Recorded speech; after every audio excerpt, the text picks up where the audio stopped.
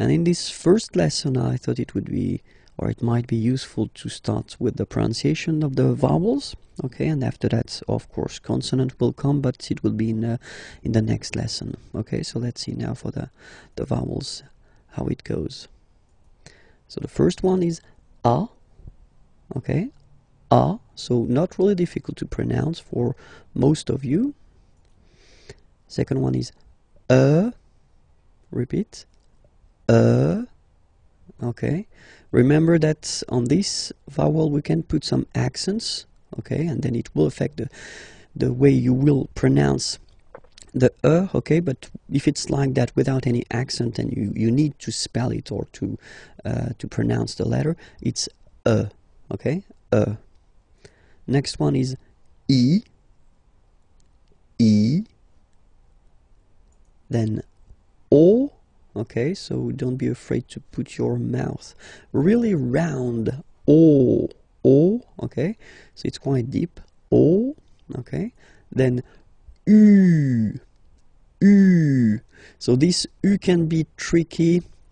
So from my experience of teaching, I've been noticing that, well, in most of the cases for American people, it can be quite tricky at the beginning. So you really need to insist on that. It's U. Okay, Spanish-speaking persons can have some difficulties as well for that. Okay, so don't be afraid to pronounce. So really, it's not U, because in most of the cases that's the mistake people tend to make.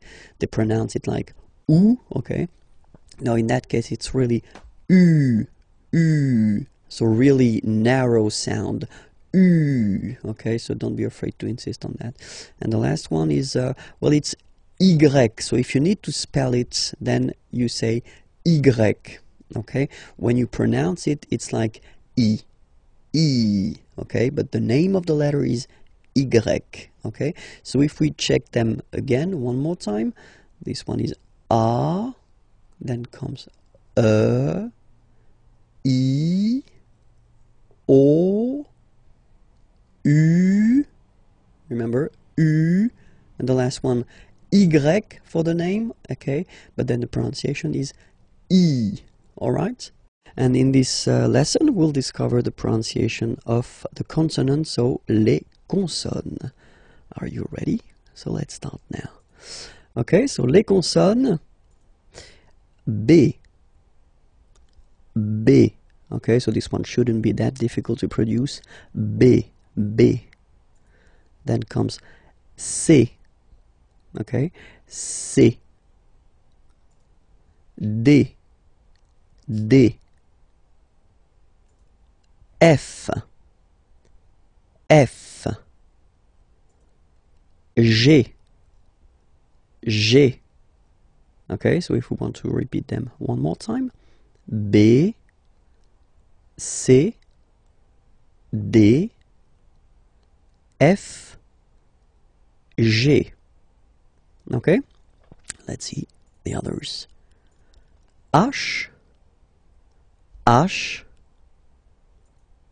J, K,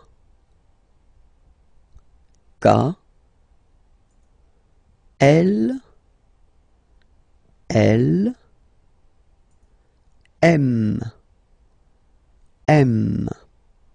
Okay, one more time. H, J, K, L, M. Okay, and then of course it continues. N, P, Q, R. So it's quite important because people tend to think that French people are making this R like that, really deep and really, well, it will hurt your throat if you try to insist too much on that. And if you listen to me, well, basically it's not that strong. R. Okay, so it's quite soft. R. the next one is S, S. Okay, so let's see them one more time. N, P, Q, R, S.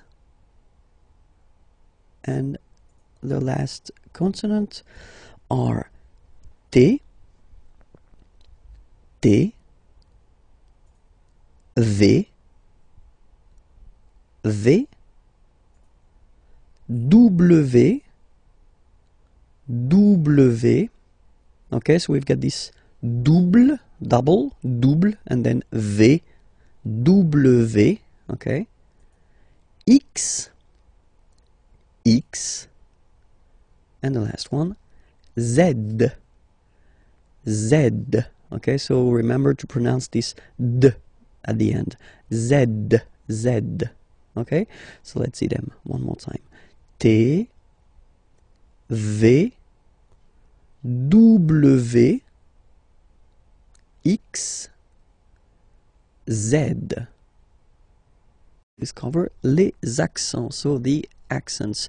And normally when we talk about the accents, we tend to insist on the accents which are on the top of the letter E, okay, because they will change the pronunciation of the letter. When you put the accents on the top of O, I, or A, well, nowadays we don't really pronounce the differences, but then E is still affected by that, so you should really first remember the name of the accent, okay, and it's normally like that, okay, and then the sound that you will have to pronounce or to produce when you see it on the top of the okay, because so without any accent, this letter, if you remember, we saw that previously, is pronounced okay, but then when you put this one, so this one is called accent aigu, okay, it goes like that, in that direction, okay, and you will pronounce the letter like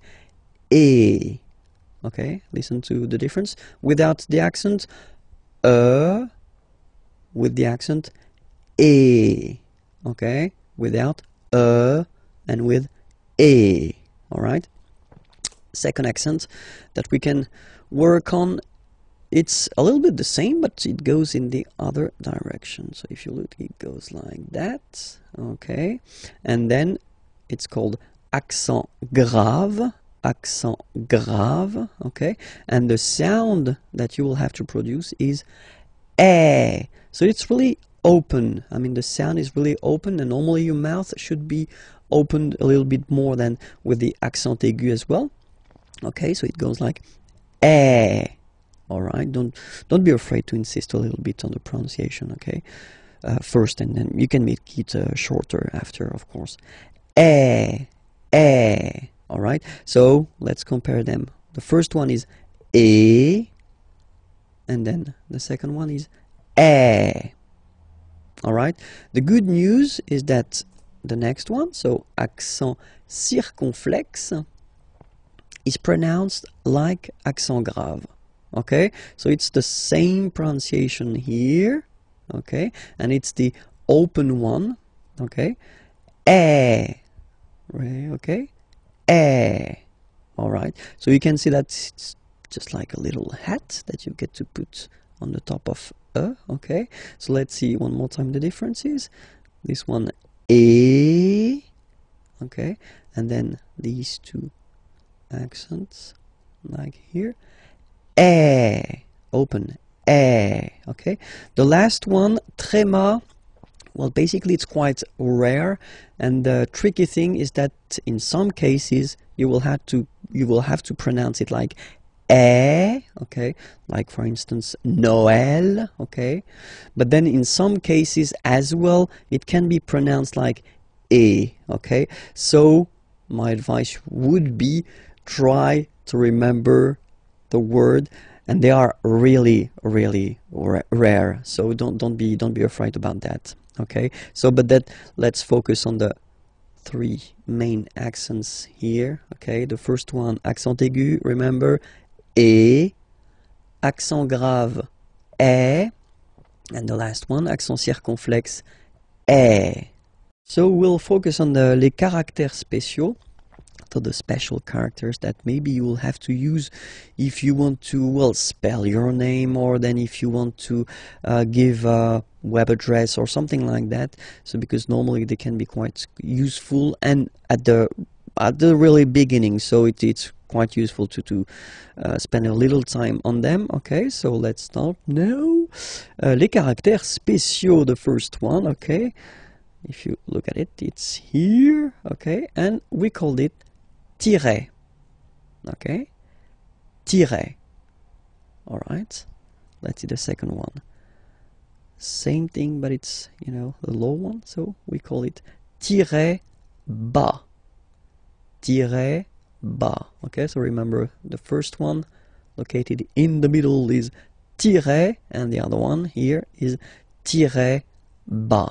Okay, let's see the other one. So officially we called it arrobase, okay, but then, well, let's be honest, we can hear many French people or French-speaking people using this at, okay, but then the French were, of course, at, all right, but officially it should be arrobase, okay, so don't be surprised if someone is using that, or then you can use it as well, because that's the way it should be used. So arrobase, okay, here, so the dot, okay, because it's not always easy to spot here, we call it point, okay, point, all right, so one more time, tiret, tiret bas, arrobase, point, okay, and then it continues a little bit.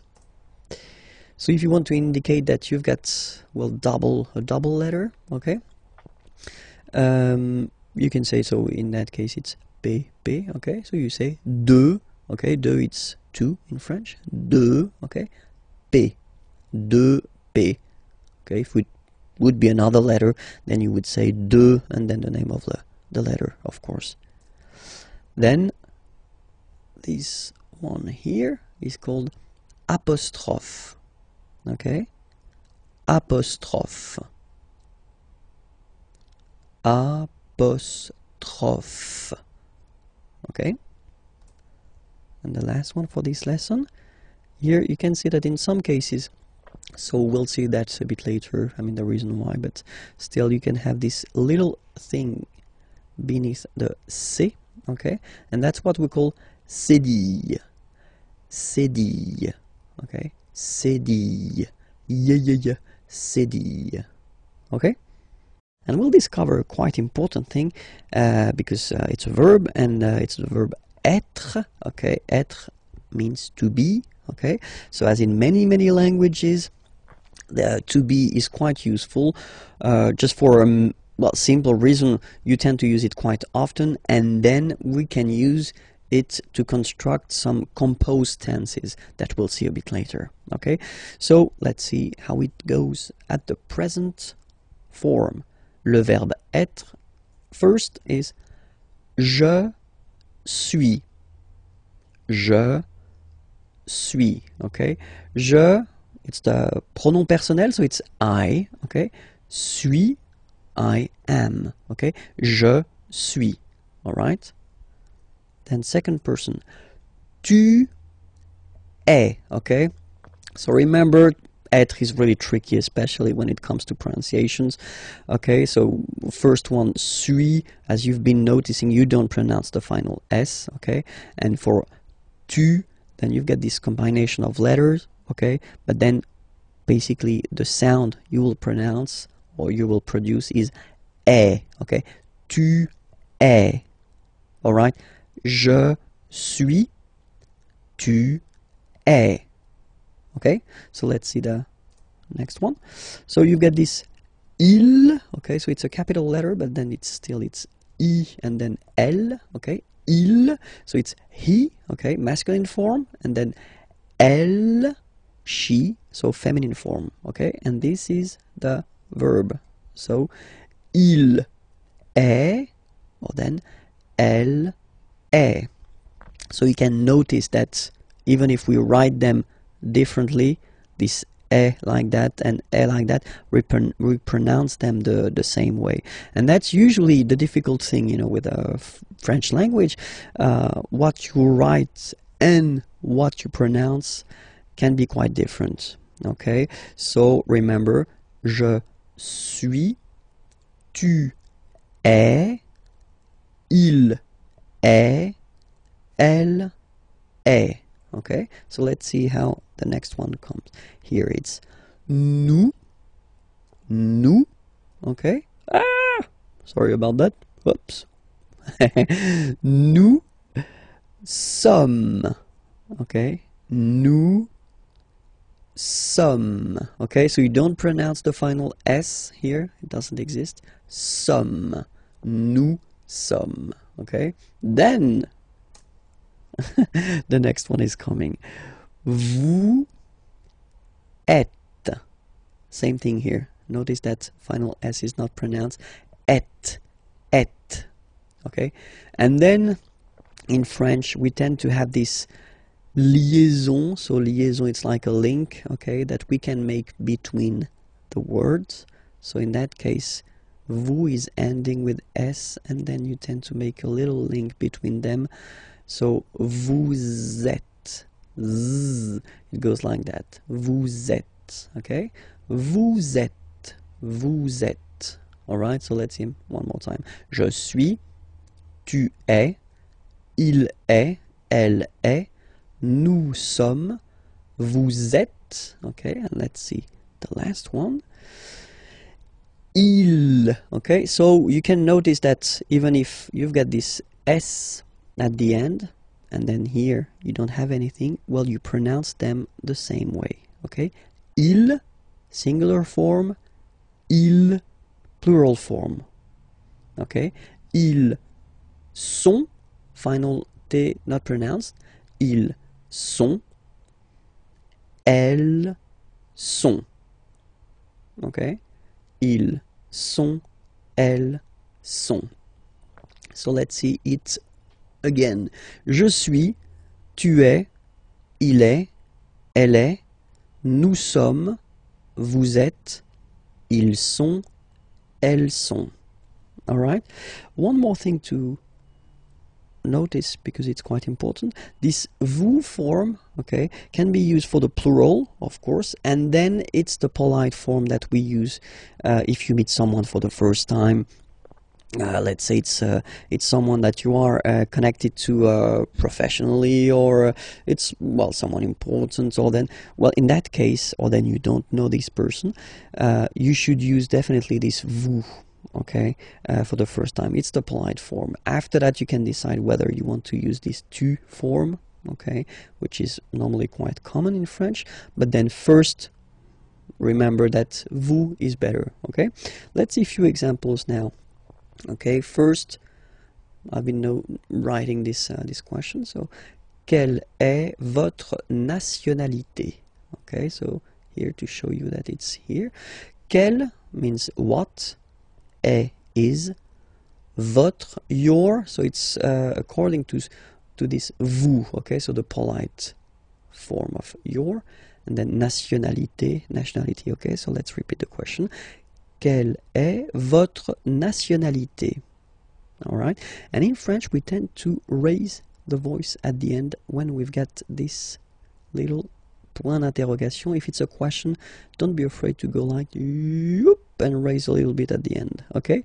So, quelle est votre nationalité? Okay. Quelle est votre nationalité? So if you want to present or to say where you're from, okay?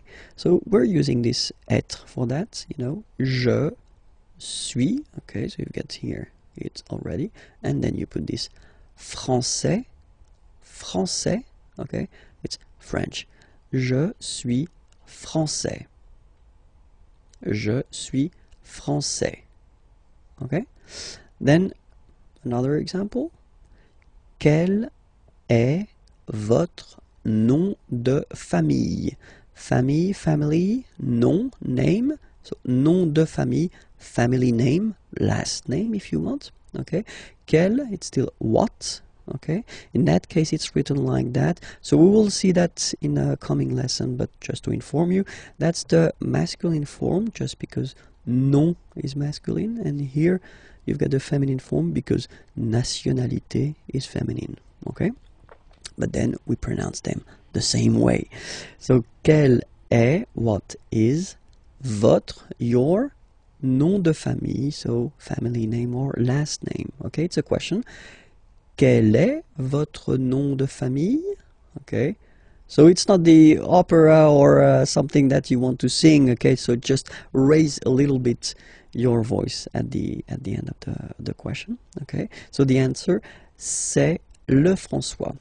So it's interesting because you can see that we've got this c'est here, and it doesn't show in the examples that we saw previously, or for the conjugation, just because it's so, well, basically you could translate it like it is, or this is, or yeah, it is. Okay, c'est le François. Okay, and the last one, quelle est sa profession? Okay, quelle est sa profession? What is, so être, same, sa, so it's her, profession, profession. Okay, elle est directrice. Elle est directrice. Okay, so she's a director, and then it's the feminine form here. All right. So the last lesson was introduction of le verbe être, okay, and I thought it would be more logical to continue with le verbe avoir. So avoir means to have, okay, and for the same reason as to be, okay, it's really useful and really used, so you should definitely know this verb avoir by heart if you want to master French language. Okay, so let's see that, the verb avoir, okay. And so we'll see the different forms. So the first one is j'ai. Okay, j'ai. All right. So if you remember correctly, we had this je, personal pronoun, and then when it comes near another vowel like a, for instance, then it tends to disappear. Okay, so just to avoid pronouncing this je ai, because we think that in French it doesn't sound that beautiful, so we tend to take this away, okay, so that you get this sound j'ai, j'ai. Okay, so j apostrophe ai.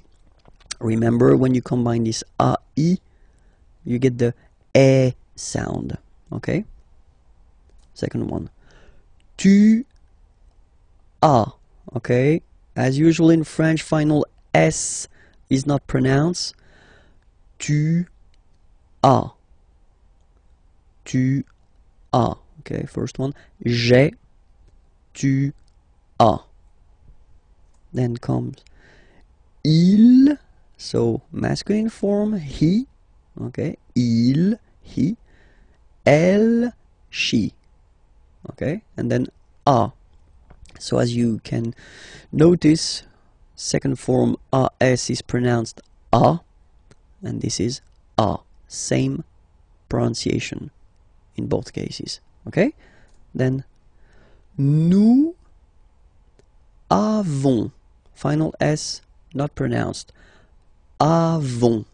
Okay, and then we tend to make this little link, as I said previously in the lesson, for être, you make this link between the two, so nous avons, nous avons. Okay, nous avons, nous avons. That's it. Next one, same thing, the little liaison, little link between the two. Okay, vous avez, vous avez. All right, and the last one, so same thing. If you can see, you get this final s and final s here. Okay, and then you will have to make the little link between the two. Ils ont, ils ont, ils ont. Okay, and then feminine form, elles ont, elles ont. All right, let's see the whole thing one more time. J'ai, tu as, il a, elle a, nous avons, vous avez, ils ont, elles ont. Okay, so let's see now, just to make it more clear. Remember, so I in French is je, you it's tu, he, il, she, elle, we, nous, you. So as in English, first use for the plural, a group of person, okay, and then second use the polite form for you, one person, okay, vous, il, elle. One last time, je, tu, il, elle, nous, vous, il, elle. Discover le verbe aller. So the verb aller, aller means to go, so it's really useful because, well, we tend to use it like that, so for the main to go reason quite often. And we use it as also, like in many languages, for what we call the futur proche, so the near future. I am going to, and then you put a verb at the infinitive. So it is quite used, especially in the oral language. We tend to maybe use it a little bit more than the real future. Okay, so let's see how you conjugate this aller verb. The first form is je vais. Okay, so remember, final S not pronounced here. Je vais. Okay, when you combine this A, I, you get the sound E, really open. Okay, je vais. D'accord? Tu vas. Final S doesn't exist. Tu vas. Tu vas. Okay, then we've got this il. So remember, il, it's for the masculine form, so he. Okay, and then elle, she. Okay, and then you get the va form. Basically, you pronounce it like for the tu, because you don't pronounce the final S, okay? Il va, elle va, okay? Je vais, tu vas, il va, elle va. Then, nous, so we, plural form, nous allons, okay? And if you, so final S not pronounced, and then if you are purist, and I'm sure you are, you want to make this beautiful and little liaison, so this little link between the words, so it does mean that you will have to pronounce this z sound, okay? Listen to me. Nous allons. Nous allons. Okay? Nous allons. That's it. Same thing here. We'll have this little link between the two. Vous allez. Vous allez. And the last one. So remember, here you've got this S just to make the difference between the singular and the plural, because when you put the plural form, normally you tend to add S at the end of the words, okay, like here. But then you don't pronounce it, so ils vont, final T, not pronounced. Ils vont, and then feminine form, elles vont. Alright, let's see everything again. Je vais, tu vas, il va, elle va, nous allons, vous allez, ils vont, elles vont. Alright? And then, just few examples, just to show you how useful this aller verb can be, because we tend to use this aller verb when you want to ask if someone is doing fine, okay? So the first question, how do you do, in French is comment, so how, comment, allez-vous? And then, same thing here, little link between the two. Comment allez-vous? comment allez-vous? All right. So I've been putting this vous form here for the first example, just to show you that if you meet someone for the first time, then it's better to use this vous. So here, the vous form, so because it's the polite form. Okay, comment allez-vous? Okay, it's a question, so raise a little bit your voice at the end, like comment allez-vous? Okay, you see, comment allez-vous? All right, so answer when you want to say I'm doing fine. Okay, je vais bien, and then you say merci, thank you. Je vais bien, merci. So now, if you know the person, okay, you get two options. I mean, normally that's the most used one. The first one would be comment vas-tu? Okay, so in that case you just switch and you change this you, so polite form, and you change it with this tu form. Comment vas-tu? Okay, well, answer can be the same, you know, je vais bien, merci. Okay, and the other one, comment ça va? Okay, it would be like impersonal form. Okay, so you're not really addressing directly to the person. How is it going? Could be translated. Could be translated like that in English. Okay, comment ça va? Okay, you raise a little bit at the end. Comment ça va? And then same thing. You can answer with ça va, merci. Okay, so let's read them. Comment allez-vous? Je vais bien, merci. Comment vas-tu? Je vais bien, merci. Comment ça va? Ça va, merci. We will discover le verbe s'appeler. So previously we've been seeing three verbs. So the first one was être, to be, yeah, and then after that it was avoir, to have, and then in the last or previous lesson it was aller, to go. And I thought it would be useful to introduce this s'appeler verb, because normally that's the verb you tend to use at the right beginning when you want to introduce yourself, because if you say my name is, well, in French we will use this s'appeler verb. Okay, it is always tricky and a big challenge for a French teacher to introduce this s'appeler verb at the real beginning, because it belongs to this group of verbs that we call verb pronominaux. So you'll see why, because if you compare it to the others, something is coming there. Okay, so if you remember, when we conjugate a verb, first we put the pronom personnel, so the personal pronoun here. So je is like I. Okay, and then so basically the verb appeler means to call.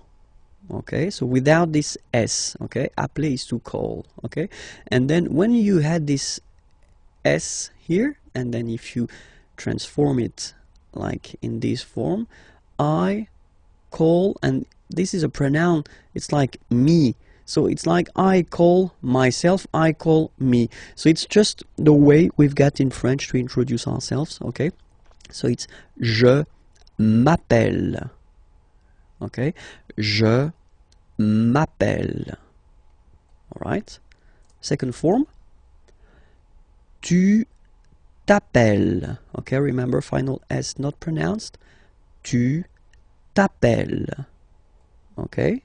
Then il s'appelle. Il s'appelle. Elle s'appelle. Elle s'appelle. And then the funny thing for nous or vous, you'll see that, well, basically we repeat it, it's just a pronoun. So we call ourselves, if you want, okay, but then we put the pronouns before the verb. Okay, nous appelons. And then little link would be perfect, so let's pronounce the whole thing again. Nous nous appelons. Nous nous appelons. Okay, final S doesn't exist. Nous nous appelons. Okay, then vous vous appelez. Vous vous appelez. Okay, so you can hear we put the little link again here. Vous vous appelez. All right, and the last one, il s'appelle, elle s'appelle. Okay, so one thing that you should remember, and probably you did here. Okay, so here for nous and vous, so we've got only one L, like here in the infinitive form. So that's the reason why I've been pronouncing appelons. Okay, and then appeler. Alright, but for je, so if you can spot it here, look, we've got double L here, double L, and then for the plural form double L. So when you get this E vowel and then you get a double consonant, and well, they are the same, then it does change the pronunciation of E. You tend to pronounce it like really open. That's the reason why you pronounce it appel, appel. Okay, appel, appel, appel, and appel. Alright, so as I said, that's the tricky thing with French language. I mean, you write them like here without S, here with S, and here with E and T, you pronounce them the same way. Je m'appelle, tu t'appelles, il, elle s'appelle, il, elle s'appelle. Okay? Alright. And now a few examples. Comment vous vous appelez? Okay, so comment vous vous appelez? So when you want to know the name of someone, you know. Comment vous vous appelez? Answer. Je m'appelle Vincent. Et vous? Okay, so I am Vincent. I call myself Vincent if you want. Vincent. Et vous? And you? Okay, so you want to know the name of the person who is asking this question. Okay. The other possibility that you would have, you know, so first you've been starting with comment and then vous vous appelez. Okay, so that's the, well, a common way of asking the question. All right. Other possibility would be to start with vous vous appelez. Okay, so technically you just take the verb and then you put this comment, how, at the end. Okay, it would be possible as well. Okay, remember to raise your voice. Vous vous appelez comment? All right. And the last one is the more correct form. Okay, so first you should start with comment, how, and then, as in many languages, you should, well, change a little bit the order of the structure of the sentence. Okay, vous appelez vous. Okay, that's the real correct way to ask the name of someone, you know. Comment vous appelez-vous? All right, and then you raise your voice. Comment vous appelez-vous? All right, so let's repeat them. Comment vous vous appelez? Vous vous appelez comment? Comment vous appelez-vous? All right, we'll discover in this lesson pour se présenter. So if you want to present yourself, okay, so it will be a really short lesson, but still quite useful. Because, well, technically you will have to present yourself at one point when you speak with French people or French-speaking people. Okay, so let's discover how it goes. The first one, well, you tend to use this appeler verb, okay. Je m'appelle Vincent Lefrançois, okay. Je m'appelle Vincent Lefrançois. So you use this s'appeler verb. So I did introduce this verb in the previous lesson, so it was leçon H. Okay, so if you didn't see this lesson, I definitely invite you to watch it, because I tend to explain the reason why, you know, I've got this, well, there is this je m'appelle form. Okay, so je m'appelle Vincent Lefrançois. So that's the first possibility you will have. The other possibility is to use this être, so to be verb. Je suis, I am. Je suis Vincent Lefrançois. Okay, so the first one. Je m'appelle, so basically s'appeler or je m'appelle, you could translate it directly, but well, it's not really interesting, but still, you know, I call myself, okay? So that's the verb we tend to use when we introduce ourselves. Je m'appelle Vincent Lefrançois, okay? And then the second one, I am, je suis Vincent Lefrançois. And the last option we will have is mon nom, my name, mon nom is Vincent Lefrançois. Okay? First option, je m'appelle Vincent Lefrançois. Second, je suis Vincent Lefrançois. Last one, mon nom est Vincent Lefrançois. Of course, the first one is the most used. Okay, even if the verb is a bit tricky at the beginning, definitely you should work on it, and you should, well, master this s'appeler verb, because that's the one we will use when we introduce ourselves. Okay, we'll discover les articles définis, so definite articles. In English it would be the, okay, but in French, of course, as usual, we've got the difference between the masculine form, the feminine form, and the plural form. Okay, and we start with the masculine form, so we've got le, okay, and then in some cases this vowel if it's close to other vowels, so if there is a word after that starting with a vowel, in some cases it will have to disappear. Okay, so you will get this L apostrophe, so that's the reason why I've been writing it here. Okay, but then the main form is le. Okay, then la, feminine form, la. Same, for the same reason, you know, you will have this option L apostrophe as well. And then the plural form is les. Okay, so whereas in English you get there is only this the form, in French we will have the difference between the masculine form le, the feminine form la, and then the plural form les. So of course, according to the word, you will have to choose the correct article. So we'll take a few examples here.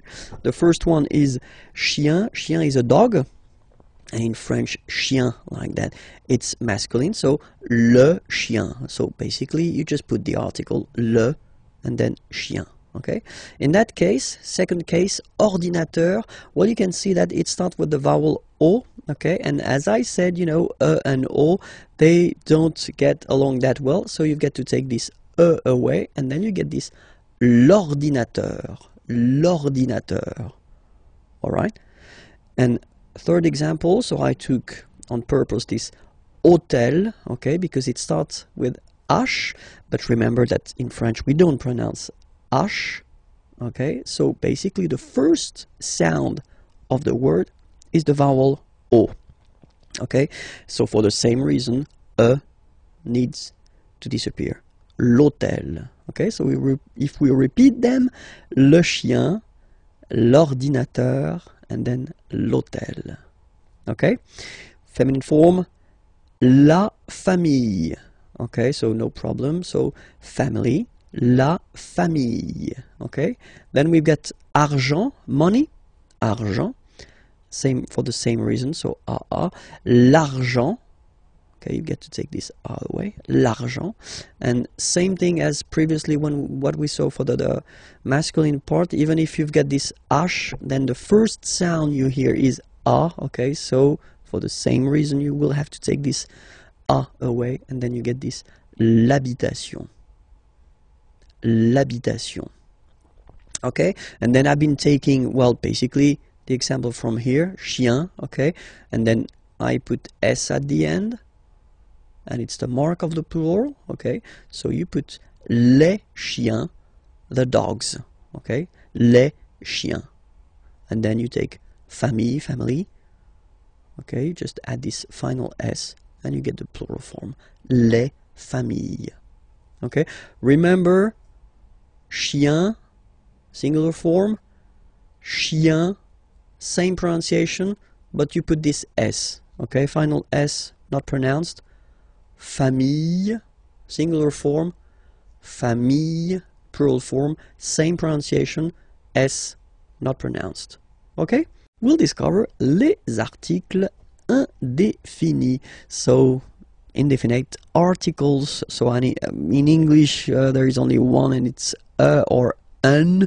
Okay, and in French we've got always the difference between the masculine form the feminine form and the plural form, as we saw in the previous lesson. Remember, for the definite articles, okay, it was the same, okay, and in this lesson, so article indéfini, well, it's the same. We'll start with the masculine form, and the masculine form goes like that.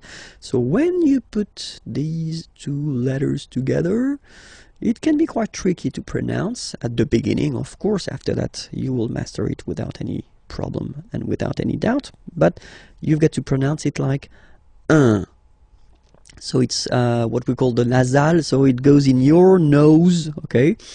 So if you listen to me, you don't hear any N, okay? So it's just a combination of the two.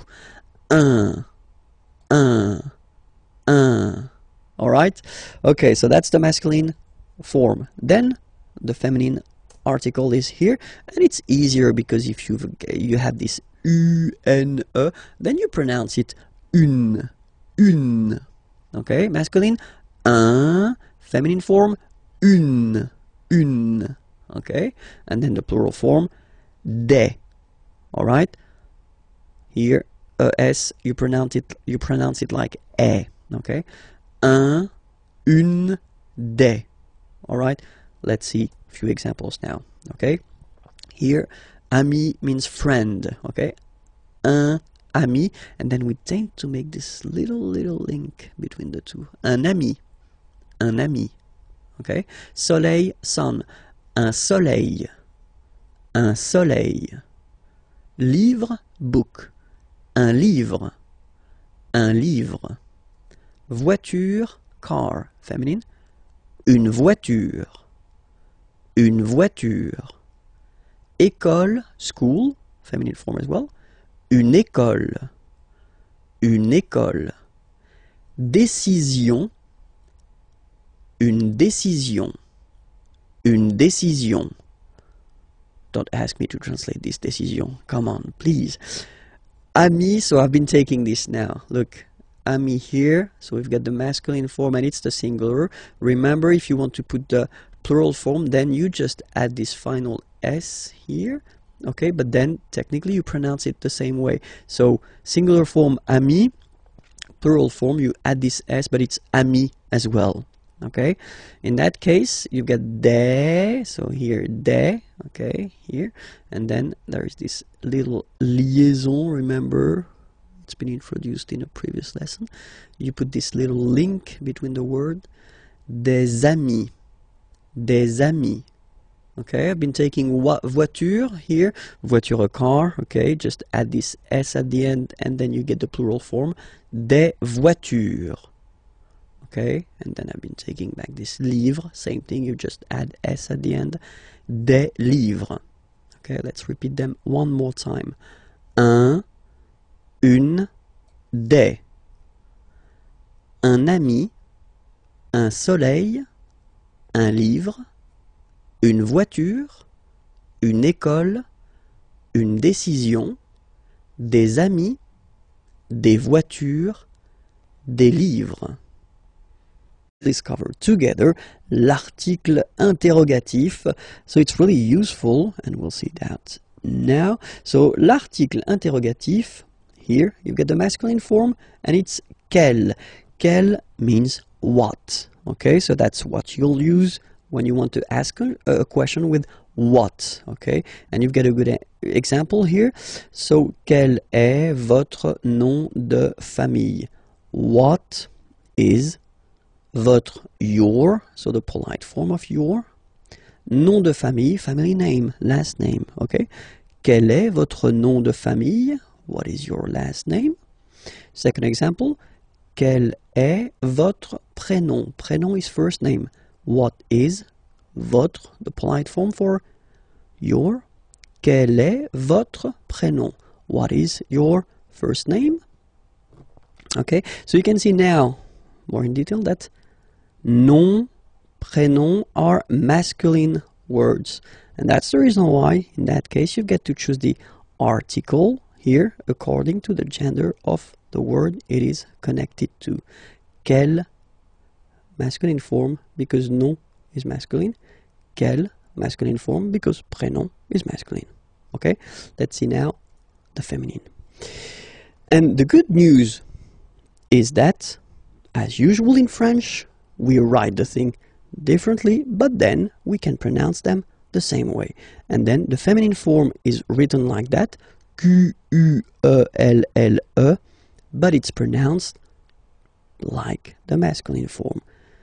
Quelle at the masculine, quelle at the feminine. Okay, so it's basically same pronunciation. Okay, and then here we've got two examples. So for the same reason as previously, we had this nom and then prénom. They were masculine words, so you will have to put this quelle form at the masculine. And then here, nationalité and adresse, so nationality, address, are feminine words. So it does mean that you will have to use this article interrogatif, quelle, at the feminine form. Quelle est, what is, votre, your, nationalité. What is your nationality? Quelle est votre nationalité? Okay.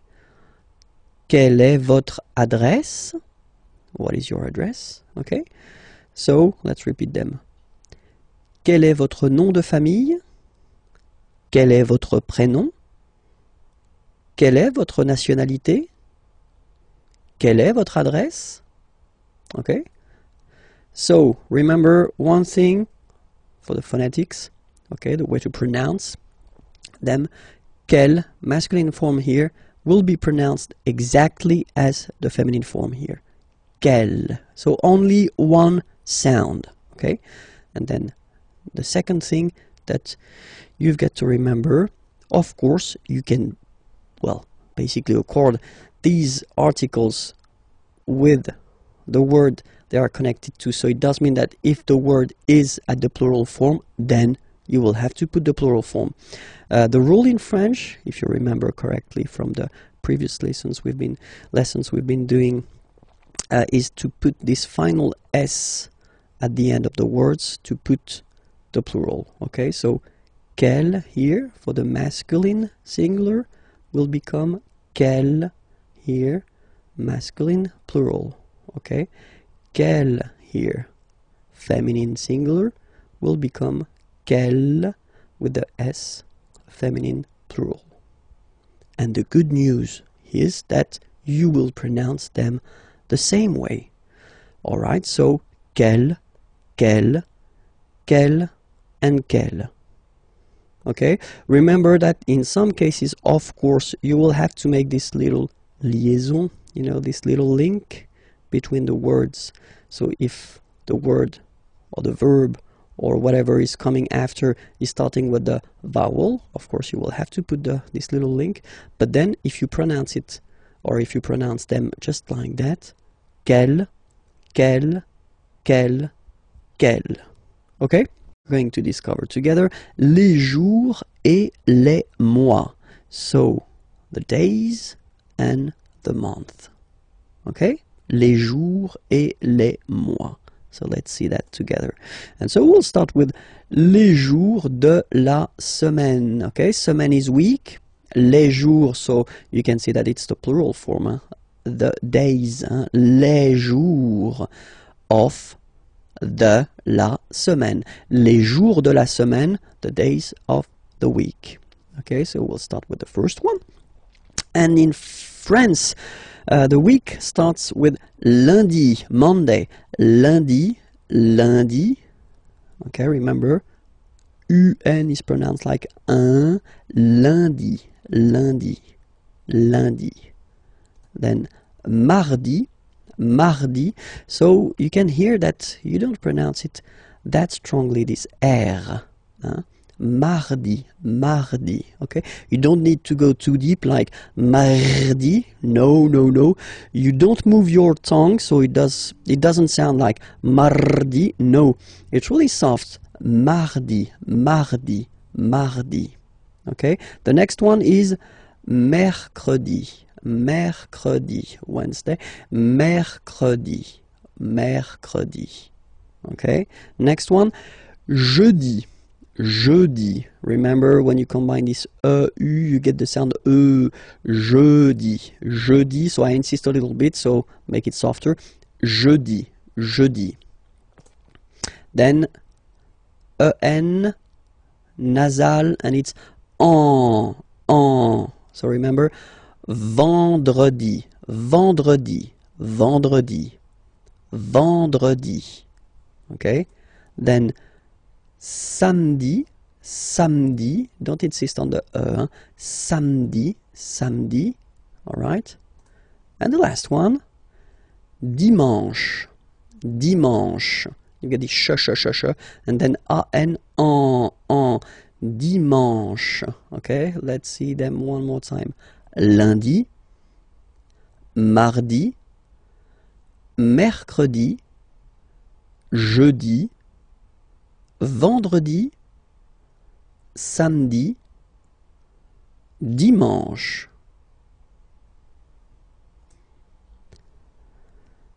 Normally, in France, we tend to use this le weekend. So if we're talking about the weekend, okay, but then pronounce it the French way, weekend. Le weekend, okay. But then in other French-speaking countries, they tend to use this la fin de semaine, okay. But then in most of the cases, if you talk with French people, it will be le weekend, le weekend. If you want to talk about les mois de l'année, okay, année, year, mois, month, okay, les mois de l'année. So we'll see now the first one. The first one, January, so it looks, well, it looks a bit the same, no? No, wow, no. But anyway, janvier, so that's the way to pronounce it. Janvier, A-N, en, okay, and then ye, janvier. Then comes février, février. Okay, remember when you have this accent aigu on the top of then you pronounce it e. Okay, there is a lesson regarding this topic, so don't be afraid. And if you're not sure about that, well, try to practice it. Février, février. Okay, then mars. Okay, so in a way it's an exception because normally final S is not pronounced in French. Okay, we've got some exceptions and this one is one of them. So mars, pronounce the final S, mars, mars. Okay, then avril, avril, avril. Nothing really tricky about this month, I mean, for the pronunciation. Avril. Okay, here be careful because people tend to try to pronounce it the English way. In French, remember when you combine this a and then I vowels, you get the sound e. So really open e, okay, and then you pronounce it me. Okay, so don't pronounce I, don't try to pronounce it. No, it's me. So it's not my, it's me. Okay, and then here, well, it's a bit tricky, but still, en goes like un, okay, and then you get juin, juin. Okay, let's see them one more time. Janvier, février, mars, avril, mai, juin. Okay, second round. Hop. Juillet. Okay, you get this double L here. Juillet, juillet. Don't pronounce this final T, E-T here at the end. E. Juillet, juillet. So it's July. And then here, two options, because, well, two options are acceptable in French. The first one, you don't pronounce the final T. Ou. Second one, you pronounce it août. Alright, so remember, first option, don't pronounce it ou. Second option, you pronounce it août. Okay? Then, well, it's quite simple normally for English-speaking persons, or then it's quite close to other languages as well. So septembre, septembre. Remember this EM en septembre. You don't insist on the final E. Septembre, septembre. Then same thing here. Don't insist on the final E. Octobre, octobre, octobre. Novembre, novembre, novembre. Okay, EM en novembre, novembre. And the last one. Décembre, décembre, décembre. Same thing. EM en décembre. Okay, so let's repeat them. Juillet. Remember this. Juillet. Août. First option. Août. Second option.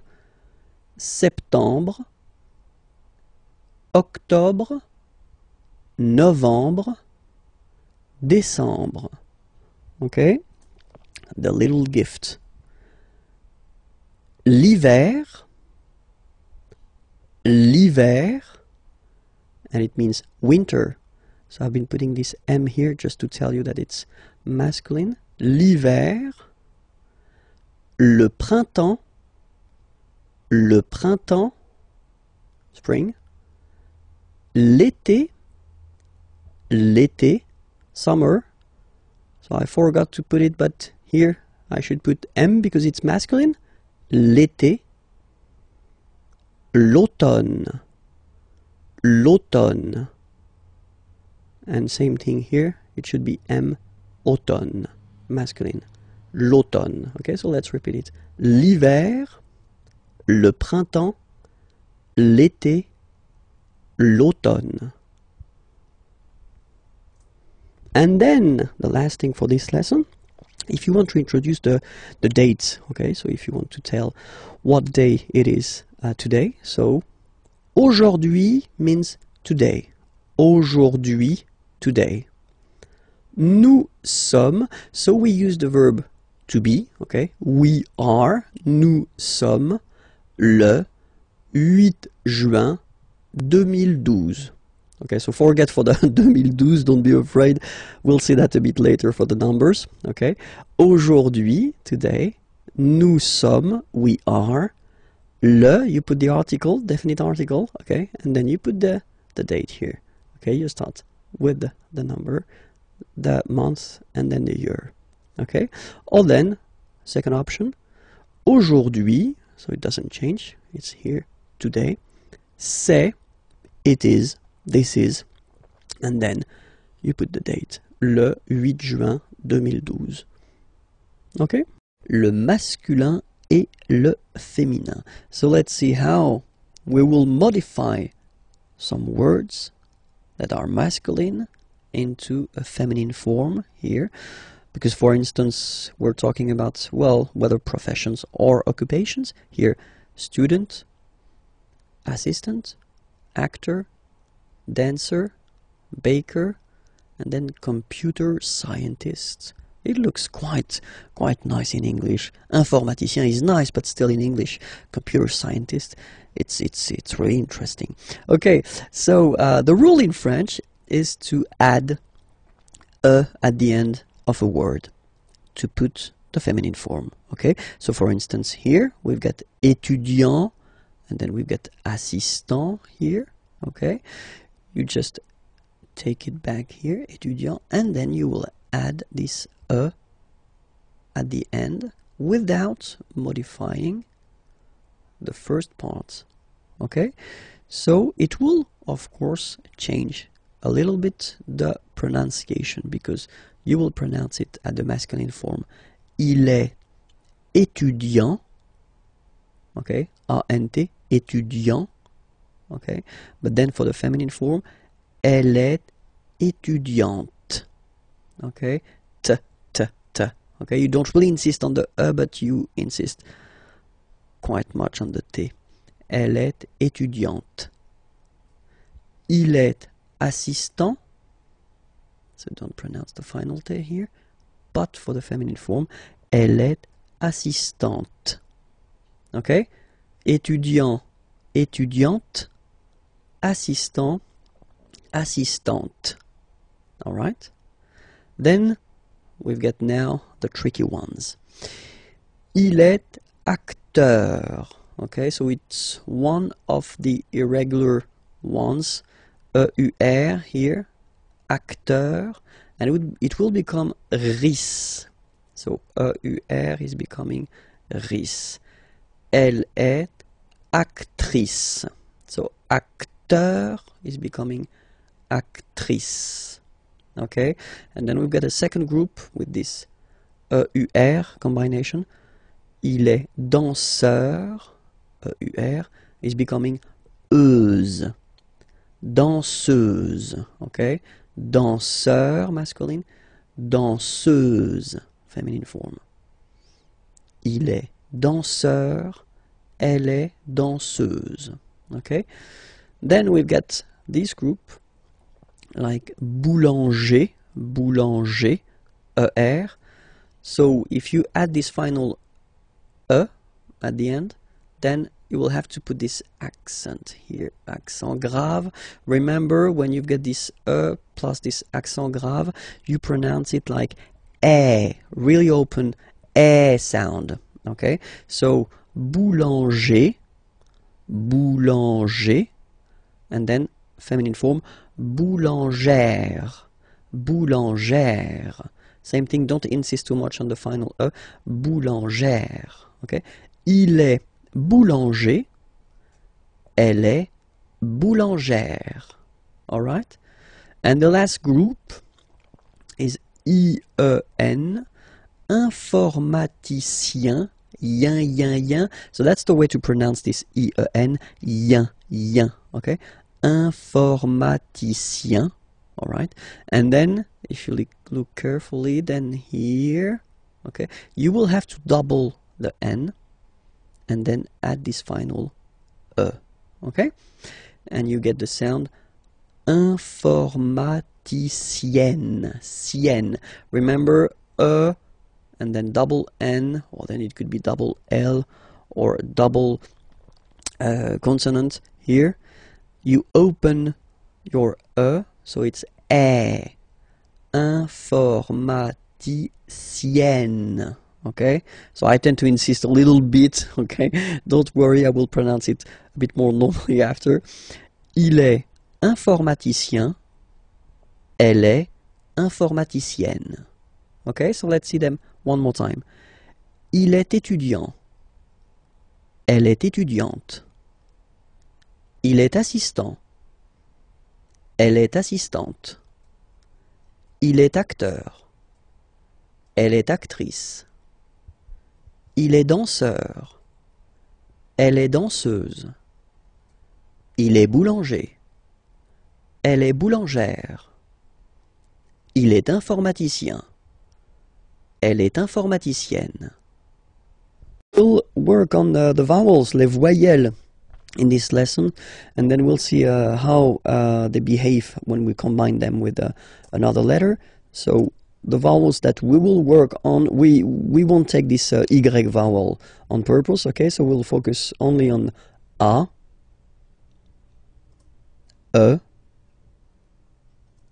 I, O, U. Okay, so remember, one more time, A, E, I, O, U. Okay, remember this U is usually can be quite tricky for English-speaking persons, especially the difference between the U and the U. Okay, but we'll see that a bit later. So if you combine this vowel A with the vowel I, okay, you will get the sound E. So really open E. Okay, and then if you combine it with the vowel U, then you will get the sound O. O. Alright, so, well, exactly the same sound as this O vowel here. So it's the same O. Okay? And then if you combine it with the letter N, in that case, you will get what we call nasal. So it goes in your nose, and then you get the sound en. En. Okay? If you listen carefully, well, basically you don't listen, or you don't hear, sorry, any N in my pronunciation. En. En. Okay, let's see what happens with a. So a combined with the vowel e will give you the sound e. So the same sound as we had previously here. Okay, so it's the same sound and it's e, so really open. And now if you combine it with the u, you will get the sound e. And if you combine it with n, then you get the sound en. So the same sound as we had when we combine n with a, okay? En. Alright, so let's see now for e. So for e, obviously, if you get two times the same letter, then it will be a bit longer, so e. Okay, same thing for u, it doesn't really happen. And then here, that's the interesting one. If you combine e with n, then you will get the sound un. Okay, in your nose, un. Alright, so let's see o now. If you combine o and e, you will get the sound wa. So make it, repeat it like that, you know, wa. And then after that, only one, wa. Okay? Then if you combine it with u, you will get the sound oo. So as I said previously, the difficulty, one of the big difficulty for English-speaking persons is this difference between the oo here and the u here. Ooh, ooh. Okay, so you'll have the time to work on that, but still it's ooh in that case. If you combine it with n, then you will get the sound on. Same thing, nasal, so in your nose, on. Alright, let's see the last one. So if you combine u and e, you get the sound oui. Alright, so really u, it's not oo, okay, so it's u, ui. Alright, and then, well, basically it doesn't exist, this uo.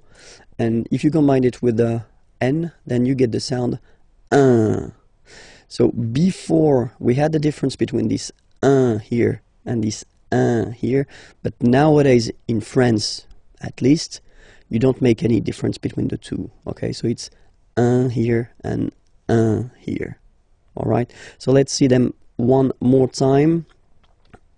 A, e, o, en. E, e, en. I, un. O, oua, ou, on, u, ui, un.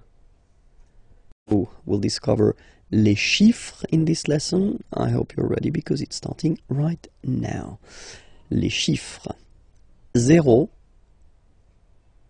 0. Okay, so remember, you get this z and then e accent aigu, zéro. Okay, then 1. All right, so when you combine this u and n, you get the nasal sound 1.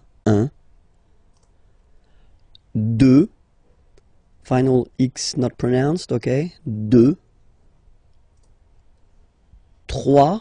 Final S not pronounced. 3. 4. 4. Okay? So remember that even if you get this U vowel here, basically you don't pronounce it, because that's the rule in French. When we get this Q letter and then a vowel after, then we will have to put this U.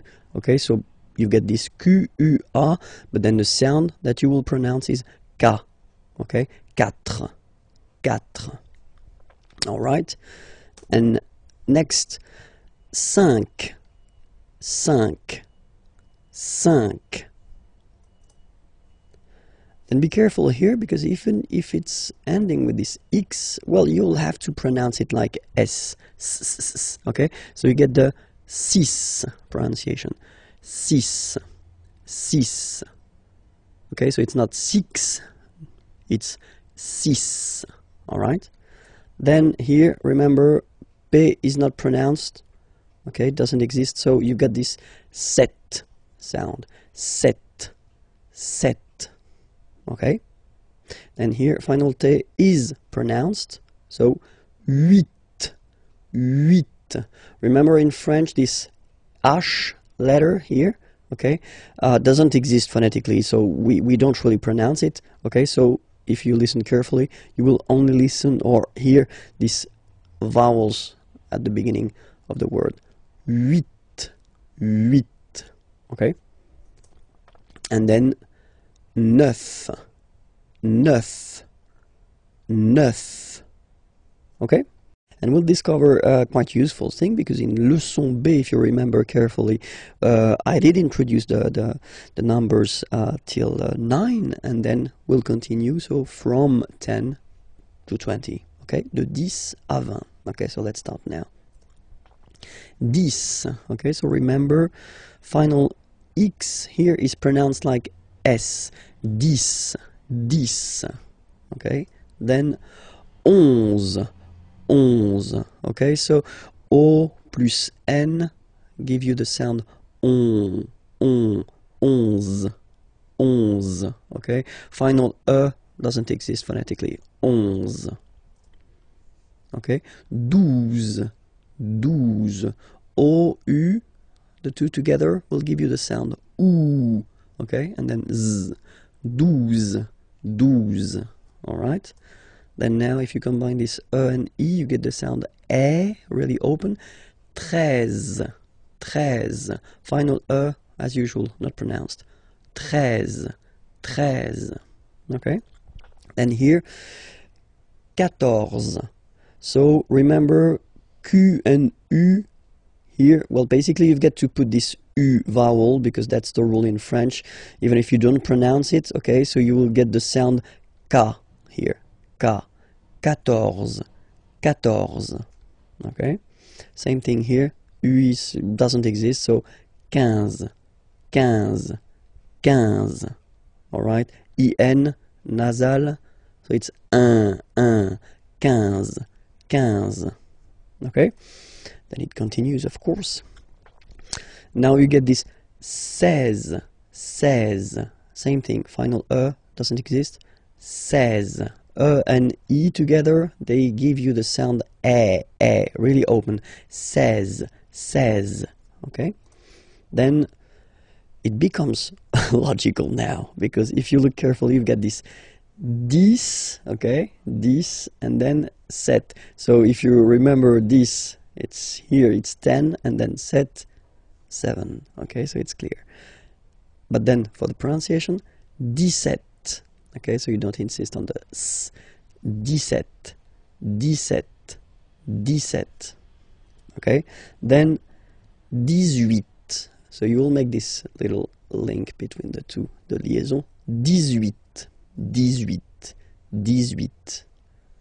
Okay, then 19, 19, 19. Okay, E-U, E, 9, 9, 9, 19.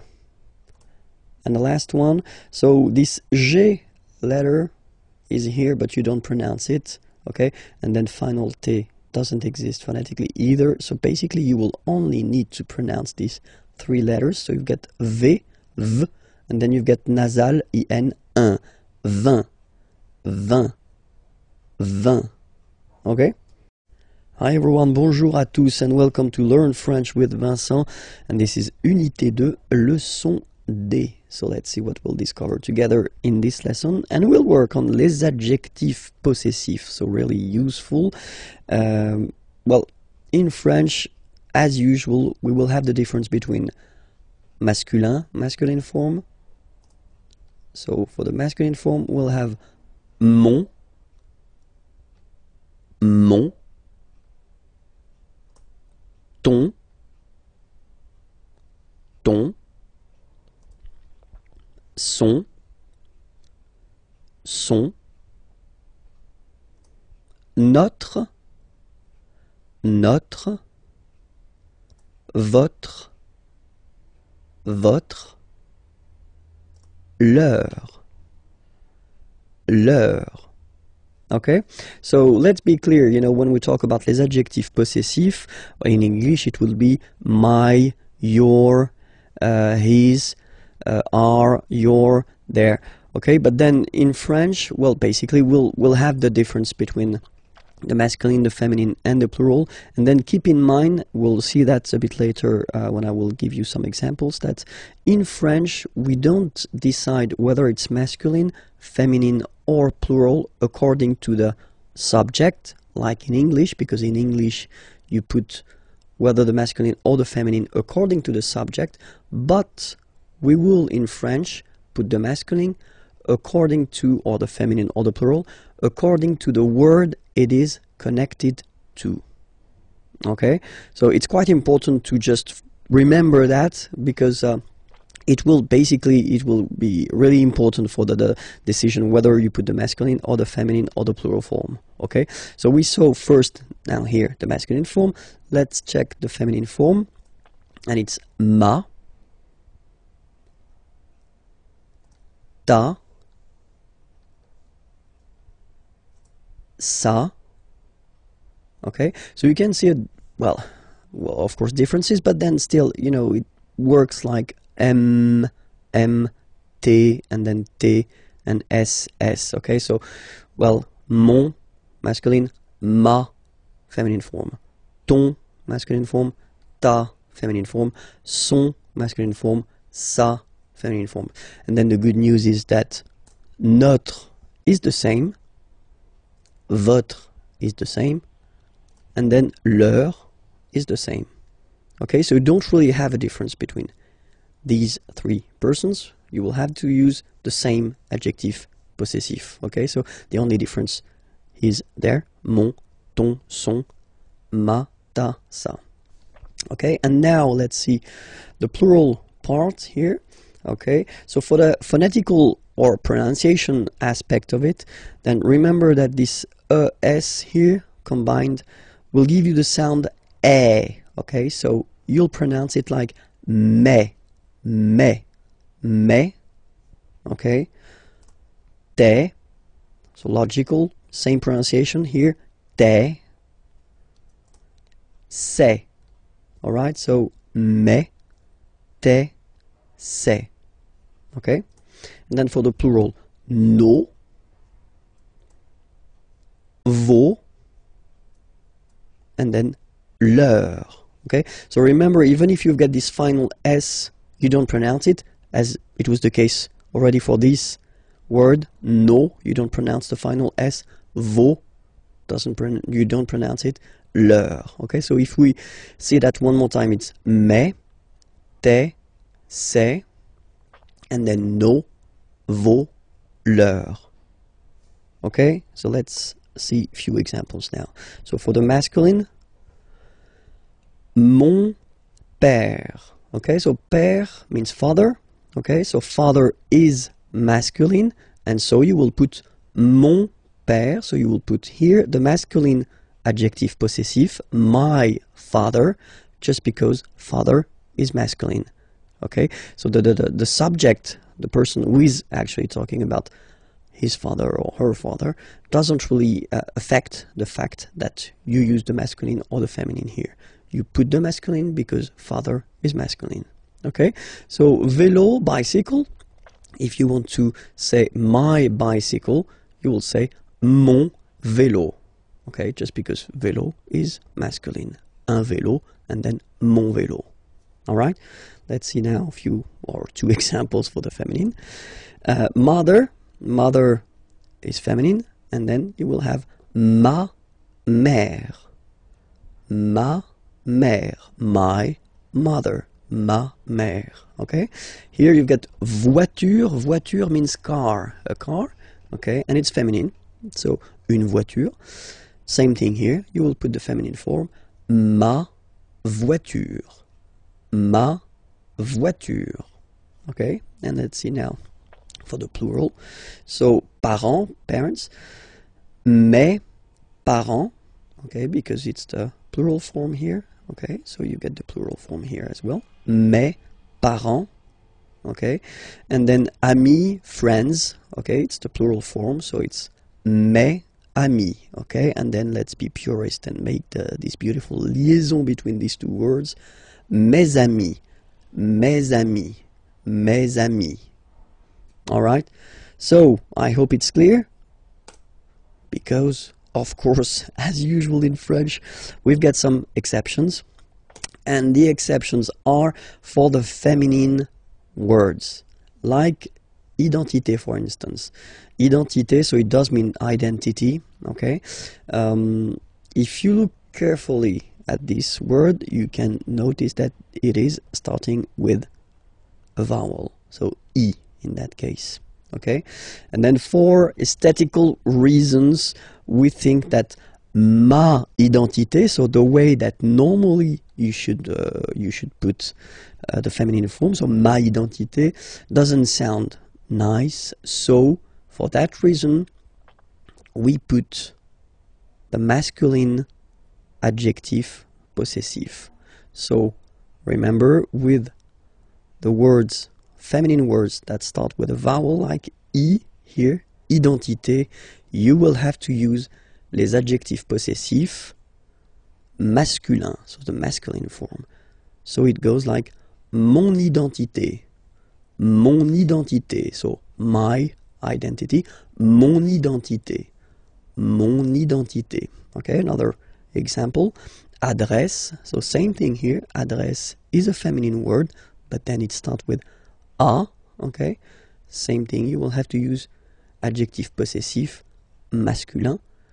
Mon adresse, my address, mon adresse, okay, you can hear now this little link, so you get to pronounce this N, mon adresse, okay. And the last one I took, same thing, opposition, well, basically feminine, but then it starts with the O, mon opposition, you make this link, hein? Mon opposition, so let's repeat it one more time, mon identité, mon adresse, mon opposition. Okay, I hope everything was okay with you. So it was leçon D. Okay, so remember to check for the next lesson and the previous lessons there, here, and then you get, of course, more material at the following website, www.imagier.net. Okay, bye bye. Work on les pronoms toniques. So they're useful, and normally we tend to introduce them quite fast in French because you will have to use them. Les pronoms toniques, so if you remember we saw les pronoms personnels like je, I, tu, you, etc. Okay, but then in that case, when you want to use this pronom tonique, normally you want to insist, okay, and then you want to use this moi form, so moi is me. So that's the main difference between moi, me, and then je, I, because je, normally you will use that to construct a sentence as a subject, okay. Normally this moi is not a subject, so it's not possible to put that right before a verb. It would be a mistake, okay. Moi, so it's me, moi. So remember, this OI combination give you the sound wa wa wa, moi, okay. And then you get toi, toi. For the masculine form, we get lui, lui, lui. Okay, and for the feminine form, we've got elle, elle. So you can notice that, well, basically for the masculine, it does change because pronom personnel is il, okay, and in that case, pronom tonique is lui, all right. But then for the feminine form, it's the same, so it's elle, okay. And then, good news, same thing for the plural, nous, vous, okay, so they don't change. You get nous, and then you get vous, as for the pronom personnel. And same thing here for the plural form, third person of the plural. So the masculine form will change, and you get the sound remember, final X not pronounced, and then plural elle, elle. Okay, so let's see them one more time. Moi, toi, lui, elle, nous, vous, eux, elle. Okay, so I did prepare a few examples. So the first one, moi, j'aime le tennis. Okay, so here you can see that you start the sentence with moi, okay, so me, okay, and then you have to put pronom personnel, je, okay, so in that case you take the e away because the verb is starting with a vowel, okay, but then j'aime, so this j'aime form, I like, or then I love, okay, le tennis. Moi, j'aime le tennis. So basically, if you start with moi here, you want to insist on the fact that you really like or you really love tennis. Okay, let's see the second example. Toi, tu préfères le golf. Okay, préférer to prefer, obviously. Okay, toi, tu préfères le golf. Toi, tu préfères le golf. Okay, and then here, so we've got here the masculine form, and here we've got the feminine form. So let's see the masculine form first. Lui, il adore le foot. Lui, il adore le foot. Okay, so here, lui, pronom tonique, and then il, pronom personnel, adorer, to adore, le foot. We're talking about football here, okay? Elle déteste, détester means to hate, okay? Le basket, and we're talking about basketball here. Basket, okay? Elle déteste le basket, okay? So even if you see them twice, I mean, you've got this elle, okay? Then remember that in that case, basically you want to insist, really, so you put first pronom tonique. It does look the same as pronom personnel here, but still, you get two different pronouns here. Pronom tonique and then pronom personnel. Elle déteste le basket. Okay? Same thing here. Nous aimons bien la boxe. Okay? So the difference between aimer here, like I love, okay, and aimer bien, normally when you put this bien after aimer, well, it's because you want to insist on the fact that you like, you don't love something, you like it, okay? Nous aimons bien la boxe. All right? Next example. Vous détestez la natation. Vous détestez la natation. Natation is coming from nager to swim, okay? And then natation is the substantive form. Vous détestez la natation. And then the two last examples. So first the masculine here, and then the feminine here. So let's see the masculine form. Eux, so if you remember, it was eux, pronom tonique. Ils préfèrent, so préférer to prefer, and then you can see that it's here, the plural form. Ils préfèrent la marche. La marche is coming from the verb marcher, marcher to walk, okay? La marche. Eux, ils préfèrent la marche. And then the feminine example. Elles adorent le jogging. Elles adorent le jogging. Okay? Let's read them one more time. Moi, j'aime le tennis. Toi, tu préfères le golf. Lui, il adore le foot. Elle déteste le basket. Nous aimons bien la boxe. Vous détestez la natation. Eux, ils préfèrent la marche. Elles adorent le jogging. Work on the questions, so les questions, and especially the little words that you will have to use or to put at the beginning of your questions. And the first example that we can see is quand. Quand means when, okay? So let's see two examples. So if you start a question with quand, like in the first example here, quand arrivez-vous, okay? Arriver is to arrive, okay? So vous, second person of the plural. You can use that for a group of person, or then you can use that for one person, and that's the polite way to use. Quand arrivez-vous? And now you can see that we've been changing the order. So normally, of course, the subject is before the verb, okay? But then the correct way to make a question, if you start with this quand, is to change the order. So first you put the verb, then you put this pronom personnel. Okay? Quand arrivez-vous? Alright? And then the rule is like in French, you get to raise a little bit your voice at the end of a question. Quand arrivez-vous? Quand arrivez-vous? Okay? Make this little link between the two. Quand arrivez-vous? Quand arrivez-vous? All right. And then, well, when we talk, then we normally have this option to drop this rule. So not to use this rule, so just to put the first, the verb, and then the subject after. And we tend to add this est-ce que form here, est-ce que, okay?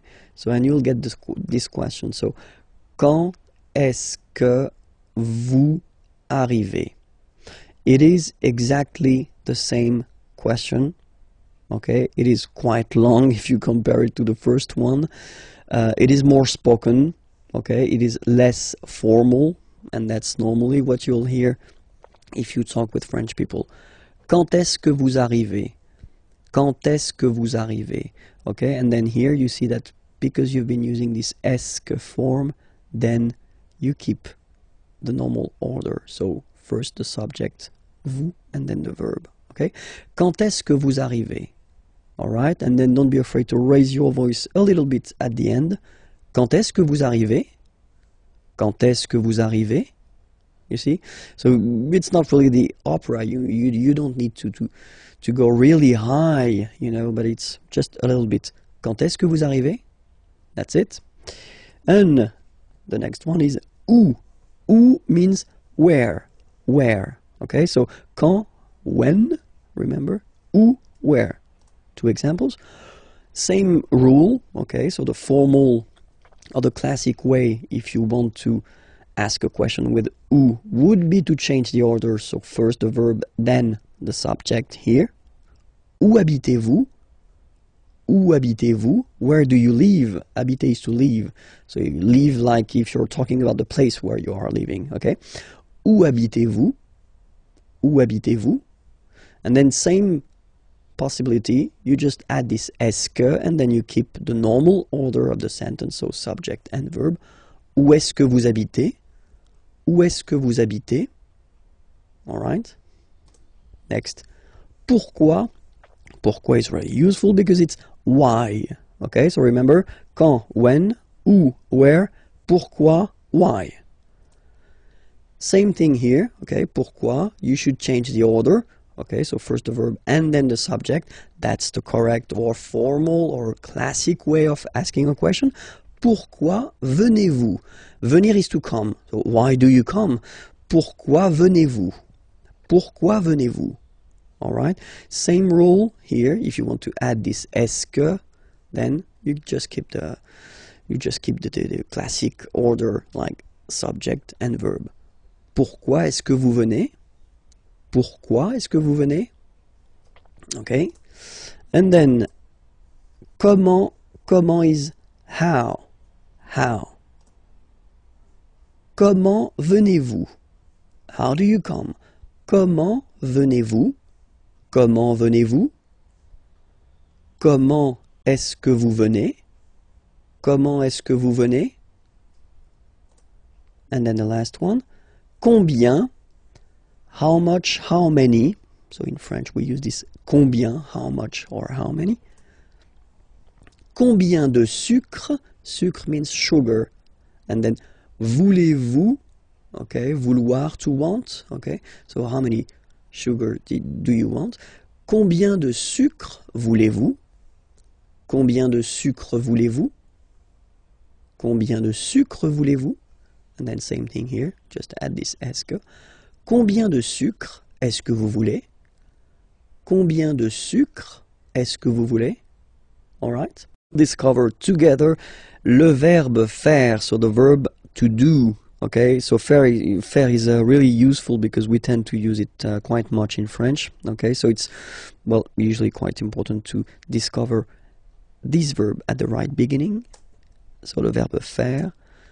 Je fais. Je fais. Remember, final S not pronounced.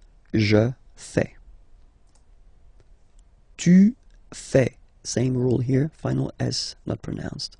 Tu fais. Il, masculin, and then elle, féminin, fait. Final T not pronounced. Il, elle, fait. So if we take 1 second, actually you can see that here, here, and here, you get the same phonetical form, so the same form that you will pronounce. Okay, so you get je fais, tu fais, il fait, and then elle fait. It's the same. Okay? Then nous. So it's quite strange because French people tend to pronounce faisons. Okay? So like here, this AE is not pronounced like normally we should pronounce it like E, but then like E. Okay? Nous faisons. Nous faisons. Okay? And then this one is a bit tricky, so you will have to remember that. And it's quite funny because many French people tend to make the mistake and tend to say vous faisiez, okay? But then no. It's vous faites.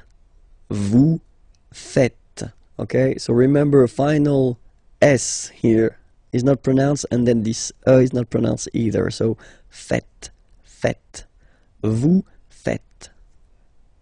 And ils, plural, font, final T not pronounced, font, font, elles font. Okay, so I will repeat the whole thing one more time. Je fais, tu fais, il fait, elle fait, nous faisons, vous faites, ils font, elles font. We'll discover la forme négative. So if you want to say that you are not blah blah blah doing something, or so the negative form in French.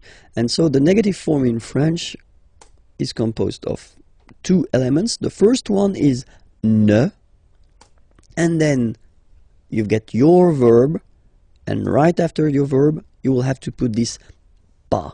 Okay, so first ne, then the verb, and after that, pas. Okay, we write it PAS, okay, but as usual, final S is not pronounced, so it's pas.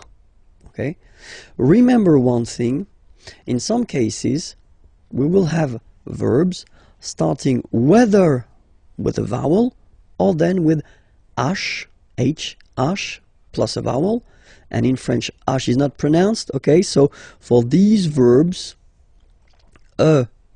will have to disappear, and it will be written like that. N.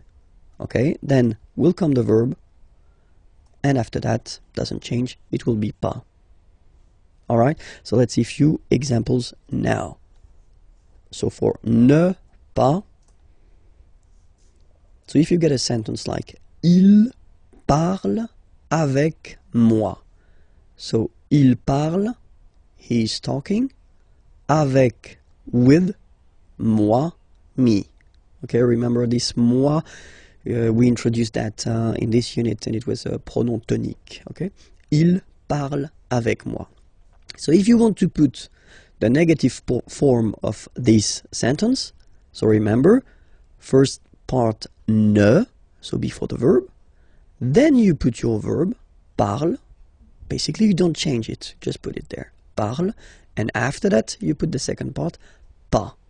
Okay, then you get the sentence, il ne parle pas avec moi.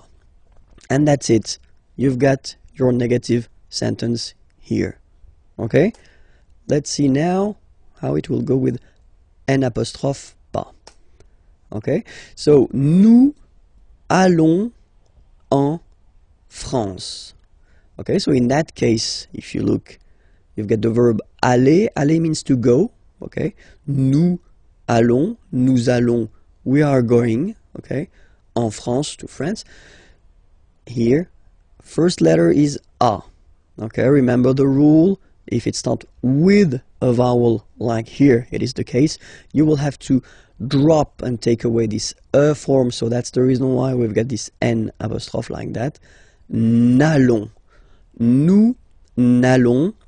And then you don't really need to think. You just put this pas after the verb en France. Nous n'allons pas en France. Nous n'allons pas en France. And that's it. Okay, second example here. It's with the verb habiter. Habiter is to live. You know, when you introduce the place where you live. Okay, and then here I took this example or this verb just because, of course, it's starting with H, but as I said, you don't pronounce it. So the first sound you hear here is the vowel, and that's enough just to drop and to take away this E. So you will basically make it like in this example. You will put this N apostrophe. Elle n'habite pas dans cette maison. So elle habite, she lives or she is living, in this house. Elle habite dans cette maison, and then negative form. Elle n'habite pas dans cette maison. This lesson will work on les adjectifs démonstratifs. So les adjectifs démonstratifs, in English it would be this or these, okay? But then as usual in French, we've got the difference between the masculine, the feminine, and the plural, okay? So we'll see that. So for the masculine form, it will be ce, and then it will be cette, okay? So as usual in French, remember, it can be tricky if a letter, an adjective like that, for instance, is ending, or it could be an article, is ending with a, okay? Just because for some words starting with a vowel or with H plus a vowel, then we will have to modify it, okay? And that's the reason why here we've got set, okay? But then it's still the masculine form, ce, cette. For the feminine, it will be cette, so only one, cette. And then for the plural form, it will be c'est. Okay, so let's see that again. Ce, or then cette, féminin cette. So you can notice that phonetically these two are pronounced the same way. Okay, cette here and then cette here. And for the plural, c'est. Really open this c'est. Okay, so let's see a few examples now. The first one, so I did take this train. Train is train, okay, so it's masculine, so it starts with T, so no problem. You will put this ce train, okay. It would be translated like this train, ce train. Okay, here you've got ordinateur. So ordinateur, a computer, okay, and it's masculine. Un ordinateur, okay, but if you look carefully, it starts with O, okay, so vowel, and then you will have to take this set form, so the masculine form, but the one that we'll use with the words that start with vowels, or then H plus voyelle, okay, so cet ordinateur, this computer, cet ordinateur, okay, and then here we've got the word homme, man, okay, but then it starts with H, as in French, H is not pronounced, so the first sound that we hear is O, okay, and then it will follow the same rule. You'll have to use the masculine adjective démonstratif, but this form, cet homme, alright, femme, woman, cette femme, this woman, cette femme, okay, and then the last one, personne, persons, pluriel, ces personnes. Ces personnes. Okay, so let's repeat them one more time.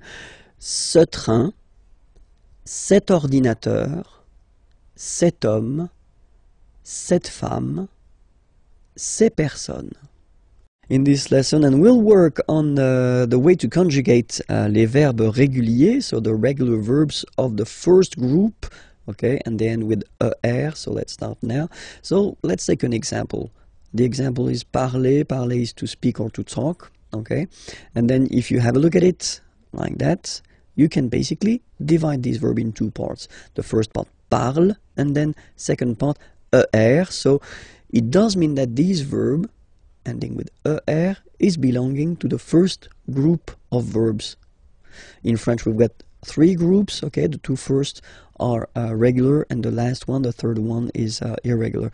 So this is one verb ending with er. It does mean that it belongs to the first group and it won't be tricky or so difficult to conjugate. So we'll see together how to conjugate this verb. The first person, like je here, so you will put this parle again, so remember, and after that you just put the ending e, and then the way to pronounce it is je parle, parle. So remember, we put it, okay, but then we don't really pronounce it, je parle, okay. Then for tu, you will have to put es, okay, phonetically tu parles. So you've got the two first forms, you pronounce them the same way. You write them differently, of course, because you've got here, and then you've got and s, okay, but then phonetically they are the same. Je parle, tu parles, okay. So let's see what you'll get for il and elle, and well, as you see, you've got il parle, elle parle. So it's the same form here. So if you really want to only speak and only use orally the language, well, it's quite easy to conjugate these verbs. Je parle, tu parles, il parle, elle parle. Okay? For nous, okay, we'll have, well, let's say the classical ending for nous, and it will be ons.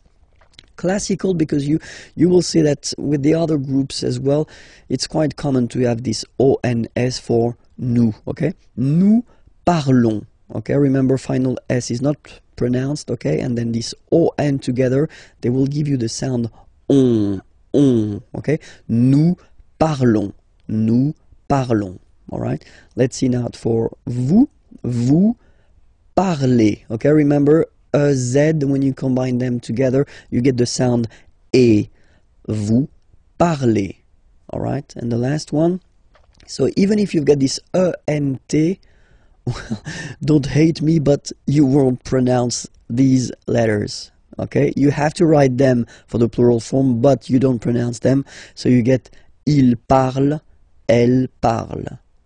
So the good news is that you've got here, je parle, tu parles, il, elle parle, and then if you check it here, il, elle parle. So it's the same phonetical pronunciation, or phonetical form, sorry, okay?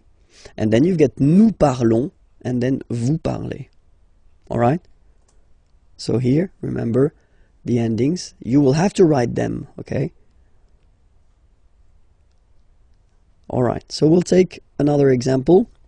Regarder is to watch, okay? So you can see that the verb is ending with er, okay? So you take it, you just take this er away, and then you keep this radical form, like we say in French, only this form, okay? So you will get je regarde, tu regardes, il regarde, elle regarde, nous regardons, vous regardez, il regarde, elle regarde. Okay, so one more time here. Regarde, regarde, regarde, and then regarde. So phonetically, only one form here, and then regardons, regardez. All right? remember that even if this beautiful verb aller, that we tend to use quite often because it means to go, okay, even if it ends with er, it is not regular at all. In this lesson, we will count together, yeah, so from 20 to 50, de 20 à 50. I hope you're ready because it's starting right now. 20, 21, okay, so remember to make this little link, 21, 21, 22, 22, 23, 23, 24,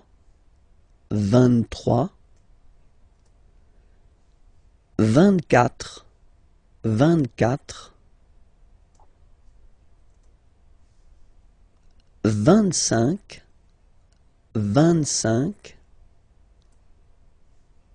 26, 26, so remember it's ending with X, but then we pronounce it S, 26, 27, remember set, it was this P disappear, you don't pronounce it, 27, 28, so here you make the liaison, 28, 28, 29, 29, 29, then here remember this en, 30, 30, 30, okay, don't insist on the it doesn't exist here, 30, 31, 31, 31, 32, 32, 33, 33, remember final S doesn't exist, 33, 34, 34, 34. Remember in French the rule is that if you start with, well, if you get this combination Q, U, A, well, you will pronounce it K, K. Same thing for the other vowels, okay? So because that's the rule, after Q, normally we put U and then another vowel, but then this U, well, basically it's not pronounced, okay? So K, 4, 34, 35, 35, 36, 36, 37, 37, 38, 38, 39, 39, 40. Okay, so same rule as previously, as for 4, okay? 40, 40, okay? 41, 41, 42, 42, 43, 43, 44, 44, 45, 45, 46, 46,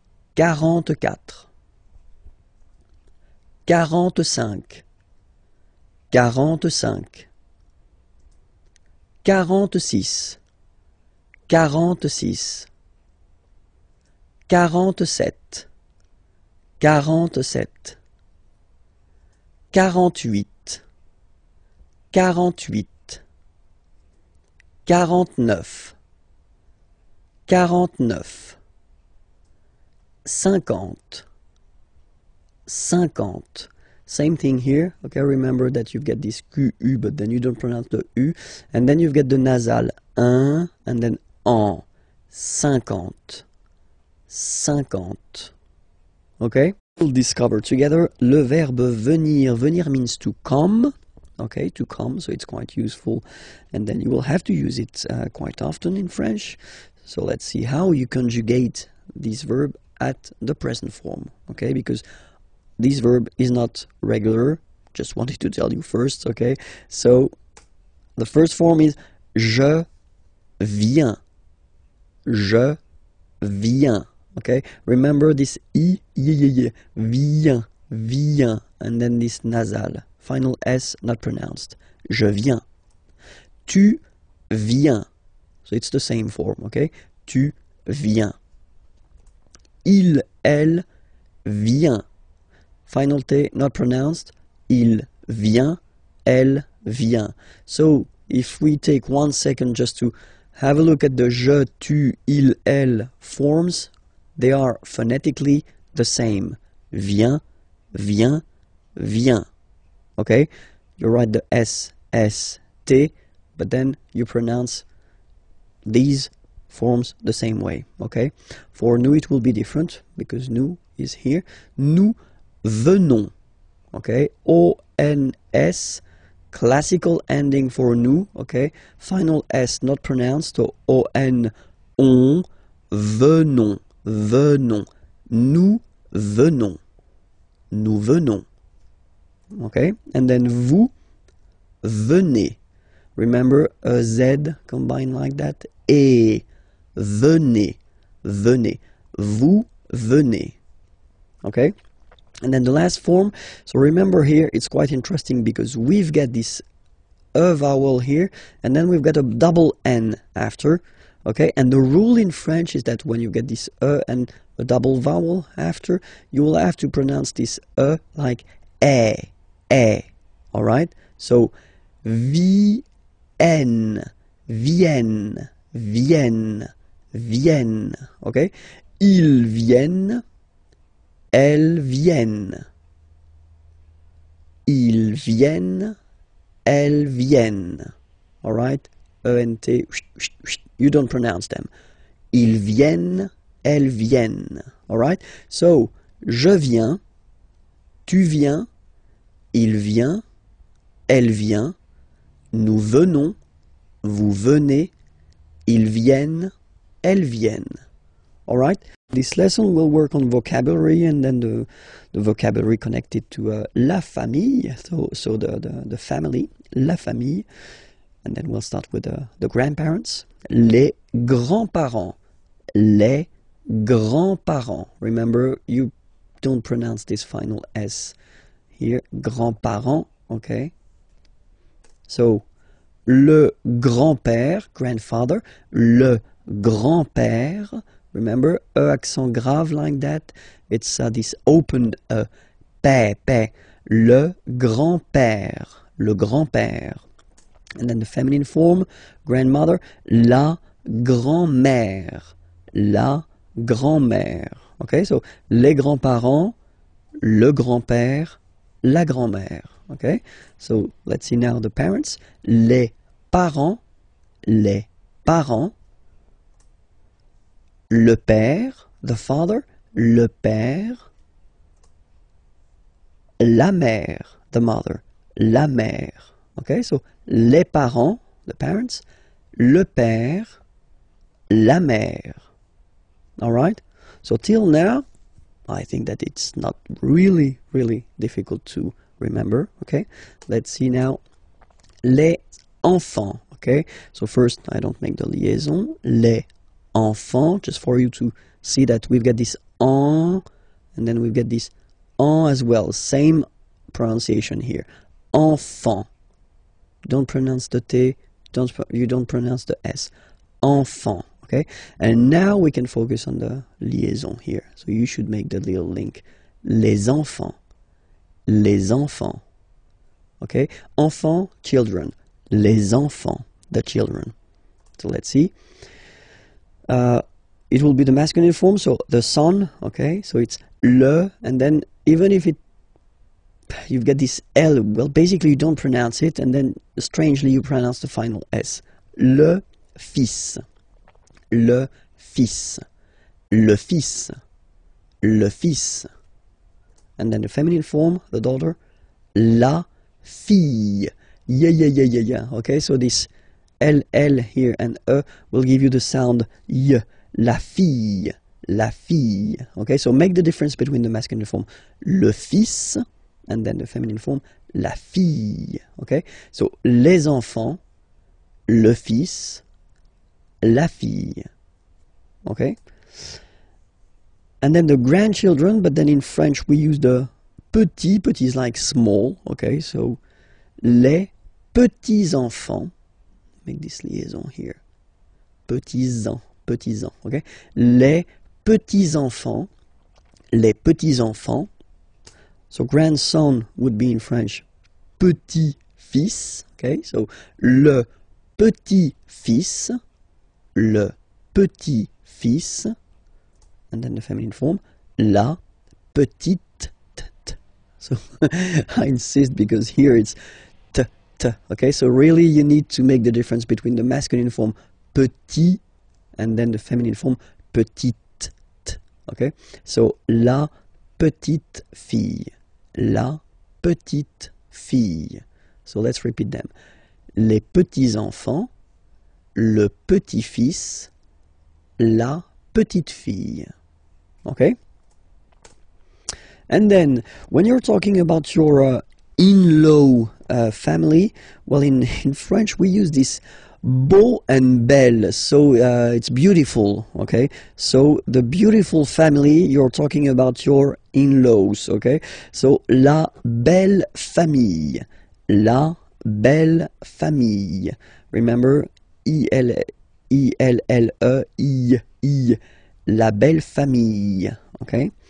So père, okay, father, so father-in-law, okay, in French it's le beau-père, the beautiful father. Le beau-père. So remember this a, u combination of vowels only give you the sound o, beau, okay? Le beau-père. Mother-in-law, la belle-mère, okay, so let's see them one more time. La belle famille, le beau-père, la belle-mère, all right? And then brother-in-law, le beau-frère, so frère is brother, okay? And then feminine form, here you get sœur, okay? So sister-in-law, la belle, so we put the belle form here because it's the feminine form, sœur, la belle-sœur,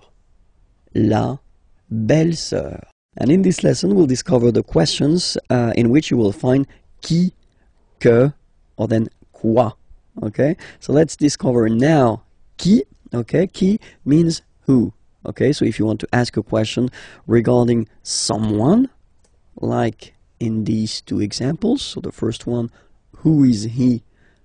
Qui est-il? Okay, so remember the normal way when we start a question with qui, or then as we saw in the previous lessons, okay, you will have to change the order and to put your subject, il, he, here, after the verb.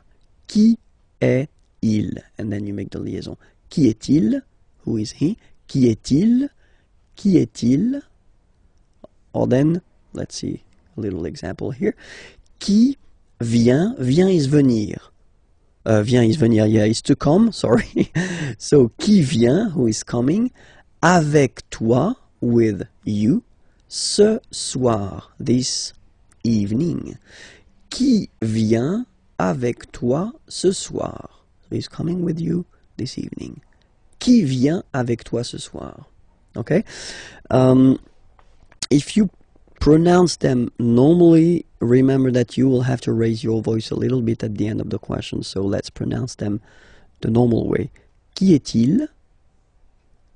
Qui vient avec toi ce soir? Qui vient avec toi ce soir? Okay? Second one is que. So qui, who, que, what? What, okay? And then we'll see two examples here. Que fais-tu? Okay? Fais is coming from faire. Faire means to do, okay? Que fais-tu? So what are you doing? What do you do? Okay? Que fais-tu? Same thing here, remember, que.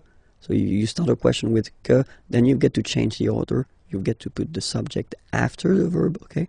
Que fais-tu? And it's a question. Que fais-tu? Que fais-tu? okay? And here, que veux-tu? So veux is coming from vouloir, vouloir to want.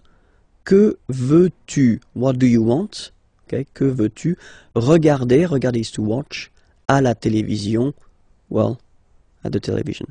Que veux-tu regarder à la télévision? So let's read it normally now. Que veux-tu regarder à la télévision? Que veux-tu regarder à la télévision? Okay, so you can hear that I've been raising a little bit my voice at the end. And then the other option is quoi. So quoi means what as well. So you will tell me, oh, you get two what here, you get que and quoi. Yeah, for a good reason. Look at that. Well, tu fais quoi? So I've been just taking the same question as we had here. This que fais-tu? What do you do? What are you doing? Okay, but then if you're using this quoi, then it does mean that you don't start the question with it. You just put it here, for example, at the end. Okay? Tu fais quoi? It is exactly the same meaning as this question, okay? But then you can see that you just keep the normal order of the sentence, subject, verb, okay? In that case, you definitely need to raise your voice at the end, okay? Tu fais quoi? Tu fais quoi? And then I took the same example as we had here, okay? Tu veux regarder quoi à la télévision, okay? So let's raise the voice at the end to make it clear that it's a question. Tu veux regarder quoi à la télévision? Tu veux regarder quoi à la télévision? Okay, so let's repeat. Qui, who, qui est-il? Qui vient avec toi ce soir? Que, what? But you start the question with it. Que fais-tu? Que veux-tu regarder à la télévision? And then quoi, you don't start the question and it means what? Tu fais quoi? Tu veux regarder quoi à la télévision? In this lesson, we'll just focus on the short thing but quite useful, les présentations. Okay, so the first thing, when you meet someone and you want to know the name of this person, well, that's the common question or the normal question that you will have to use. Comment, so how, vous appelez-vous? Okay, we've been seeing in Unit 1, if my memory is correct, the verb s'appeler, so to call oneself. Okay, when you introduce yourself, you use this s'appeler verb. Okay, so that's the reason why it will look this way. Comment vous appelez-vous? Okay, so comment vous appelez-vous? So what's your name?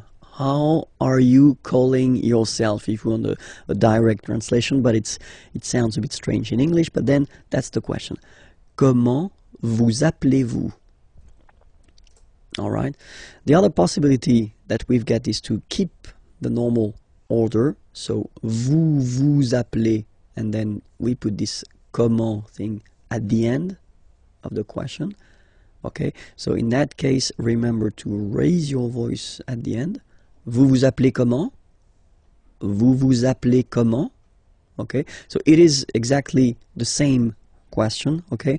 It is a bit less formal, this second option, okay? Because the first one is the classic option that we've got. We start with how, and then we change the order. We put the subject after the verb, okay? But then it is, completely correct to ask a question like that. Vous vous appelez comment, okay? And then the other possibility would be, quel est votre nom? What is your, votre nom, name? What is your name? Quel est votre nom? Quel est votre nom? Raise a little bit. Quel est votre nom? Okay, so let's see them one more time. Comment vous appelez-vous? Vous vous appelez comment? Quel est votre nom? All right.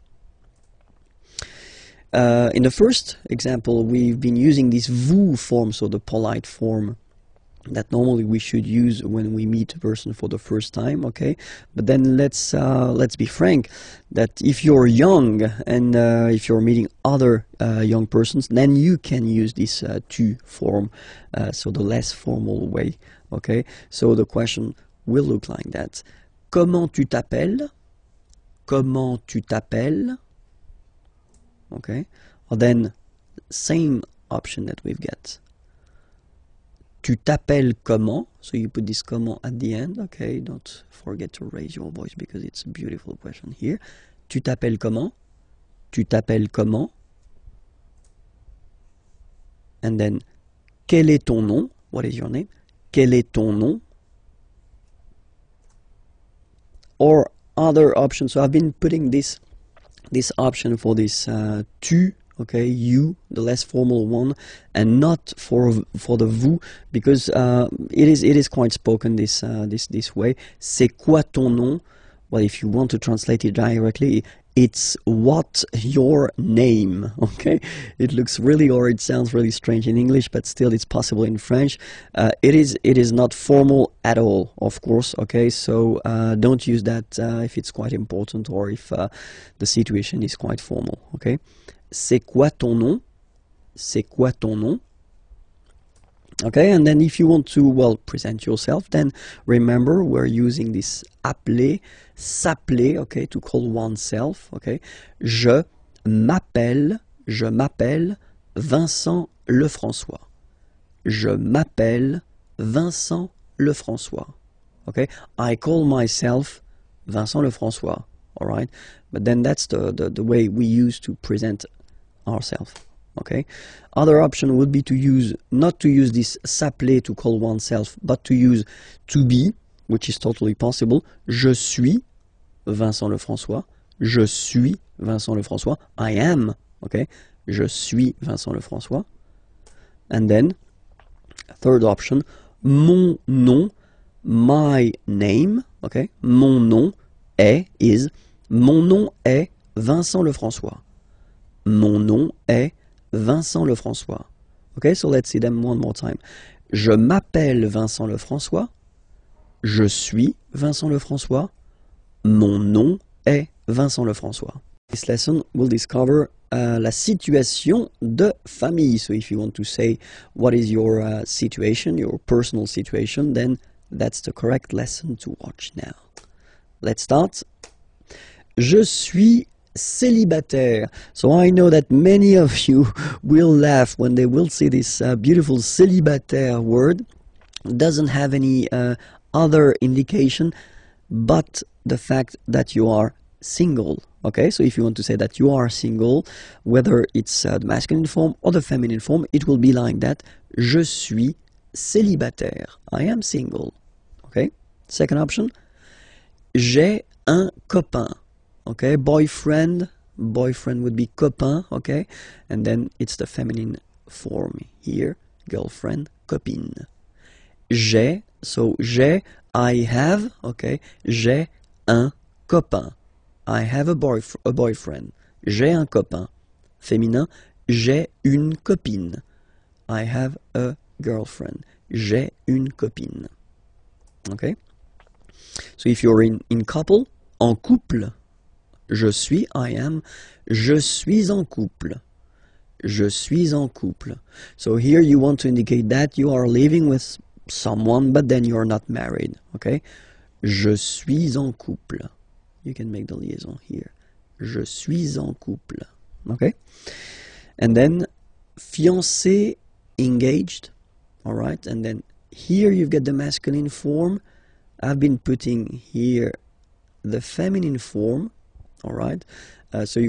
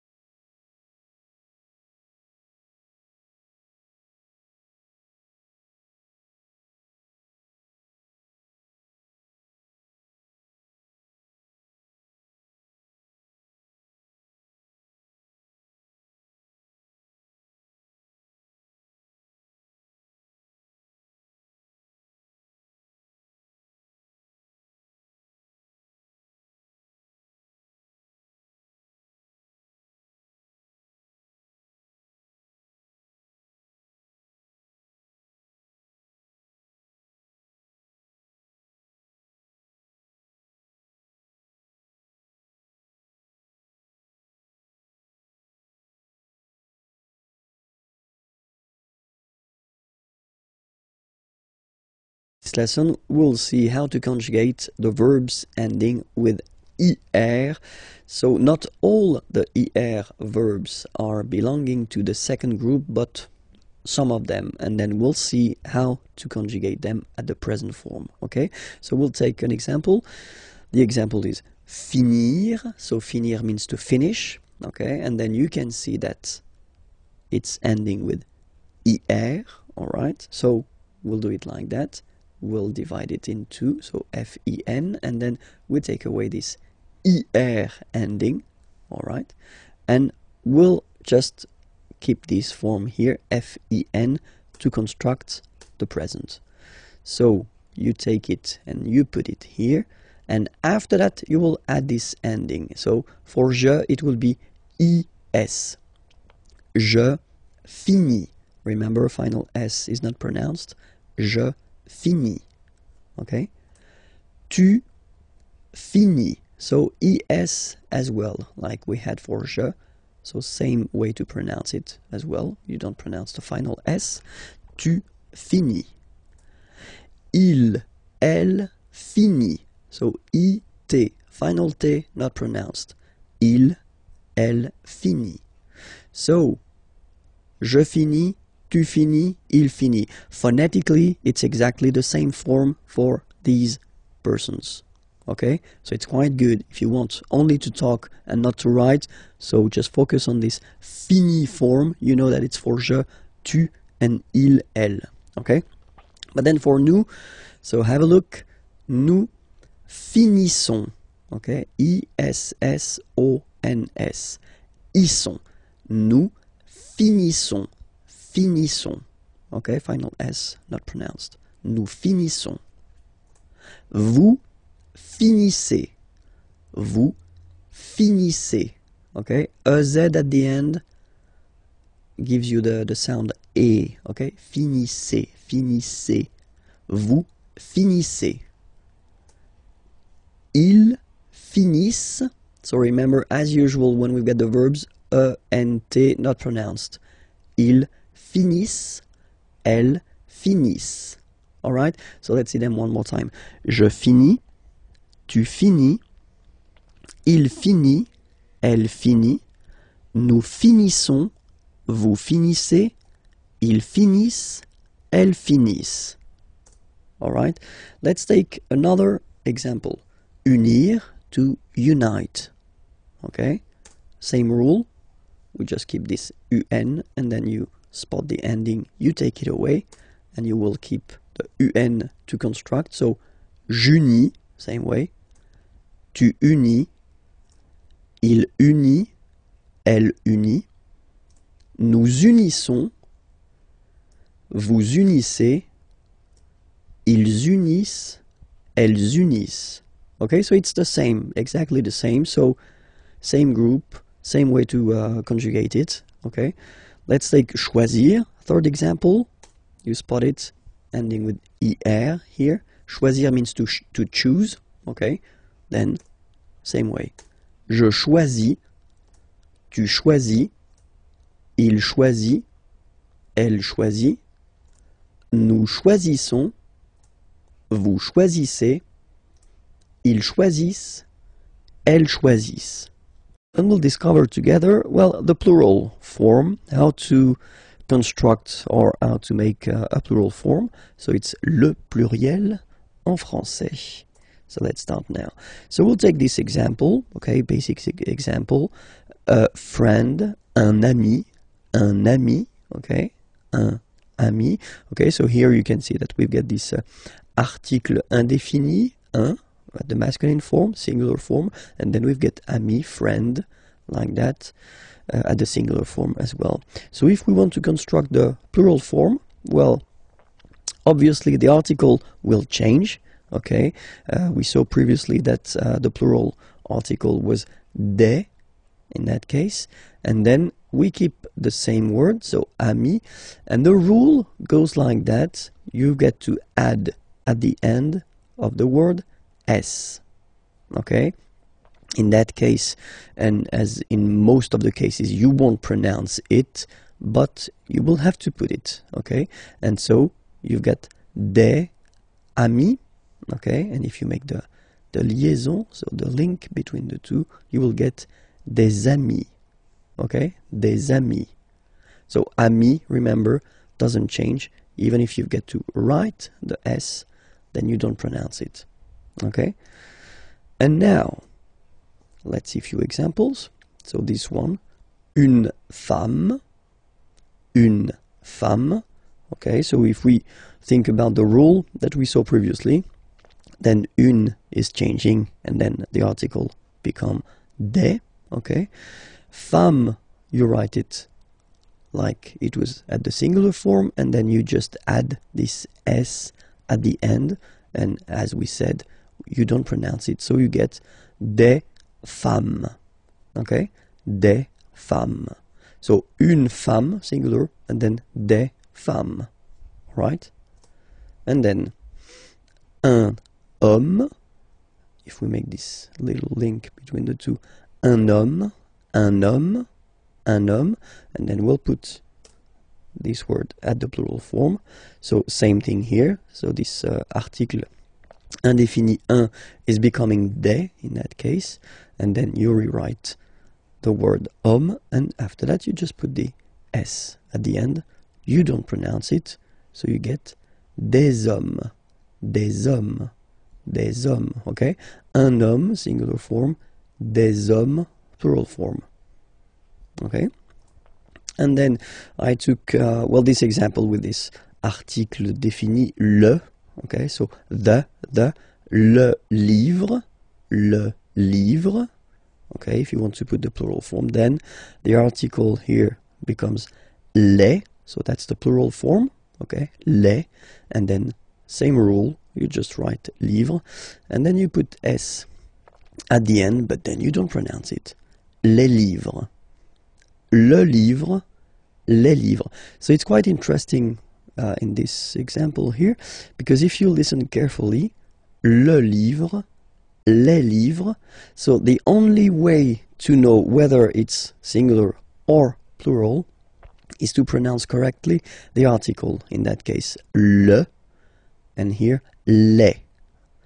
So it's really this le, and then les, that will make the difference between the singular form and the plural form, okay? As usual in French, we've got exceptions. So you get words that will end with this a, u, combination of vowels, like for instance une, o. So remember, when you get these vowels like that, then you get only the sound o, okay? Une o. So in that case, well, you won't add the S as like we saw previously, but then it will be, the rule is that you get to put X here at the end, but then same rule, you don't pronounce it. Des os, okay? Une eau, des os, all right? Second group, words ending with a, u. Here is an example, un tuyau, okay? Same rule here, you won't add S at the end, but instead of S you will put X, okay? Des tuyaux. Same rule, you don't pronounce it. Des tuyaux, okay? Un tuyau, des tuyaux. So the only difference will be with the article, because the word will be pronounced the same way. And then the last group is the words ending with e. So let's take one example. Un feu, and basically the same rule. You don't put S, but you will put X instead, and then you don't pronounce it. Des feux, un feu, des feux. Okay, there is another group of words.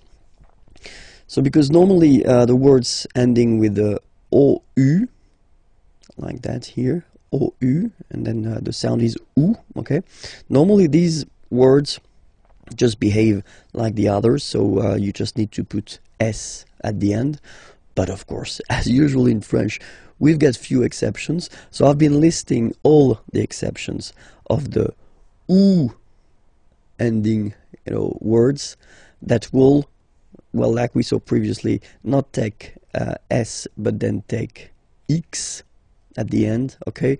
But still, as usual, it's not pronounced, so it doesn't really affect the pronunciation, but it's just for you if you want to write them correctly at the plural form. Remember, it's not s but it's x, okay? So the first one, un bijou, okay? So I did put the translation here.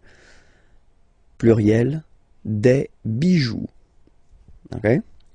Then, un caillou,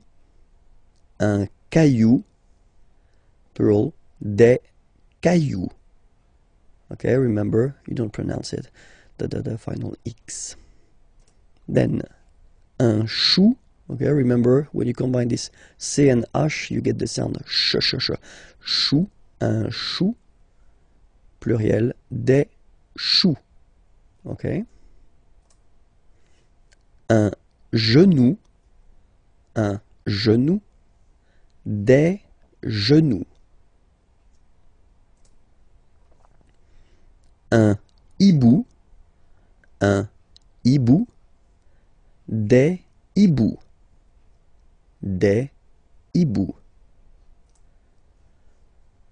un joujou,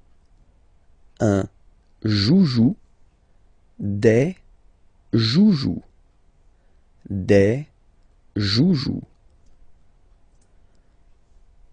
un pou, des poux.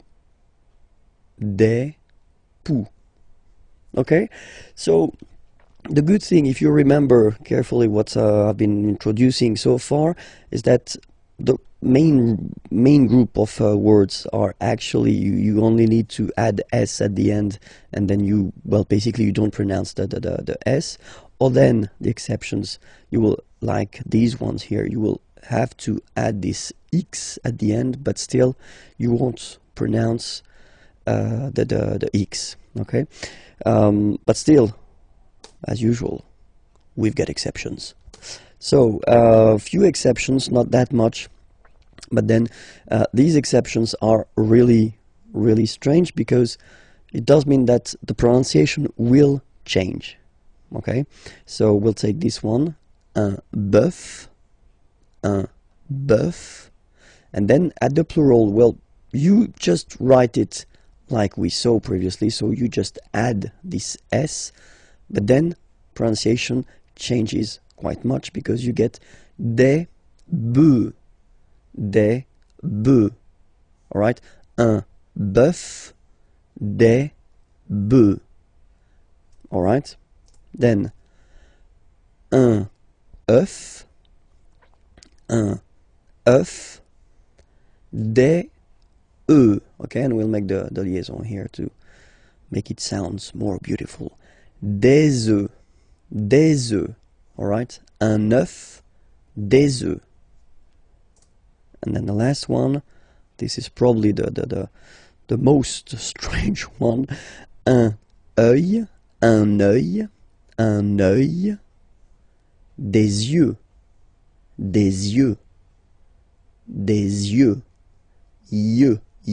okay? Don't pronounce the final X as usual.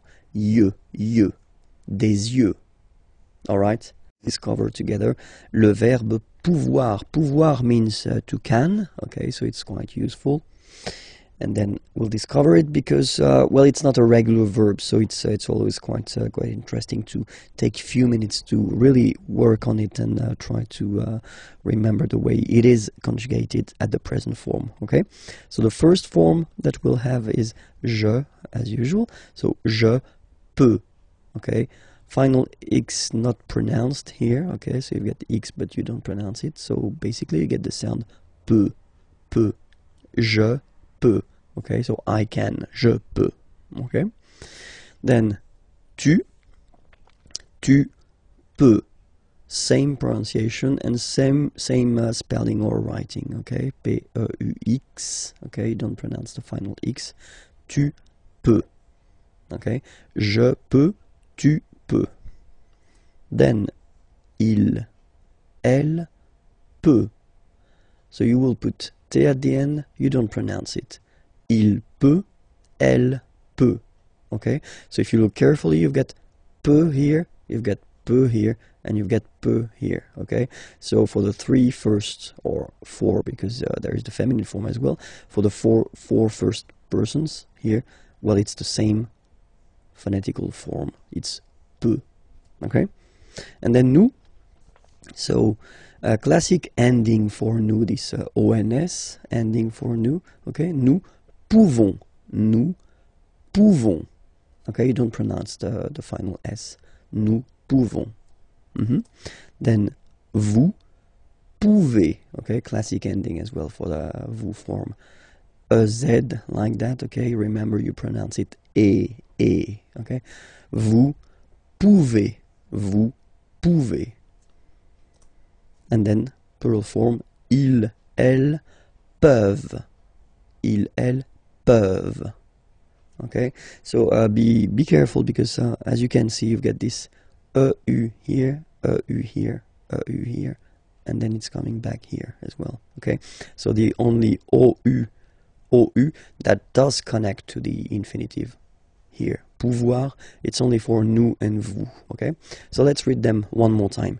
Je peux, tu peux, il peut, elle peut, nous pouvons, vous pouvez, ils peuvent, elles peuvent. Okay, as usual, this ending, this ENT ending, you write it, you don't pronounce it. Okay, peuvent, peuvent, peuvent. Okay, so it's really useful. You should really, definitely know it by heart. Okay, so try your best. Well, watch again this video if you need it, and then I hope it will enter in your head quite easily. Okay, let's see some example now. Je peux chanter. Okay, je peux chanter. So you can see that in that case, when you construct a verb, you construct a sentence with the verb pouvoir, here you've got a second verb, chanter, and it means to sing. Okay, so I can sing. Well, you should all the time put the second verb at the infinitive form. Okay, so when we talk about the infinitive form, normally it's the basic form of the verb. Okay, je peux chanter. Another example, tu peux partir. Partir is to leave. You can leave. Tu peux partir.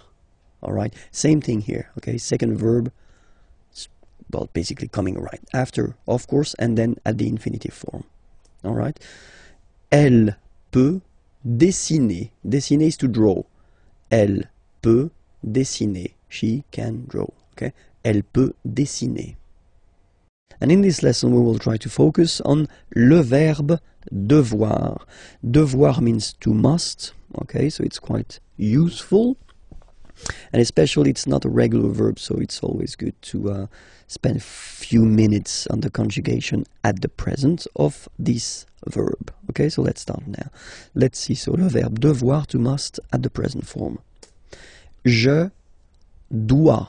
Okay, remember final S is not pronounced. Je dois. OE, when you combine the two, you get the sound wa wa wa. Je dois. Okay? Tu dois. Final S not pronounced. Tu dois. Il, elle, doit. Final T not pronounced. Il doit, elle doit. Okay? So if you have a look at these forms, phonetically they are the same forms. Okay? So doit, doit, and then doit, okay? And then nous is coming. Nous devons, okay? Classic ending, ONS for nous, okay? You just pronounce this on, O-N, this nasal, okay? And then the S, final S is not pronounced. Nous devons, nous devons, okay? Nous devons, well, basically we must, okay? And then vous devez. Remember, classic ending for vous here, a Z, but then you pronounce this combination of two letters, et, devez, devez, vous devez. All right, and then the last one, ils doivent. So same thing, classic ending for the plural form, ent here, okay, but then you don't pronounce it. Doivent, doivent, elles doivent, ils doivent, elles doivent. Okay, so let's repeat them one more time. Je dois, tu dois, il doit, elle doit, nous devons, vous devez, ils doivent, elles doivent. All right, so let's see a few examples now. The first one, je dois étudier. Étudier is to study, okay? So it's a verb, and then the rule in French goes like that. If you've got to put two verbs in a sentence, like here, the second one must be at the infinitive form. So when we talk about the infinitive, it's the basic form of the verb, okay? So étudier, study. Je dois étudier. I must study. Je dois étudier. Okay? Then, il doit choisir. Okay? Same thing here. Choisir means to choose. Okay? And so I did put here the infinitive form, so the basic form, IR form. Il doit choisir. Okay? He must choose. And the last example, nous devons répondre. Répondre is to answer. Répondre here, okay? Nous devons répondre. We must answer. Nous devons répondre. Okay? We are going to discover together European countries, so les pays européens. Okay? So let's start now with les pays européens. And the first one, la Grèce. La Grèce. Okay, so remember gr, gr. And then this accent grave like that, open. Grèce. Okay? La Grèce. Le Portugal. Le Portugal. L'Espagne. L'Espagne. Okay, don't insist on the final E because basically it's not pronounced. L'Espagne. Gna, gna, gna. L'Espagne. L'Espagne. L'Italie. L'Italie. L'Italie. Okay, so you can see that for these two countries here, as they are starting with a vowel, like here, okay, as we saw in a previous lesson, the article is modified and then it's L apostrophe, like that, okay? Le Luxembourg, okay, final G not pronounced, and then when you combine this M here, you get the sound en. You don't pronounce the M at all, it's this nasal en, okay? Le Luxembourg. Le Luxembourg, okay? La France. La France, okay? A-N here, nasal en. La France. Okay? We continue. Les Pays-Bas. Final S here, not pronounced. Same thing here. Pays, pays, and then bas. Les Pays-Bas. Okay? Then l'Irlande. Remember, this is E, and it should be pronounced like E.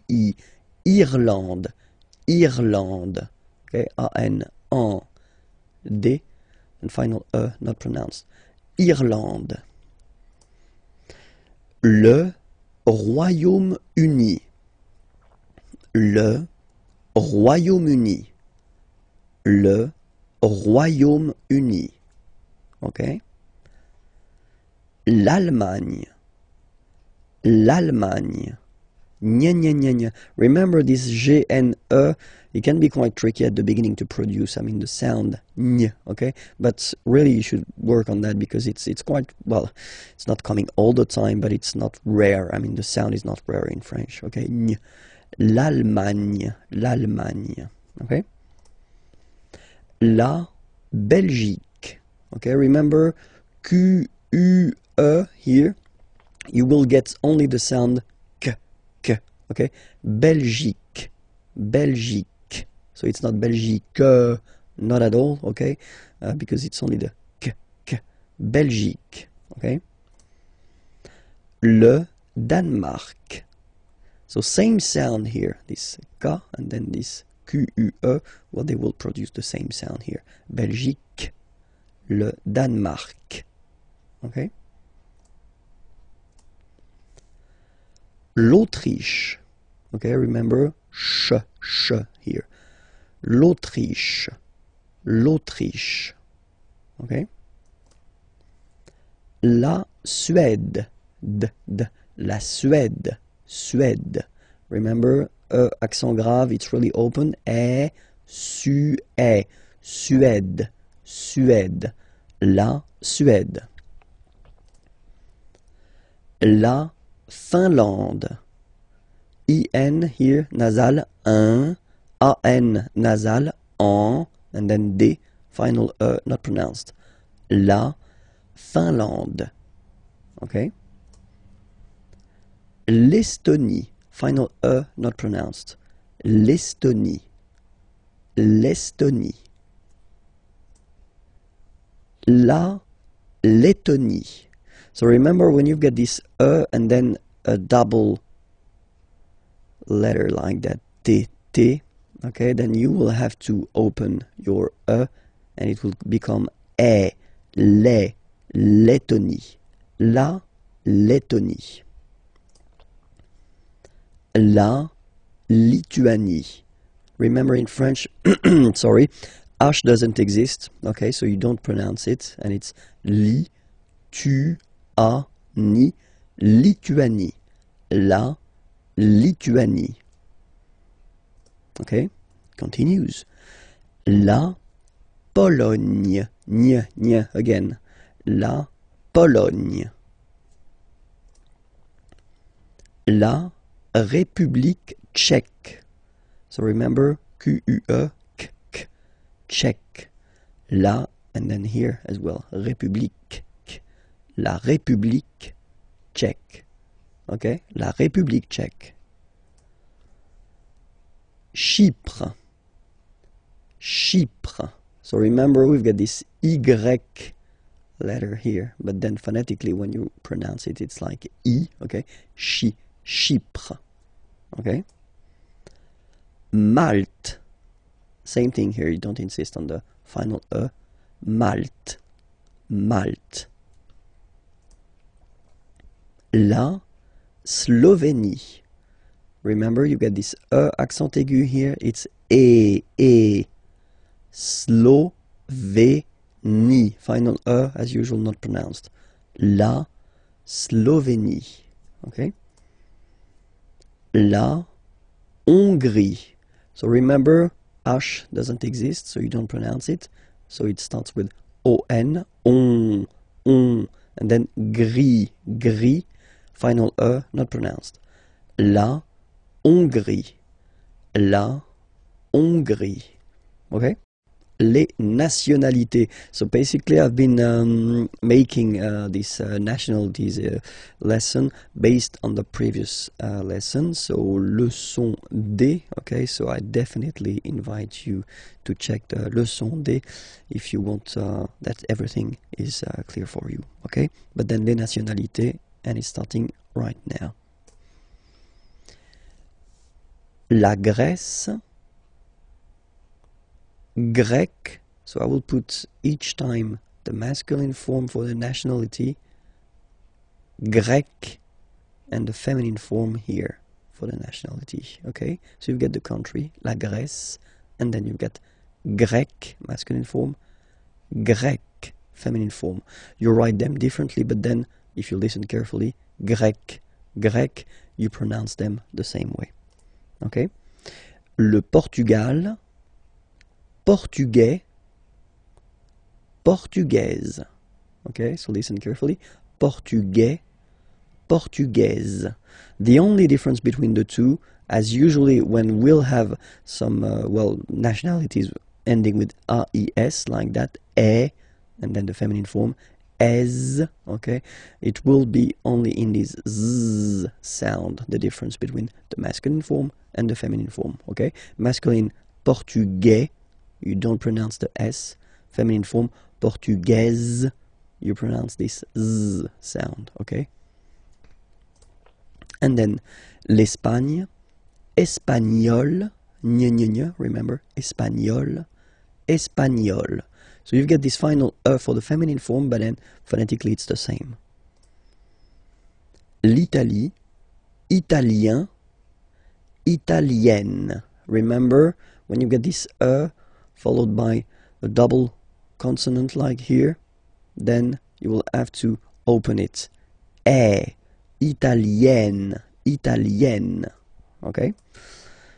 Le Luxembourg, luxembourgeois, luxembourgeois, and then feminine form, luxembourgeoise. Okay? Same thing here, only difference, joie, joie, joise, z, z. Okay, you insist on it. Luxembourgeois, masculine form, and then luxembourgeoise, feminine form. Then, la France, français, française. Okay, c'est, and then seize. Okay, français, française. All right, it continues. Les Pays-Bas, néerlandais, néerlandaise. Néerlandais, néerlandaise. Okay. L'Irlande, irlandais, irlandaise. Le Royaume-Uni, britannique. Okay, only one form, whether it's masculine or feminine, britannique. L'Allemagne, allemand, allemande. Okay, same thing here. Okay, you don't pronounce the final D, but then you pronounce it here for the feminine form. Allemande, d, d, okay? Allemand, allemande. La Belgique, belge. So only one form here for the masculine and the feminine form.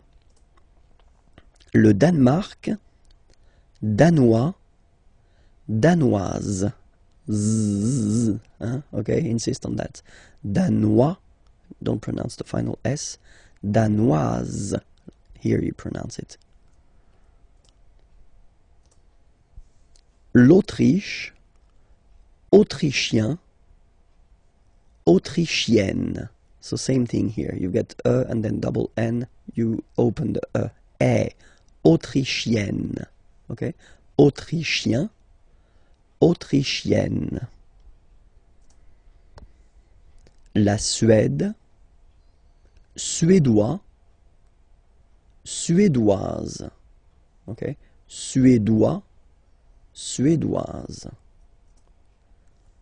La Finlande, finlandais, finlandaise. Finlandais, finlandaise. L'Estonie, estonien, estonienne. Same thing here, double N, and then you open it. Estonienne, estonienne. La Lettonie, letton, lettonne. Letton, lettonne. La Lituanie, lituanien, lituanienne. Same thing here. You open the lituanienne. Okay? Lituanien, lituanienne. La Pologne, polonais, polonaise. polonais, polonaise. La République tchèque, tchèque. Okay, so here as well, you get only one nationality. So whether for masculine or feminine form, it will be the same. Tchèque. Okay. Chypre, same thing here. Chypriote. Remember this Y is pronounced like I. Okay. Chypriote. Chypriote. Okay. Malte, Maltais, Maltaise. So remember, as I said previously, the only difference is Maltais, Maltaise. La Slovénie, so only one form here, Slovène, Slovène. Remember, E accent grave, you open it, Slovène. La Hongrie, hongrois, hongroise. Okay, hongrois, grois, hongroise. Okay, so here final S not pronounced for the masculine form, and then you pronounce it here for the feminine form. Hongrois, hongroise. Okay, les Amériques, les Amériques. So let's see now. Les États-Unis. Okay, so if we make every links, we'll have it here and then here. Okay, les États-Unis, les États-Unis. Le Canada, le Canada. Le Mexique, le Mexique. Mexique. It's really the X. Huh? Le Mexique. And then remember this Q-U-E, it's only K. Mexique. Okay? Le Brésil. Le Brésil. Okay, you will pronounce the final L here. And then remember, accent aigu goes like E. Brésil. Le Brésil. L'Argentine. Okay, so you've got this nasal here. En, l'argent, and then tin. Don't pronounce the final E. It just gives you the pronunciation of the N. In. L'Argentine. L'Argentine. Le Chili. Le Chili.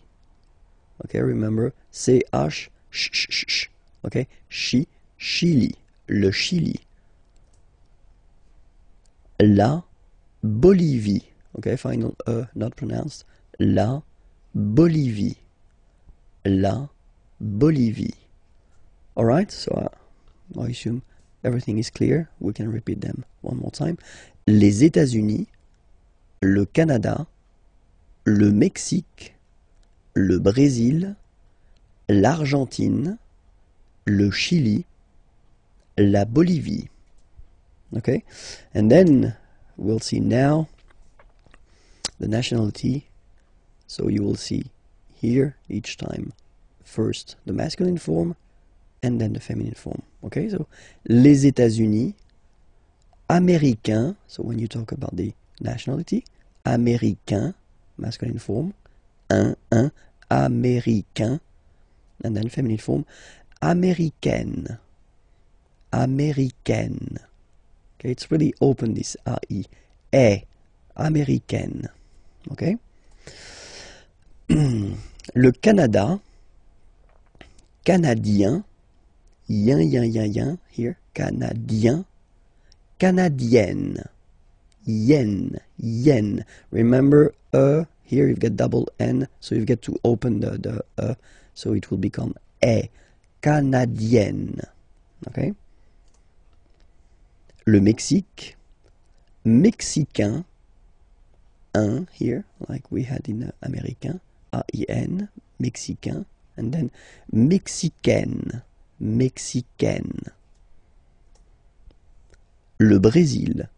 Brésilien, yen, yen, brésilien, like we had for Canadien, brésilien, feminine form. Brésilienne, yen, yen, brésilienne. Okay? And then l'Argentine. Argentin, in, gives you this un sound. Argentin, okay? And then Argentine. Argentine. Okay, if you look carefully, well, basically the feminine form is the same as the name of the country, okay? Le Chili, chilien, chilien, yen, yen, chilien, chilienne, chilienne, okay? And then la Bolivie, bolivien, yen, same, bolivien, and then feminine form, bolivienne, bolivienne. Okay, this lesson we'll discover together le verbe attendre. So attendre means to wait. Okay, so it belongs to the third group of verbs, so not the regular one, the irregular. So that's the reason why it's quite important to take a few minutes to discover together the way to conjugate this verb at the present form. Okay, so let's see now how it will go. So the first form will be j'attends, j'attends. Okay, you get D and S, well, basically you don't pronounce them, okay, and then you get only the sound attends, nasal here, en, j'attends, okay. Second form, tu attends, okay, you can see that, well, it is exactly the same one, so same way to pronounce it, attends, okay. Il attend, elle attend. So the only difference between this one, so this il form and the tu or je form, okay, if you want to write, it's just that if you look carefully, you don't have the final S here, okay, but then basically if you want to only pronounce or only speak, then, well, it's exactly the same way to pronounce these forms, okay, j'attends, tu attends, il attend, elle attend. Okay, but then nous is coming here, all right, and then we've got the classic ending for nous, so O-N-S, okay, you don't pronounce the S, so you get only this on sound, okay, attendons, nous attendons, so we'll make the link between the two, la liaison, nous attendons, nous attendons, vous form, same thing, classic ending for vous, EZ, okay? When you combine the two, you get the sound et, okay? Vous attendez, attendez, okay? Let's put here the liaison, the link.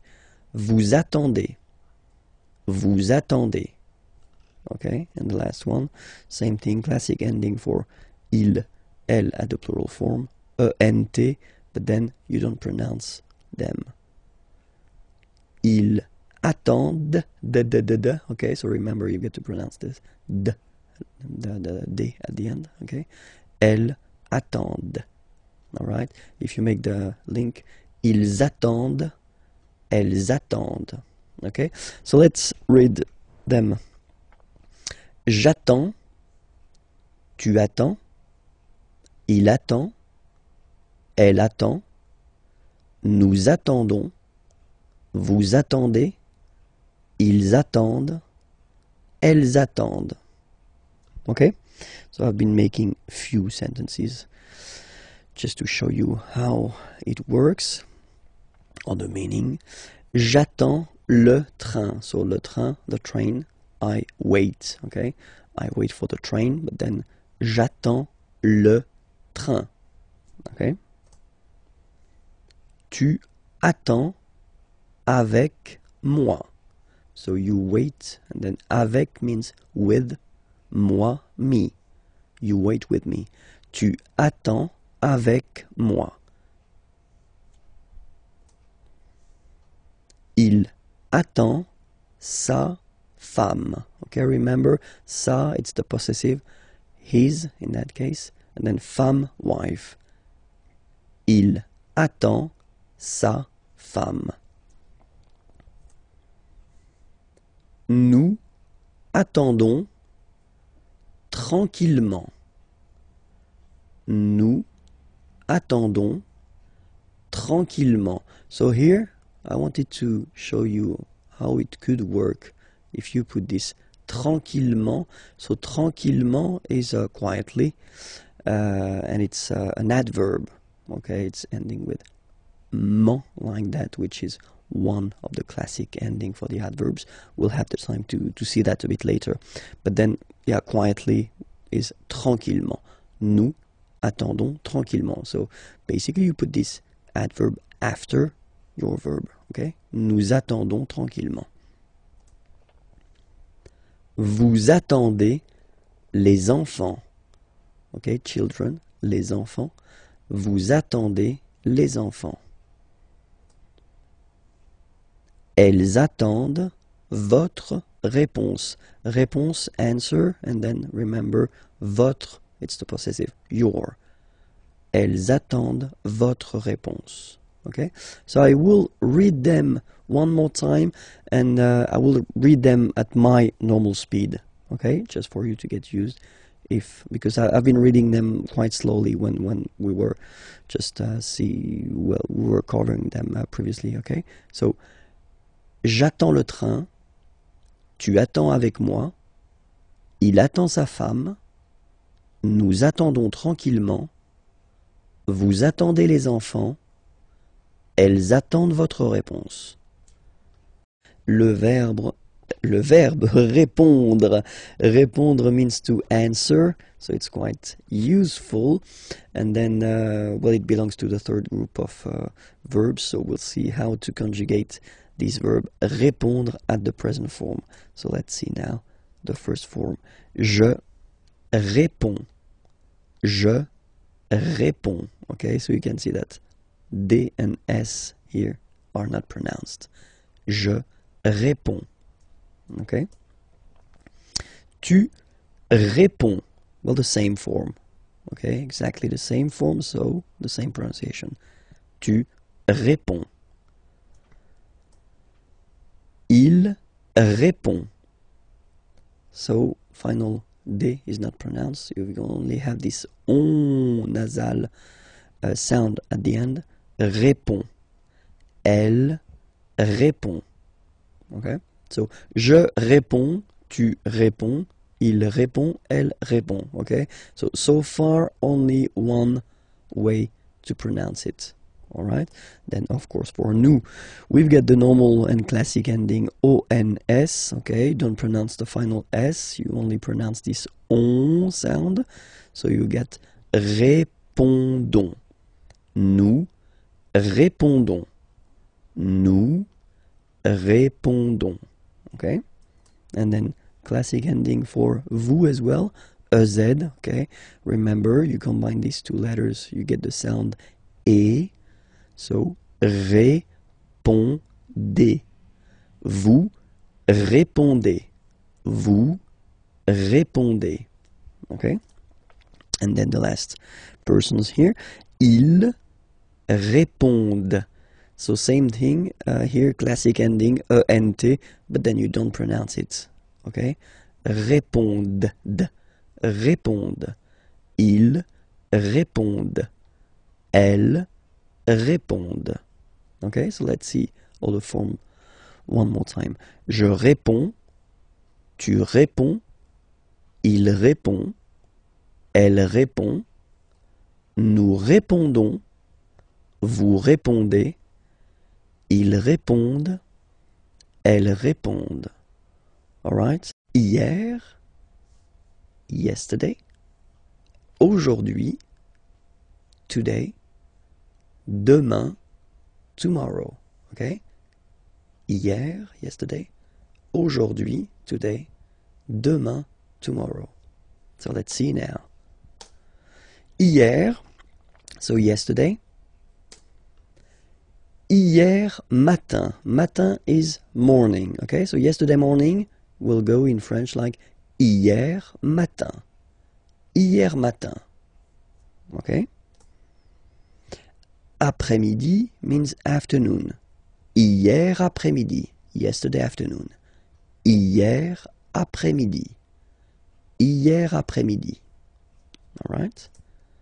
And then soir, evening. Hier soir. Hier soir. Okay, so let's repeat that. Hier. Hier matin. Hier après-midi. Hier soir. Okay? So now, aujourd'hui. Today. Aujourd'hui. Ce matin. So we put here this this matin, morning, this morning, ce matin. Cet après-midi, this afternoon, cet après-midi, cet après-midi.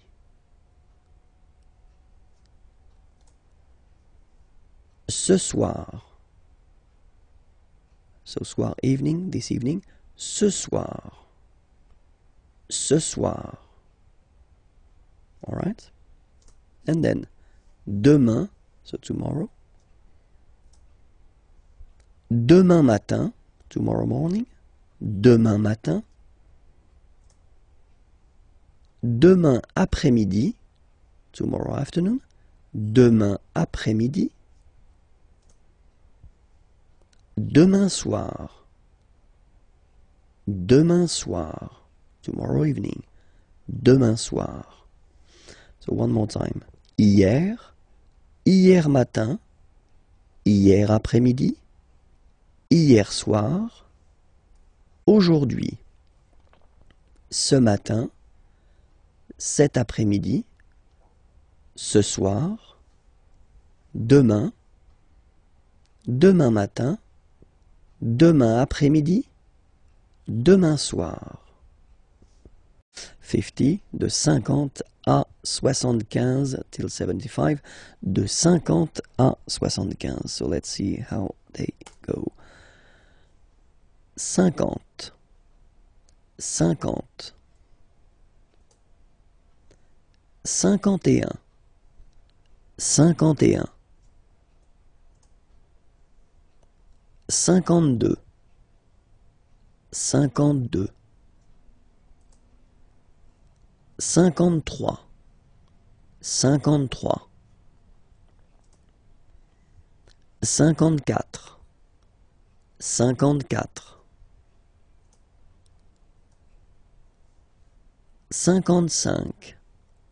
54, 55, 55, 56, 56, 57, 57, 58, 58, 59, 59, 60, 60, 61, 61, 62, 62, 63, 63, 64, 64,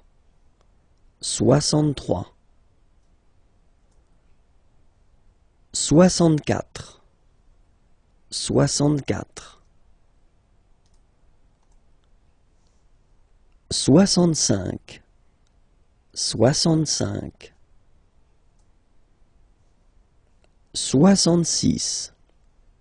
65, 66,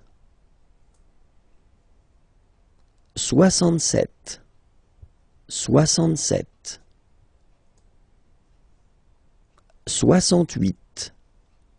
68, 68, 69, 69.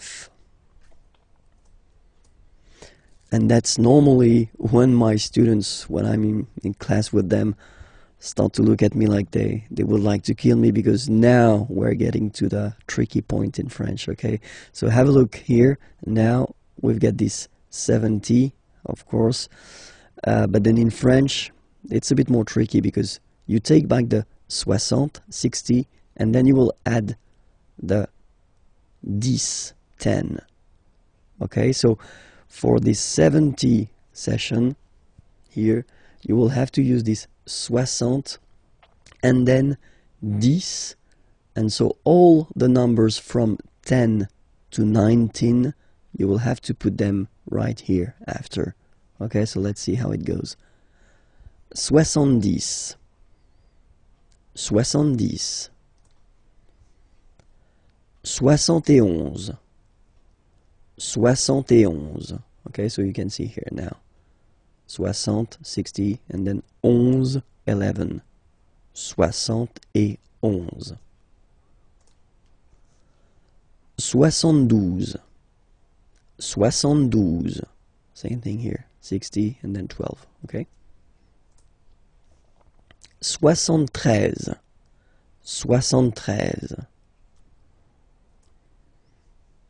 74, 74. 75, 75. Okay, so we won't go further, not to be more traumatized, because I've got some nice surprises after that as well. Okay, so remember that well, till 70, well, it's quite not easy, because it's always difficult to remember the numbers, but still it's not that tricky. Okay, so remember that for 70 here, so from 70 to 79, you will have to use this 60, so 60, and then the numbers from 10 to 19, okay?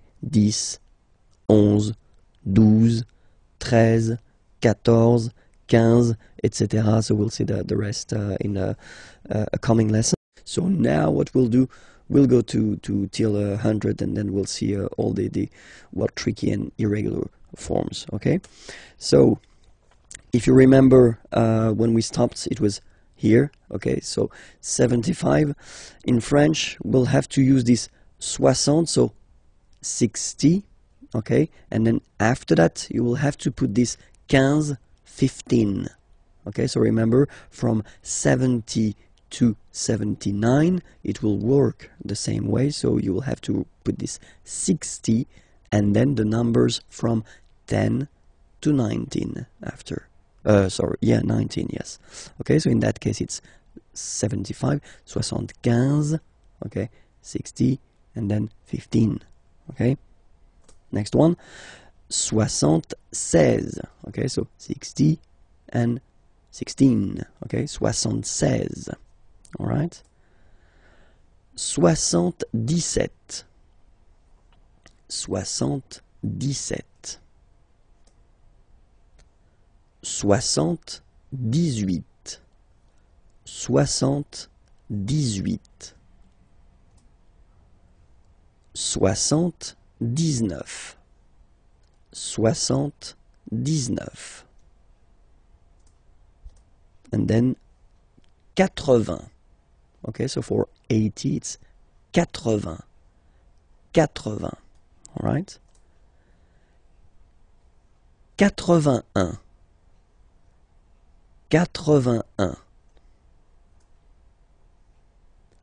82, 82, 83, 83, 84, 84, 85,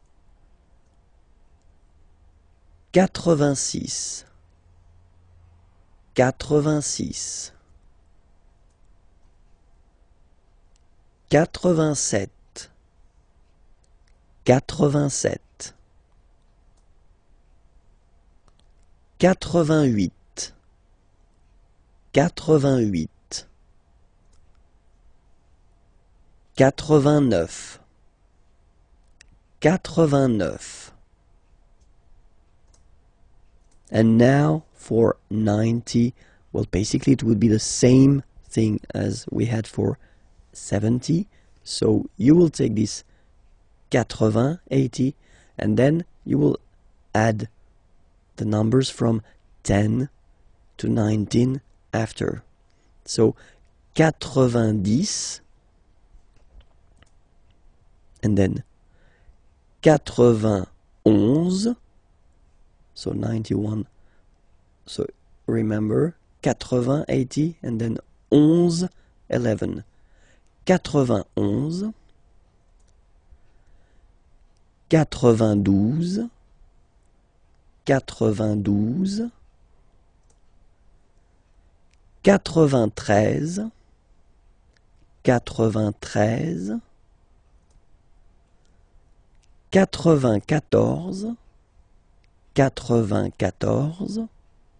94, 94, 95, 95, 96, 96, 97, 97, 98, 98, 99, 99, and the last one, 100. Remember, final T not pronounced. 100.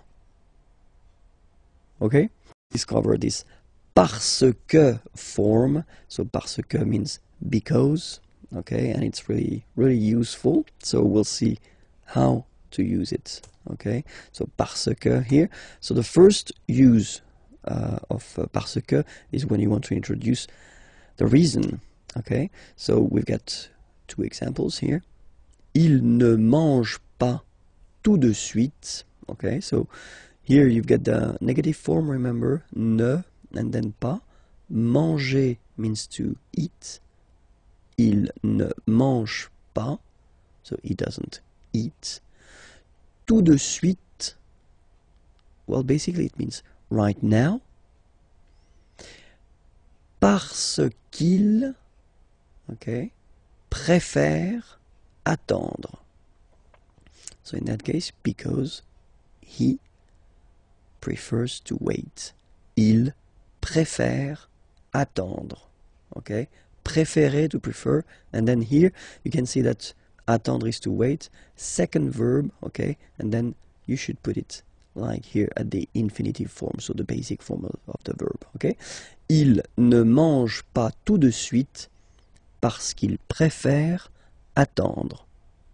Okay? Second example, nous allons dehors.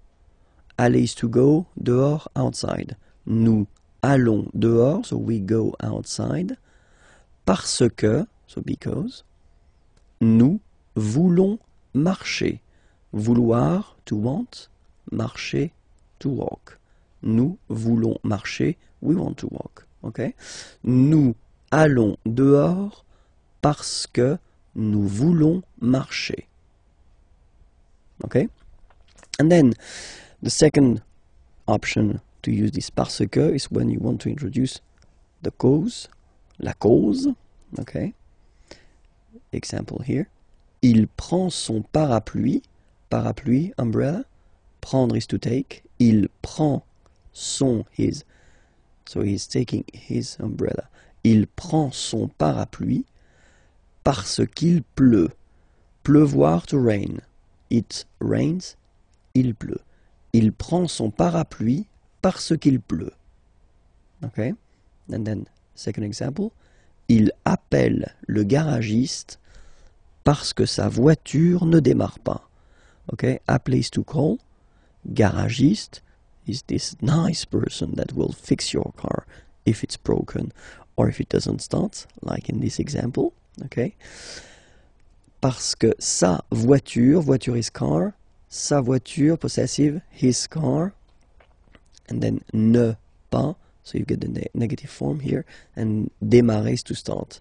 Il appelle le garagiste parce que sa voiture ne démarre pas. So because his car doesn't start. Okay? Il appelle le garagiste parce que sa voiture ne démarre pas. All right, so you can see the two main way of using this parce que. So the first one, the reason. In that case, well, it's something that refers to the person. Okay, actually, in that case, he doesn't eat because he prefers to wait, and then we go outside because we want. Okay, and then the second possibility, when you talking about la cause, in that case, something that doesn't really, it's not the results of what someone is doing, but it's raining in that case, and then the car doesn't start. It doesn't really, it's not the result of the action of someone. Okay, so that's the two main use of parce que. We'll work on le Moyen-Orient, the Middle East. Okay, let's start. Le Moyen-Orient. So it's interesting here because normally if you would have only this word here, you would pronounce it moyen, moyen, okay?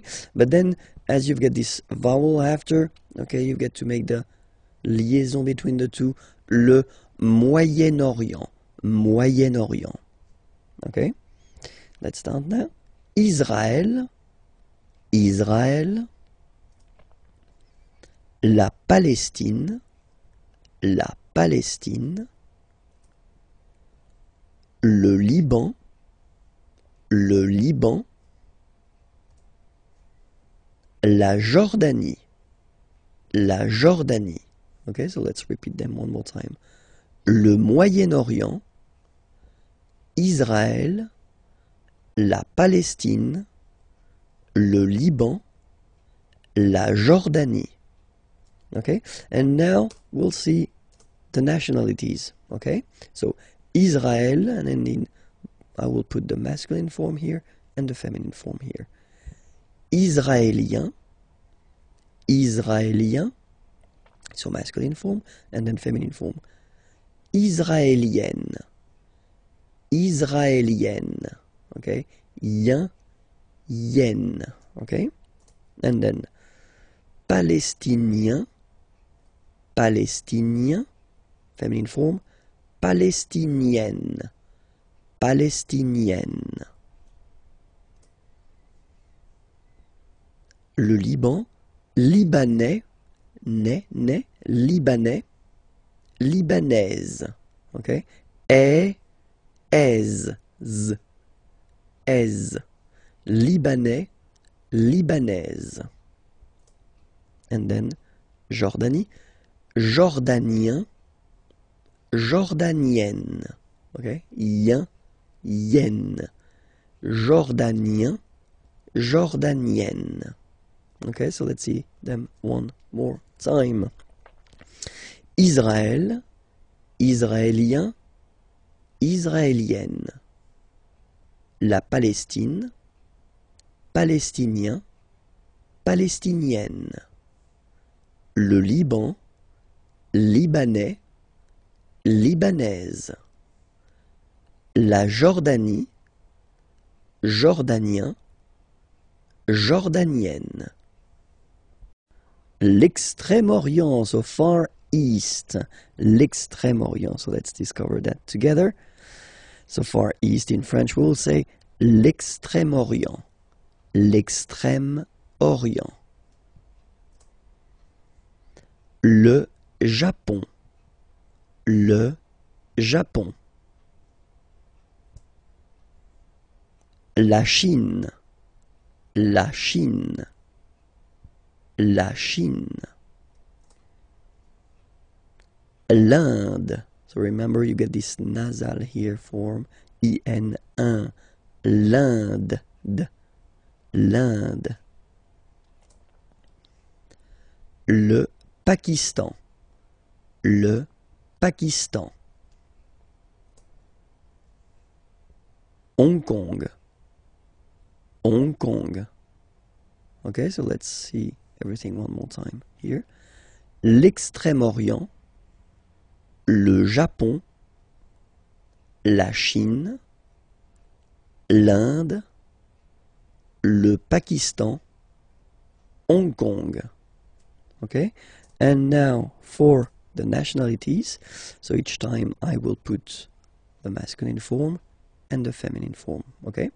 Le Japon, japonais, japonaise.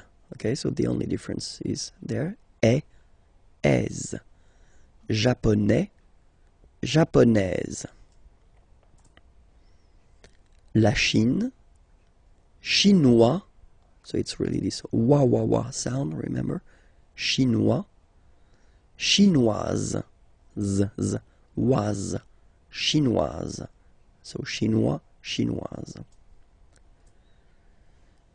L'Inde, indien, yin, indien, indienne.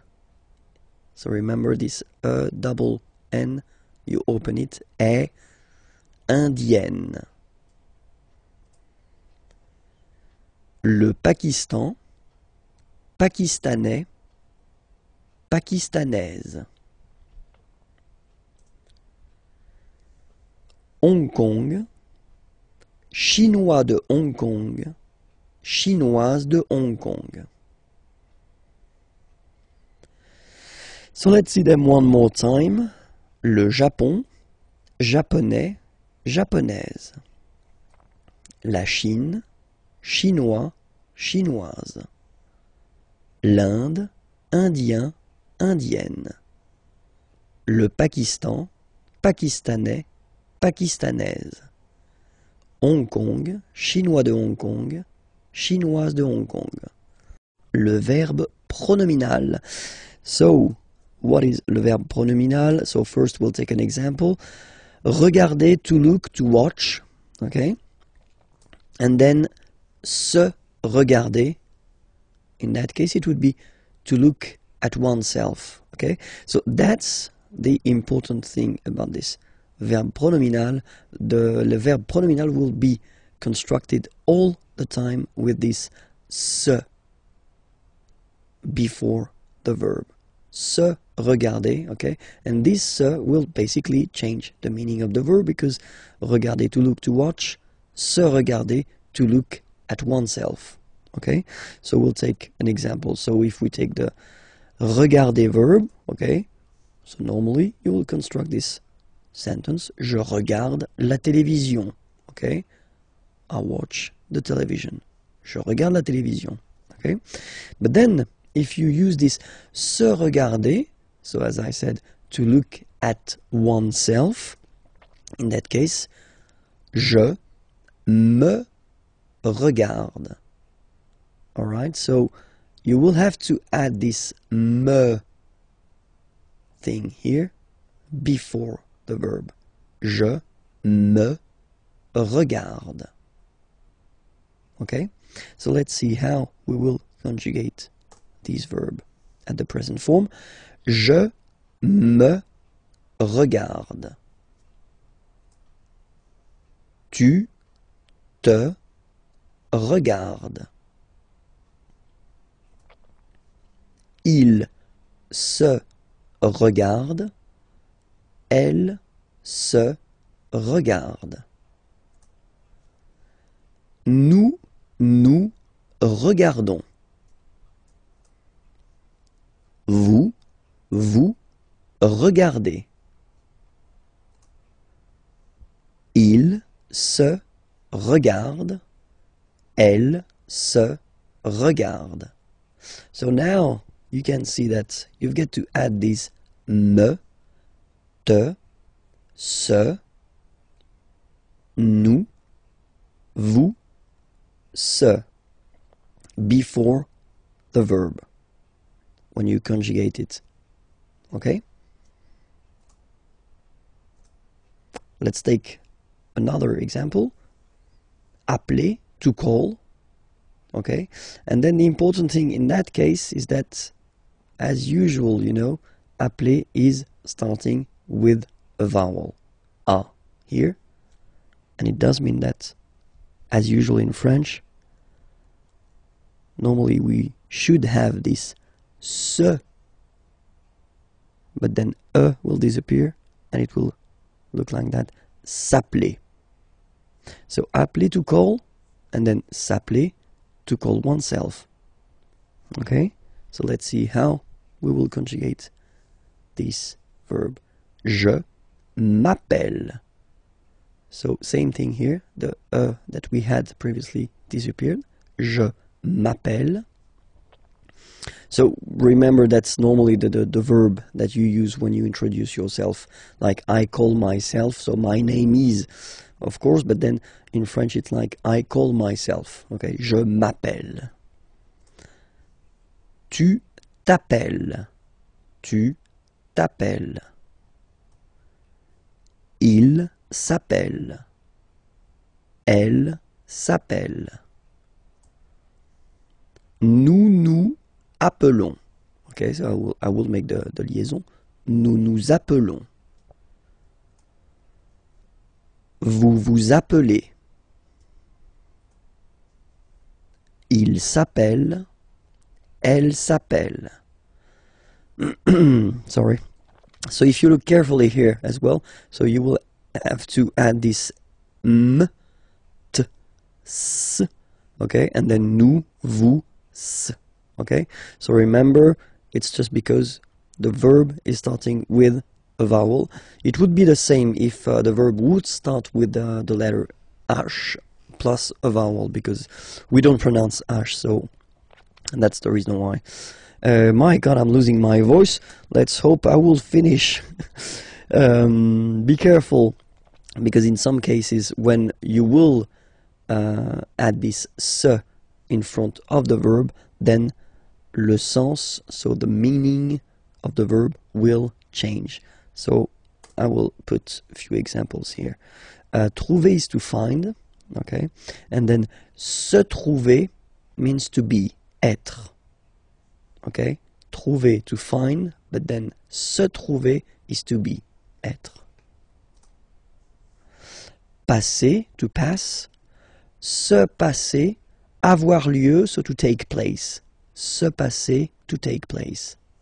Passer, to pass. Okay? And then mettre, to put.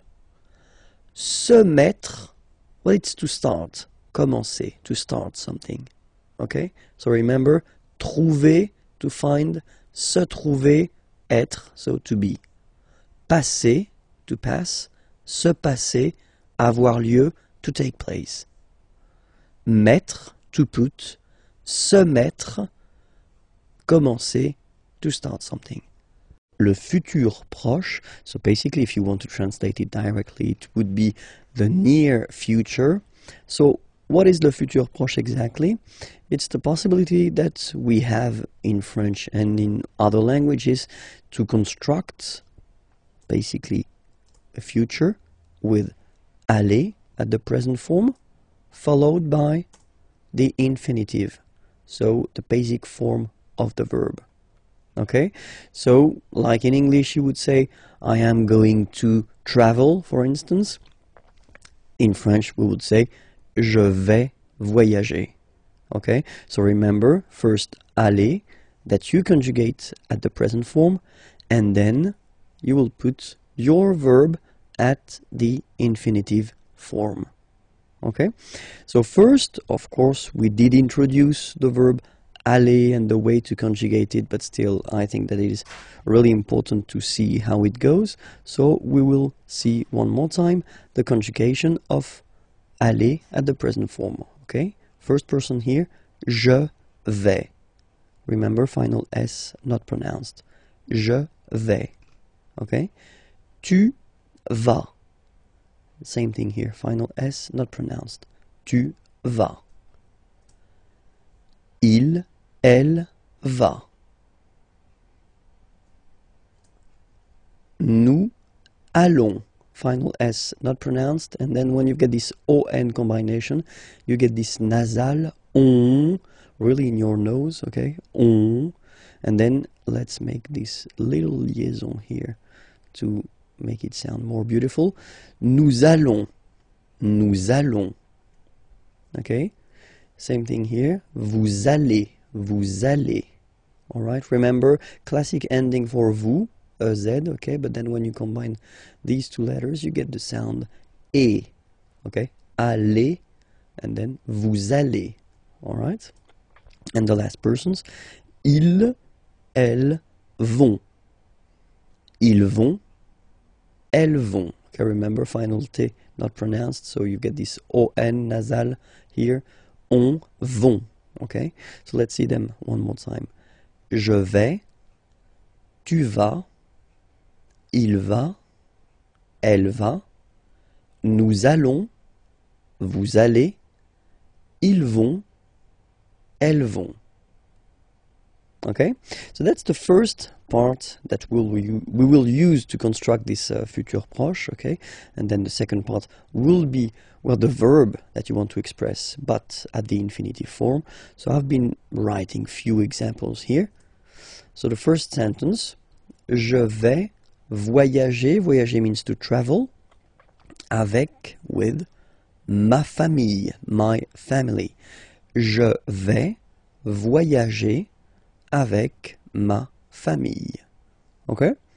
So, quite simple way to construct a future form. Tu vas chercher. Chercher means to search. Une nouvelle maison. Okay? Une nouvelle. Nouvelle, it's the feminine form of the adjective nouveau, new. Okay, because maison, house, as you can see here, is feminine, so une nouvelle maison, a new house.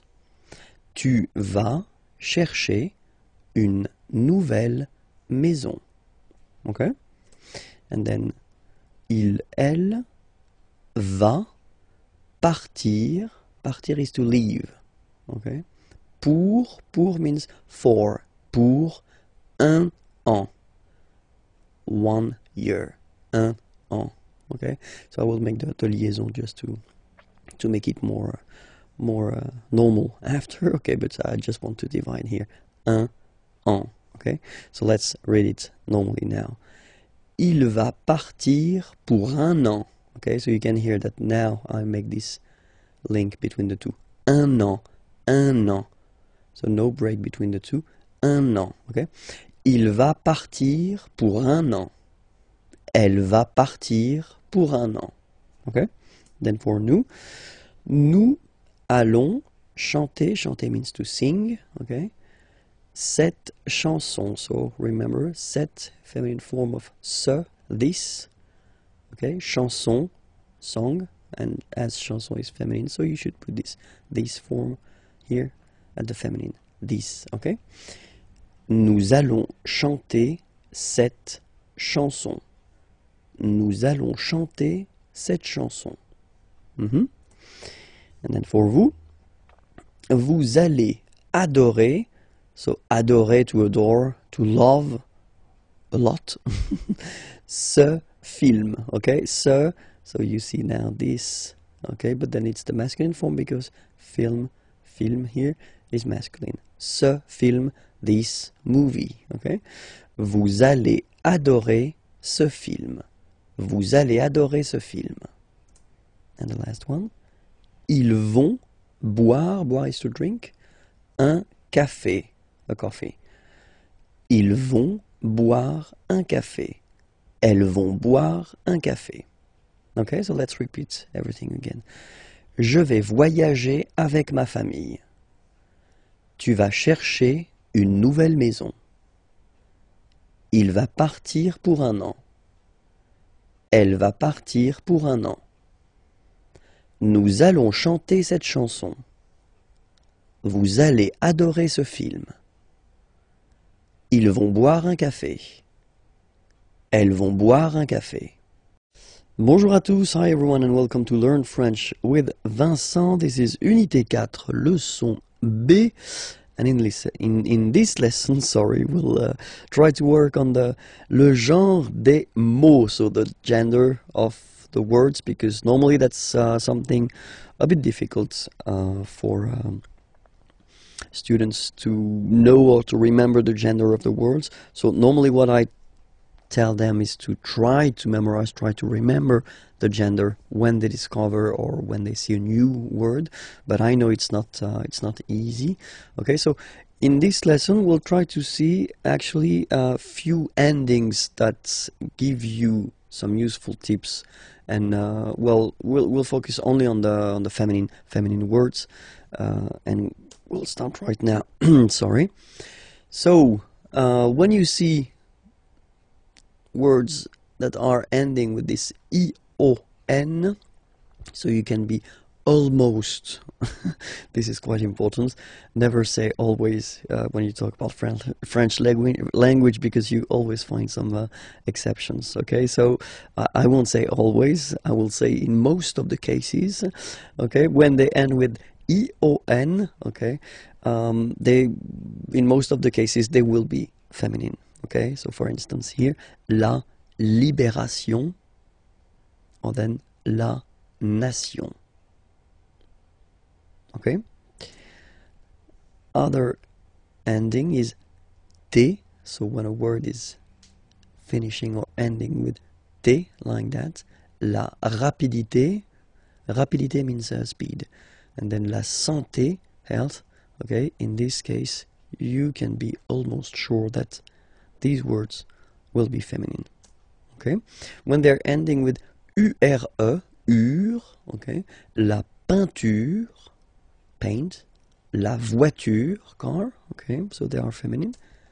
And then when they're ending with s, like that, s, so for instance, la politesse, la vitesse. Vitesse means speed, okay? So these words are feminine, and these endings are classical ending for feminine form, okay? So let's see them one more time. La libération, la nation, la rapidité, la santé, la peinture, la voiture, la politesse, la vitesse. Okay? So let's see a few more. So still for the feminine form.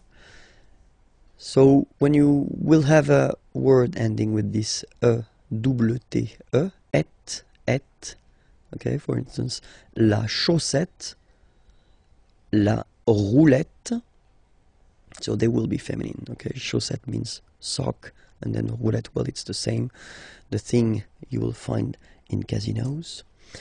And then when they're ending with ie, like here, okay, so basically you don't pronounce the okay, so it will be only the sound I, okay, for instance, la vie, life, okay, la partie, the part, okay, so they will be feminine as well, okay, and then words ending with accent aigu, and then here, okay, remember this final is not pronounced, so you will have this e, remember accent aigu, it's e sound, okay, la poupée, the doll, l'arrivée, the arrival, okay, la poupée, l'arrivée, so feminine as well. In that case, remember that normally it should be la arrivée, but as arrivée, as usual, you know, start with a vowel, then a is disappearing, and then you just put this apostrophe, okay? And then words ending with ud, like that, ude, ud, okay, are normally, in most of the cases, feminine. La gratitude, well, if my understanding is correct, it's exactly the same in English. La gratitude, and then same thing here, latitude. Latitude. Okay, so let's repeat them one more time. La chaussette, la roulette, la vie, la partie, la poupée, l'arrivée, la gratitude, latitude. Okay, I know it's not the key, it's not the magic key that will help you forever and that will give you all the time the correct gender of the words, but still you've got some tips now. Okay, it was leçon B. Okay, remember that I've been doing many lessons, so they can be found there on youtube.com/imagier, okay, and then the website is here, imagier.net. You can find more material there. Have a nice day. Bye bye. L'article partitif. So what's l'article partitif? Well, basically it's when you want to say that you want some sugar, for instance, so you don't want to specify the quantity, okay, just want to say that you want some, but you don't want to say 1, 2, 3, okay, then as usual we will have the difference between the masculine form and the feminine form, okay. So for the masculine form it will be du, okay, du, simple thing, d, u, this is u, this is d, du, alright.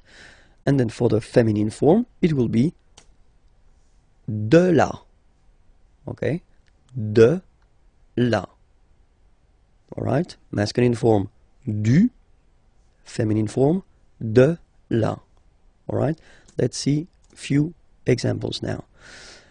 Je bois, boire is to drink, okay, so je bois du café, alright. So you can see the difference here. It would be possible to say je bois un café, okay. In that case you would translate it je bois un café by I drink one coffee or I drink a coffee, okay. In that case, when you put this du café, so first you put the masculine form because café is masculine, okay, and then you want to say, you don't want to specify the quantity, you want to say I drink some coffee, okay, je bois du café, okay.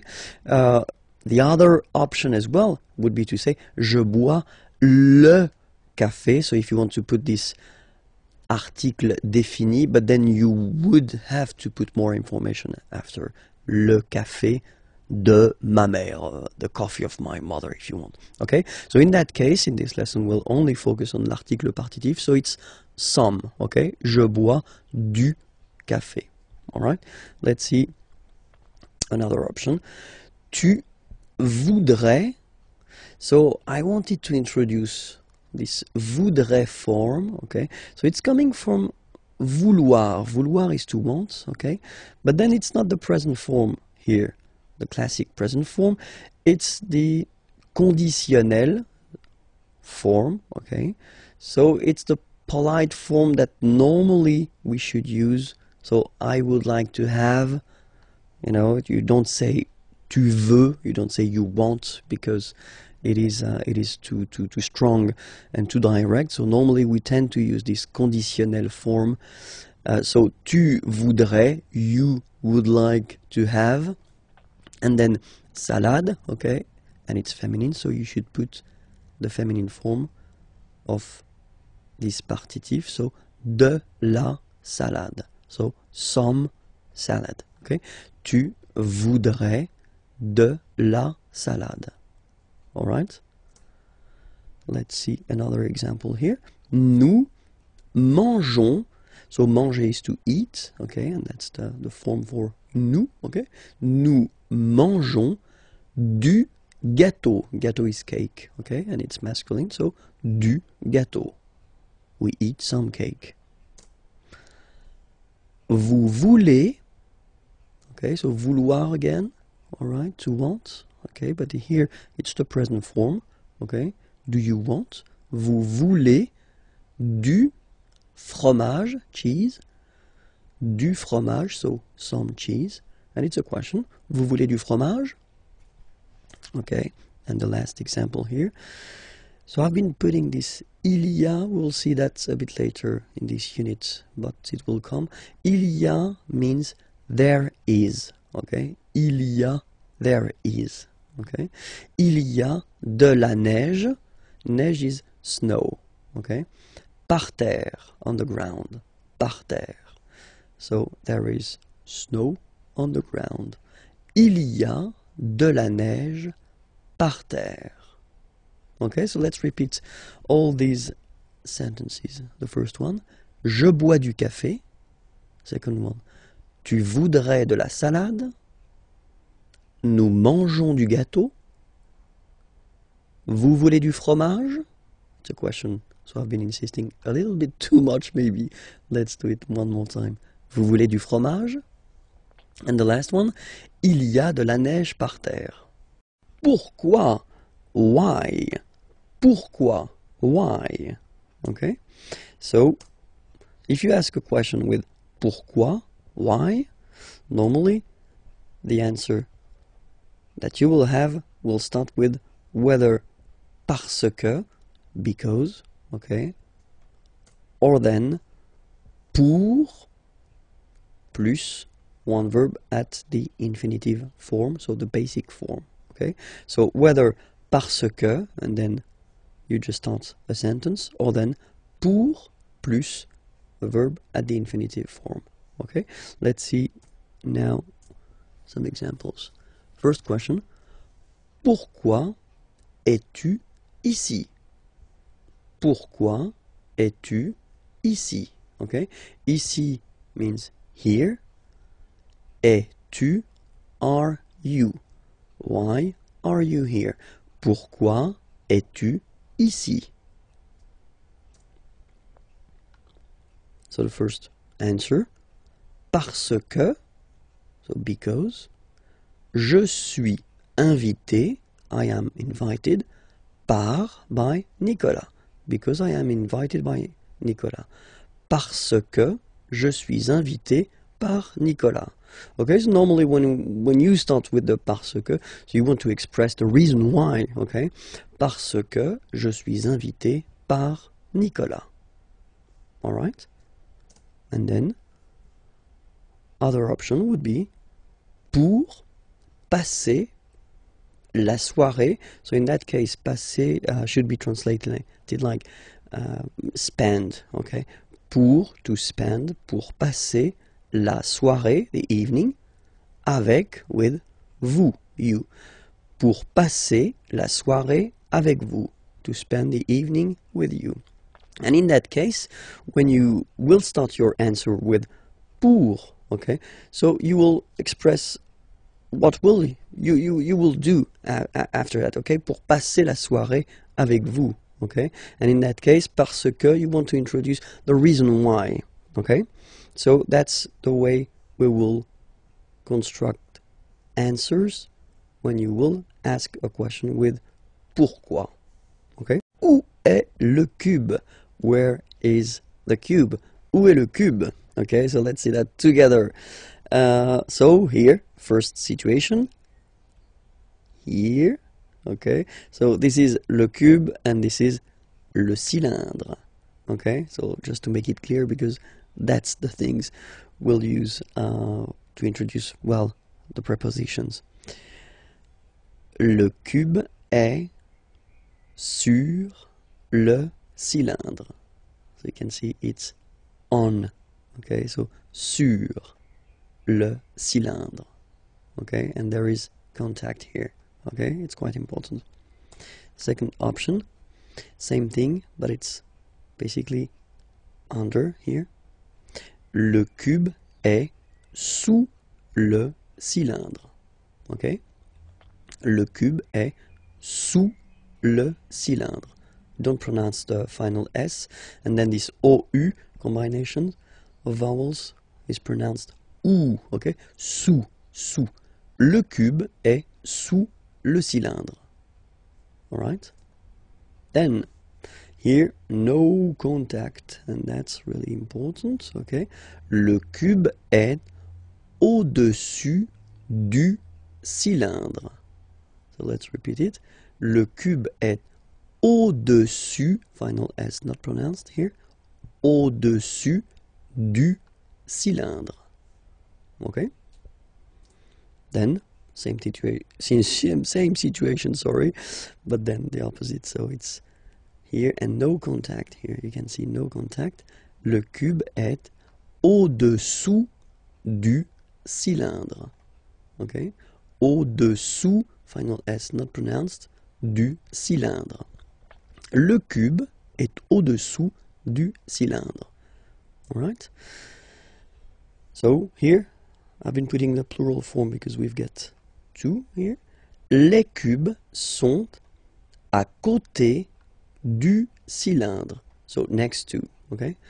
Les cubes sont à côté du cylindre. Le cube est à gauche du cylindre.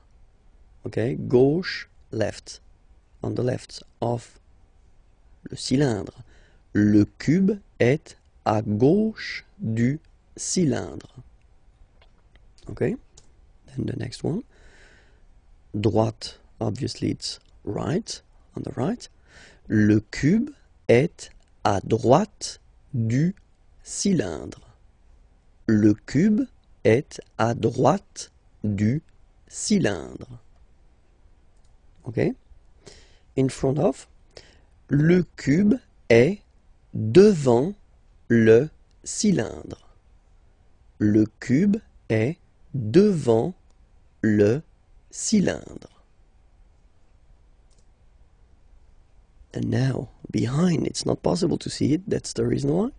Le cube est derrière, so behind, le cylindre. Le cube est derrière le cylindre. So I've been taking away the color just to show you that it's inside, okay? So in, le cube est dans, so in, le cylindre. Le cube est dans le cylindre. Les adverbes de lieu. So really useful. And we're starting right now. So the first one that we'll see. So I've been putting each time the English first and then the French version here. Okay, so here. So I won't read the English one. I will focus on the French one if that's okay with you. Ici. Ici. Okay. Then là. So remember you've got this accent, but well you don't pronounce it. Okay, so it's là. Là. Whoops. Là-bas. Là-bas. Remember final S not pronounced. Là-bas. Loin. Loin. So remember when you get this combination O-I-N, it's ouin, ouin, ouin, okay? Loin. Alright? So let's see them one more time.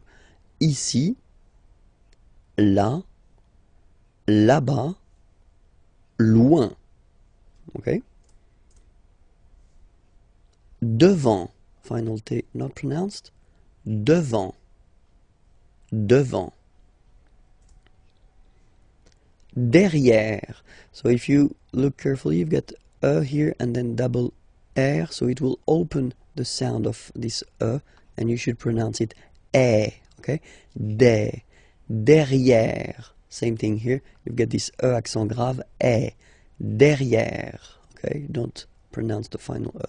Derrière, okay? Final S not pronounced. Dessus. Dessus. Dessus. Dessous.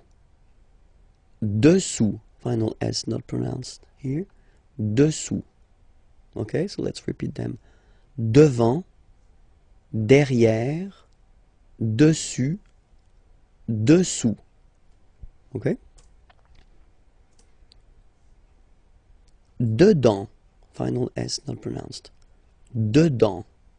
Dedans. Dehors.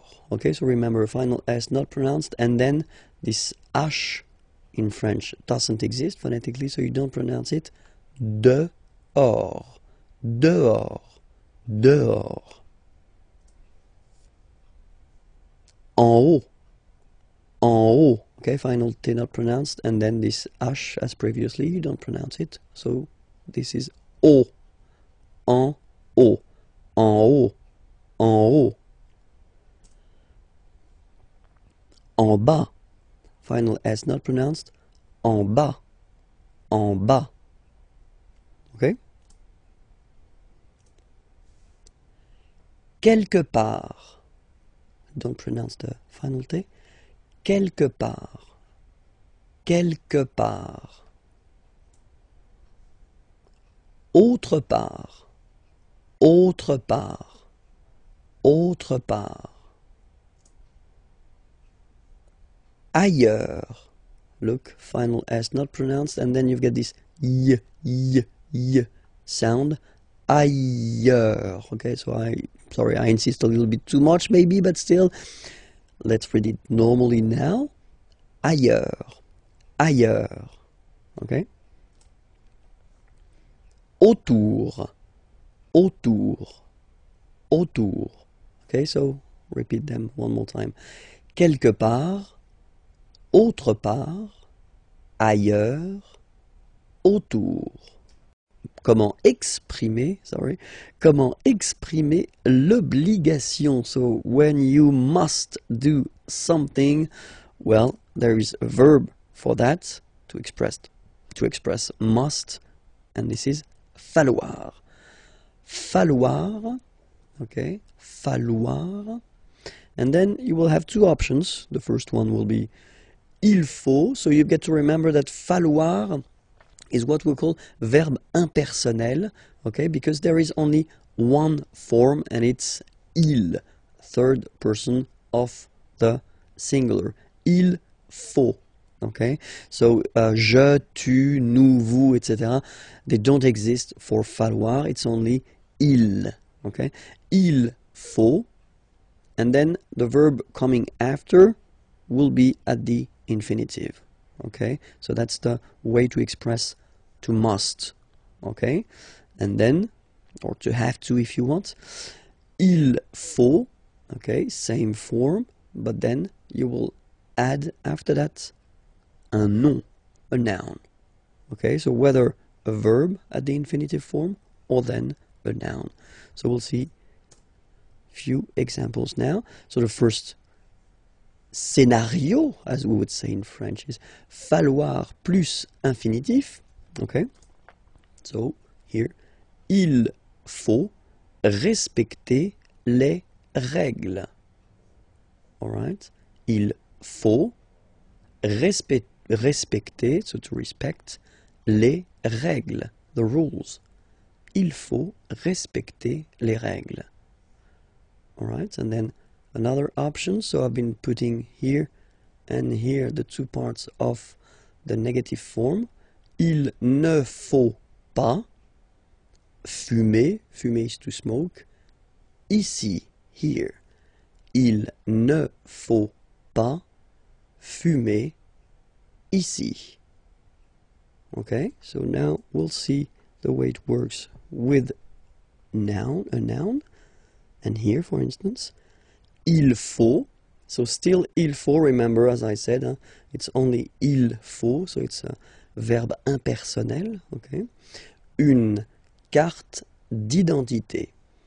Il faut une carte d'identité. Second example here, il faut un parapluie, umbrella, un parapluie, car, because, il pleut. It's raining. It rains. Il faut un parapluie, car il pleut. Les adjectifs ordinaux. Les adjectifs ordinaux, so in English it would be first, second, third, fourth, etc., etc. So we'll see how they go in French. And so we'll start with the first, okay? And as usual in French, remember, we've got the difference between the masculine form and the feminine form, okay? So each time we'll have here and here the masculine form and the feminine form. Here, that's the way you can see them written when you get to make them short, okay? So they can be written like that, okay? So we'll pronounce them. Le premier, so the first, le premier, la première. Le premier, la première. Okay? Then, le deuxième, la deuxième. So in that case, it's only the le and la that will be different, because deuxième will be the same if you look at them. Okay? Then, same thing here. Le troisième, la troisième. Le troisième, la troisième. Okay? le quatrième, la quatrième. Le quatrième, la quatrième. Le cinquième, la cinquième. Le cinquième, la cinquième. Le sixième, la sixième. Le sixième, la sixième. Le septième, so remember we don't pronounce this P here. Le septième, la septième. Okay? Le huitième, remember H doesn't exist. Huitième, huitième, la huitième. Le neuvième, neuvième, so it's V here, remember, vième, la neuvième. Le neuvième, la neuvième. Le dixième, so remember, even if you've got this X here, you pronounce it Z. Dixième, dixième, same thing as we had here. Sixième, okay? Le dixième, la dixième. Le verbe partir, partir means to leave, okay, at the present form. So we see this verb because this verb is normally quite useful, and then it is not regular, so it belongs to the third group of verbs, so it's always good to see the conjugation together, okay? So the first form is je pars. So final S not pronounced. Je pars. Tu pars. Same form. You can see here and here.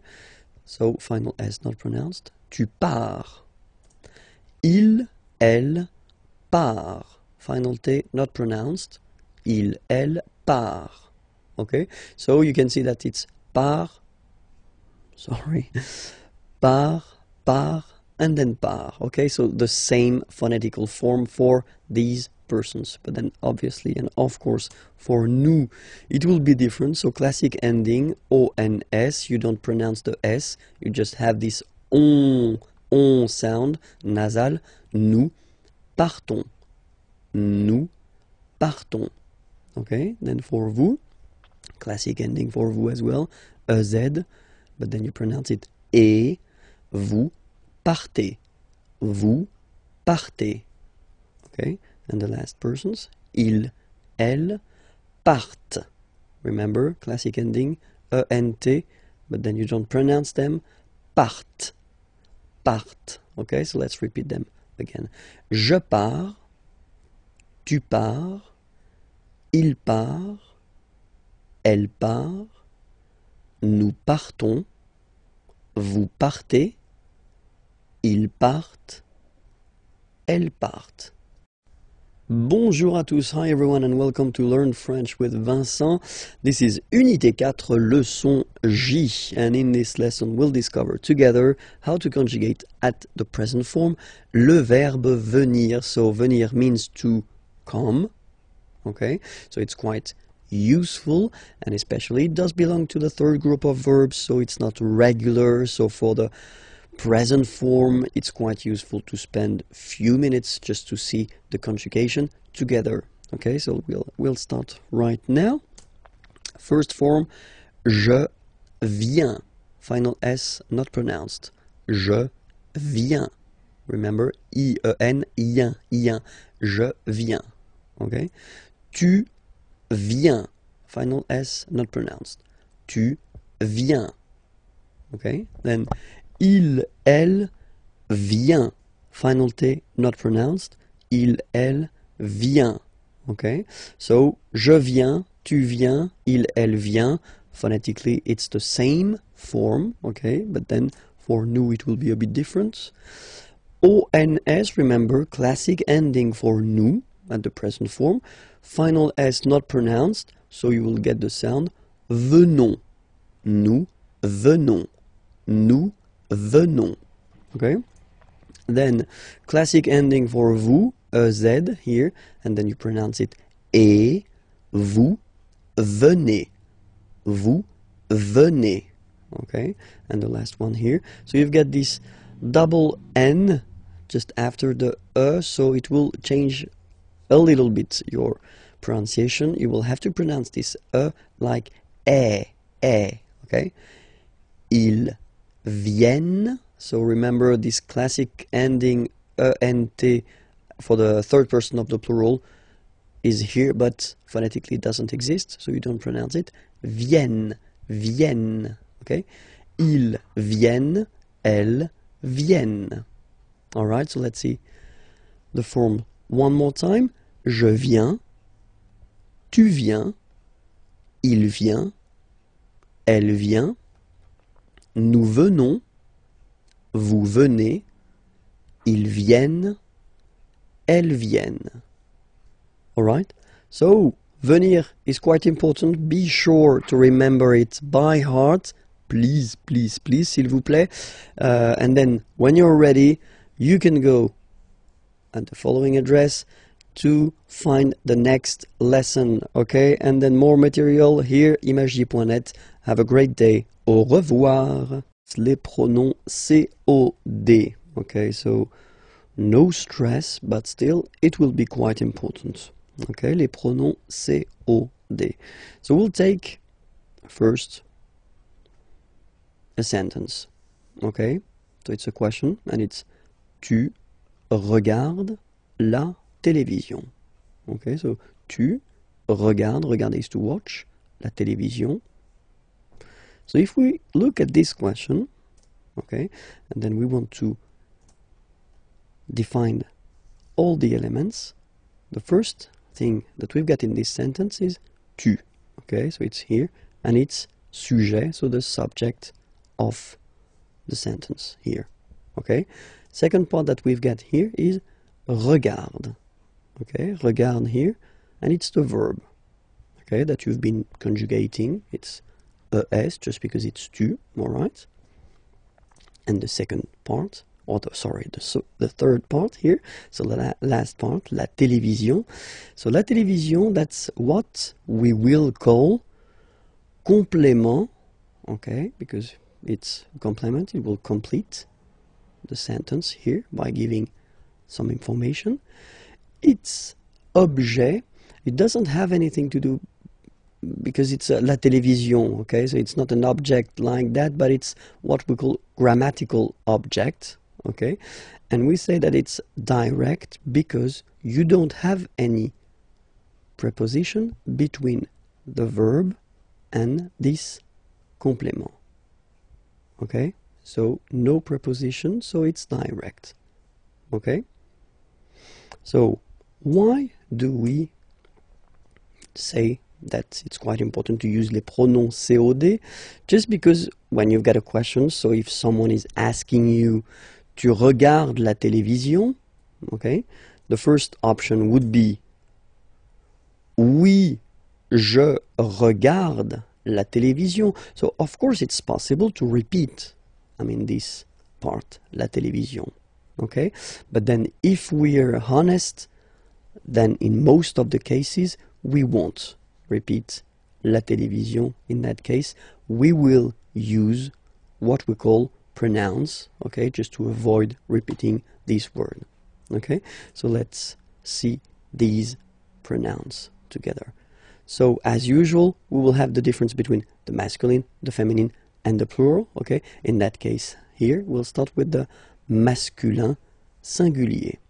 Masculin singulier will be first le, or then, as usual, if we've got a vowel coming after, the E will disappear, so it will be L apostrophe. Okay, le, or then L, like that. Okay, if it's feminine and at the singular form, so we're talking here about the third person of the singular, it will be la, or for the same reasons as previously, L apostrophe if you get a vowel after. Okay, and then for the plural form, so here we're talking about the third person of the plural, then it will be les. Okay, so let's repeat them one more time. So for the masculine singular form, it's le. For the feminine singular form, it's la.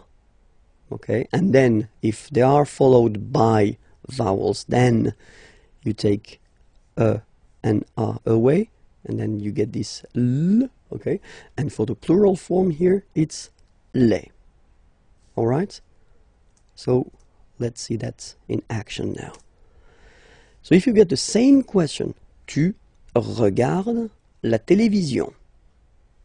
All right, so now we've got all the elements. So we know that tu was the subject, regarde the verb, la télévision, complément d'objet direct, and that's the thing we want to replace. We don't want to repeat la télévision. Okay, so first, what do we need to do is first to spot the gender of the word. We know that la télévision is feminine. Okay, so we've got all the keys necessary. Oui, je la regarde. So, as I said a long time ago in a lesson, remember that in French, the pronouns, like this one for instance, are coming before the verb. So that's the reason why you will have this la here before the verb. Oui, je la regarde. Okay? Let's take another question. And here you've got tu vas regarder la télévision. So what's the difference between the previous question and this question? Well, this is, and we saw that in a previous lesson, I guess it was on this unit, so you can check it if you're not sure about that. That's what we call the futur proche, so the near future. Tu vas regarder la télévision, you are going to watch. Okay, so that's the near future. Tu vas regarder la télévision. Okay, and then here, if you look carefully, well, you've got two verbs. And that's the important thing here. So if you will have a structure with two verbs, and then you want to use a pronoun, this pronoun will come always before the second verb.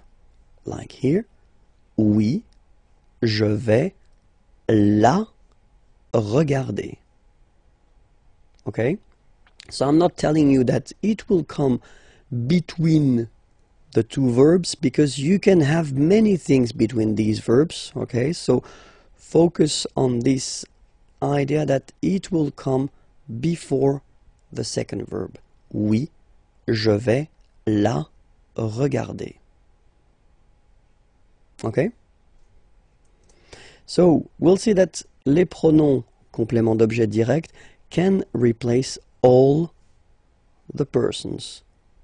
So for the first person it will be me, second person it will be te, third person of the singular, so the one we saw, le for the masculine form, and then la for the feminine form. First person of the plural, nous, so basically it's quite easy to memorize this one, to remember it. Same thing here. Second person of the plural, vous. And then third person of the plural, les. Alright, so me, te, le, la, nous, vous, les. Alright? So we'll see now a few examples. So the first one, il me regarde. So if you want to say that he is looking at me, il me regarde. Okay, so remember, as I said previously, these pronouns are coming before the verb. Okay, il me regarde. Present form, only one verb, you just put it before. Il me regarde. Il te regarde. So he's looking at you. Il te regarde. Il le regarde. Il la regarde. He's looking at him, he's looking at her. Il nous regarde. Il vous regarde. Il les regarde. Okay, it's not that difficult when you try to remember. Well, first, of course, the pronouns, and then this idea that it will come before the verb. Well, honestly, it's not that tricky. Okay, I've been putting the same sentence, but then at this near future form. Okay, so just to show you, if you forgot it, that it should come before the second verb. Okay, so il va me regarder, so he's going to watch me, or to look at me. Okay, il va me regarder. Il va te regarder. Il va le regarder. Il va la regarder. Il va nous regarder. Il va vous regarder. Il va les regarder. Les pronoms COI. Okay, les pronoms COI. So, well, let's say that it's the second part of les pronoms CO, complément d'objet. Okay, so if you didn't watch the previous lesson, well, maybe it would be better to do so that you could understand maybe more clearly the whole thing. Okay, but then still we're starting right now. So, les pronoms complément d'objet direct. So, we'll start with une question, a question. Okay, so we'll see. It's a basic question. Okay, you get tu parles à ton frère.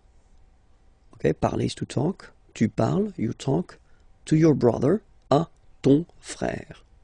Okay, so if we have a look at the elements in this sentence, the first part or the first element is tu, okay, and that's the subject of the sentence, tu, all right. Then the second element is parle, okay, and that's the verb. So it's ending like that because you've been conjugating this verb according to tu, okay, but it's a verb here. And then we've got this last part here, à ton frère. So that's what we call complément, so it will come to complete the sentence, okay, and it's objet, okay, so be careful, it's really what we call a grammatical object. So it's not an object, because in that case it's a good example because it's a person, okay, but then it's a grammatical object, and it's indirect because you've got this preposition à here, okay. So in the previous lesson we saw the direct ones, okay, they were without any preposition, okay, but then in this lesson it's indirect because you've got the preposition à here, okay, and it will change the things. So let's see the question. You can ask the question, so it's the same. Tu parles à ton frère, okay, and then the answer that you could give, of course, would be oui, je parle à mon frère. But let's say that in most of the cases in French, we won't repeat this à mon frère part, okay? We'd rather use pronouns just to avoid repeating this complément d'objet indirect, okay? So we'll see how they go. As usual in French, we will have the difference between the masculine form, the feminine form, and the plural form, okay? And here, just to start, we'll start with masculine singular, okay? Masculine singular form will be lui, okay? UI, lui, lui, all right? Féminin singulier, so feminine form and the singular form here, it will be lui. So it's quite easy to memorize, to remember, okay, because it is the same form for the masculine and the feminine form, okay? And then for the plural form, so third person of the plural, to be more precise, it will be leur. Okay, so masculine singular, third person of the singular, lui. Féminin singulier, feminine singular form, third person of the singular, lui. And then the plural form, third person of the plural, leur. Okay, let's see now the same question. Okay, tu parles à ton frère. Okay, and the idea in that case, of course, is to avoid repeating this part here, so complément d'objet indirect, and to replace it with the pronoun. Okay, so first we know that it's indirect because we've got the preposition here. We know here that it's masculine because it's brother. Okay, and then we've got the information here because it's ton. All right, so we've got all the elements just to reply using the pronoun. Oui, je lui parle. Okay, so the only thing you should really think about here is the position. So you should remember, as I said previously, that the pronouns in French will be placed before the verb. So, je lui parle. Oui, je lui parle. All right? And then we could have, well, basically the same question, but then this question would be like it is here at the near future. So if you didn't see the lesson regarding the near future, maybe it would be more useful for you to watch it, but still the near future, it's a way to construct the future, but at the present tense with the verb aller, to go. You are going to speak or talk, okay, to your brother. Okay, so you are going to, but then the important thing in that case is that you've got two verbs. Okay, you've got aller here, to go, and then you've got parler, to speak or to talk. Okay, and when you've got two verbs, then for the pronoun that you would like to use, you will have to put it just before the second verb. Oui, je vais lui parler. Okay, so I'm not telling you that it should be between, because that's the case here, but then between these two verbs you could put many things, okay, like adverbs or other things. Okay, so remember that this pronoun lui should be before the second verb. All right, so now we'll see these pronouns, but then for all the persons. Okay, for the first person of the singular, it will be me. Second person of the singular, te. Then third person, like we saw, so masculine and feminine, I only put one, so lui, because it's the same. First person of the plural, nous. Second person of the plural, vous. Third person of the plural, leur. Okay, me, te, lui, nous, vous, leur. All right? So let's see examples now. So he's talking to me. Il me parle. Okay, remember, me, and then before the verb, il me parle. He's talking to you. Il te parle. Il lui parle. I don't know why lui is still white. Well, maybe it was a mistake from my... Yeah, it is a mistake. It should be orange, but then still. Il lui parle. Okay. Il nous parle. Il vous parle. Il leur parle. All right? Il me parle. Il te parle. Il lui parle. Il nous parle. Il vous parle, il leur parle. Okay, so these examples are with one verb, okay, and then I've been rewriting the same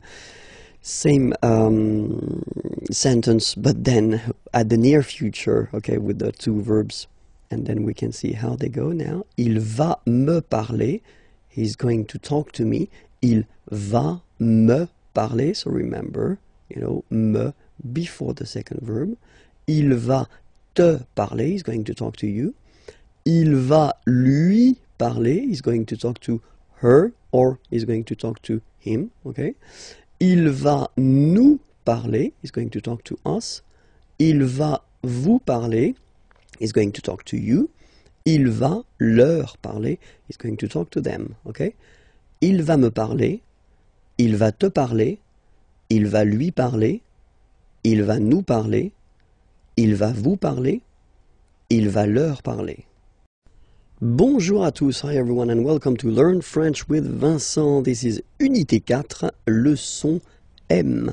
And in this lesson we'll see how to conjugate together le verbe vouloir. Vouloir means to want, and it belongs to the third group of verbs in French, so irregular. So that's the reason why I think it's quite good to see the conjugation at the present form together. So here it goes.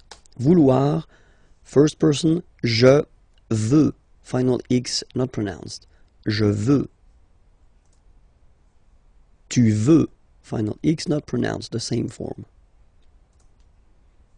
Il veut. Final T not pronounced. Elle veut. Okay, so here, so far we've got one phonetical form, it's veut. Then for nous, classic ending, ONS, don't pronounce the S, just pronounce the on. Nous voulons. Nous voulons. Same thing here, classic ending EZ for vous, but then you pronounce it et. Vous voulez. Vous voulez. Vous voulez.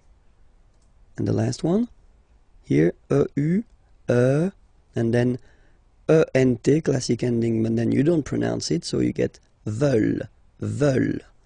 Ils veulent, elles veulent. Ils veulent, elles veulent. Okay, so let's repeat it one more time. Je veux, tu veux, il veut, elle veut, nous voulons, vous voulez, ils veulent, elles veulent. So that's it for this lesson. It was leçon M. Well, you can find more lessons right here.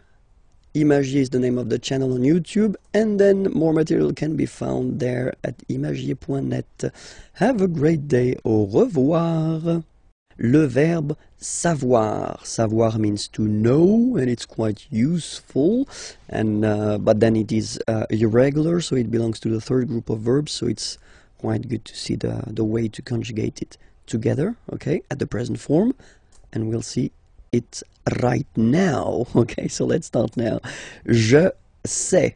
Okay, final S not pronounced, and then you get this A-I-E. Okay, je sais. Sais.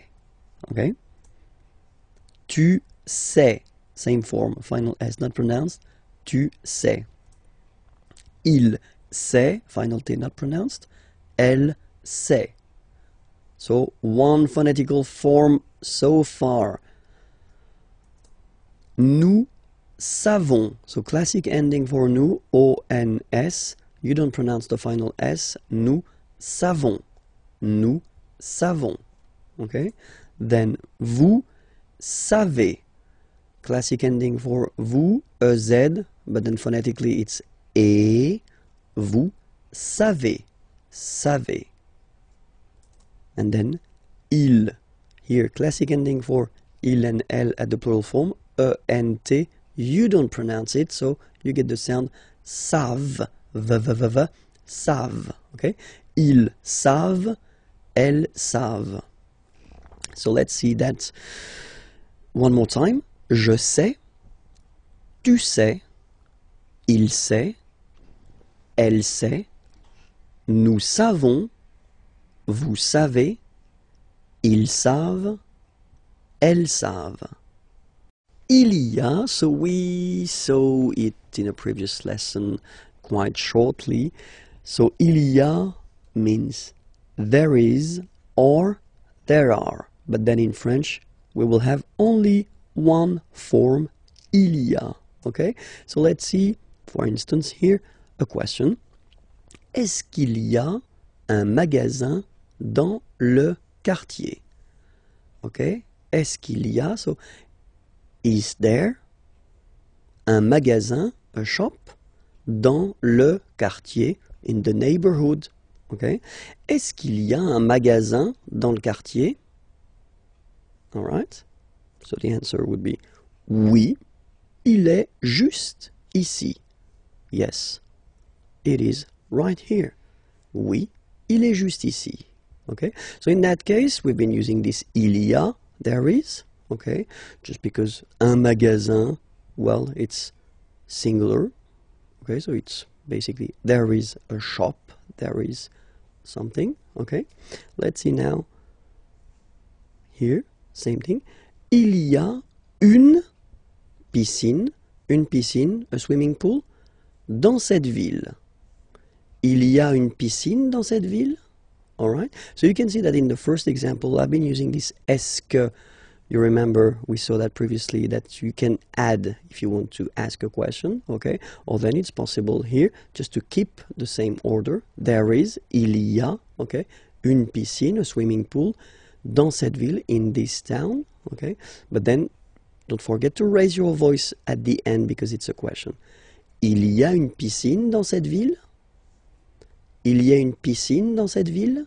Okay, just a little bit to make it clear that it's a question, okay?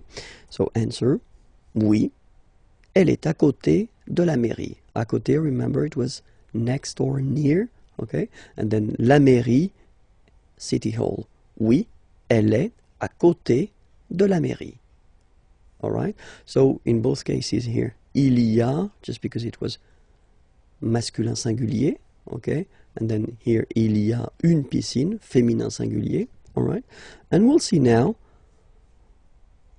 the other option that we would have to ask correctly the question. So first, look at it.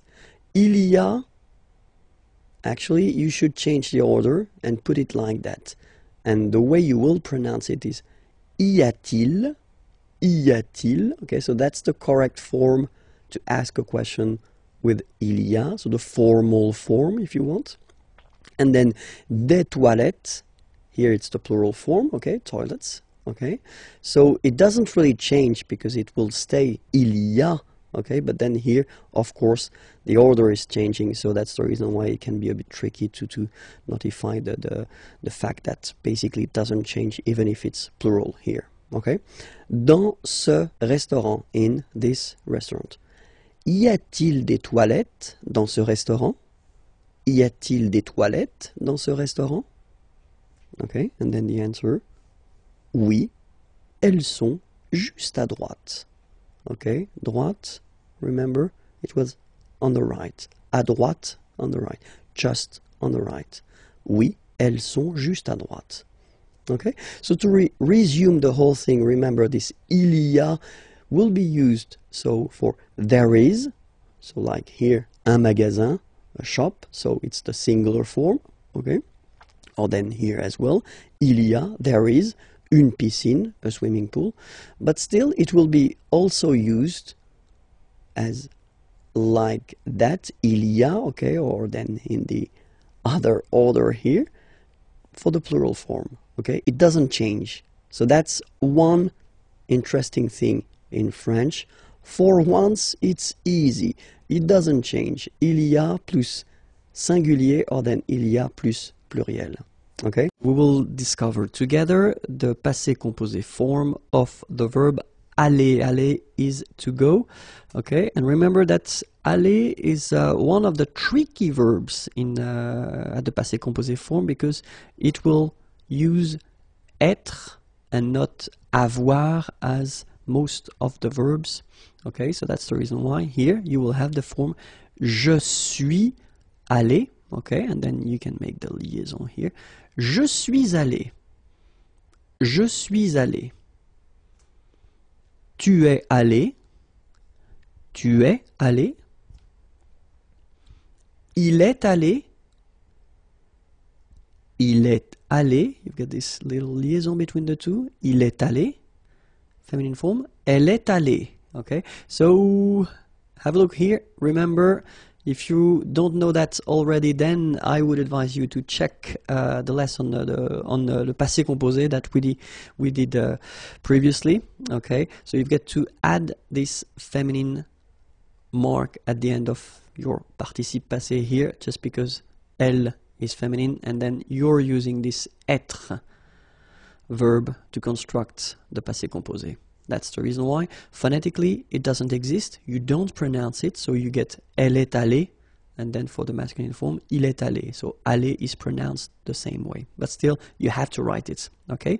Same thing that if you get to put the plural form, then you will have to add this s mark of the plural at the end of your participe passé form here. Okay. Nous sommes allés.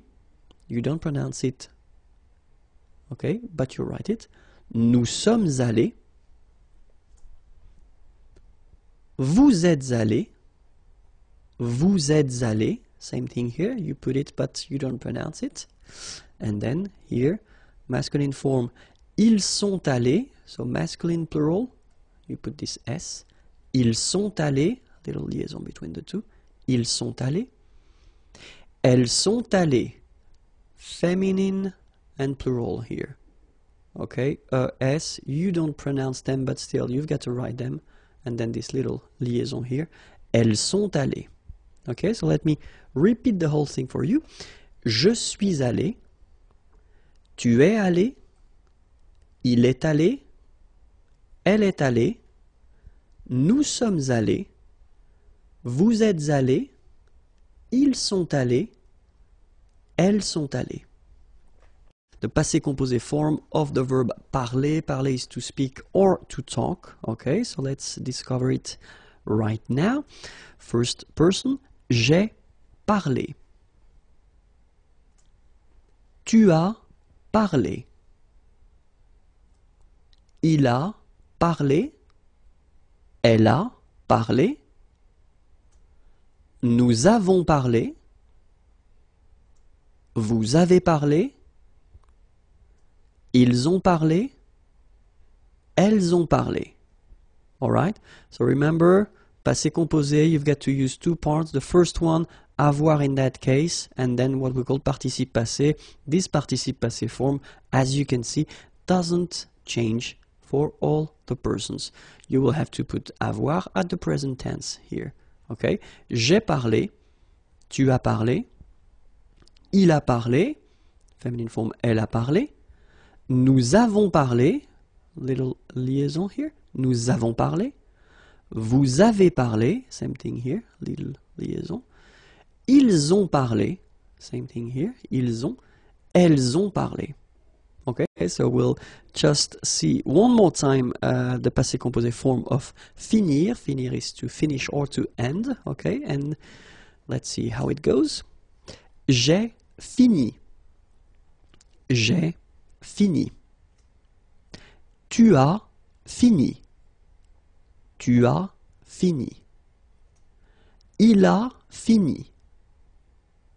Feminine form, elle a fini. Nous avons fini. Nous avons fini.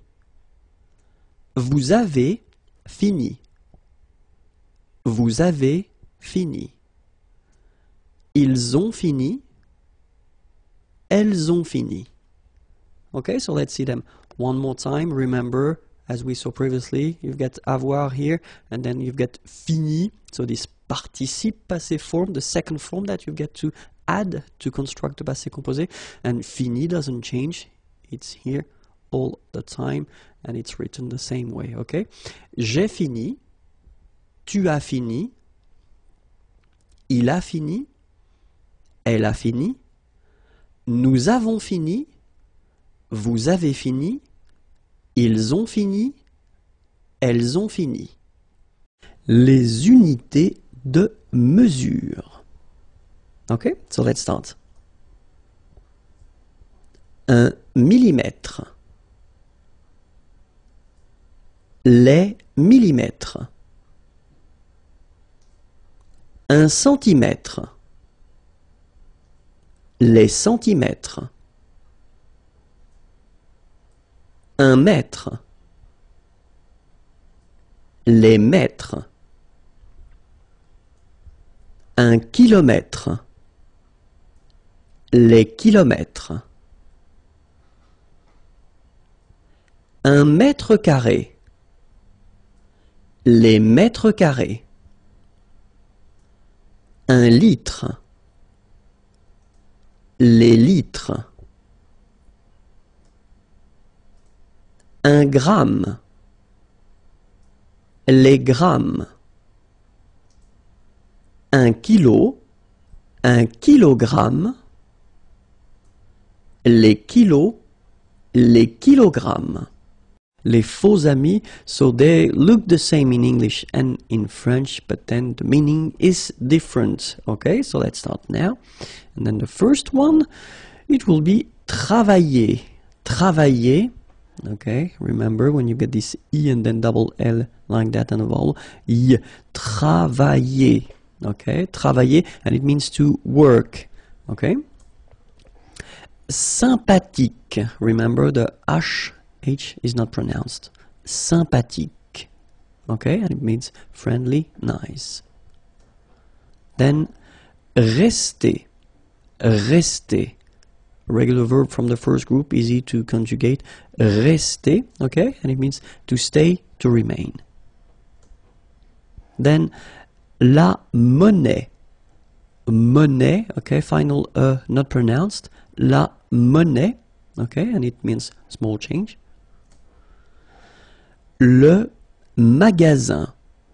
Le magasin. Okay, remember you've got only one S between two vowels. Then you get the sound Z, alright? And then the ending here is IN, so it's nasal, it goes in your nose, and it's un. Magasin. Okay? And it's shop. Alright? Then, la librairie. Okay, remember, I here, librairie. Final not pronounced. La librairie. Okay, and it's a bookshop. Then, la journée. La journée. Final not pronounced. And it's day. Grand. Final day not pronounced. Okay, G-R, gr, gr, gr. And then the nasal en, grand. Okay, and it means big or tall. Then, gentil. So remember this final L is not pronounced. Gentil. Gentil. And it's nice or kind. Then, attendre. Attendre. Remember, final you don't insist on it, it just gives you the possibility to pronounce the dr, dr. Okay, so attendre, attendre. Alright, and it's to wait. Bonjour à tous and welcome to Learn French with Vincent. This is Unité 5, leçon N. And in this lesson, we'll discover vocabulary regarding le corps humain. Le corps humain. So let's start now. La tête. La tête. L'épaule. L'épaule. Okay, so in that case I did put this F here just to indicate you that it's feminine, okay, because you cannot see it here with the article L, okay? L'épaule. La poitrine. La poitrine. Le tronc. Le tronc, okay, remember, final C is not pronounced here. Le tronc, okay? L'estomac. L'estomac, okay, same thing here, final C not pronounced, and then M means that this word, estomac, is masculine, okay? L'estomac. La hanche. La hanche, remember, H here is not pronounced, so you get the sound en, hanche at the beginning. Le poignet. Le poignet. So this combination of ET at the end will basically open the sound, so you get poignet, Okay, remember, G-N, poignet, le poignet. La cuisse, double S, and then two vowels before and after. It will give you a really strong S sound, okay? Cuisse, la cuisse. Le genou, la jambe, okay? Remember, A-M, when you combine these two, basically it's just like A-N, so it's nasal and it's en. Okay, so you get la jambe. La cheville. Remember, double L like that after I, cheville. Le pied. Le dos. Final S not pronounced, okay? Le dos.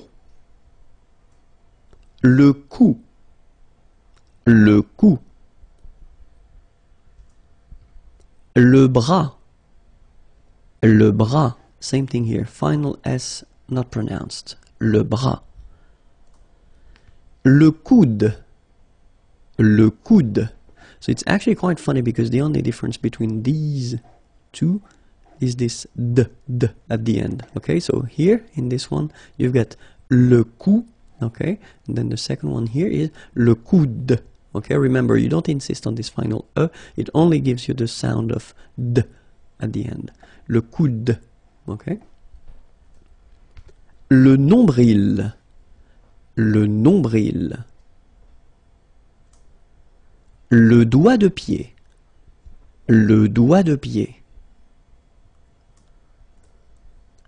La main. So this combination A-I-N is quite interesting because it will give you the sound un. So it's really a nasal, it goes in your nose, okay? And it's un, main, la main. Le doigt. Okay, so don't be frightened by this G because basically you don't pronounce it and then the final T you don't pronounce it. So the only thing you get to pronounce is this combination of three letters, here, D, O, I, okay? O, I, it's wa, and then D, doigt. That's the only thing. Doigt, le doigt, okay? Le pouce. L'ongle. Okay, I forgot to write it, but it's masculine, okay? L'ongle. La peau. Okay? Remember this combination of three vowels. Well, it's quite rare in France, but then, well, you can see it. But then, so the sound that you will have to pronounce when you've got these three vowels combined together, it's the sound O. Okay, so really simple, O. Okay, so you get la peau. Okay, la peau. That's it. If you want more, then the address is here, youtube.com/IMAGIERS, and then the website is here. If you want to see more material, then write me a beautiful letter or a mail. Okay, have a great day. Bye-bye. Le visage, the face. So we just saw the human body previously, and so we'll continue with le visage, if that's okay with you. Let's hope so. So let's start now. Les sourcils. Okay, so it's quite strange because you get this LS at the end, but then, well, you don't pronounce them. Les sourcils. L'œil. Strange combination of vowels here, okay, and then you will get the sound and then y, œil, alright, and it's masculine, by the way.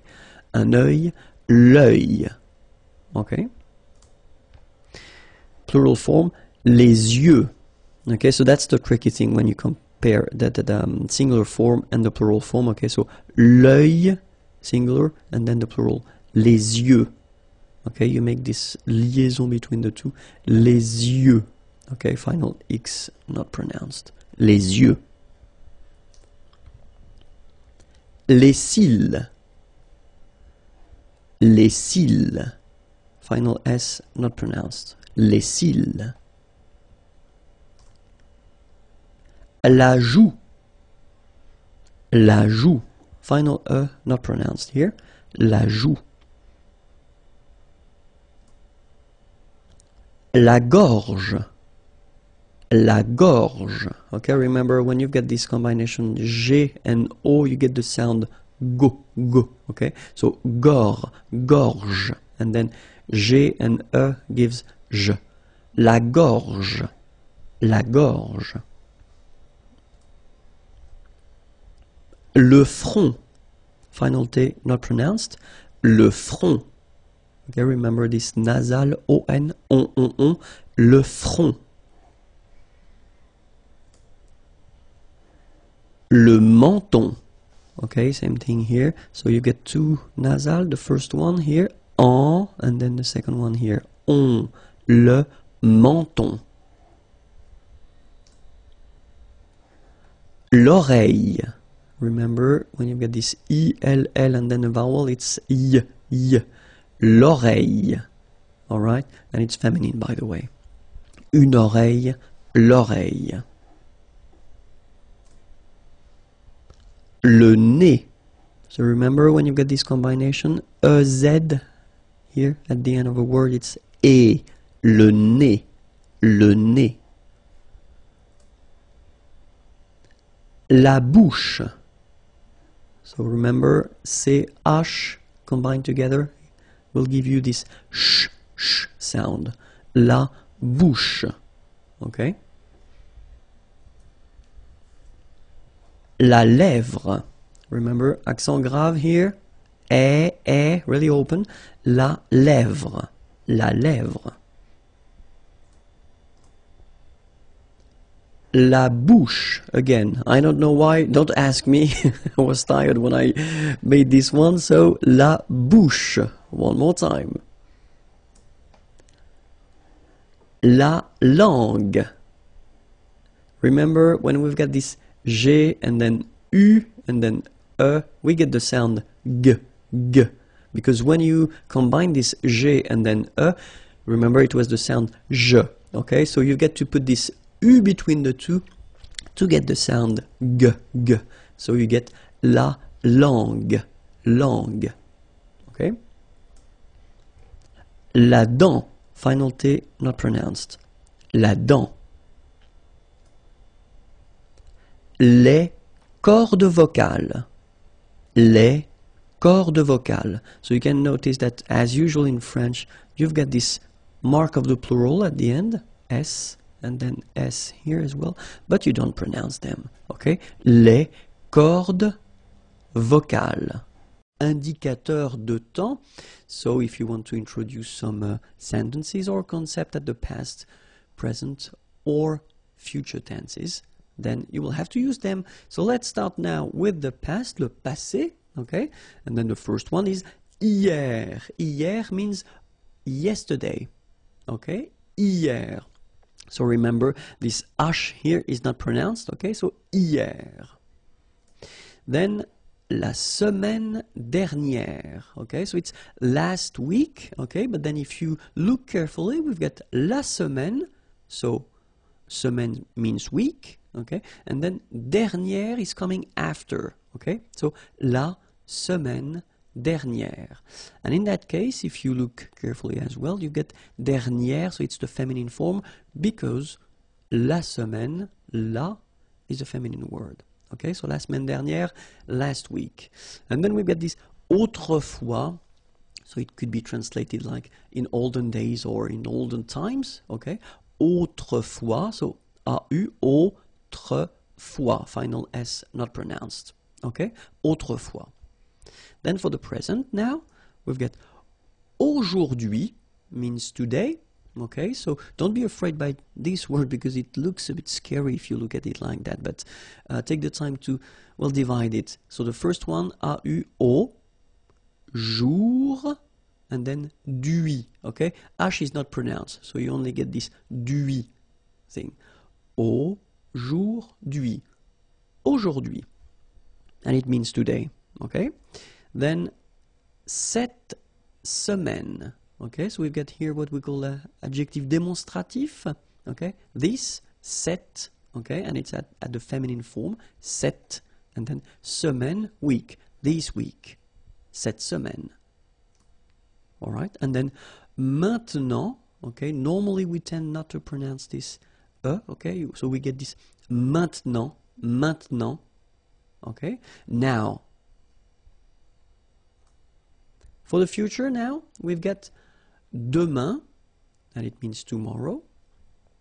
Demain, remember, when you combine this R-I-N, you get the sound un, demain, demain, okay, then la semaine prochaine, so it's next week, okay? And as we had for the past tense here, we had la semaine dernière, okay? So last week, and dernière was coming after semaine, exactly the same concept. So you will have to put prochaine, so it's the feminine form here, after la semaine, okay? So next week, la semaine prochaine. And then bientôt, okay? Remember, you put this accent circumflex, but you don't write it. You write it, but you don't pronounce it. And then the final T is not pronounced. Bientôt, okay? And then you could translate this bientôt as soon, okay? So something that will happen in the future. All right? So let's see them one more time. First one, hier. Second one, la semaine dernière. Then autrefois, aujourd'hui, cette semaine, maintenant, or then maintenant, okay? Demain, la semaine prochaine, and then bientôt. L'expression de la quantité. So it's quite important, so I would like you to take a few minutes to watch carefully this video. And we'll start right now. L'expression de la quantité. So the first thing that we'll discover together, it's plusieurs. So plusieurs means several, okay?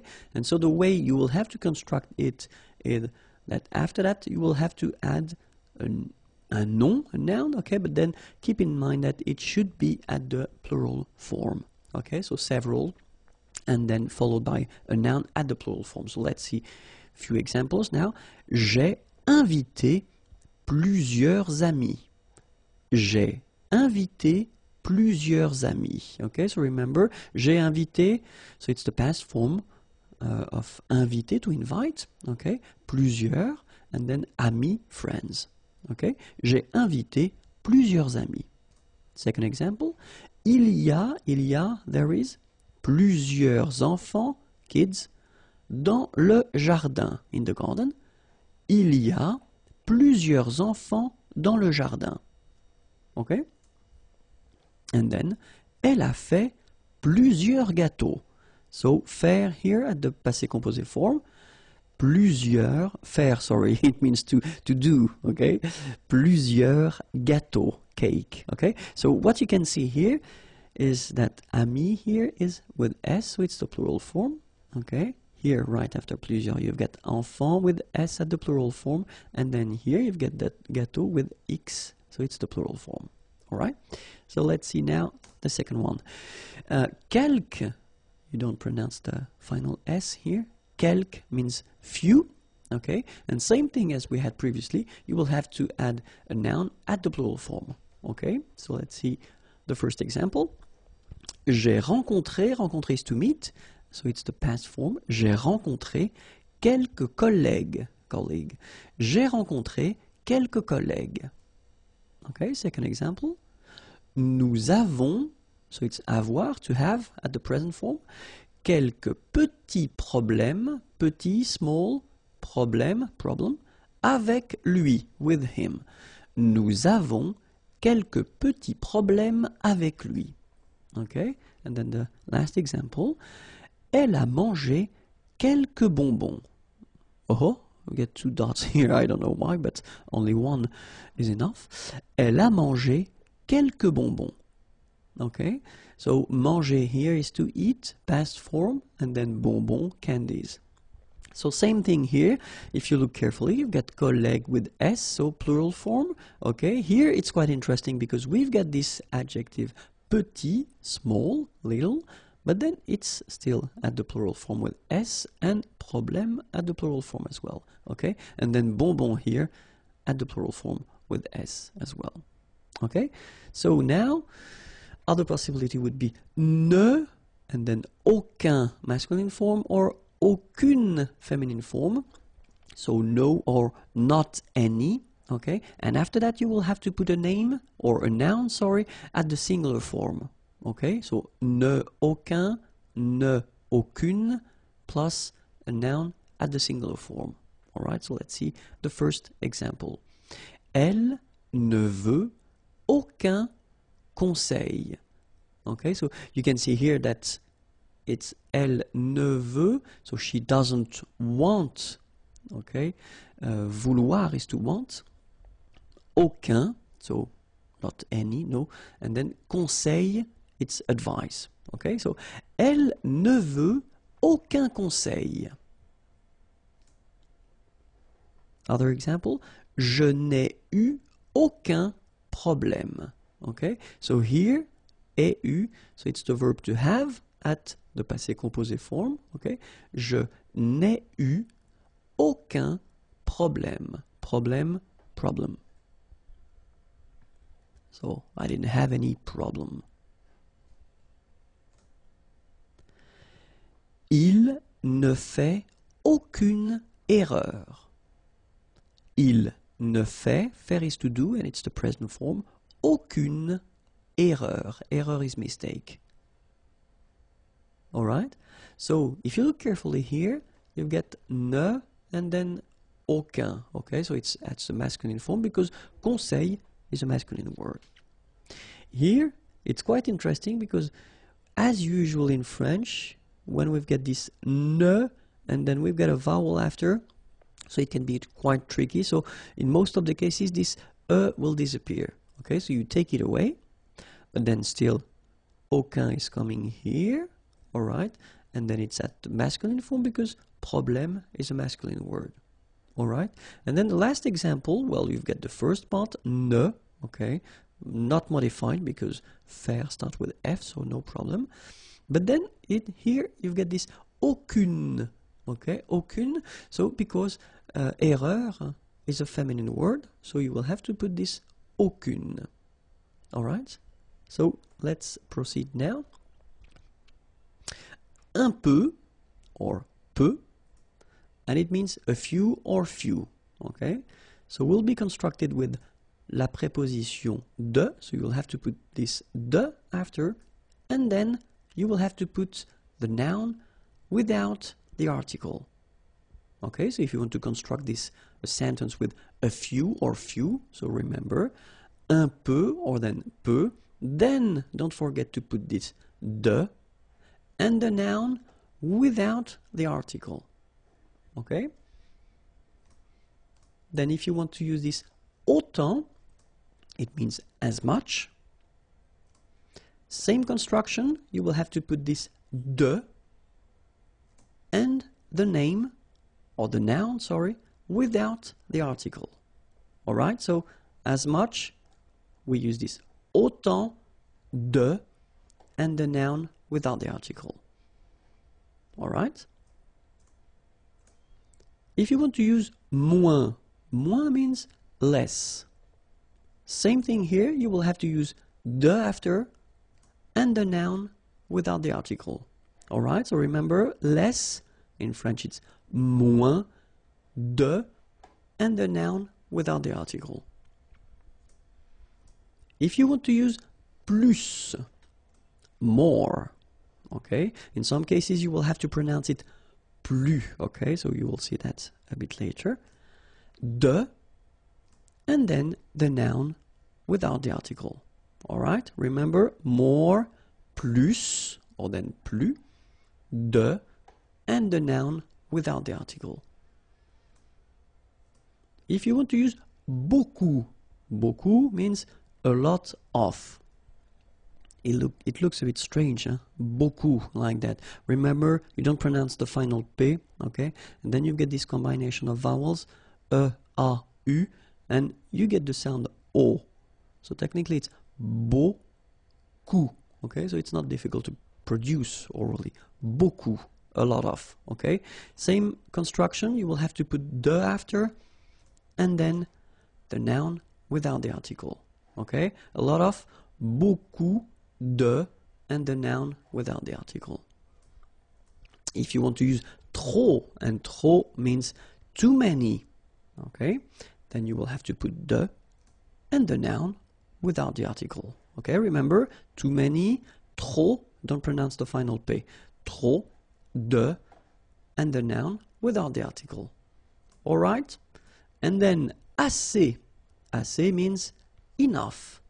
Okay?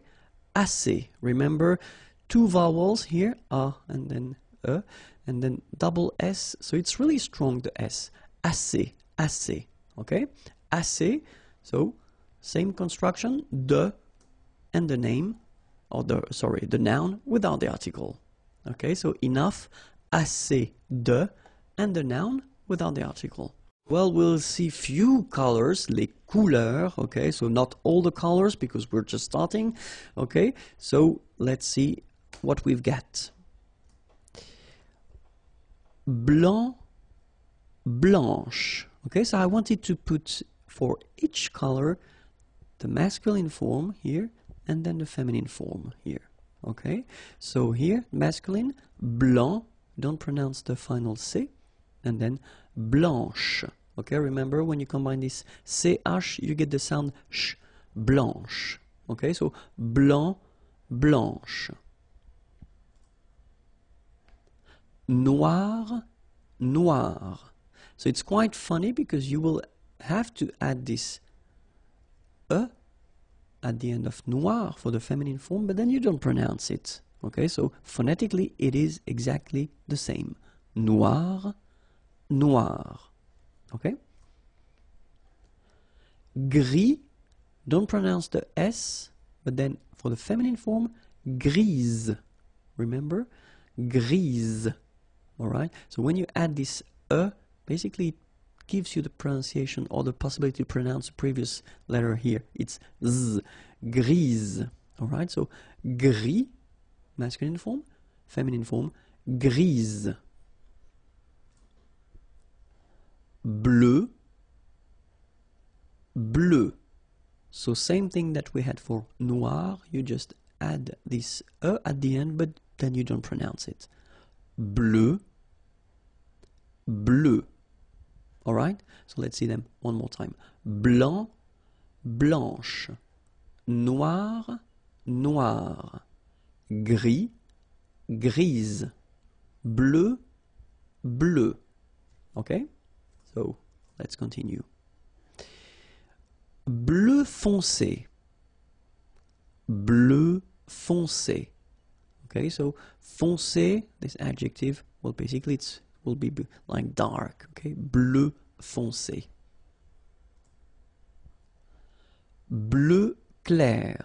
So same thing here. This clair adjective is like light. Okay, bleu clair. Jaune. Okay, so it will be the same at the masculine and the feminine form. Jaune. Jaune.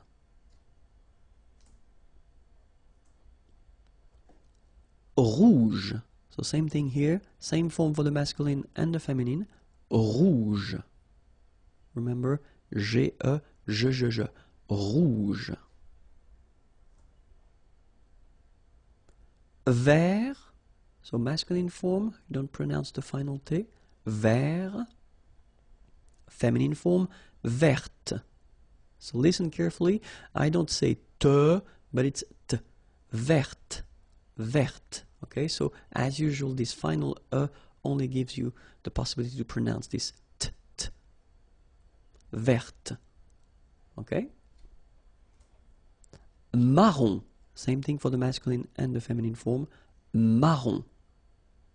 Les verbes impersonnels, so they are really useful and it's quite important to see them. And so we'll focus on 3 verbs. The first one, être, to be. Second one, faire, to do.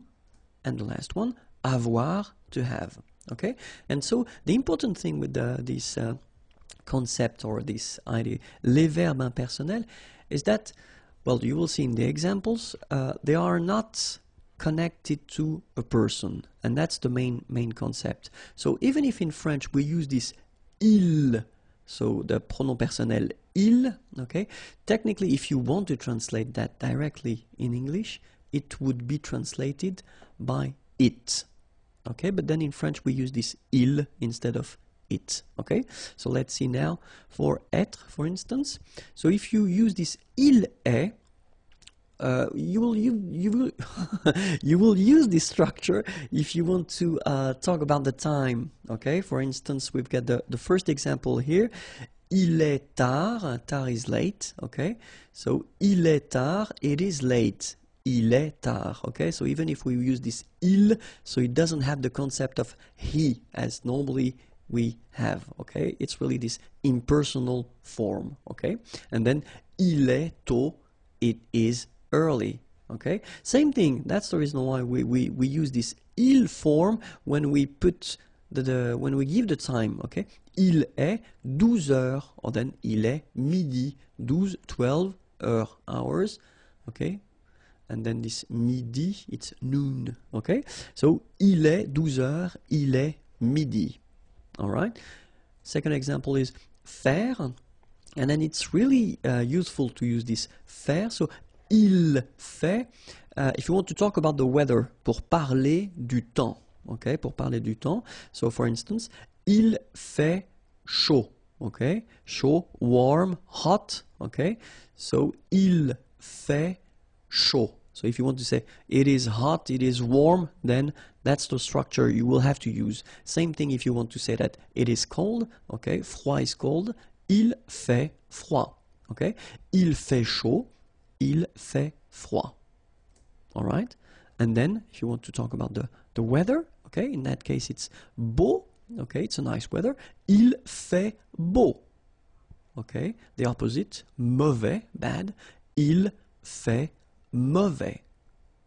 All right? Il fait chaud, il fait froid, il fait beau, so it's a beautiful weather. Il fait mauvais, it's a bad weather.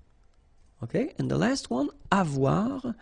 Avoir, so if you, well, we did introduce that a little bit earlier, but then this il y a structure is quite useful because you can, well, situer dans l'espace, parler du temps, parler de l'heure. So if you want to locate into space, say where things are, or then parler du temps, talk about the weather, or then parler de l'heure, talk about the time. So that's the structure you will have to use, this il y a, il y a. Okay, so let's see one example. Il y a un parc ici. Okay, so there is un parc ici, here. Il y a des nuages, clouds. Il y a des nuages.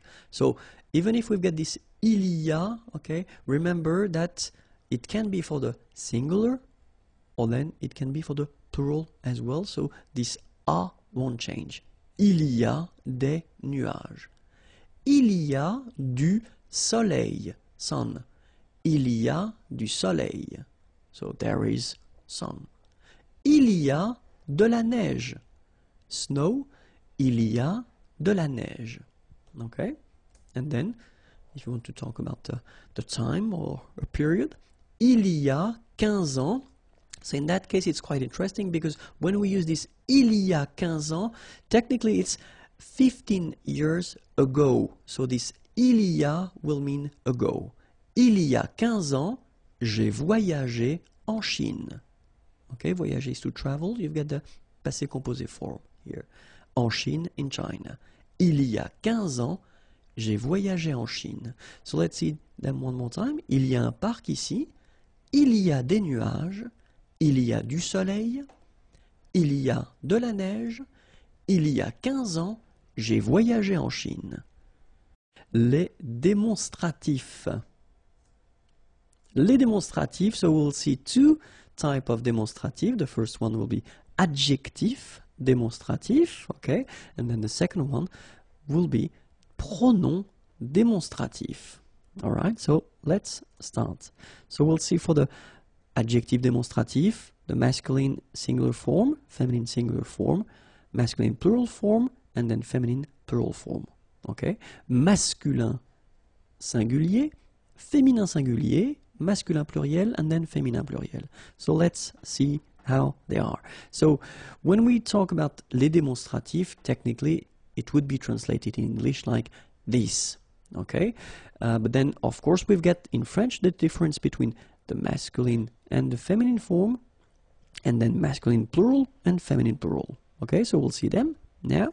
The first one, so for the masculine, so this okay, adjective will be translated in French with ce, so it's the basic form, or cette. Okay, so you will have to use this second option here, this cette, when you will have a name or a noun after that will start whether with a vowel or then with h plus a vowel. Okay, remember this h letter in French is not really pronounced. Okay, so it does indicate to you that, well, when you get a word starting with the sound of a vowel, then you will have to use this cette adjective. Okay, and then feminine form is cette, like that. So it's quite interesting because if you listen carefully, the masculine form here, cette, and the feminine form here, cette, you write them differently, but then you pronounce them the same way. All right? For the plural form, so masculine plural, it would be c'est, okay? And then feminine plural, good news, it's the same. So we've got one form here, ce, and the option cette, when you've got a noun starting with a vowel after, and then cette, feminine form, and for the plural you've got only one form, okay, and it's c'est. Okay, remember, open, c'est, okay. One example, ce livre, so this book, okay, livre is book, here livre is masculine, so you will have to use the ce, okay, and then it doesn't start with the sound of a vowel, so it's the basic ce. This book, ce livre. And now we've got ordinateur. Ordinateur is a masculine word, means computer, okay? But then if you look carefully, it starts with O, okay, a vowel. So this ce ordinateur wouldn't be possible, so we've got to use the second option, as we saw previously, so it's cet, written like that, okay? Cet ordinateur, this computer. Third possibility here, we've got homme, man, okay? But then O is here, we've got this H letter. Remember, H is not pronounced, okay? So you've got the sound of O at the beginning of this word, okay? Cet homme, so that's the reason why you will have to use the cet. So it's masculine, but still cet homme. So now, feminine word, femme, woman. No problem about that because we've got only one option for this at the feminine form, and it's cette, written like that. Cette femme. Same thing here, if you've got a word like organisation, well, it's the same in English. So it starts with a vowel, but it doesn't change anything for the feminine demonstrative here. Okay, cette organisation, cette organisation. And then plural, so whether it's masculine, so we've got friends here at the masculine form, so masculine plural, and then friends here at the feminine plural form, okay, but then the adjective démonstratif here, as you can see, will be the same. Ses amis, All right, and it's quite funny in a way, because if you only listen to these two things here, ses amis and then ses amis, you don't have really any phonetical information regarding the fact whether it's masculine or feminine. That's the way it is. Sorry about that. But, so let's continue now with le démonstratif. So we'll see now the pronouns, okay? So same thing, we'll see the masculin singulier, then féminin singulier, then masculin pluriel, and then féminin pluriel, okay? So pronouns, okay, so it does mean that you will have to use these pronouns instead of the name, okay?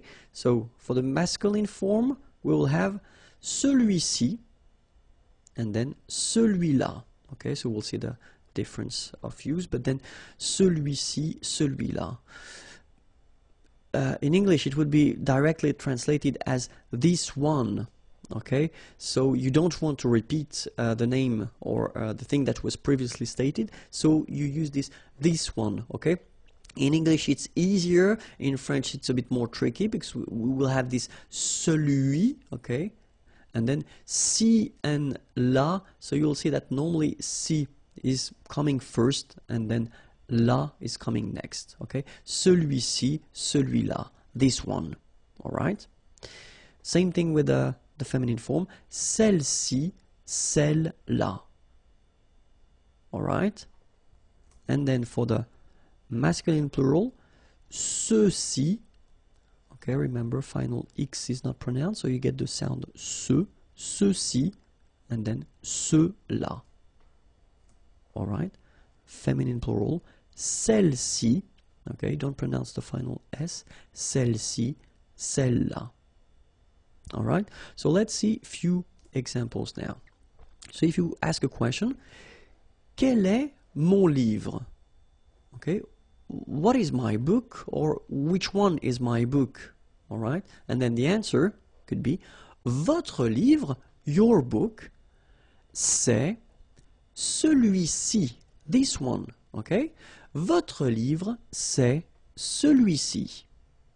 Okay, and then normally when you talk or when you say that, you tend to indicate that with your finger as well. So you point the book. Votre livre, c'est celui-ci. Où est ma place? Where is my seat? Où est ma place? C'est celle-là. Okay, same thing, you tend to point it at the same time. Okay, c'est celle-là. All right, so you've got to remember that we will have the difference between the masculine, the feminine, okay, so singular and plural, and then we'll have the difference between this ci, okay, the first option, the nearest one, okay, and then this la, second option, so it's not the nearest one, okay. La description avec c'est. So let's start. So if you want to use this c'est option to make a description, so c'est technically would be directly translated as it is or this is, okay? But then in French, you will have to add after that the adjective, but the adjective should be all the time at the masculine form. Okay, so remember, if you want to describe something, okay, you can use this c'est, and that's really, you know, a common way to describe things. Okay, it is, this is, but then remember, the adjective that will come after should be at the masculine form. Okay, so we'll see a few examples now, and the first one would be the option to describe un lieu, a place. Okay, so let's see now. C'est chaud. Okay, it is hot. Warm, could be an option as well. C'est chaud, it's warm. Okay, c'est froid, cold. It is cold. C'est beau. Beau is beautiful. Okay, and then c'est tranquille, quiet. Okay, so what you can see here is that we've got adjectives like chaud, froid, beau, and then tranquille. They are all at the masculine form. Okay, even if, I mean, the place would be feminine and you want to describe it, remember that it should be all the time at the masculine form. Okay, let's see another example. So if you want to describe a situation, for instance, okay, it would be an option. So idéal, ideal, c'est idéal. Formidable, c'est formidable. C'est parfait. So it's perfect. And then c'est injuste. Injuste, the opposite is of juste, okay? And it's not fair, unfair, okay? So c'est idéal, c'est formidable, c'est parfait, c'est injuste. Same thing here, okay? Remember that all these adjectives are at the feminine form. Okay, let's continue now and see. So it could be for an object as well. You could describe an object, un objet. So let's see now. C'est cher. Cher is expensive. C'est cher. C'est utile. Utile, useful. C'est beau. Beautiful. C'est adapté. Adapted. Okay? C'est cher. C'est utile. C'est beau. C'est adapté. Remember, all these adjectives are at the feminine, the masculine form. I'm getting tired now. All right, so at the masculine form, like I did say previously. Okay, so let's see now another option. So if you want to describe a dish, okay, you're eating and you want to describe a dish, un plat, okay, so c'est très bon, okay, très is very, and then bon is good, okay, c'est très bon. C'est bon marché. Bon marché, it's actually quite interesting. I mean, this adjective here, so it's a composed adjective, and it means cheap, okay, c'est bon marché. C'est salé. So remember, it's quite important because we've got the same adjective here without the accent. So if you don't put the accent, it means dirty, and then you pronounce it sale. But in that case here, okay, you put the accent, and it's quite important because in that case it means salted, okay? Salé, okay? C'est salé. C'est délicieux. C'est délicieux, okay? And then same thing here. If you look, all these adjectives, they are at the masculine form, okay? So the second option would be to put this structure at the negative form, which is not that difficult because technically you just keep, well, your structure, you just add, as usual, the first ne and then pas before and after the verb, okay? Then, same thing here, you will put this adjective at the masculine form, okay? So we will basically just see one more time all the examples we had previously, but then at the negative form. So if you want to describe a place, ce n'est pas chaud. Ce n'est pas froid. Ce n'est pas beau. Ce n'est pas tranquille. Situation. Ce n'est pas idéal. Ce n'est pas formidable. Ce n'est pas parfait. Ce n'est pas injuste. An object. Ce n'est pas cher. Ce n'est pas utile. Ce n'est pas beau. Ce n'est pas adapté. And then a dish. Ce n'est pas très bon. Ce n'est pas bon marché. Ce n'est pas salé. Ce n'est pas délicieux. La salle de séjour. So let's start now. Le rideau. Le fauteuil. So remember, it's a bit tricky, this word. Fauteuil. fauteuil, teuil, fauteuil, le fauteuil. Le coussin, la cheminée, la télévision.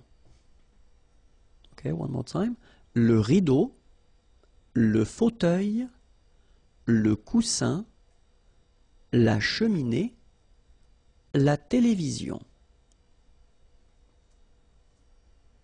Le lecteur DVD, le lecteur de CD, la table basse, le lustre, le cendrier. Okay, one more time. Le lecteur DVD, le lecteur de CD, la table basse, le lustre, le cendrier. Le sol, la table, le tapis, le canapé, la bibliothèque. One more time. Le sol, la table, le tapis. Remember final S not pronounced. Le tapis, le canapé, la bibliothèque. La cuisine. So in the previous lesson we were in la salle de séjour and now we're still in the house, but it's la cuisine. So let's discover what we have. La cuisine.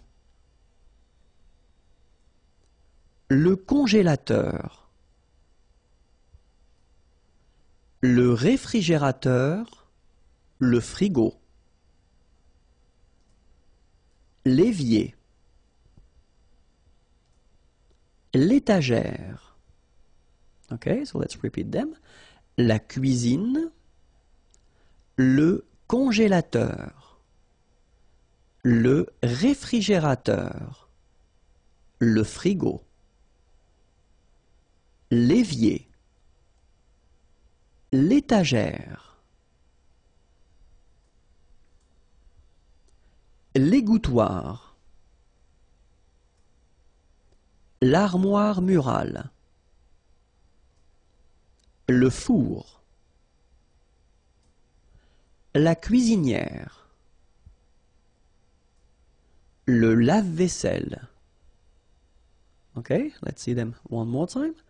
L'égouttoir, l'armoire murale, le four, la cuisinière, le lave-vaisselle, le chauffe-eau, la théière, la cafetière, la louche, l'entonnoir. Okay, let's see them one more time. Le chauffe-eau, la théière, la cafetière, la louche, l'entonnoir. Le décapsuleur, l'ouvre-boîte, le tire-bouchon, le presse-citron, la passoire. All right, let's repeat them together. Le décapsuleur, l'ouvre-boîte, le tire-bouchon, le presse-citron, la passoire.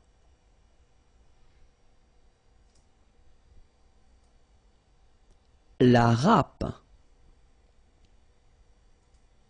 le couteau, le casse-noix, le hachoir, le rouleau à pâtisserie. Okay, let's see them. la râpe, le couteau, le casse-noix, le hachoir, le rouleau à pâtisserie, les fruits et légumes, so fruits and vegetables. So I hope you're ready because we are starting right now. Les fruits. L'orange. So I did put this little F just to indicate you that it's feminine. Okay? L'orange. La pomme. La pêche. Le melon. Okay? So les fruits. L'orange. La pomme. La pêche. Le melon. L'ananas. Le pamplemousse. La pastèque. La banane. La figue. All right. L'ananas. Le pamplemousse. La pastèque. La banane. La figue. La prune. La mandarine. Le citron. L'abricot. La cerise. La prune. La mandarine. Le citron. L'abricot. So by the way, I didn't put it, but it's masculine, just for your information. La cerise. La poire. Le raisin. Le marron. La date. La poire. Le raisin. Le marron. La date. Les baies. La fraise.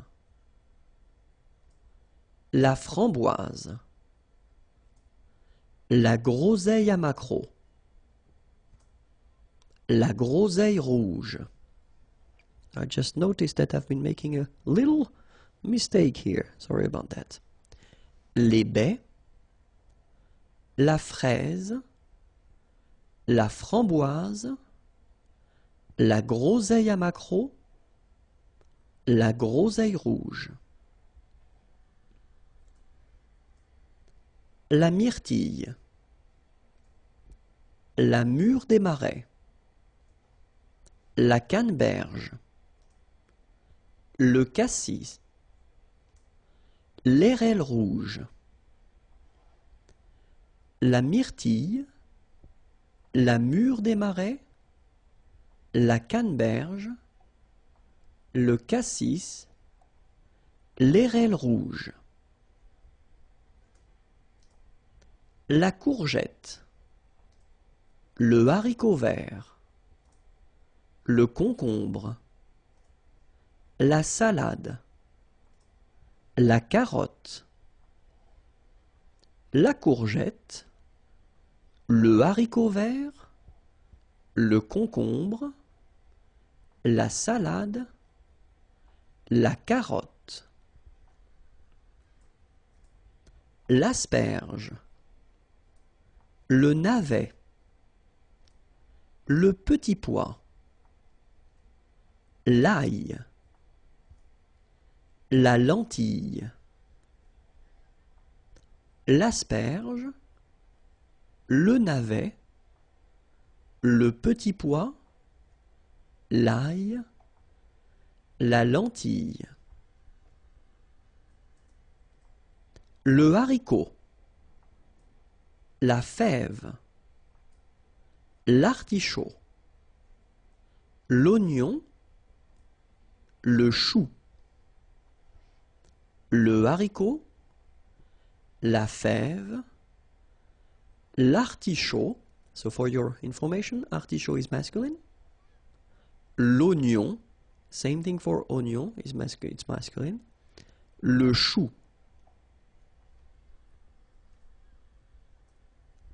La tomate. Le chou-fleur. La pomme de terre. Le poivron. L'aubergine. La tomate. Le chou-fleur. La pomme de terre. Le poivron. L'aubergine. For your information, aubergine is a feminine word. L'épinard, le fenouil, le champignon. L'épinard, so it's masculine, le fenouil, le champignon. Bonjour à tous, hi everyone and welcome to Learn French with Vincent. This is Unité 6, leçon F. And in this lesson we'll discover together les comparatifs. So if you want to compare in French, well, this is the lesson you should definitely watch. So in this structure, in this lesson, we'll discover three types of structures. The first one, avec un nom, with the noun. Second one, avec un adjectif, with an adjective.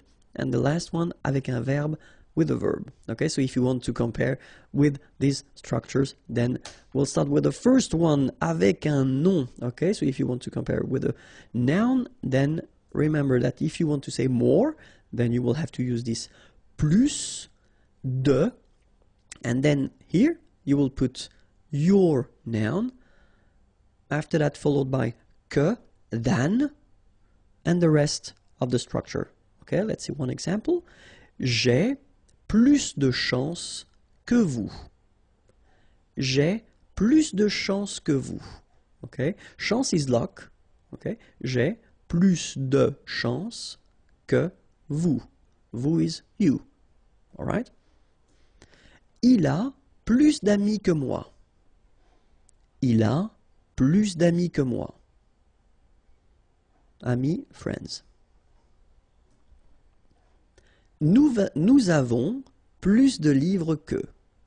Nous avons plus de livres que. Okay, so if I want to be really honest, and I will be, there is a strange thing in French language with this plus. Okay, because in some cases you will have to pronounce the final S, and in other cases you won't.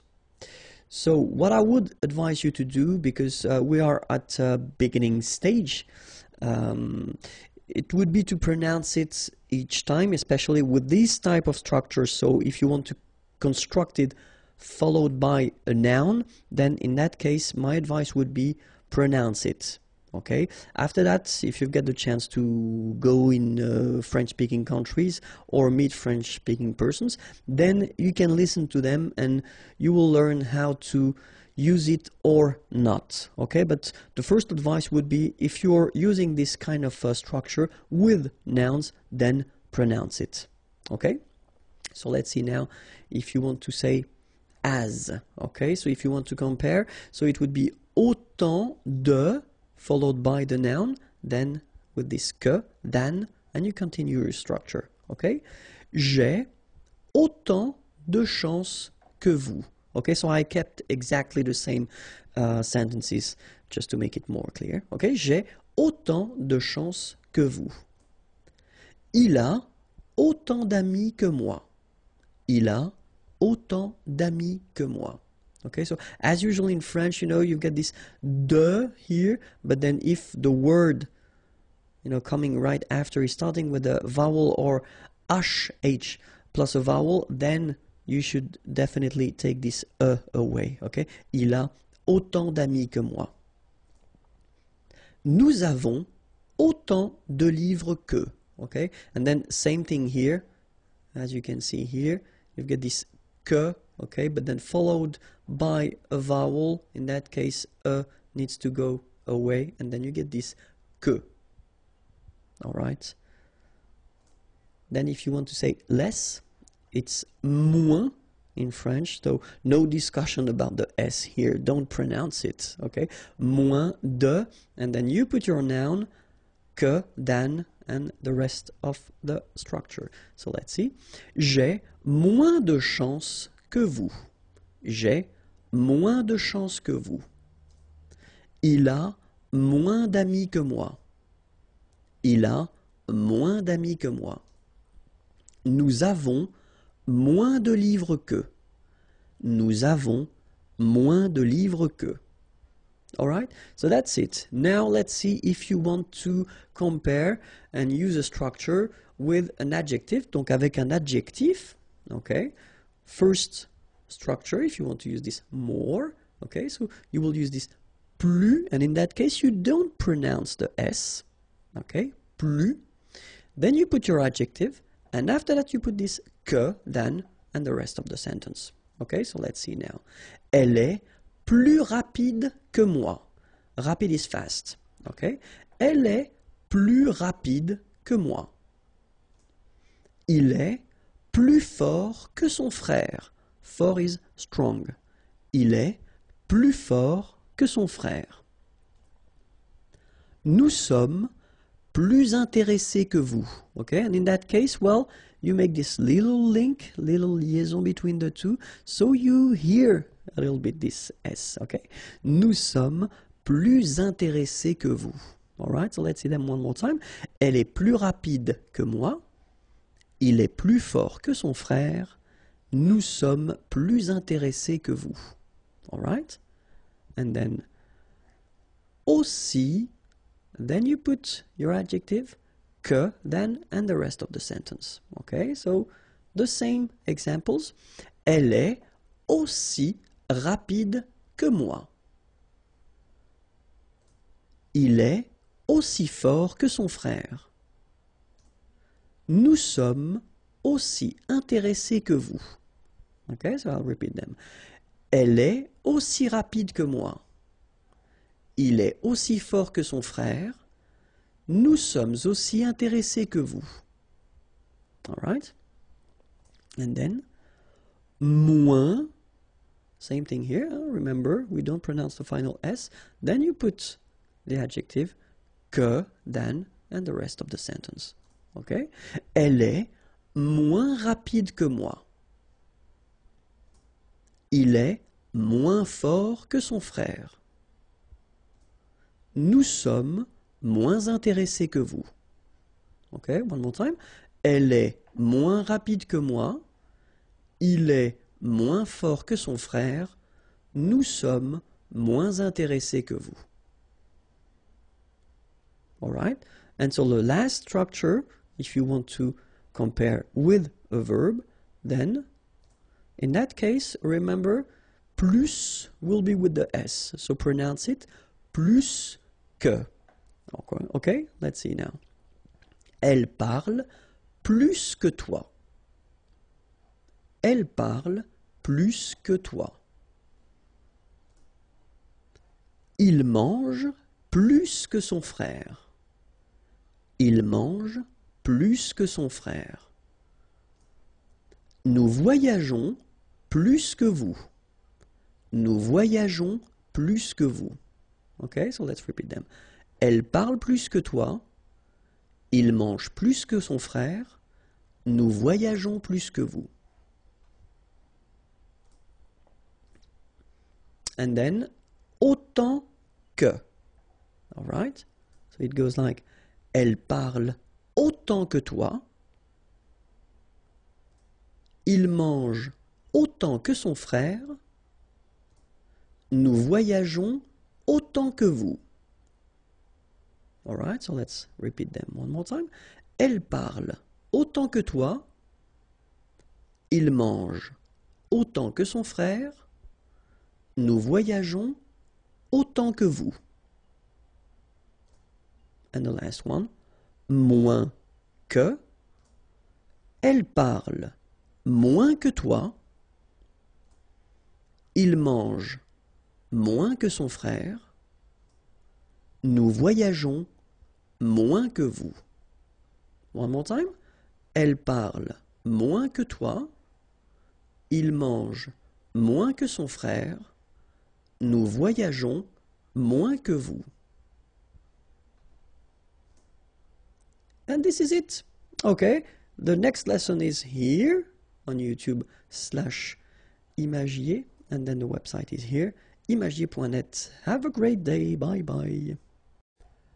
Bonjour à tous and welcome to Learn French with Vincent. This is Unité 6, leçon G, and in this lesson we'll see together, let me click, le passé composé of the verb faire. Faire is to do, and then we'll see together the passé composé form. So we did introduce the passé composé in the unit 5, okay, but I just want to check and make it clear that everything is okay for you. So we'll start with faire. It will be quite fast, but still quite useful.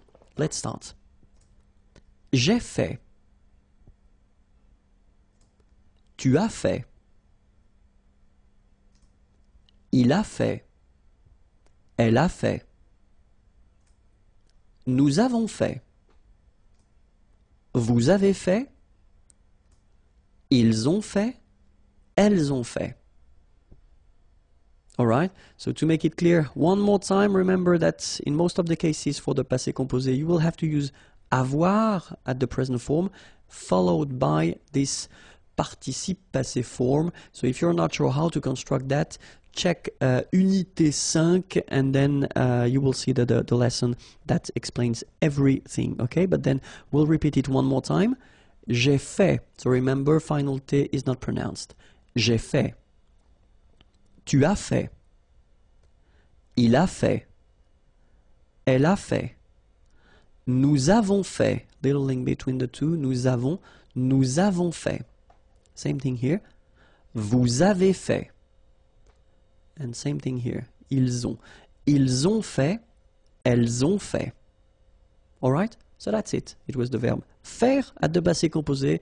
Really important. If that's okay with you and if it's clear, then you can continue. And the website is youtube.com/imagier. Or then more material, imagier.net. Have a great day. Au revoir. Well, basically it's for important verbs, and this one, venir, to come, is quite important, especially because it's a bit tricky in a way, so we'll see why. Je suis venu. Tu es venu. Il est venu. Elle est venue. Nous sommes venus. Vous êtes venus. Ils sont venus. Elles sont venues. Okay, so if you remember carefully when we introduced the passé composé construction in the unit 5, I told you that most of the verbs were constructed with avoir, but then we had the list of the verbs that requires this être verb. Venir is among them, okay, so that's the reason why you put être here at the present form, okay, and then remember that if you get to put être, then have a look at the feminine form here. You will have to add this final e, okay, feminine singular, but then for the plural form you will have to add this s here, okay, and then for the feminine plural you will have to add this es. Alright, but then the good news, there is a good news, yes, it's that you don't pronounce them, so basically you get the pronunciation venu, venu, venu, and then the same thing, venu, you don't pronounce this final venu, you don't pronounce the final s, venu, you don't pronounce the final s either, same thing here, venu, and same thing here, venu, you don't pronounce s. So phonetically you only have one way to pronounce it, but remember, if you want to write correctly, you will have to put e for the feminine, s for the plural, es for the feminine plural. Okay, let's repeat them one more time. Je suis venu. Tu es venu. Il est venu. Elle est venue. Nous sommes venus. Vous êtes venus. Ils sont venus. Elles sont venues. So we'll see together le passé composé form of pouvoir, pouvoir, can, and then we'll see how it goes at the past form, this passé composé form. Okay? So, j'ai pu, tu as pu, il a pu, elle a pu, nous avons pu, vous avez pu, ils ont pu, elles ont pu. Okay, so if you remember carefully, as I said in Unit 5 when I introduced this passé composé form, most of the verbs are using avoir at the present form, so that's the case here. And then after that you've got to put the participe passé. Same thing, it was introduced in Unit 5, so check it if you want. And then for pouvoir, it's a bit tricky because pouvoir becomes pu, like that. Only 2 letters, okay? But then it doesn't change. If you look carefully, then it's always the same form. Okay, so let's see them together. J'ai pu. Tu as pu. Remember, you don't pronounce the S here. Il a pu. Elle a pu. Nous avons pu. Little link, little liaison between the two. Nous avons pu. Vous avez pu. Same thing here. Little liaison between the two. Ils ont pu. Same thing here. Elles ont pu.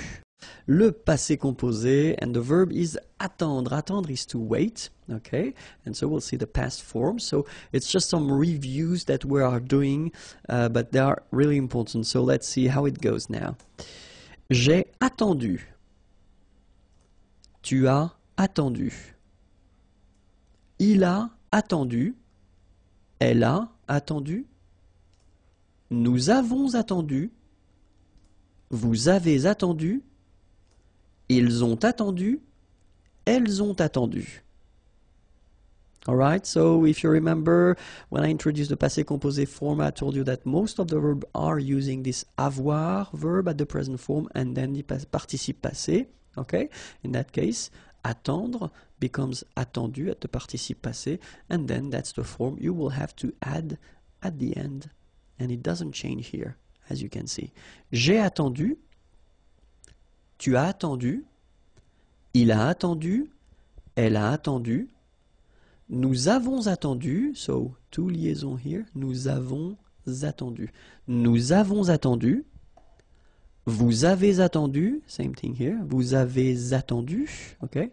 Vous avez attendu, then same thing here. Ils ont attendu, okay? Liaison here as well. Ils ont attendu, okay? But make it fast. Ils ont attendu, elles ont attendu.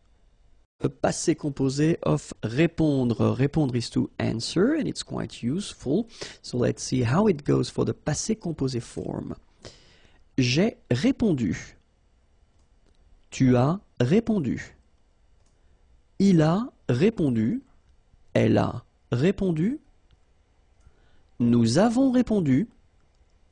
Vous avez répondu. Ils ont répondu. Elles ont répondu. Alright, so it's not that difficult. Keep in mind that répondre, so the infinitive form, becomes répondu at the participe passé form. Okay, so this form that you will have to add each time here doesn't change. You know, you don't put the the feminine form or the plural form. You just keep it like that. Okay, so let's see them one more time. J'ai répondu. Tu as répondu. Il a répondu. Elle a répondu. Nous avons répondu. Vous avez répondu. Ils ont répondu. Elles ont répondu. Okay? Le passé composé, but this time it will be for the verb partir. Partir is to leave. Okay? And then you will see that it goes like that. Je suis parti. Tu es parti. Il est parti. Elle est partie.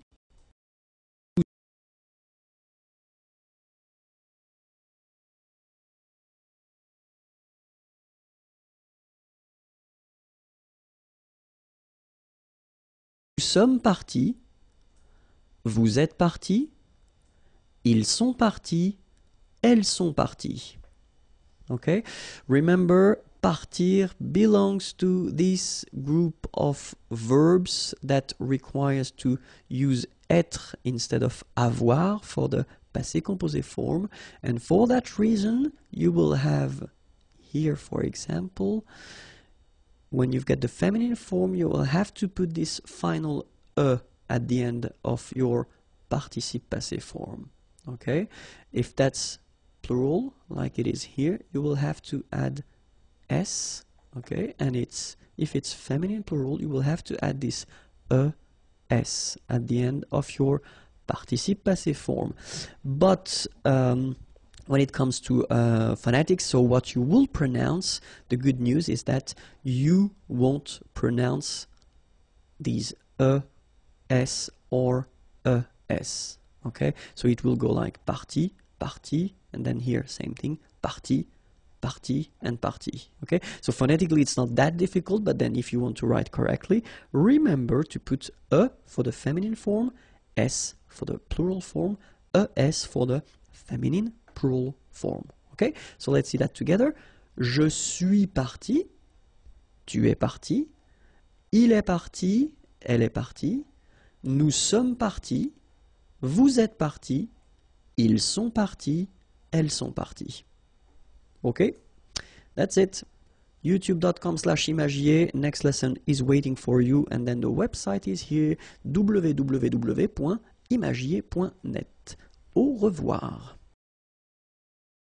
Le passé composé of the verb savoir. Savoir is to know. It's quite used and quite useful, okay? But then keep in mind that this lesson regarding passé composé is the last one, okay? So if you're not sure how to make it, remember that in Unit 5, I did a big lesson regarding le passé composé. And then in Unit 6, few verbs were, well, it was possible to see them, okay? But then after that, we won't see le passé composé again. All right, so let's start now. Le passé composé, savoir, goes like j'ai su. Tu as su. Il a su. Elle a su. Nous avons su. Vous avez su. Ils ont su. Elles ont su. All right, so for the last time, in most of the cases for the verbs, we will use avoir and then we'll use the participe passé form. In that case, savoir becomes su. Okay, so that's the reason why that's the form that you will see at the end of each forms here. Okay, and then avoir should be at the present form. All right, j'ai su, tu as su, il a su, elle a su, nous avons su, vous avez su, ils ont su, elles ont su. Futur simple, so basically it's the future tense, okay? When you want to express something that you will do, let's see how we will make it in French. So we'll see the difference between the three groups of verbs that we've got in French. The first group is ending with er. Remember, parler, to talk, to speak. So the idea is that in that case, for this group, you don't change anything. So you just keep the basic form, the infinitive form, all right? And after that, you will put at the end ai for je. Okay, so this will be your ending. So you just don't touch the verb, don't touch the infinitive form, you just put at the end this ending, okay? Second group of verbs, finir, to finish, to end. Well, the good news is that it will behave the same way as for the first group of verb. You don't modify anything, you just keep your infinitive form, and you will put the ending ai here as well. So you get je parlerai, and then you will get je finirai.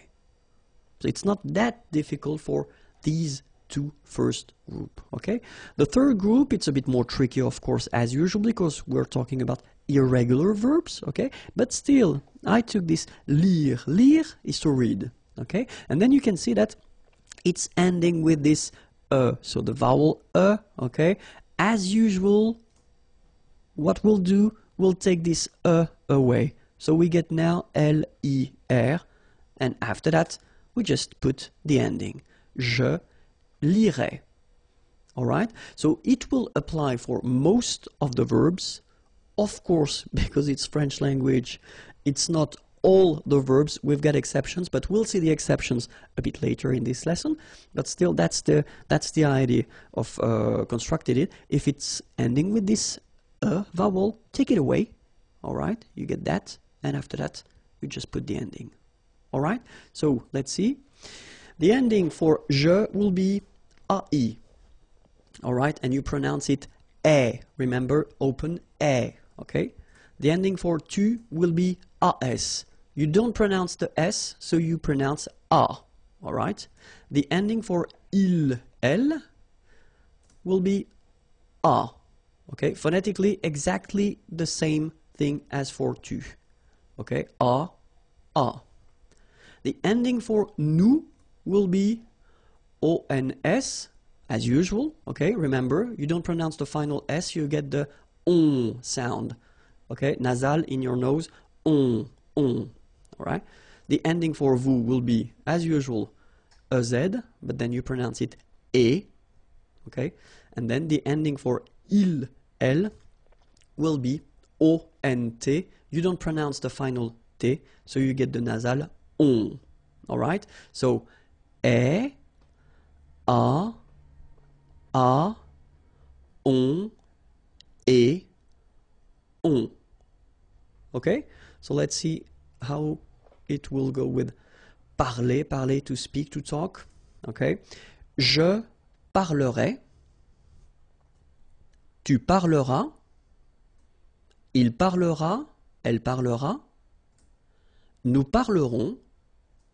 Vous parlerez. Ils parleront. Elles parleront.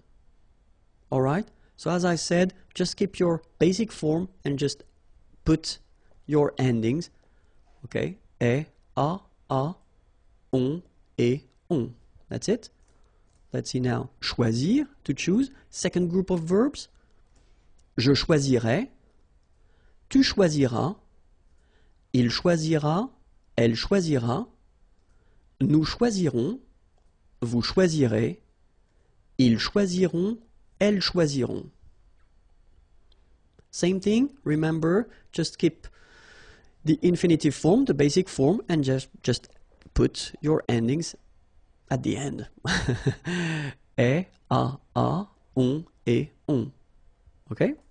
Let's see now. Écrire. Écrire is to write. Okay, so third group, but then remember, as we saw with lire, we took away this final e, okay?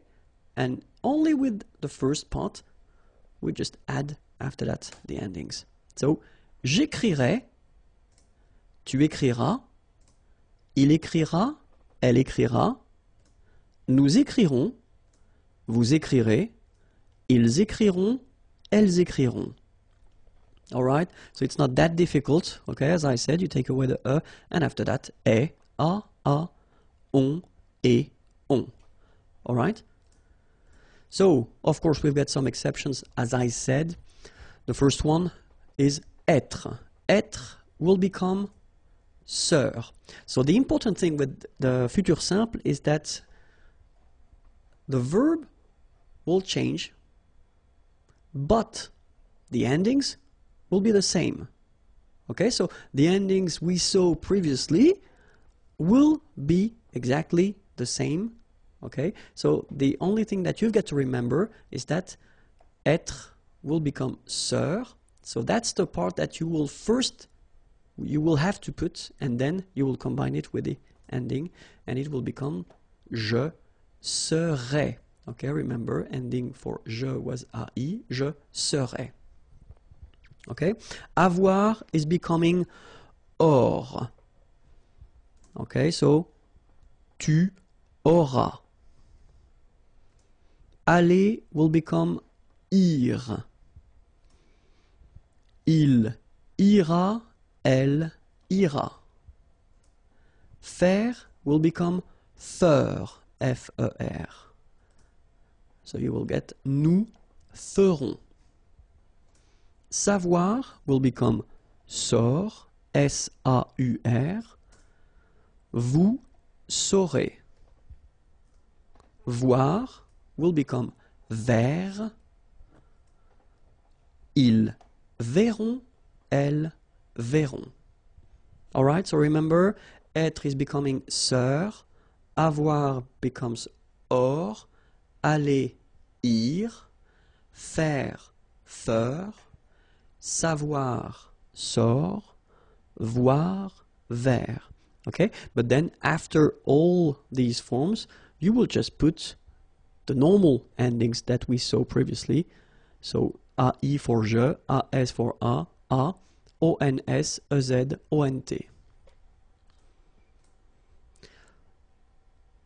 Other exceptions, pouvoir will become pour. Je pourrais. Vouloir, voudre. Tu voudras. Pleuvoir, pleuvre. Il pleuvra.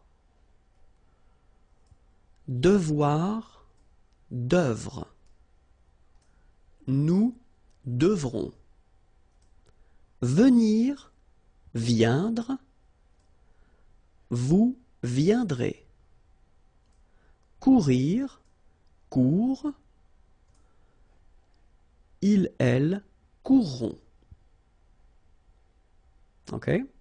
So pouvoir is becoming pour, and it means can.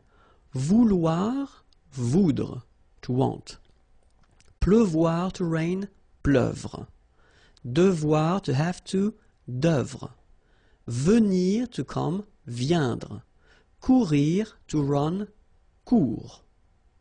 Okay? And then, as we saw previously, you only add after the endings. Alright? So, remember one more time. Je, ending for je is AI. Tu, ending for tu is AS. Il, elle, A. Nous, ONS. Vous, EZ.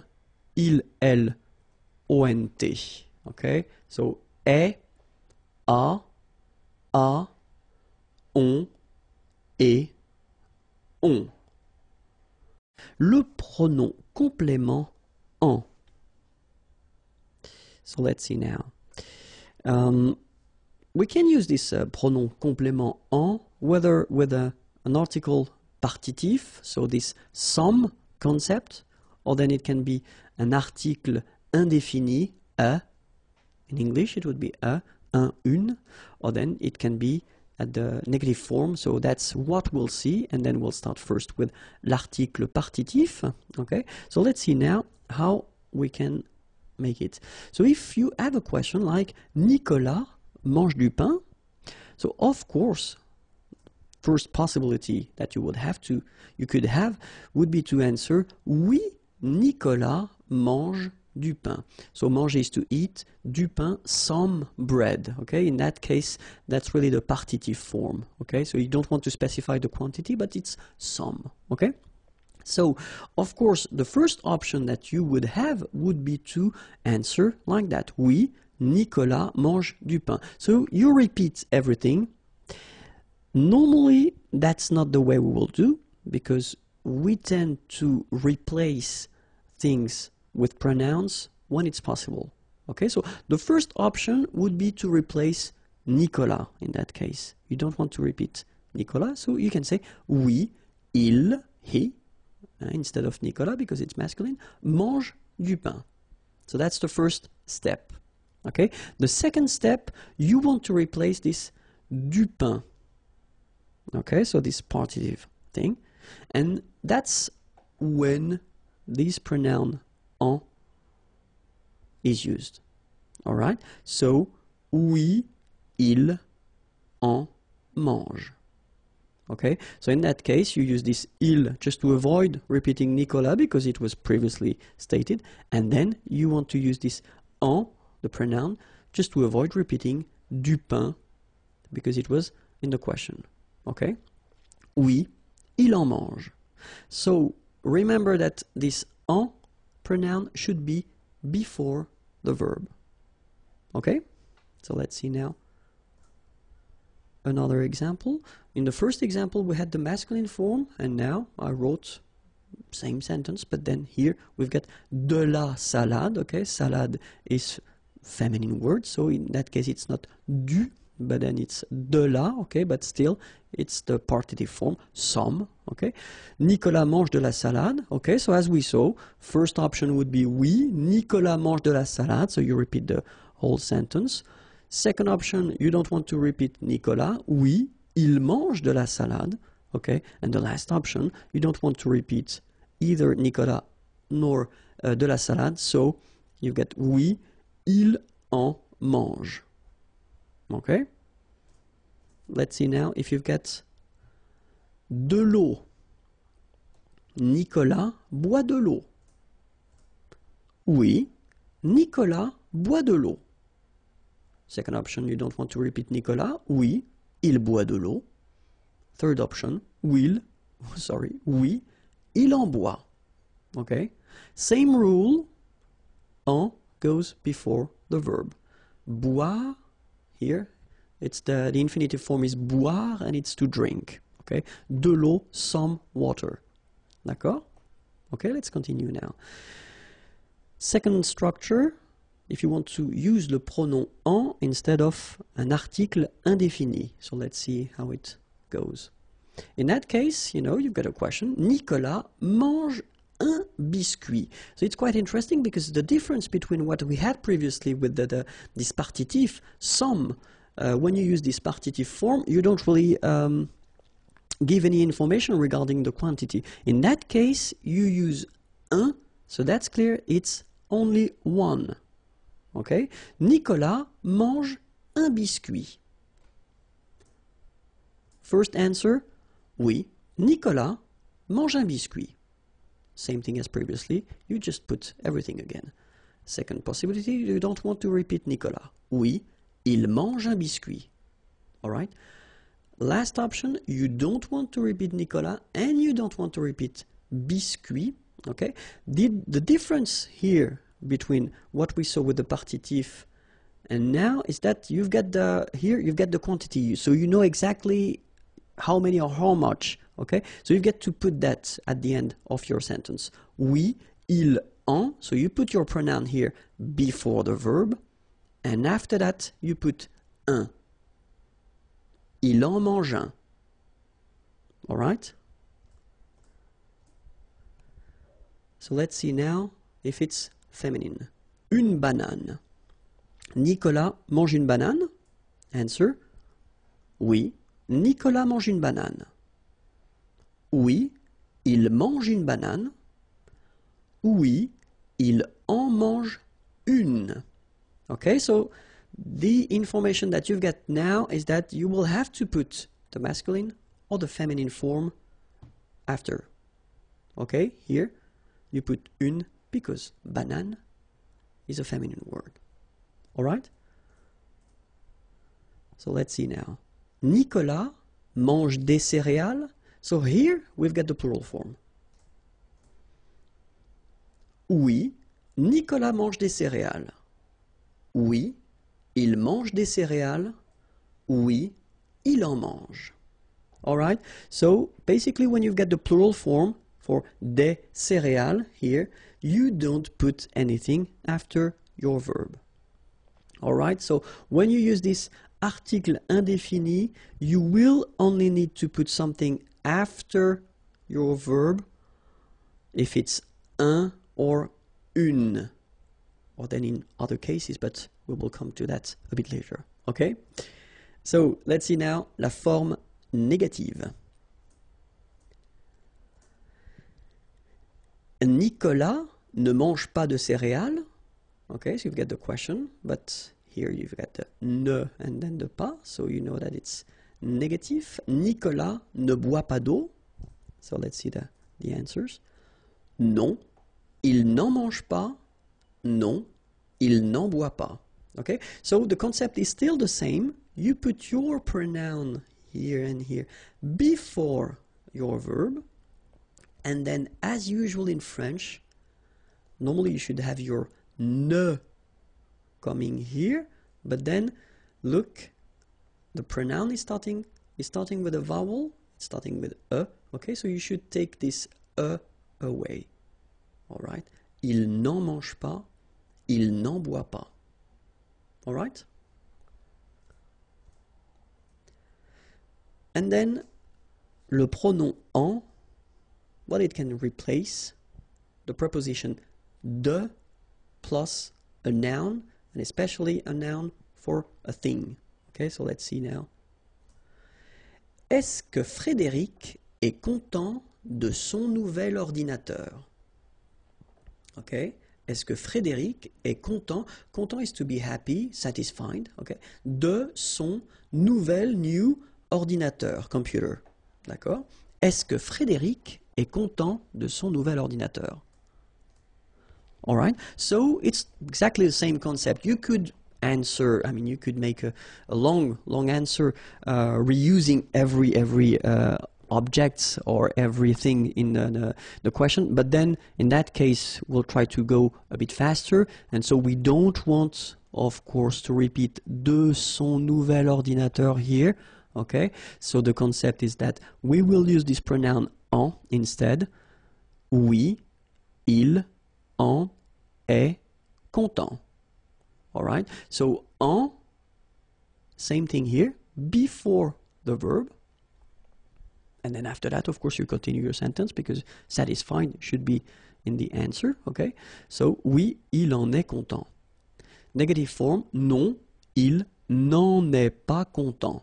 So same thing, en stays before the verb, and then you've got the first part of the negation ne, but then is going away.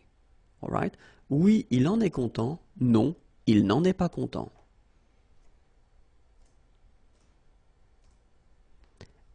Est-ce que Frédéric parle de son chef? Oui, il en parle. Non, il n'en parle pas. Okay, so same thing, same concept, just put it before the verb. Okay, when you've got the negative form, then you should take this away from the first part of your negative form. Il n'en parle pas. Est-ce que Frédéric a besoin de notre aide? Okay, avoir besoin, it's to need. Okay. Notre aide, our help. Est-ce que Frédéric a besoin de notre aide? Same thing here. We don't want to repeat de notre aide. So, oui, il en a besoin. Non, il n'en a pas besoin. All right? And now, let's see how it goes when you constructed with one verb, avec un verbe, with two verbs, avec deux verbes, and then if you construct it with one verb composed, like for the passé composé, for instance. So let's see now, avec un verbe, with one verb.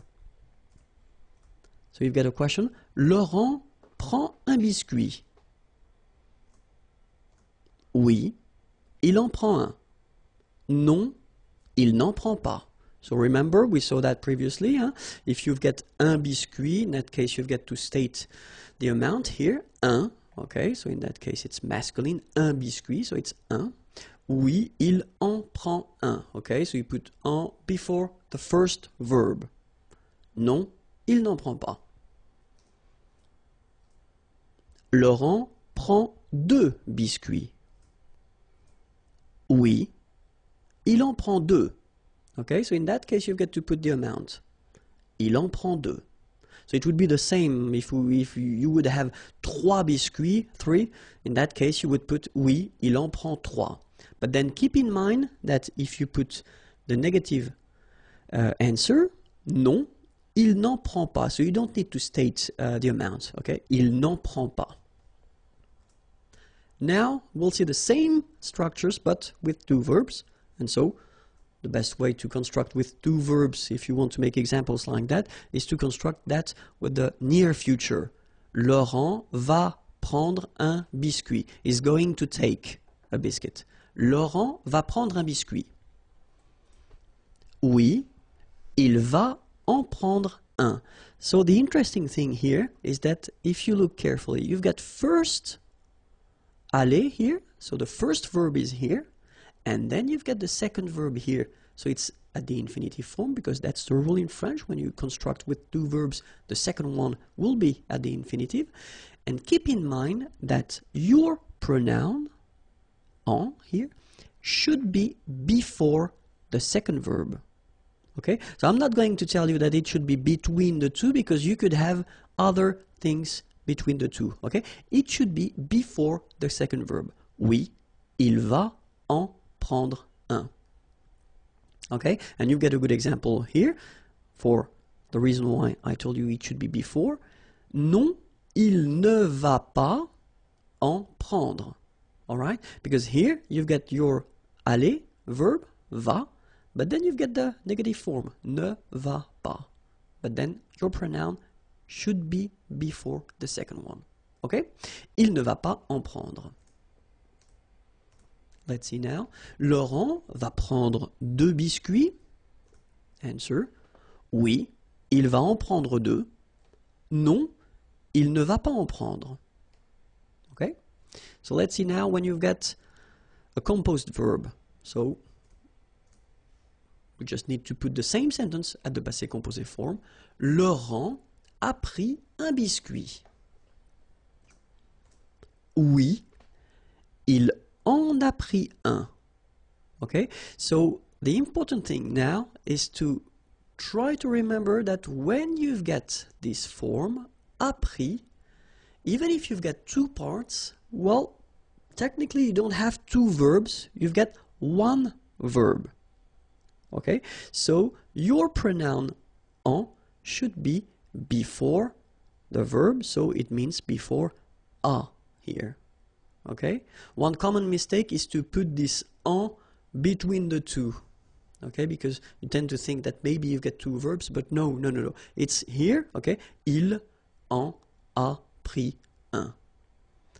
Negative form, il n'en a pas pris. Alright? Non, il n'en a pas pris. Laurent a pris 2 biscuits. Oui, il en a pris 2. Non, il n'en a pas pris. Le pronom complément Y. So in the previous lesson we saw another pronoun, so it's the pronoun en, okay, and in that case, in this lesson we'll see le pronom Y. Well, you pronounce it I, of course. So, le pronom Y, we'll see that it can replace un lieu, a place, okay, or then it can replace la préposition a and then a noun of thing, and then we'll see how to construct it when you've got a negative form, okay? So let's see now for a place, un lieu. So let's see a question. Isabelle va en Finlande. So va, remember, it's aller, okay? And then en Finlande, in Finland. Isabelle va en Finlande. So of course, you will have many options to answer to this question. The first one would be maybe the more logical. Oui, Isabelle va en Finlande. So you just take all the elements that you had in the question and then you answer with that. Of course, in many situations we won't, because French people like to use pronouns when it's possible. So the first option that we would have is to avoid repeating Isabelle, okay? So, elle va en Finlande, all right? And the other option we would have would be to avoid repeating this en Finlande, okay? So it's a place, it's a country, okay? And in that case, it does mean that it would be possible to use this Y, so I, you pronounce it I, okay? So, oui, elle y va. So keep in mind that it's a pronoun and then it should be here just before your verb, okay? Elle y va. Alright, so, oui, Isabelle va en Finlande. Oui, elle va en Finlande. Oui, elle y va. Okay, so let's see another example now. So if you're using a name of a town, because previously we had a country and now it's a town, so it's Paris, okay? Isabelle va à Paris? So it's a question. Of course, you can answer like we saw previously. Oui, Isabelle va à Paris. First option, repeat everything, no problem. Second option, you just want to avoid repeating Isabelle. Oui, elle va à Paris. And then, last option, you just want to avoid repeating Isabelle and then Paris. Oui, elle y va. All right? And now, it's a place. Cinéma. Okay? Isabelle est au cinéma?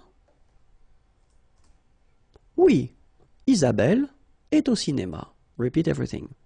Second one, you just don't want to repeat Isabelle. Oui, elle est au cinéma. All right? Third one, just want to avoid repeating Isabelle and au cinéma. Oui, elle y est. All right? Oui, Isabelle est au cinéma. Oui, elle est au cinéma. Oui, elle y est. Second situation when we can use this pronoun I or Y, it's when you replace it. When you replace this preposition a and then a noun of thing. Let's see now.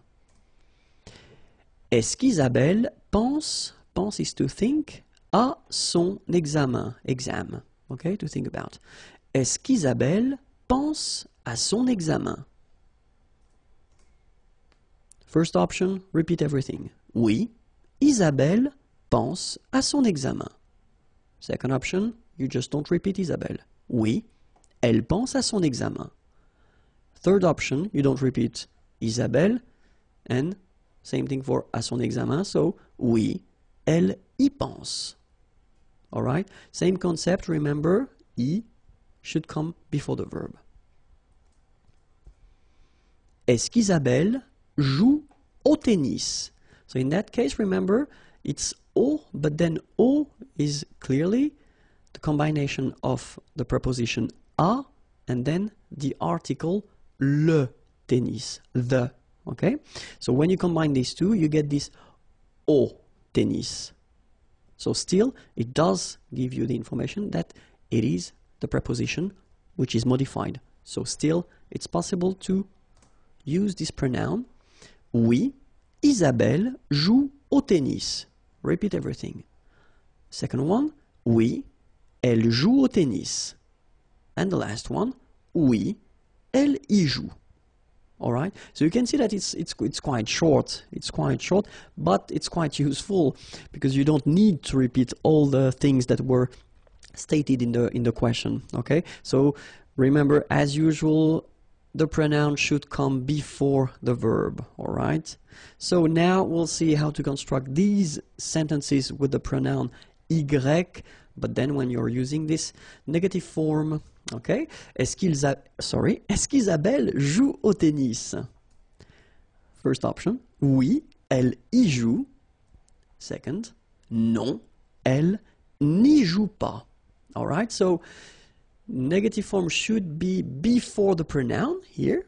Okay? And then as usual, remember the ne followed by a vowel, they don't really get along, so should go away.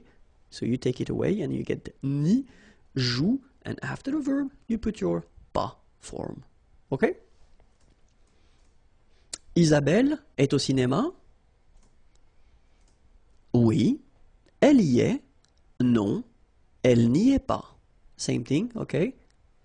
Negation here before your pronoun, but then is going away, and then pas after your verb. Okay? So let's see now how you construct it with one verb. Alexandre va au concert? Oui, il y va. Non, il n'y va pas. Okay, so no changes from what we saw previously. Okay, so before your verb, and then here, when you get the negative form, your ne is coming before the pronoun, and then your pas is coming after your verb. Okay? When you get two verbs now. Alexandre va aller au concert? So it looks a bit strange, sorry about that, is going to go at the concert. I know, I know, but it's just to show you how it works, and I don't want to change the sentence, okay? So, oui, il va y aller.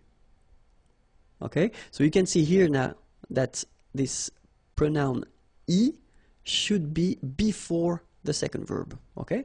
Il va y aller. Negative form, non. Il ne va pas, okay? So your negative form is before and after the first verb, and that's the key thing, okay? And then your pronoun is coming after, before, sorry, your second verb. Okay, so your pronoun y should be always before your second verb. Okay? And now, let's see how it will work if we've got composed tense like aller here, and it's at the passé composé form. So Alexandre est allé au concert. Okay, it's the past tense. Oui, il y est allé. Okay, so keep in mind that even if you've got two parts here, okay, it's only one verb.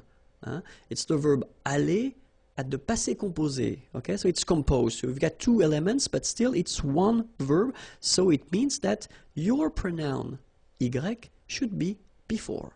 Il y est allé. All right, and then the tricky thing, normally it's the negative form at the passé composé. Look, non, il. So you put first the negative part. So ne. Obviously, this is going away because you've got a vowel, okay, as usual. Il n'y est, and then you put, as we saw previously in Unit 5, or I don't remember, I guess it was Unit 5 when I introduced the passé composé, you put this pas here between être and your participe passé form, okay? So, non, il n'y est pas allé. All right. Bonjour à tous. Hi everyone and welcome to Learn French with Vincent. This is Unité 7, leçon A. And in this lesson we'll work together on the adverbs, les adverbes. And to be more precise, we'll see three cases. The first one will be with an adjective, an adverb. Second situation will be with un verbe. And then the last one will be with une phrase. Okay, so let's see that right now. The first case we'll discover or we'll work on will be with an adjective or an adverb. Okay, so let's see. The idea is normally that the adverb should be placed, adverbe placé, devant, before the adjective or the other adverb. Okay, so if you've got a structure with one adverb and one adjective, your adverb should be placed before the adjective. If you get two adverbs, then this one should be before the second one. Okay, so let's see how it goes. First example, ce thé est trop chaud. Okay, ce thé, thé is tea, of course. And then here we've got the demonstrative. This tea is too hot. Okay, so you've got the adjective chaud here, and then this trop should be before the adjective. Okay, so it's quite easy. Another possibility here, you've got two adverbs. So this one, trop, two, and then rapidement, well, fast. Okay, and then parler is to talk. Il parle trop rapidement. Okay, so obviously this trop, too fast, should be before rapidement. Okay, and then last example, ce film est assez intéressant. Ce film est assez, enough, intéressant, interesting. Okay, so assez comes before intéressant. All right, so remember, if you've got one adverb, then you should put it before the adjective or the second adverb. All right, so let's see now how you will construct it if you have a verb. So the rule goes like that. L'adverbe est placé, is placed, so the adverb is placed en général, in general, so that's quite important in French because, of course, we've got exceptions all the time. We will have exceptions in French, but en général, okay, après, so after the verb. Okay? Adverbe placé en général après le verbe. So let's see how it goes now. Je lis, lire. Lire is to read. Okay, so it's the present form. Je lis, I read. Rapidement.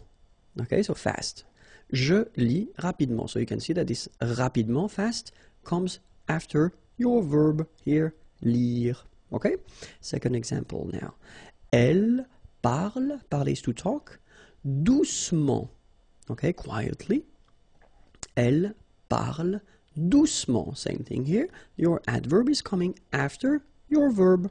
Alright? And then the last one. Il conduit. Conduire is to drive. Il conduit très bien, very well, sa nouvelle voiture, his new car. Il conduit très bien sa nouvelle voiture. So as you can see here as well, this très bien, very well, is coming after the verb conduire, to drive. Alright? So remember, the adverb is placed in general after the verb. Okay? And then be careful, of course, if you construct it at the passé composé tense. So remember, we saw that previously. You should check the unit 5 if you want to know how to construct this passé composé. But then for the passé composé, we will have, of course, some exceptions. The exceptions are assez, enough, beaucoup, a lot, bien, well, déjà, already, mal, bad, mieux, better, trop, too much, too, okay, toujours, always, and then presque, almost. Okay, so assez, beaucoup, bien, déjà, mal, mieux, trop, toujours, presque. So try to remember them, and then in the next page I will show you how they change. So if you take this trop, remember it was too much. So je parle trop, I talk too much. So if we've got the present form as we do here, basically it does respect the rule as we saw previously, so it comes after the verb. Okay, je parle trop. But then, if you put the same sentence at the passé composé form, okay, so remember, passé composé, you've got avoir or être, and then after that you get this participe passé form, alright? So you will have to put this adverb, trop, between the two here. J'ai trop parlé. Alright? Let's see now another example. Il se repose. Se reposer is to rest. Okay? Il se repose beaucoup, a lot.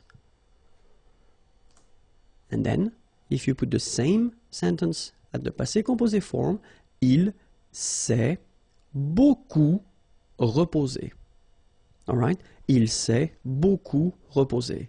So remember, present here, present form, you've got this adverb, it's coming after the verb, but then here, it must be here, so between the two. Okay? Another example. Je dors mal. So dormir, it's to sleep. Okay? Mal, bad. Passé composé form, j'ai mal dormi. So same thing. Doesn't come after, but it's right here. Okay? Elle sourit toujours. Sourire, to smile, toujours, always.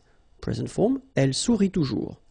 And then, passé composé form, elle a toujours souri. Alright? And now, let's see if you want to make a sentence. Because you will have to remember that in some cases, well, the place of the adverb can change. Est variable. Okay? So let's see you got an example here. Malheureusement, so malheureusement means unfortunately. Malheureusement, elle a perdu ses clés. Perdre, it's to lose, okay? Ses clés, her keys, okay? And it's the passé composé form. Malheureusement, elle a perdu ses clés. Okay, so that's one option. So you can start here, as you can see. You start with the adverb, and then you continue your sentence, all right? But then, it would be possible as well to change the order and to start like, elle a perdu ses clés, malheureusement. Okay, so you can see that it's possible to start with the adverb, or then you can end with it as well. So it's possible to move the adverb. In this case, it doesn't need to be at the right beginning of the sentence. Okay, we'll see another example. Récemment, récemment means recently.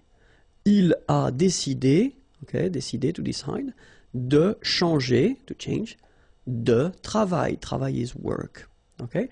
Récemment, il a décidé de changer de travail. Okay? And it will be the same here. If you look carefully, you can start with il a décidé de changer de travail. So the same portion that we had here. You can start with it. And then you put récemment at the end. Okay? So in some structures, well, keep in mind that it's possible whether to start with the adverb or that to end with the adverb if you want. Okay? Well, it's for once it's quite easy in French, all right? Okay, so I hope it was clear. So this was the first lesson of Unit 7, Unité 7. If you want more lessons, well, you can find them here, and then the website is waiting for you, IMAGIERS.net.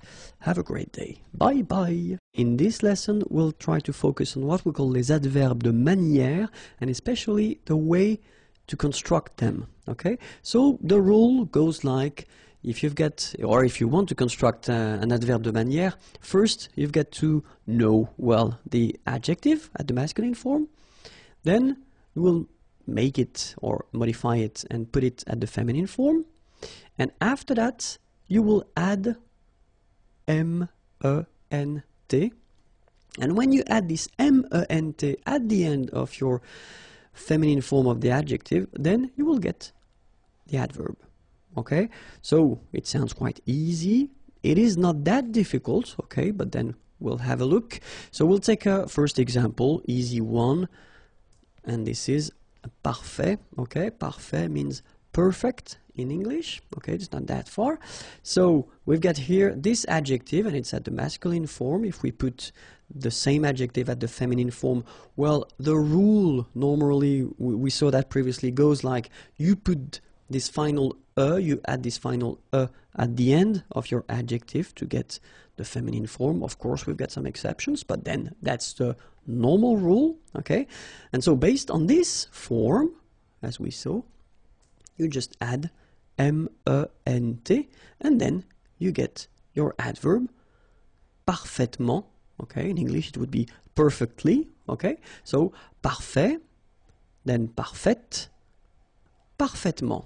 All right, so we'll see a few examples, and then the first one is franc. Okay, so in some cases they will be a bit strange because the feminine will not follow the rule that we saw, but then, I mean, I told you that in advance, you know, most of them follow this rule, but then, of course, we've got exceptions, okay?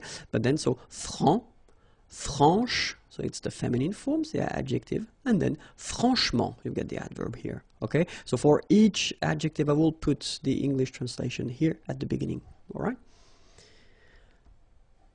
Doux, you don't pronounce the final X. Douce, feminine form. Doucement, adverb. Parfait, parfaite, parfaitement. Certain, certaine, certainement. Joyeux, joyeuse, joyeusement. All right, so let's repeat them one more time. Franc, franche, franchement. Doux, douce, doucement. Parfait, parfaite, parfaitement. Certain, certaine, certainement. Joyeux, joyeuse, joyeusement. Okay, let's continue the list. Heureux, heureuse, heureusement. Spécial, spécial, spécialement. Clair, clair, clairement. Vif, vive, vivement. Sportif, sportive, sportivement. Okay, you can read them one more time. Heureux, heureuse, heureusement. Spécial, spécial, spécialement. Clair, clair, clairement. Vif, vive, vivement. Sportif, sportive, sportivement. Okay, and then we can see some subgroups. Okay, so it does mean that here you will have the ending of your adjective at the masculine form, then here the ending of the adjective at the feminine form, and here you've got the ending of your adverb. So it takes back this ending here, accent grave RE, and then you add this MENT. Okay, so this subgroup follow the rule that if it ends with ER, then the feminine form will be accent grave, it goes like that, RE. Okay, so let's see a few examples now. Entier, entière, entièrement. Premier, première, premièrement. Dernier, dernière, dernièrement. Léger, légère, légèrement. Okay? One more time. Entier, entière, entièrement. Premier, première, premièrement. Dernier, dernière, dernièrement. Léger, légère, légèrement. Okay? And then second subgroup. So if it ends with ET, then it will go like accent grave, TE, and then for the adverb, accent grave, TE, and you add this MENT here. Okay? Let's see. Secret, secrète, secrètement. Okay, so I tend to insist a little bit on it just to make you hear the difference between the masculine. Secret, secrète. Okay, you're pronouncing the T. Okay? Complet, complète, complètement. Discret, discrète, discrètement. Okay, so one more time. Secret, secrète, secrètement. Complet, complète, complètement. Discret, discrète, discrètement. Okay, so let's see another subgroup.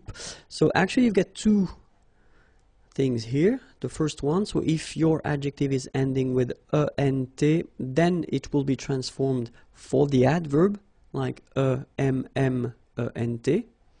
And if it ends with ANT, it will be transformed like AMMENT. Okay? But then I did put them in the same group because phonetically, and that's the important thing, phonetically you will pronounce them the same way. So you will pronounce amant, and here it will be the same, you will pronounce amant. Okay, so let's see how it goes. Patient, and then patiemment. So as I told you, even if you write it EMMENT, phonetically it goes like amant, patiemment. All right. Récent, same rule. Récemment, récemment, récemment. Okay. Then suffisant, suffisamment. And the last example, élégant, élégamment. All right, so let's repeat them one more time. Patient, patiemment. Récent, récemment. Suffisant, suffisamment. Élégant, élégamment. Okay, and another subgroup, so if your adjective is ending with EL, then feminine form of the adjective will be ELLE, and then the adverb ELLEMENT. Okay. Réel, réellement. Okay, so remember when you've got this here and then it's followed by two consonants and then they are the same consonant like here, the sound of the E changes and it's open, it's E. So that's the reason why you've got this réel, okay? Réellement, all right? Then manuel, manuel, manuellement. Annuel, annuel, annuellement.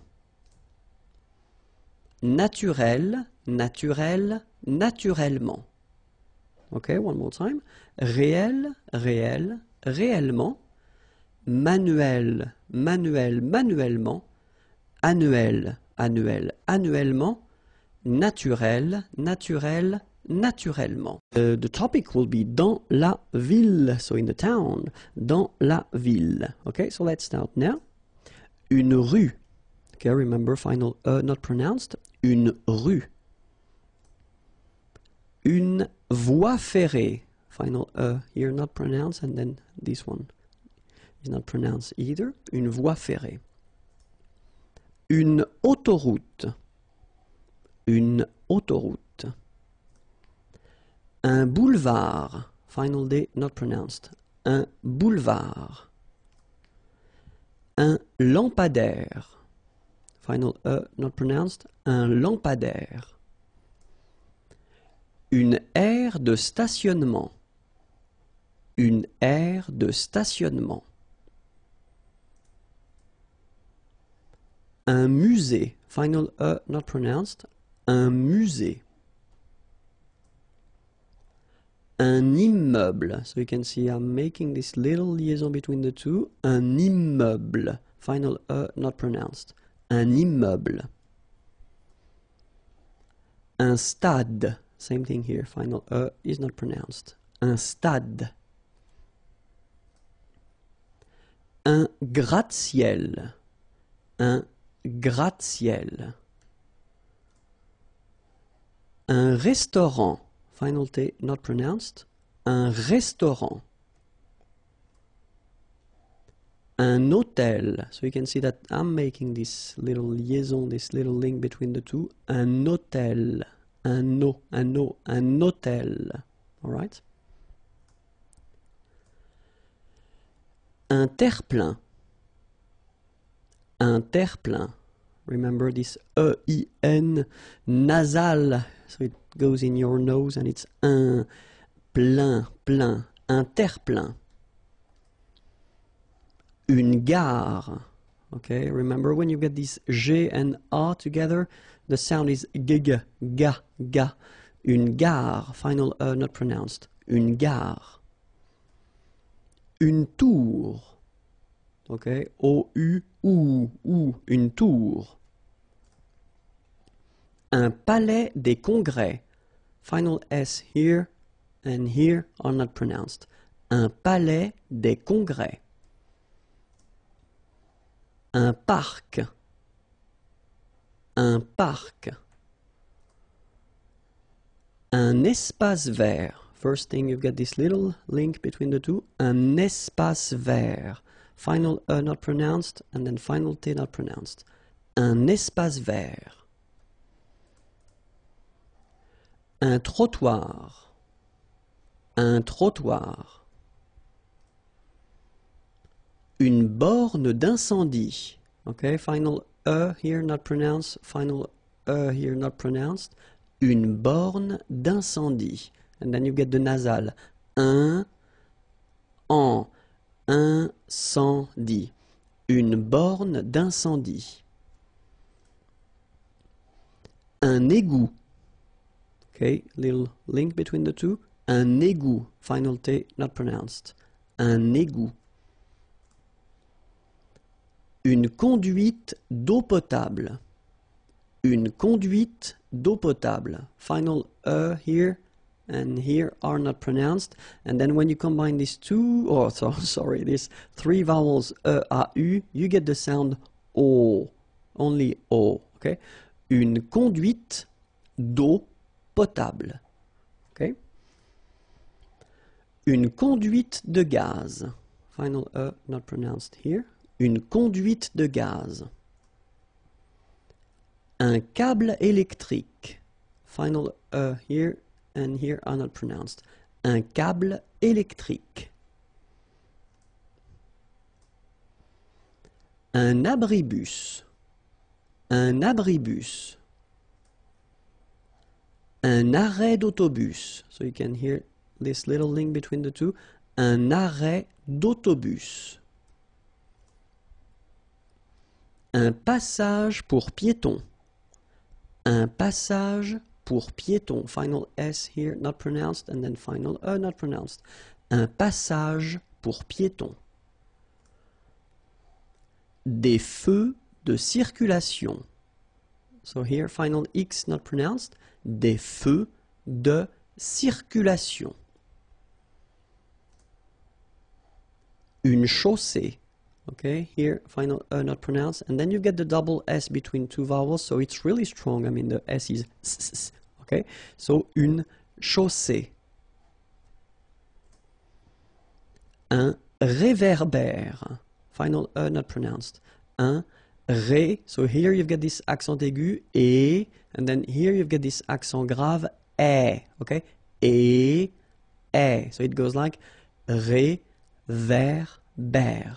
Okay, un réverbère.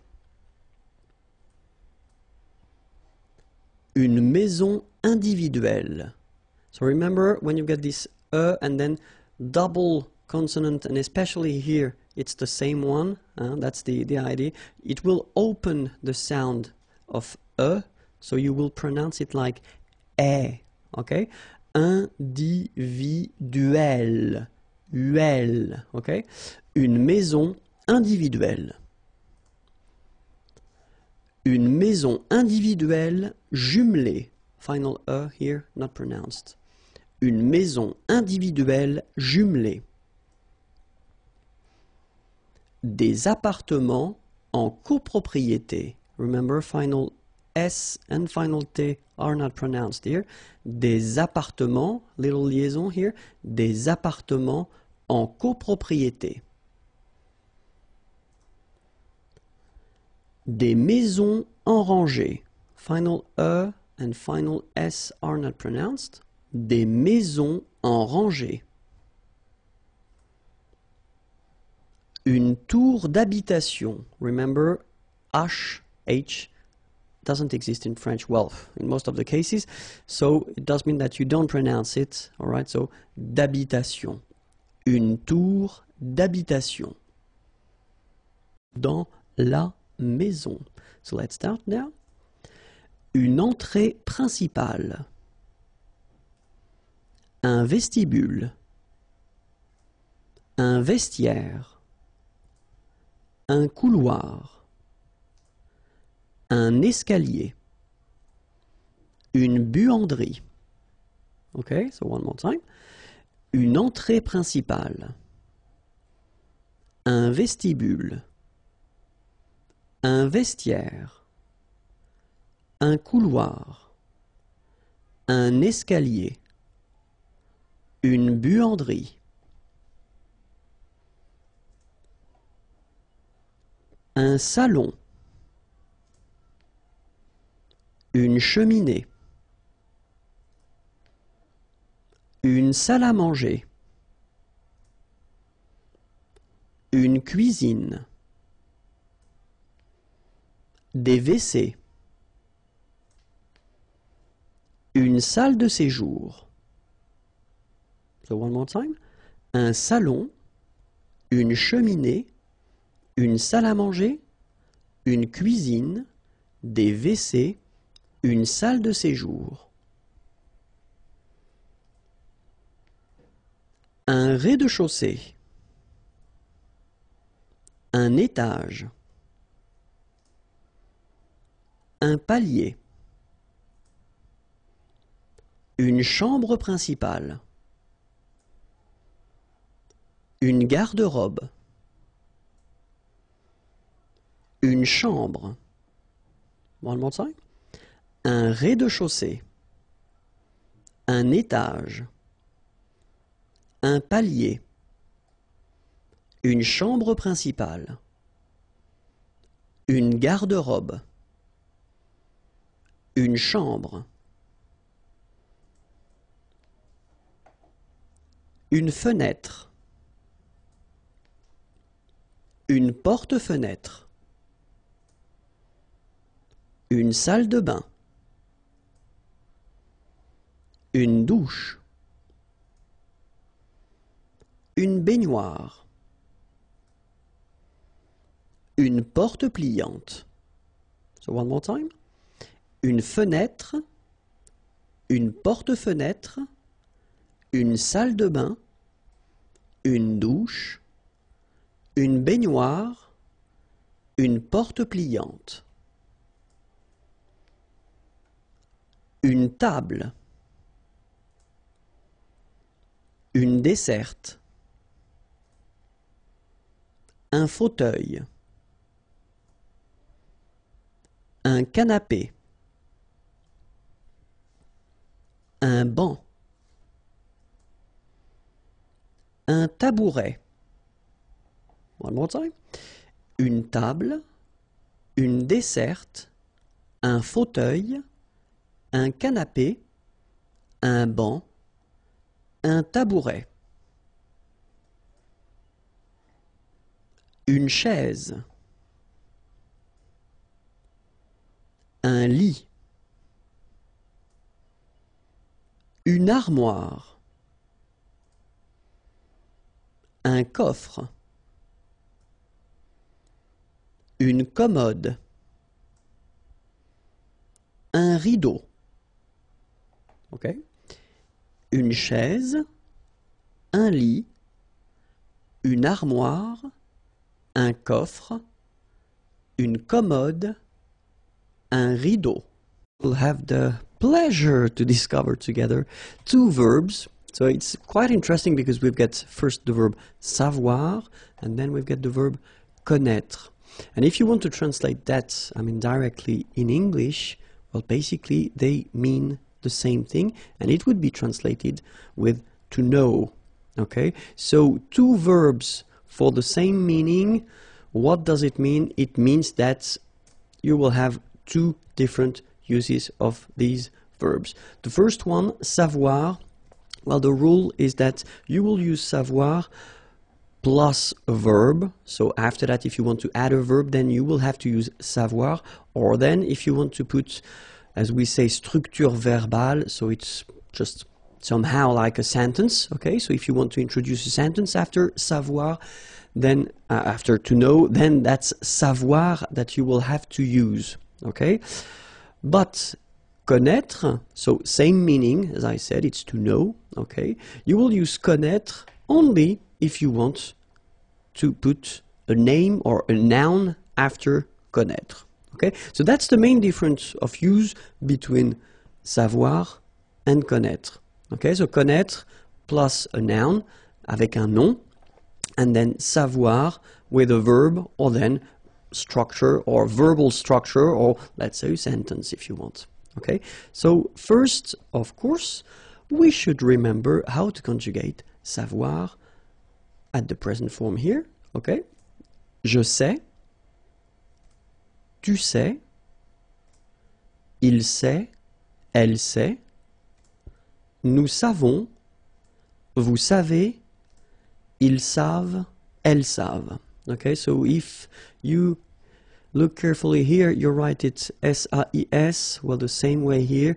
Here you write it S-A-I-T, okay, but then phonetically these three forms are the same, and it's c'est, okay? Je sais, tu sais, il sait, elle sait. All right, so let's see now the passé composé form. J'ai su, tu as su, il a su, elle a su, nous avons su, vous avez su, ils ont su.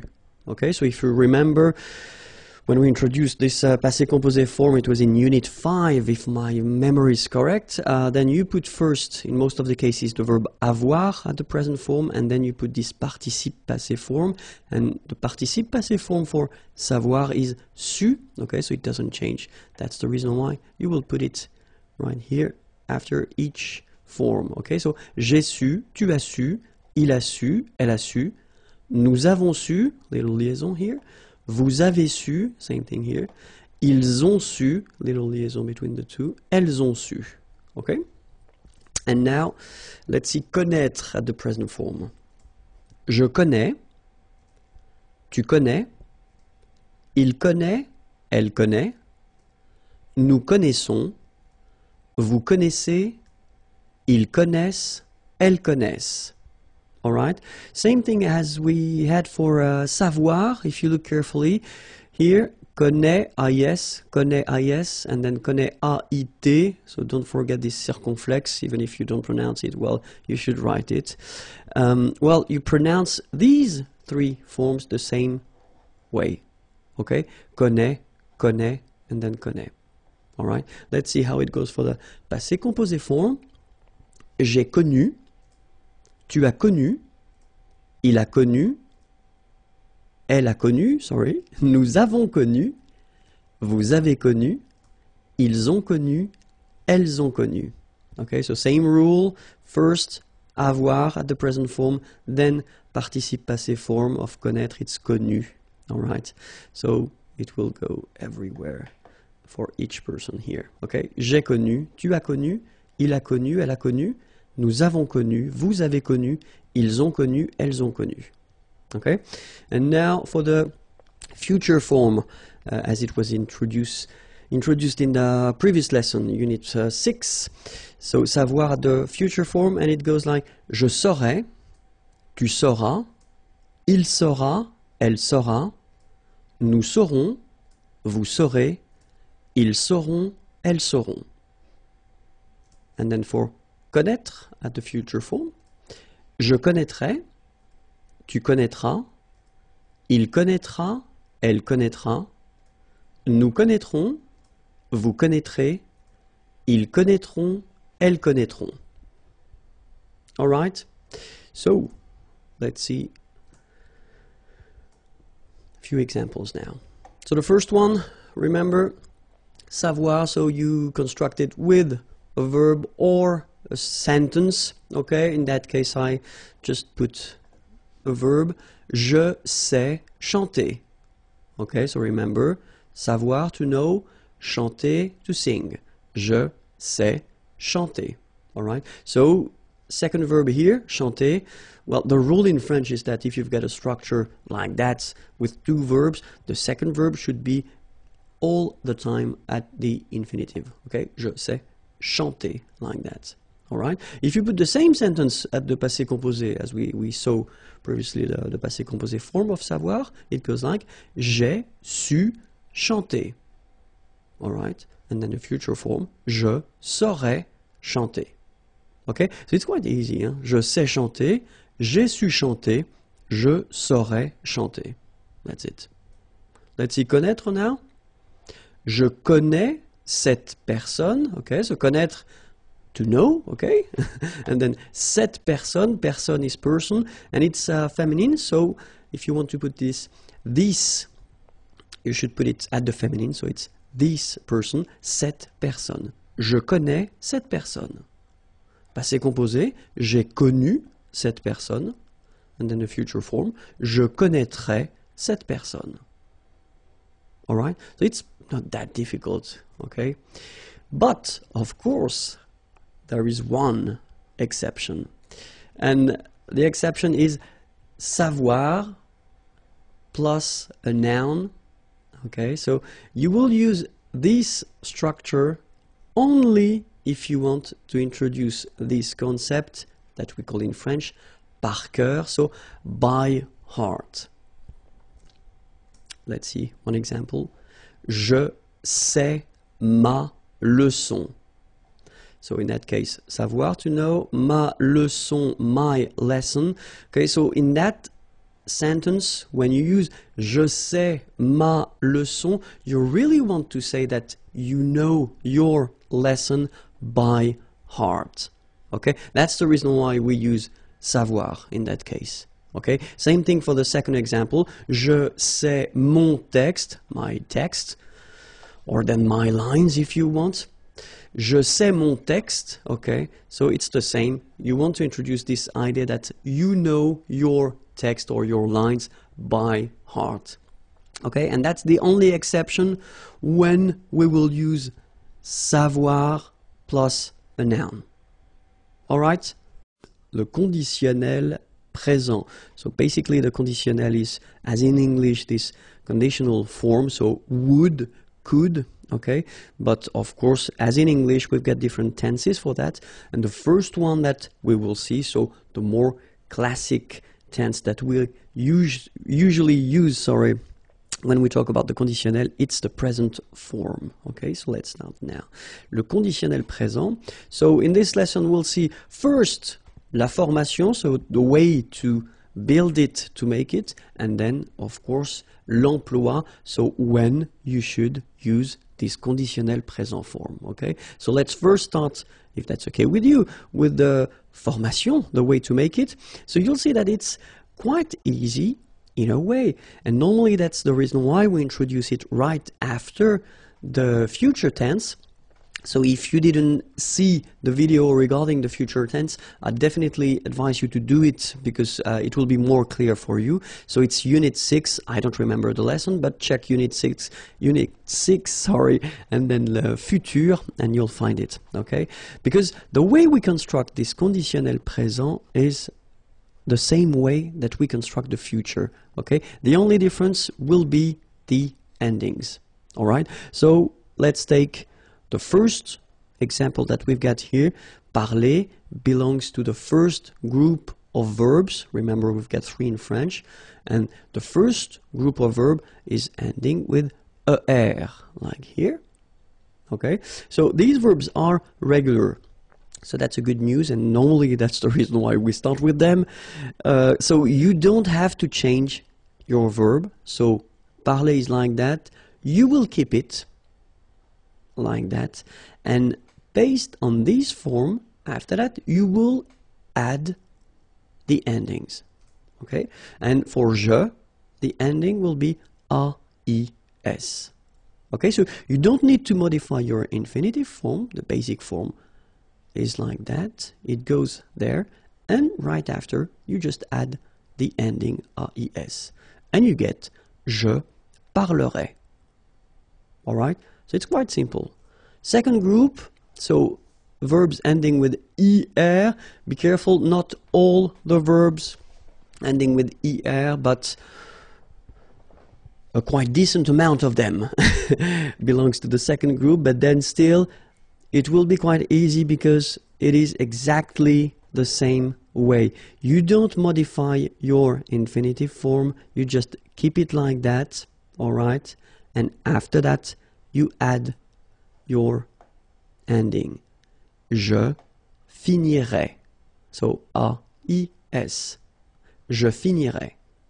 All right, so it's quite easy. You keep your basic form, your infinitive form, and right after, you just put the ending. Okay? For the third group of verbs, so of course, we will have some exceptions. So we'll see that a bit later in this lesson.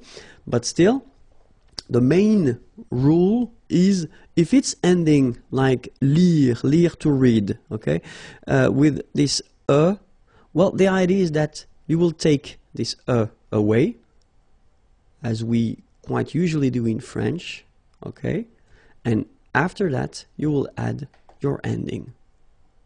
Je lirai. All right, so the rule goes like, if you've got final then you take it away, you've got your form here, L-I-R, and then you add your ending, A-I-S, je lirai, okay? So you've got 3 forms here, and they're actually the, well, conditional présent forms. Je parlerai, je finirai, je lirai, okay?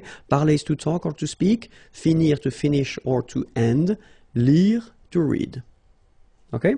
So the endings now. So we saw that previously that, well, the ending for je will be, the ending for je will be AIS, okay? The ending for tu will be, well, the same, AIS. The ending for il, elle will be AIT, okay?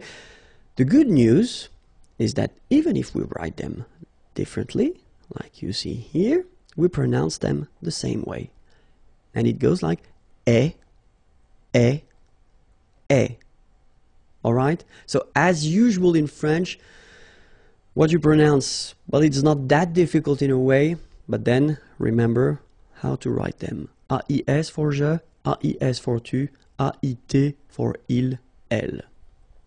So now let's see nous, and nous goes like I-O-N-S, okay, and it should be pronounced ion. Remember, final S is not pronounced. Ion, okay.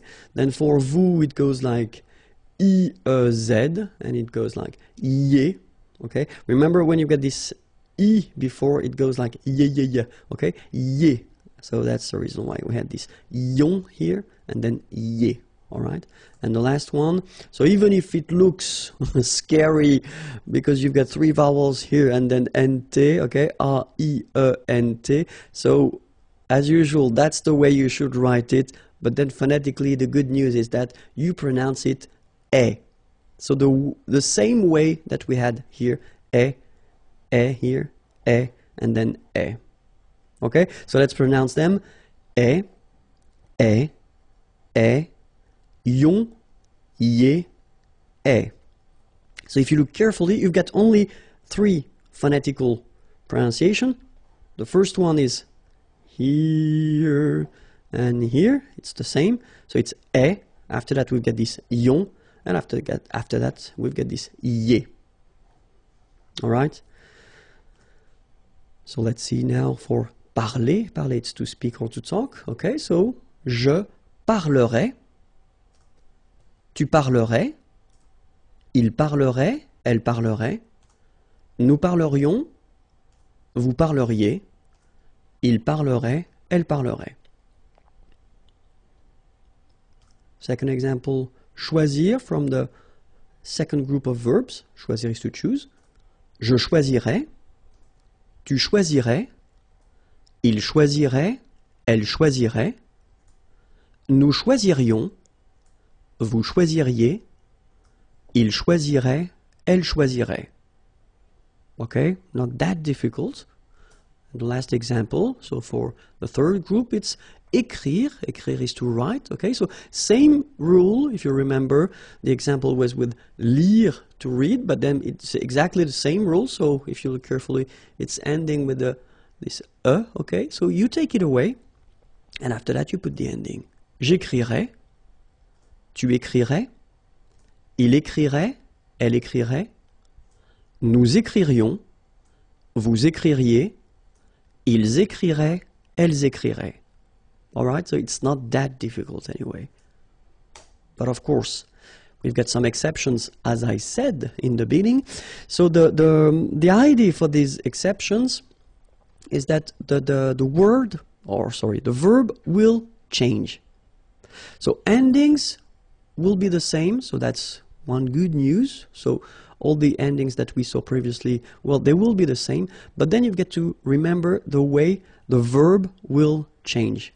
So if you saw, that's the reason why I spoke about the future lesson. If you saw the future lesson and you remember the way these verbs are changing for the future, the good news is that they will be changing the same way. So être will become sœur.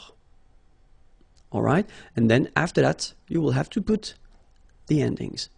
Je serai. All right? So you will keep this sœur all the time for your conjugation. And after that, you will add all the endings that we saw. Okay? Avoir will become or. Same thing here. After that, you will add all the endings. So, tu aurais. Aller will become ir. And you'll get il irait, elle irait. Faire will become faire. Nous ferions. Savoir will become saur. Vous sauriez. Voir will become ver. Il verrait, elle verrait. Okay, so let's see them one more time. So être, to be, je serai. Avoir, to have, tu aurais. Aller, to go. Il irait, elle irait. Faire, to do. Nous ferions. Savoir, to know. Vous sauriez. Voir, to see. Il verrait, elle verrait. Alright, so one more list of exceptions. Pouvoir will become pour. Je pourrais. Vouloir will become voudre. Tu voudrais. Pleuvoir will become pleuvre. Il pleuvrait. Devoir will become devre. Nous devrions. Venir will become viendre. Vous viendriez. Courir will become court. Il courrait, elle courrait. Alright, so let's see them one more time. Pouvoir, can. Je pourrais. Vouloir, to want. Tu voudrais. Pleuvoir, to rain. Il pleuvrait. Devoir, to have to. Nous devrions. Venir, to come. Vous viendriez. Courir, to run. Il courrait, elle courrait. Alright?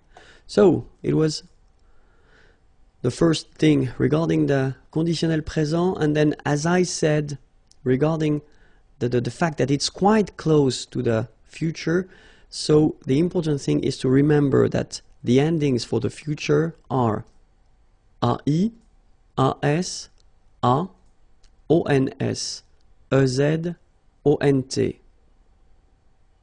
Okay, but then for the conditionnel présent, if you remember them, it was AIS, AIS, AIT, IONS, IEZ, AIENT.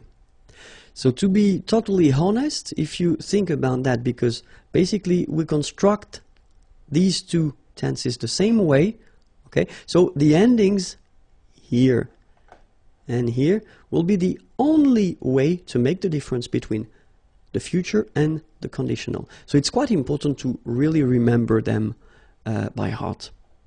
Okay, so remember future, AI, AS, A, ONS, EZ, ONT, but then conditionnel présent, AIS, AIS, AIT, IONS, IEZ, AIENT. Okay? And now let's see when we should use this conditionnel présent, because that's the most important thing. The first situation would be to express a desire or a wish, exprimer un désir ou un souhait. Okay? J'aimerais être en vacances. Aimer, to like or to love. Okay? And here you've got the conditional form. Être, to be. En vacances, on vacation. Holidays. J'aimerais être en vacances. Second use will be if you want to donner un conseil, to give an advice. Vous devriez apprendre le français. Okay, devoir, to have to, but then in that case when you say vous devriez, you should. That would be the more correct translation. Vous devriez apprendre, apprendre is to learn, le français, French. And then if you want to ask something politely, that's the tense you should definitely use. And especially if you go in a coffee restaurant or if you go in a shop and you want to ask for something, then use this conditional form. I mean, trust me, it's quite important. Okay? Je voudrais un café, s'il vous plaît. Okay? Je voudrais un café, s'il vous plaît. Okay? So let's read them one more time. J'aimerais être en vacances. Vous devriez apprendre le français. Je voudrais un café, s'il vous plaît. Another use of this conditionnel présent is if you want to construct a sentence, like in English, for instance, with this if. Okay? So if in French is si. And then the rule is quite strict in French. If you start with this if, si, then it should be followed by the imparfait form. We didn't see this form yet. It will come in the next lesson or in the next unit, sorry. So no stress about that. It's just an example, but it's just for you to know that if you want to construct this if structure, then it should be followed by imparfait. Then comes le conditionnel. Okay, so let's take one example. Si j'avais le temps, je ferais du sport. Okay, so si j'avais le temps, so if I had, it's the same in English. You put this I had. Si j'avais le temps, so time, je ferais. Remember, it was faire, to do, but then at the conditionnel form, du sport. Okay. Another example. Si j'étais riche, so riche, rich. Était, it's to be, remember. Je voyagerais, voyager is to travel, autour du monde. Around the world. Oops. And then the last one. Si elle était là, so être, to be, là, here. Nous irions, so remember it was to go, aller, and it becomes ir, irions, nous promener. Okay, so se promener, to have a walk. Question avec qui et que. So it's quite important, so please take the time to listen to me. So let's start now. Les questions avec qui et que. So we'll first start with qui, and then after that we'll see que. Alright? So the first thing, qui, and it's starting right now. Qui est-ce qui parle? So it's a question, okay? Qui est-ce qui parle? Second example would be, qui est-ce que tu regardes? Okay, so the first one, qui est-ce qui parle? And then, qui est-ce que tu regardes? So in both cases, well, these questions are mostly for oral use, because when we add this est-ce qui, est-ce que, normally it's when you talk, okay? If you write, you don't really need to put them. We've got some more formal way to write questions. We saw that previously, okay? But still, it's possible orally to use these structures. So the question is, why do we use qui here and qui here, and then qui here and que here, okay? Because it can look a bit messy at the beginning, especially if you don't really know how to use or how to structure that. So the first thing that we've got to remember, yes, it's here. So the first part here, this qui, well, we will use this qui here just because we want to have the information and it concerns a person. Who, okay? Qui means who when we start the question with it, okay? Qui est-ce qui parle? Qui est-ce que tu regardes? And then we've got the second part here, as we saw, and it's quite interesting because we've got two options here, the first one and the second one. So the first one, you will use qui just because you will ask the question regarding the subject of the verb. You get the verb here, parler, okay? And the information that you want to have concerns the subject of this verb. And then here, we will use que just because we want to have the information concerning the object of the verb. So you've got regarder here, but then if you look carefully, you already have the subject. It's tu regardes, okay? So, qui est-ce qui parle? So if you want to translate it directly, you could translate it like, who is talking? Okay? Qui est-ce qui parle?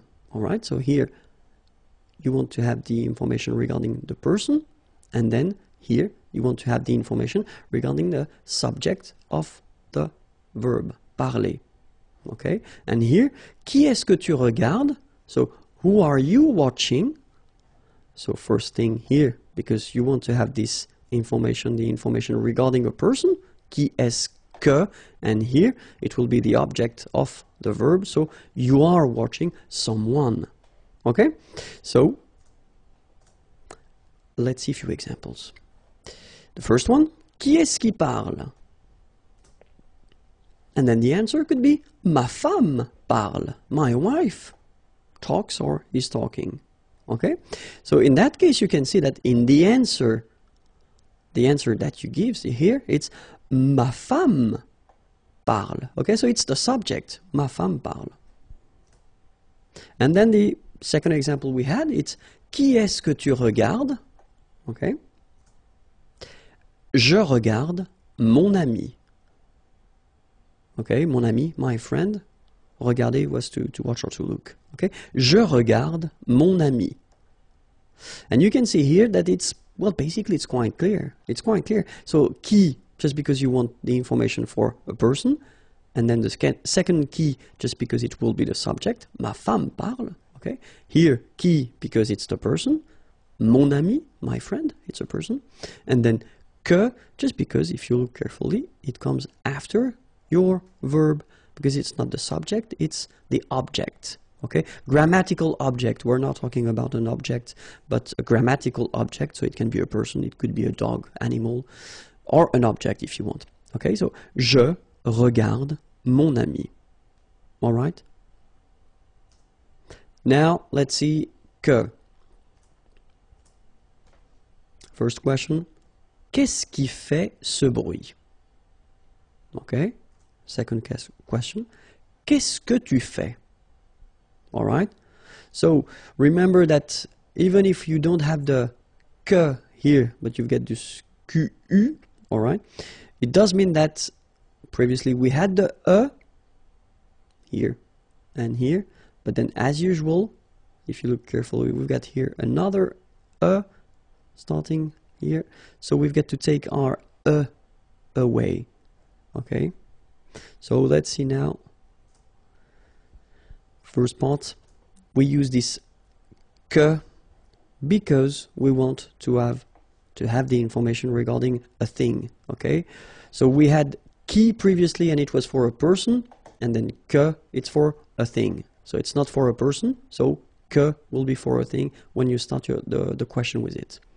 Okay, and then here, so remember we've got this qui here, and then we've got this que here. Well, it will be exactly the same idea that we had previously. So you will use qui here just because you want the information regarding the subject of the verb. You've got the verb here, to do, okay? And then here you put this que just because you want to have the answer with the object of the verb, okay? You've got the verb here, faire, to do, same verb, but then you've got the subject, tu fais, you do. Okay, so the first question, qu'est-ce qui fait ce bruit? What is doing this noise? Qu'est-ce qui fait ce bruit? Or this sound if you want. Qu'est-ce que tu fais? What are you doing? Okay, so let's see now the same question. Qu'est-ce qui fait ce bruit? And the answer would be, la voiture de mon père fait ce bruit. Okay, my father's car. Okay, la voiture de mon père. So if you translate it directly, it's the car of my father. And then you've got the verb. Okay, but then this long thing is the subject. La voiture de mon père fait ce bruit. Okay, so that's the reason why first we had this que, because it's a thing, it's not a person, okay? And then qui here, because it's the subject of the verb faire. Okay? Second question, qu'est-ce que tu fais? So if you remember carefully, it was, what are you doing? Qu'est-ce que tu fais? And the answer, je prépare un chocolat chaud. Okay, so I wanted to put another verb in the answer just to well show you that is you don't really need to answer with the same verb, you know. Qu'est-ce que tu fais? What are you doing? Je prépare, so I prepare. Je prépare, and then this is the object of the verb. So the object, just let me repeat, the grammatical object of the verb. So, je prépare un chocolat chaud. All right? So, now, remember that we can, of course, construct these things with preposition, okay? Just because in French we've got verbs, and verbs are in some cases constructed with preposition, so you will need to remember these things. So preposition can be à, avec, de, pour, and then chez. Okay? À qui est-ce que tu parles? Okay, remember, so parler, to talk, is constructed with à, to talk to, okay? Parler à quelqu'un. So if you want to know à qui est-ce que tu parles, who are you talking to, okay? À qui est-ce que tu parles? So it doesn't change, you just need to first start with the preposition and then you continue your structure, okay? Jouer, jouer, it's to play, okay? And then normally, if you're talking about a sport or activity, so sport or activity, then we tend to use this preposition à with it. Okay, so play, but then à, and then the name of the activity. It could be football, or it could be basketball, or it could be whatever. Okay, à quoi est-ce que tu joues? And then now, I assume that you will tell me, oh, have a look at that. What on earth is going on? Why do we have this quoi and not que?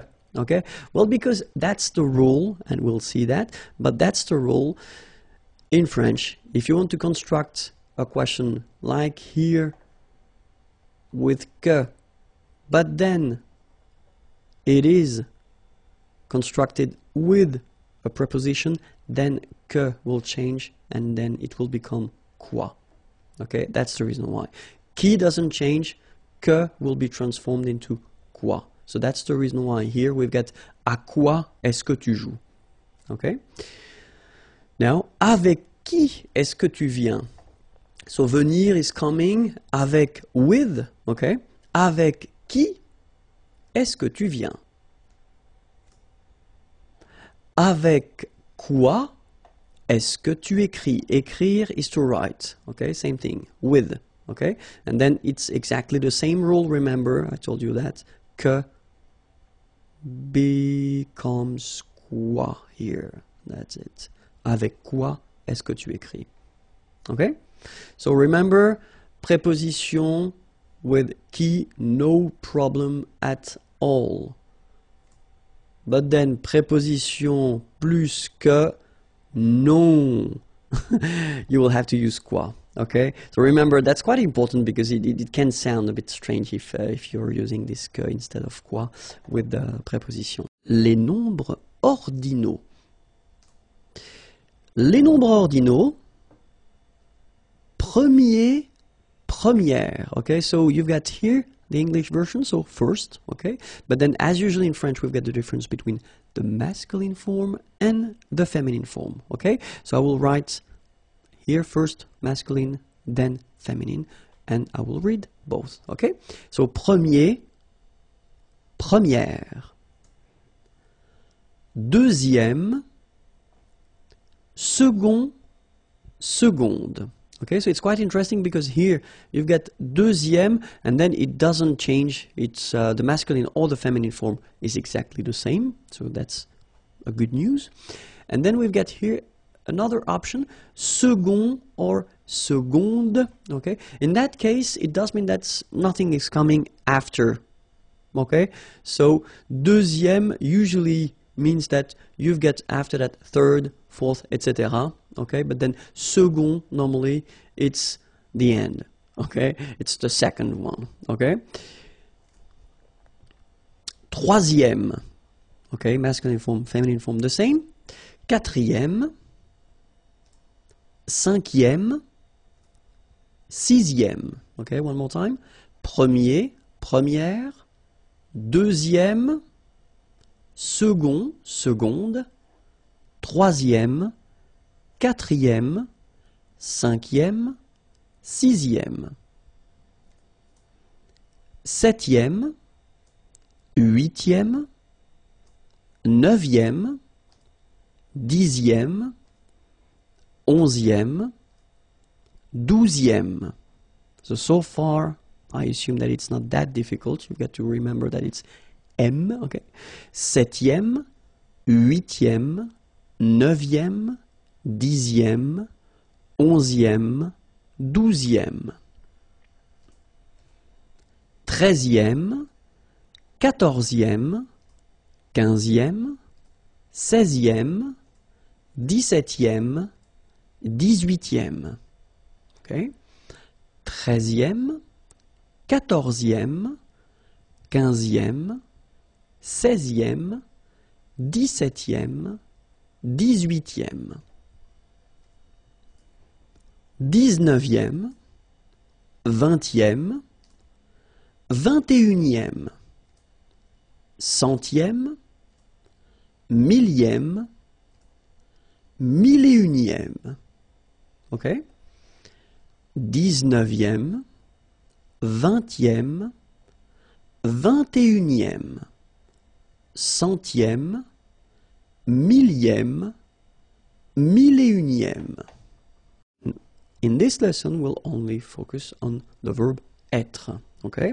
So it will be a short one, but still quite important. Je serai,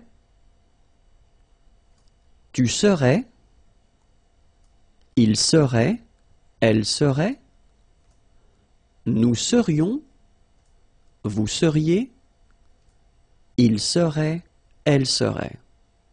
Alright, so remember, conditionnel présent, so if you want to translate directly this je serais, it's I would be. Okay, but then in French we've got only one form like that. Remember, so AIS, but then you don't pronounce the final S. Je serai. Same rule here, no pronunciation of the final S. Tu serais. Phonetically, it is the same. And then the good news here, it will be exactly the same. So final T is not pronounced. So phonetically, you've got the same form as we had previously. Il serait, elle serait. Okay, so one more time. Je serais, tu serais, il serait, elle serait. Alright? So then, final S not pronounced, and then this is this yon, yon. Remember, it goes in your nose, it's nasal. Yon, nous serions. Okay, then vous seriez. And last but not least, and remember, it's quite strange, but A-I-E-N-T, many letters, only one simple sound, E, as we had here, here, and here. It's exactly the same sound. Il serait, elle serait. Alright? Je serais, tu serais, il serait, elle serait, nous serions, vous seriez, il serait, elle serait. In this lesson, we'll focus on the conditionnel présent form of avoir, to have, okay? So, let's see now how it goes. J'aurais, tu aurais, il aurait, elle aurait, nous aurions, vous auriez, ils auraient, elles auraient. Alright, so if you remember carefully, this conditionnel présent form, so it was introduced in this unit, so check the unit 7 and then put conditionnel présent, you will find the whole description and the whole lesson of conditionnel présent, but still, here, you can see that j'aurais, well, if you want to translate it directly, it would be I would have, okay, but then in French we've got only one form here, and then take a good look at the endings, AIS, AIS, AIT, IONS, IEZ, IENT, okay, the endings for the conditionnel présent form. Okay, so let's see how you pronounce them now. J'aurais, so final S, not pronounced, j'aurais. Then same thing here, tu aurais, you don't pronounce the final S. Il aurait, same thing here, final T is not pronounced, elle aurait, okay? So you've got the same pronunciation here for the three first forms. J'aurais, tu aurais, il aurait, elle aurait, okay? Then, nous aurions, so this little link between the two, this liaison, nous aurions, final S not pronounced. Vous auriez, little link between the two, vous auriez, and then, ils auraient, little link, but then look, A-I-E-N-T like that, and you only pronounce E, like we had here. It will be exactly the same pronunciation here. Ils auraient, elles auraient. Okay, so let's see that one more time. J'aurais, tu aurais, il aurait, elle aurait, nous aurions, vous auriez, ils auraient, elles auraient. Bonjour à tous and welcome to Learn French with Vincent, and this is Unité 7, leçon K. And in this lesson we'll discover together the verb aller, so aller means to go, and especially the conditionnel présent form of this verb. Okay, so let's start right now. The first form goes like j'irai, tu irais, il irait, elle irait, nous irions, vous iriez, ils iraient, elles iraient.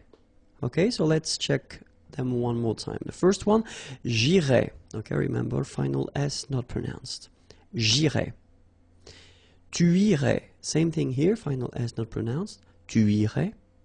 And then, il, masculine form, irait, final T not pronounced. So what you can see is that these form, and these form are actually pronounced the same way. Okay, so il irait, elle irait. Okay, then nous irions. Okay, so let's make this little liaison between the two. Nous irions, final S not pronounced. Nous irions. Then vous iriez. So same thing here, make the liaison. Vous iriez. Remember, when you get this EZ at the end, you get the sound E. Okay, iriez, iriez, and then vous iriez. All right, and the final form, ils iraient. Okay, so remember, make the liaison as well. You get this S and then a vowel after. So ils iraient, and then if you look carefully, you get A-I-E-N-T. Okay, but then phonetically it goes like E. Okay, so technically these form and these forms here are pronounced the same way, and it goes like irait. Okay, so ils iraient, and then the feminine, elles iraient. Alright, so j'irais, tu irais, il irait, elle irait, nous irions, vous iriez, ils iraient, elles iraient. Okay, so that's it for the conditionnel présent form of the verb aller. Aller, remember, it was to go, and then you get the YouTube channel here, and it's youtube.com/IMAGIERS if you want more videos, and then the website is here and it's waiting for you, imagier.net.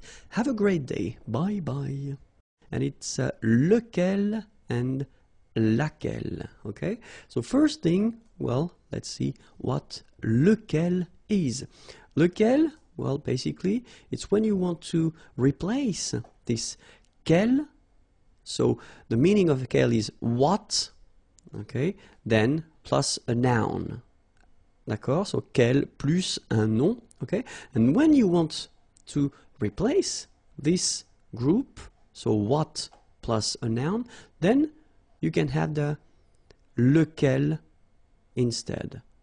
Okay? Remember that in that case, we'll see that a bit later in this lesson, but lequel, it will be for the singular masculine. Okay, then let's see how it goes for the feminine form, singular as well. So it will be laquelle. Okay, and then it will replace this quel, so what, but in that case, as you remember probably, we've got the feminine and the masculine form plus a noun, so plus un nom. Okay, so if you want to replace quel plus un nom, then you will have to use laquelle. So this is the feminine form and this is the singular feminine form. Okay, so let's see now the singular form and the plural form. So the first form that we'll see will be the masculine, so it will be, as we saw, lequel. Okay, so remember, you've got to pronounce it lequel, even if you've got this QU. Okay, remember that this U phonetically doesn't exist, so lequel. Then for the plural form, you will add this S here and then S at the end. okay? And it will give you the pronunciation lesquels. All right, so final S is not pronounced. So here, when you get this L-E-S, okay, it's just like the article, if you remember, les, okay? So it goes like lesquels, all right? And then the feminine form, so singular, we saw it laquelle, okay? So basically same rule, Q-U, U is not pronounced here. And then you get this E-double-L-E, well, phonetically here, it is the same as what we have here. So, laquelle. So, the only difference between the feminine and the masculine form is this first part, okay? Laquelle, lequel. All right, phonetically, I mean, of course, if you write them, you get to put this double L here. And then let's see for the plural form. So, it will be quite logical in a way because we will have this plural form. So, les, okay, as we had here, les, okay, and then quel, you just add this final S at the end, okay, and the good news is that phonetically it's lesquels here for the masculine form and then lesquels for the feminine form, all right, so phonetically it's exactly the same when we talk about the plural form here, but then if you want to write it correctly, remember that for the masculine it will be E-L-S at the end here, and then E-L-L-E-S at the end for the feminine. All right? So let's see a few examples. So the first one, il y a deux cafés. Okay, so if you want to translate directly, it would be there are two coffees.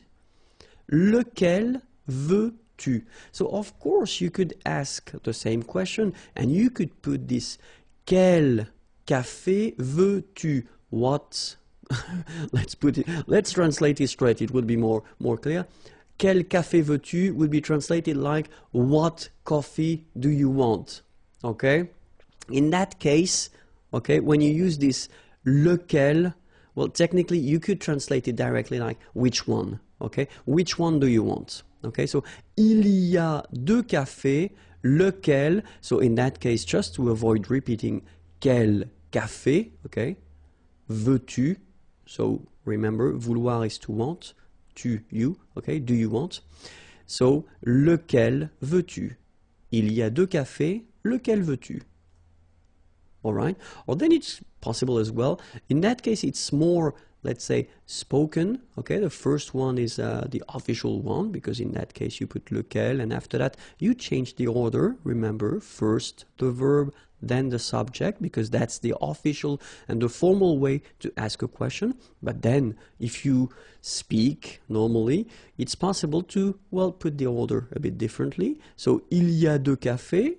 So, this doesn't change, of course, okay? Tu veux lequel? All right, so you just keep the normal order. So, you've got the subject here, you've got the verb here, and then you put lequel at the end. Okay, tu veux lequel? All right, meaning is the same, but then it's better to use this second form orally and the first form, if you get to write, then use this first form. Okay, so let's see another example. So, deux bus arrivent. Okay, so two buses arrive. Lequel prenez-vous? Remember, prendre is to take, hein? Vous, you. Okay, so you could be the plural form, or then it could be the polite form for you. Okay, so lequel prenez-vous? Which one do you take? All right, or then it could be as well as we saw in the previous example. You just keep the normal order, so subject, verb. Vous prenez lequel? All right, and then another example. Voici les pâtisseries. Laquelle choisissez-vous? Okay, choisir, to choose. Voici les pâtisseries. Laquelle choisissez-vous? All right. Same thing here. Voici les pâtisseries. Vous choisissez laquelle? All right. So you can see that in that case it's the same. We just keep the normal order. So subject, verb, and then laquelle. All right. So now you've got lequel, and laquelle. Remember, phonetically, well, basically this second part quel doesn't change if you want to pronounce it, okay? So, les professions, so many words. I hope you're ready because it will be quite useful and maybe a bit long. Let's try to see that together. Okay, so we'll start right now. Un menuisier. Un électricien. Un plombier. Un maçon. Un agent immobilier. Un opticien. Okay, so let's see them one more time. Un menuisier. Remember this UI. UI. Menuisier. All right. Then un électricien. So you can see that we make the liaison here. Un électricien. I-E-N-ien. Électricien. All right. Then un plombier. Remember O-M goes like O-N. So it's on. Plombier. All right. Un maçon. Here you can see that we've got this little cédille beneath the C, okay? And it just means that you will pronounce this C as S, okay? So that's the reason why. It's un maçon. Son, okay? O-N in your nose, nasal, un maçon, all right? Then, liaison here. Un agent immobilier. Same thing here. Un opticien. Okay? Next page. Un dentiste. Un docteur. Un jardinier. Un agent d'entretien. Un mécanicien. Un boucher. All right, so let's see them one more time. Un dentiste. Remember, nasal, dentiste. Un docteur, E-U-R, un docteur. Un jardinier, remember, I-E-R-I-E, jardinier. Un agent d'entretien, liaison here, un agent d'entretien. Un mécanicien, remember, I-E-N, ien, like here, ien. Un boucher. C-H, un boucher. So I tend to insist a little bit, but then it goes like un boucher. Okay? Next page. Un coiffeur. Un bijoutier. Un pharmacien. Un infirmier. Un vétérinaire. Un fermier. Okay, so let's see them now. Un coiffeur. Remember, O-I goes like wa, quoi, and then E-U-R, Un coiffeur. Then we've got un bijoutier. Un pharmacien. So remember, P-H, so these combination of these two letters will produce the F sound. Fa. Pharmacien. Okay? Un pharmacien. Okay, then liaison here, un infirmier. Un infirmier. I-E-R at the end, ye. Infirmier. Okay, then un vétérinaire. Remember, accent aigu will give you this E sound. V-T-R-I, and then here it's open. R. Un vétérinaire. And then un fermier. Okay, let's see the next page. Un pêcheur. Un marin. Un policier. Un militaire. Un gardien. Un pompier. All right, so let's see them. Un pêcheur. So remember when you've got this accent circonflexe, you know that's the name of this accent. On the top of it will open the sound, so you get really open. Okay, so pêcheur, and then EUR, okay, un pêcheur. All right, then un marin, IN nasal, okay, un marin.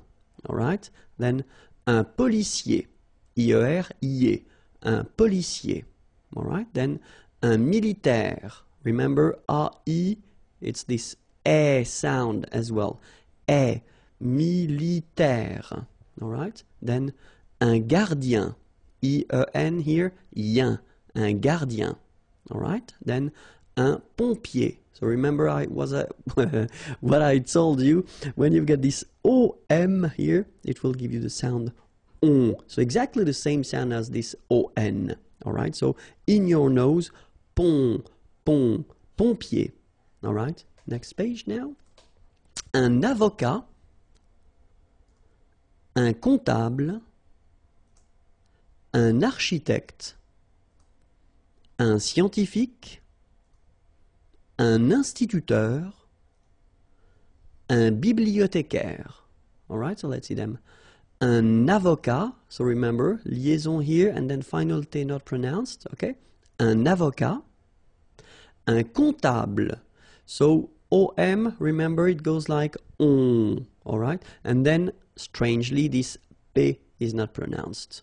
Un comptable, all right? Then, un architecte. Same thing here, liaison, okay? Un architecte, all right? And then CH, architecte, all right? Then, un scientifique, un instituteur, okay? So liaison here, and then remember this EU, it goes like heure with the R. Instituteur. Then un bibliothécaire. Bibliothé. Remember in French the H doesn't exist, so you don't pronounce it. Bibliothécaire. Un bibliothécaire. All right, so let's see the others. Un réceptionniste. Un facteur. Un conducteur.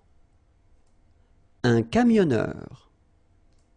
Un chauffeur de taxi, un pilote, okay, so let's see them, un réceptionniste, okay, remember when you get this T-I-O-N, so normally it will give you this S, I mean, I'm talking about the T here, okay, so sioniste, okay, réceptionniste, all right, then un facteur, E-U-R, heure, un facteur, then un conducteur, O-N, on, conducteur. Un camionneur, camionneur. Un chauffeur de taxi, ok, A-U-O, then E-U-R, heure, chauffeur. Un chauffeur de taxi. Un pilote. Okay, this one is quite easy. Un chef. Un musicien, un danseur, un comédien, un chanteur, un serveur. Okay, so let's see them. Un chef, so remember, CH, it will give you the sh sound. Un chef, okay. Then, un musicien, un musicien. Un danseur. Remember, nasal here, A-N, en, un danseur. Un comédien. I-E-N, yen. Comédien. E, accent aigu here, gives you the E sound. Comédien. All right? Then, un chanteur. Un serveur. Un barman. Well, this one is not that difficult. Un sculpteur.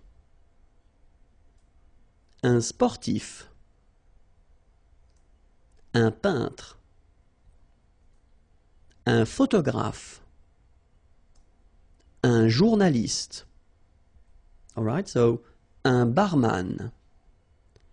Un sculpteur. Same thing here. This P here is not pronounced. So, sculpteur, un sculpteur, un sportif, un peintre. So remember when you get this E-I-N together here, then you pronounce this un sound. So nasal in your nose, un peintre. All right, and remember, final here is not pronounced. It only gives you the possibility to pronounce these two letters. So tr, tr, okay. Un peintre. All right. Un photographe. So here ph and here ph. Pronounce it like f, f, f, f. Photographe. Okay, same thing here. This you don't insist on it. You only pronounce this f at the end. Un photographe. Okay. Un journaliste. Same thing here. You know, final only gives you the t. Journaliste. Okay. Un barman. Again. Oh no, un sculpteur. So I've been putting 2 times the same page. Well, let's repeat it. Un sportif, un peintre, un photographe, un journaliste. Okay, so let's see the last page. Un rédacteur, un dessinateur, un couturier.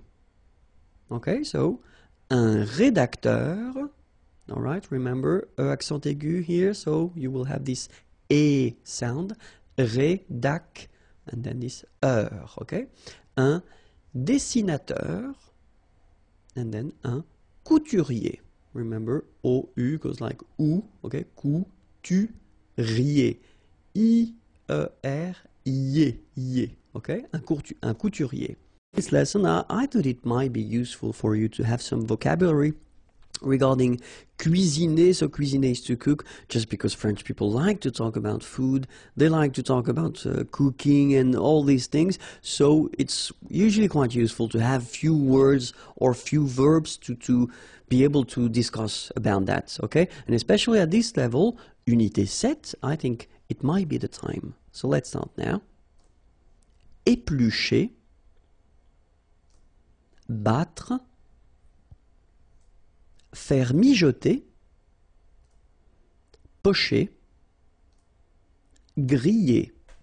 Okay, so let's see them one more time. Éplucher. Okay, remember when we've got this ch, the sound is sh. Okay, éplucher.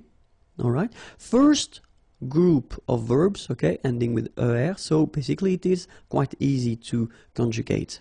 Okay, then battre, battre. Okay, even if you've got deux T here, 2 letters, well, basically you've got only the sound of one, okay? Battre, okay? Third group of verbs, a bit tricky to conjugate, but still, it's possible at your level.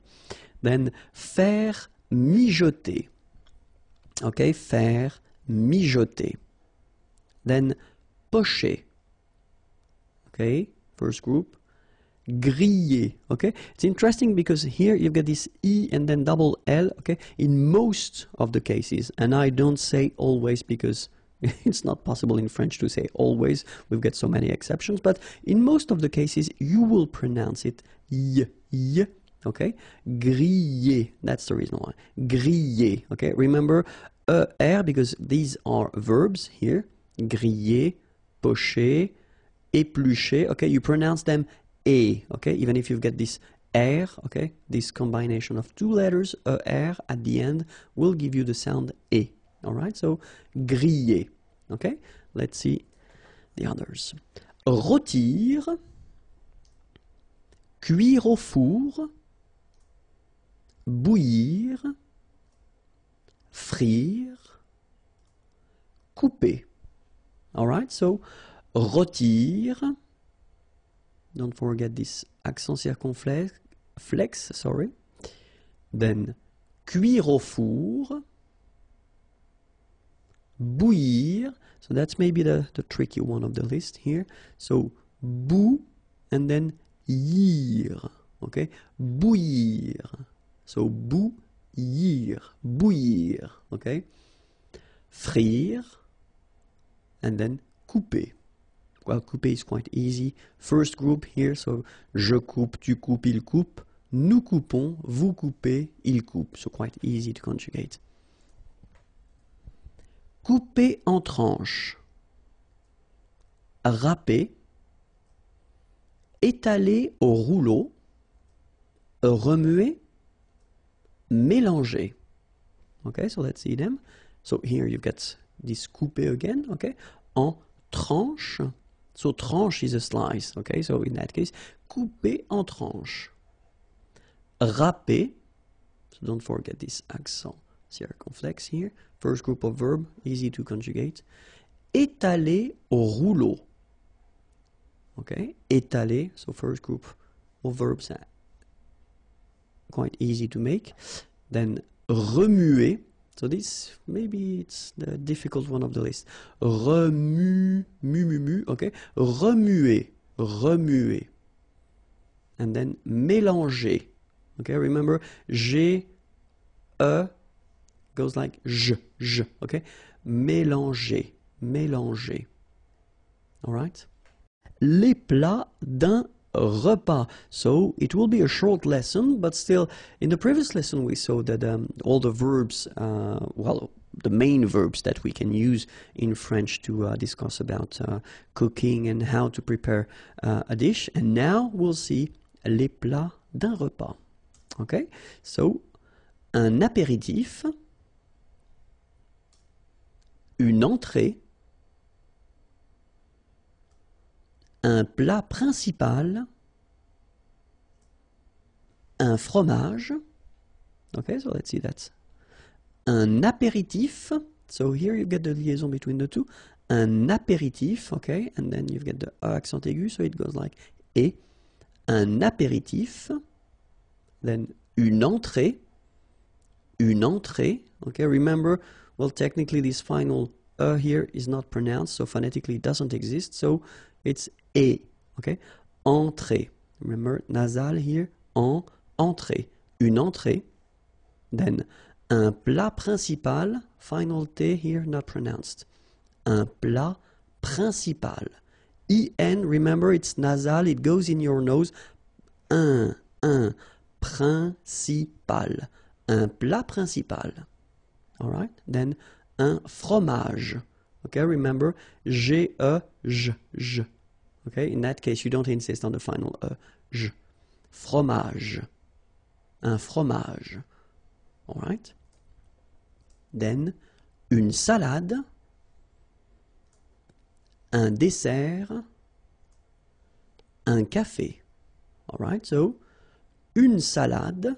Same thing here. Final you don't insist on it. It only gives you the pronunciation of the previous letter. So, d.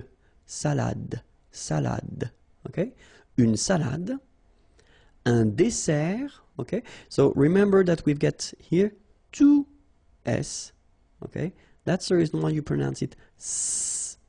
And then it opens the dessert. Un dessert. So you don't say un dessert, okay? But you say un dessert. Final T not pronounced. Un dessert. All right? Un café. Okay, remember accent aigu here. Un café. Un café. Okay? Bonjour à tous and welcome to Learn French with Vincent, and this is Unité 7, leçon P.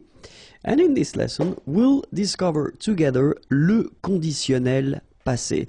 So, maybe some of you might think that it's a bit early to introduce this conditionnel passé form because normally it comes a bit later, but still I think that we've been introduced this conditionnel présent form in this unit, so it's still warm, and I still have the feeling, and I have the feeling that normally it should be okay for avoir un être, so at the conditionnel présent. That's the reason why I think it might be useful to introduce this conditionnel passé form, especially because it's not that difficult if you master the conditionnel présent form and then the passé composé. I mean by that these participe passé forms, okay? So we'll see how it goes.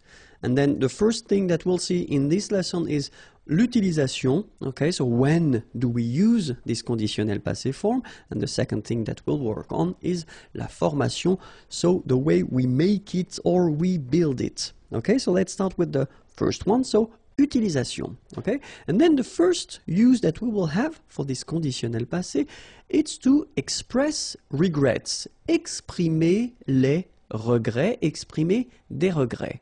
Okay, so that's the first, well, one of the first use, let's say.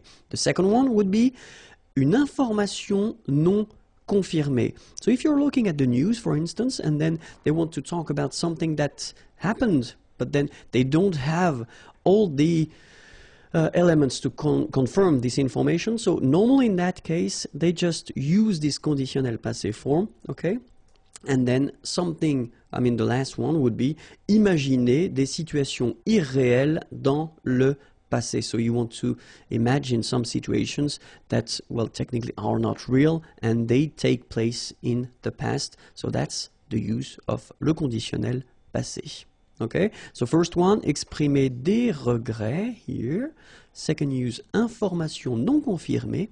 And then the last one, imaginer des situations irréelles dans le passé. Okay? And now let's see how we make this conditionnel passé. All right?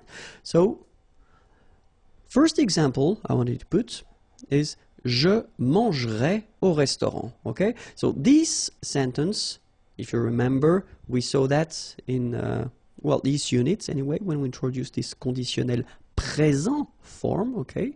So you've got the verb is manger, je mangerai au restaurant. And then, if you look at the conditionnel passé, well, it will go like j'aurais mangé au restaurant. Okay? Second example, tu regarderais la télévision. Tu aurais regardé la télévision. Okay? So same thing here. The first one is at the conditionnel présent form. Second one, conditionnel passé form. And then, il irait au travail would become il serait allé au travail. All right. So if you look carefully, then what you can see? I mean, you can see first that it is composed. So you've got two parts. The first one here is avoir.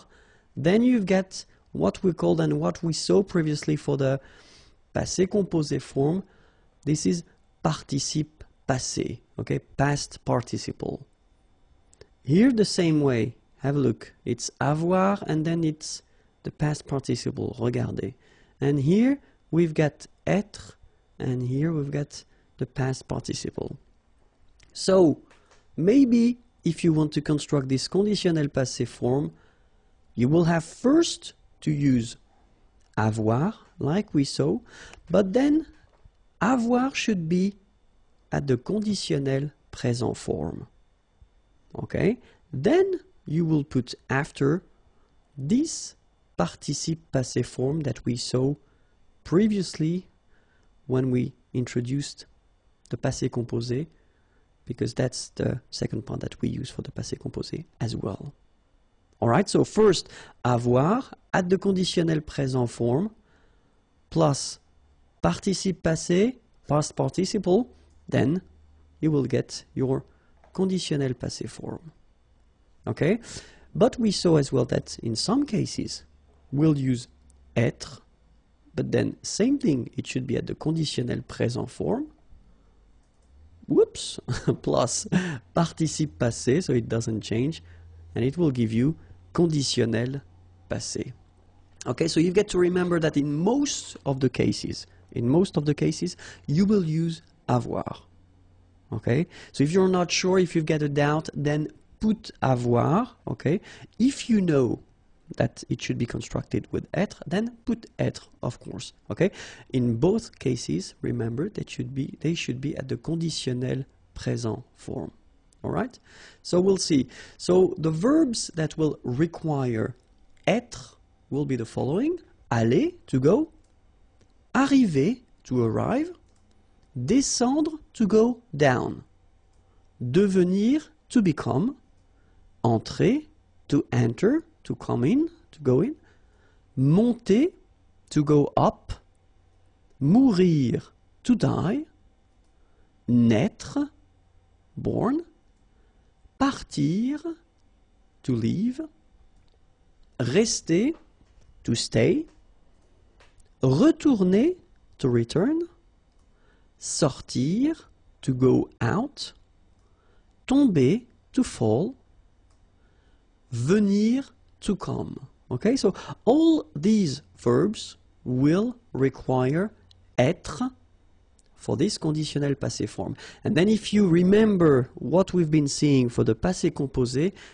well, there are exactly the same verbs that will require être, whether for the passé composé or then for the conditionnel passé. And the good news is that we've got other composed tenses in French, and this list will be always the same. So it means that this list of verbs that will require être will be the same for all these composed tenses. Okay? So remember, one more time, aller, arriver, descendre, devenir, entrer, monter, mourir, naître, partir, rester, retourner, sortir, tomber, venir. Okay, so remember, you will have to use être with these verbs. Okay, so as I said, être, but then for the conditionnel passé,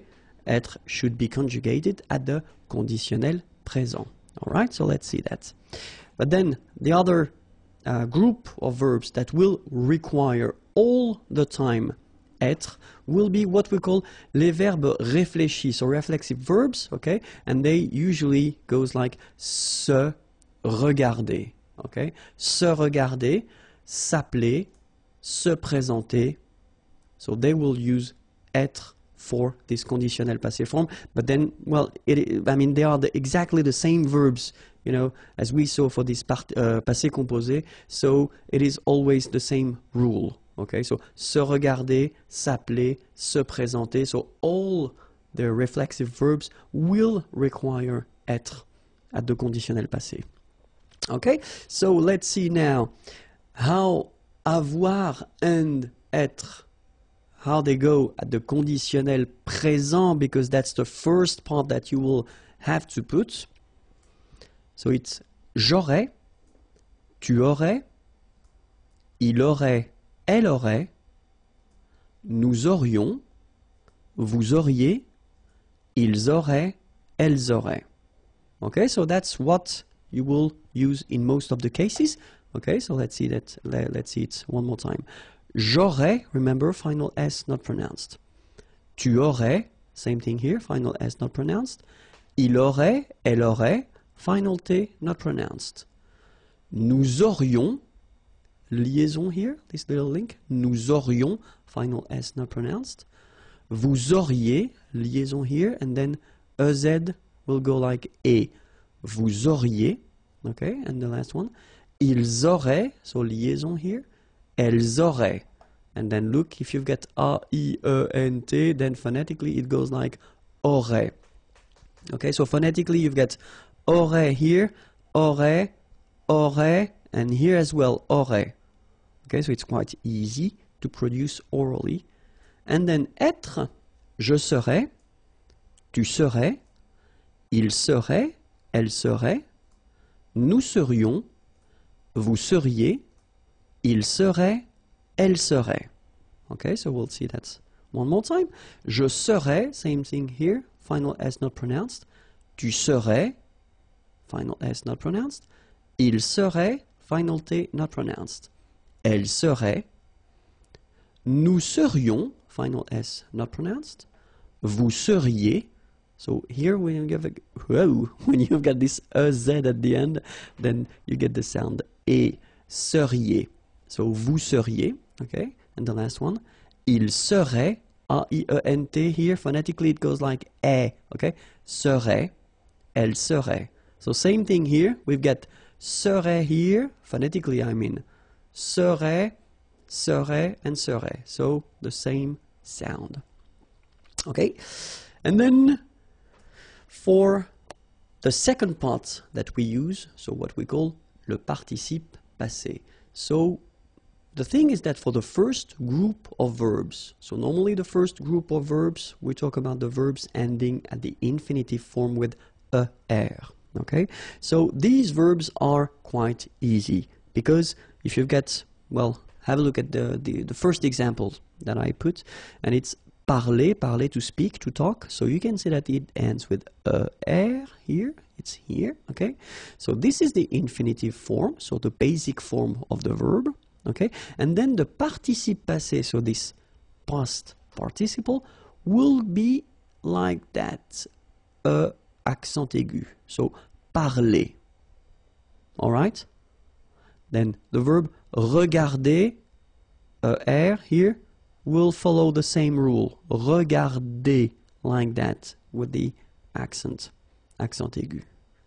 And here, when we talk about the first group of verbs, we are really talking about a lot of verbs, okay? So many verbs will follow this simple rule, okay? So the second part that you will use for this conditionnel passé will be written like that if the verb is belonging to the first group of verb.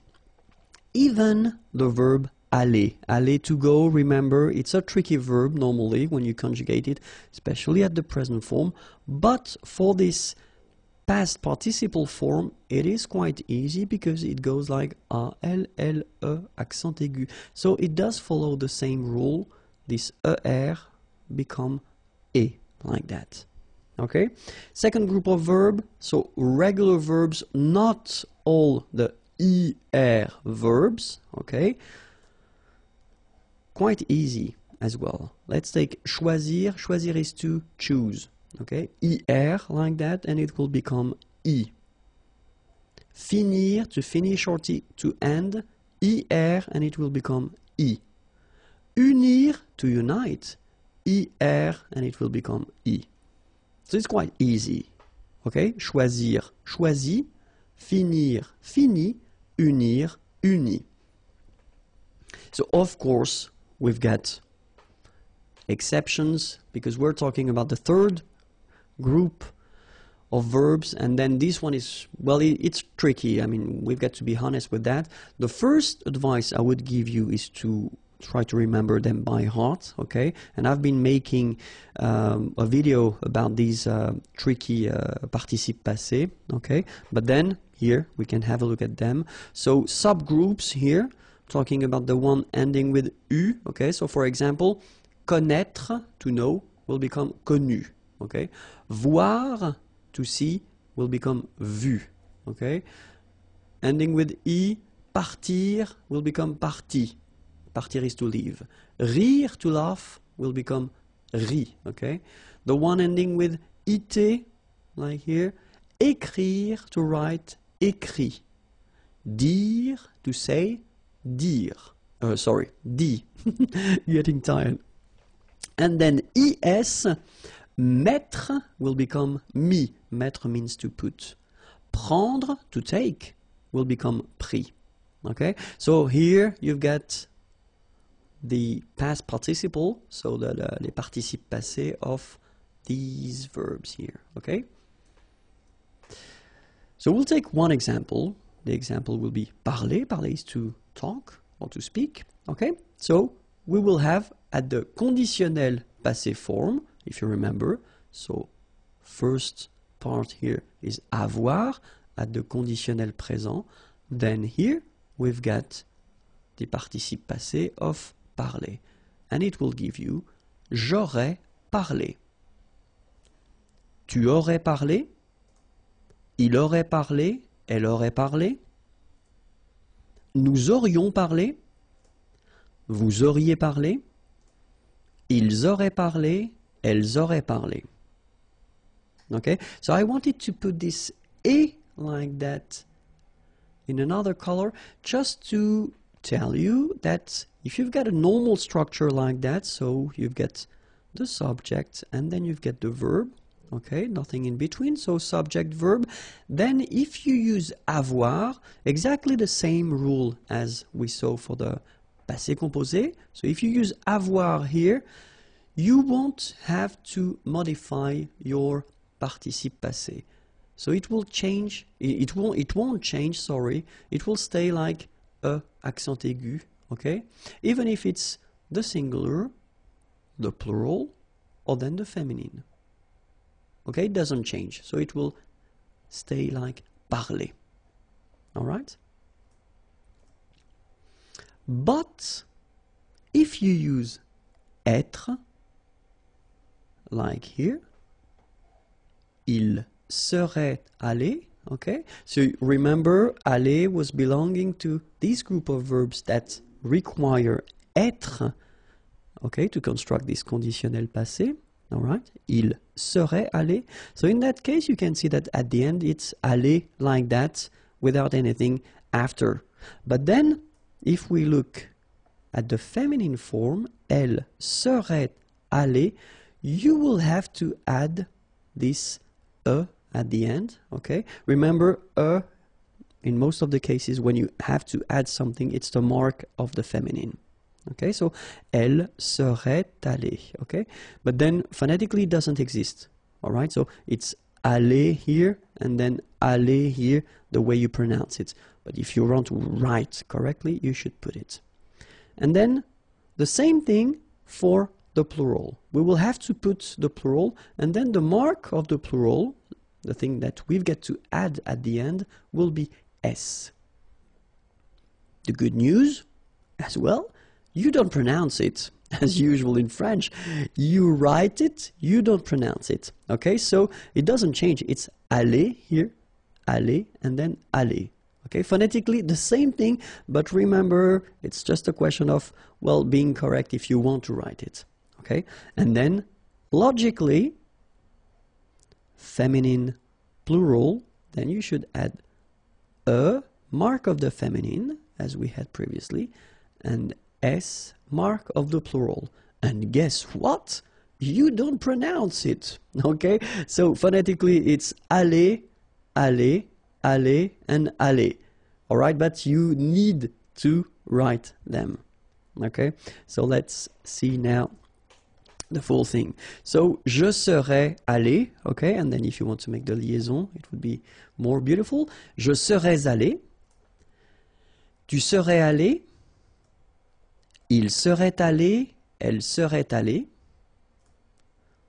Nous serions allés. Vous seriez allé. Il serait allé, elle serait allée. All right, so that's it. And then one example with these reflexive verbs that we saw, and then, well, I just wanted to use this se présenter. Okay, so je me serais présenté. Tu te serais présenté, il se serait présenté, elle se serait présentée, nous nous serions présentés, vous vous seriez présenté, il se serait présenté, elle se serait présentée. All right, so if it's not really clear yet for these reflexive verbs, I mean the way you should conjugate them, I definitely advise you to check the lesson regarding these reflexive verbs, because I've been making one video regarding that, so it would be easier for you to understand the way we construct it, especially in that case why we put this je, me, tu, te, etc. Okay?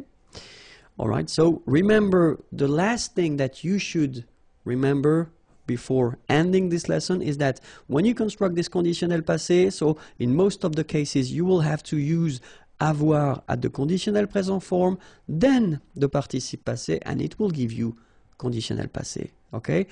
In some exceptions, so we saw the list of verbs, you should really try to remember them by heart. I know it's not easy, but, you know, try your best. And then the reflexive verbs, okay? So for these exceptions, we will use être at the conditionnel présent form, then the participe passé, and it will give you this conditionnel passé form. Okay, I hope it was clear. youtube.com/imagier, that's the place where you can find all the videos, and then the website is here, imagier.net. Have a great day, bye bye. Beauté et hygiène. So let's start now. La beauté. Une brosse. Un démaquillant. Un peigne. Un poudrier. Okay, so let's see them one more time. La beauté. Remember, we've got this combination of a, u here, the vowels, okay? But then it will give you the sound O, beauté, okay? La beauté, all right? Then une brosse. Remember, don't insist on this final brosse. Un démaquillant. So we've got this QU, but then U is not pronounced. So you get the sound qui. Okay, and then remember, double L after E will give you the sound y. Démaquillant. Final T not pronounced. Démaquillant. Okay, and this is nasal in your nose. En démaquillant. Then un peigne. Final E, you don't insist on it. It's ny, the last sound. And then this E combination will give you this E. Open est un peigne, all right? Un poudrier, okay? Remember O-U, ou, pou, poudrier, all right? Un bigoudi, un fer à friser, un gant de toilette, un gel, un sèche-cheveux. Okay, so let's see them. Un bigoudi. It's quite funny to pronounce, isn't it? Bigoudi, okay, but not difficult. Un fer à friser. Un gant de toilette. Remember, G-A goes like ga, okay? G-g-g. But in that case, you've got this A-N, so it's nasal, gant, and then final T is not pronounced here. Un gant de toilette. Un gel, un sèche. So this one is a bit tricky. So remember, we've got this E accent grave here. So it's really open. Sèche, okay, sèche, and then cheveux. Usually this one is a bit of a problem because some of the students normally pronounce it chevaux, okay? So try to keep in mind that you get E-U here. So it goes like okay, and then final X not pronounced, sorry, final X, should pronounce it the French way. Final X is not pronounced. So you get che, and then you get the, okay, cheveux, okay, and the full thing, un sèche-cheveux, all right. Une laque, une hygiène, un crayon à lèvres, un rouge à lèvres, un maquillage. All right, so let's see them. Une laque. Remember the rule, when you get this QU, well, U is not pronounced, so you get k, like that. Une laque. Une hygiène. So remember, we've got this Y here, vowel, and it's pronounced like E. E, okay? Hygiène. H doesn't exist, H doesn't exist in French, so hygiène. Un crayon à lèvres. Final S not pronounced. Lèvres, okay? And then when you get this Y between two vowels, then you will have this cré. So like if you would have I here, A-I, cré, and then another E here, ion. Crayon. Un crayon à lèvres. Un rouge à lèvres. Same thing here, final S not pronounced, and then this E accent grave here, it gives you the E, really open sound. Lèvres. All right? Un maquillage. Okay, so here, same rule, QU, but then U is not pronounced, so qui, and then y. Maquillage. Une crème hydratante. Un coupe-ongles. Un vernis à ongles. Un parfum. Un shampoing. Okay, so let's cover them together. Une crème hydratante. So remember, H is not existing, and then this Y is pronounced like I. Hydratante. Okay, don't insist on the final E, and this is nasal. Hydratante. Un coupe-ongles.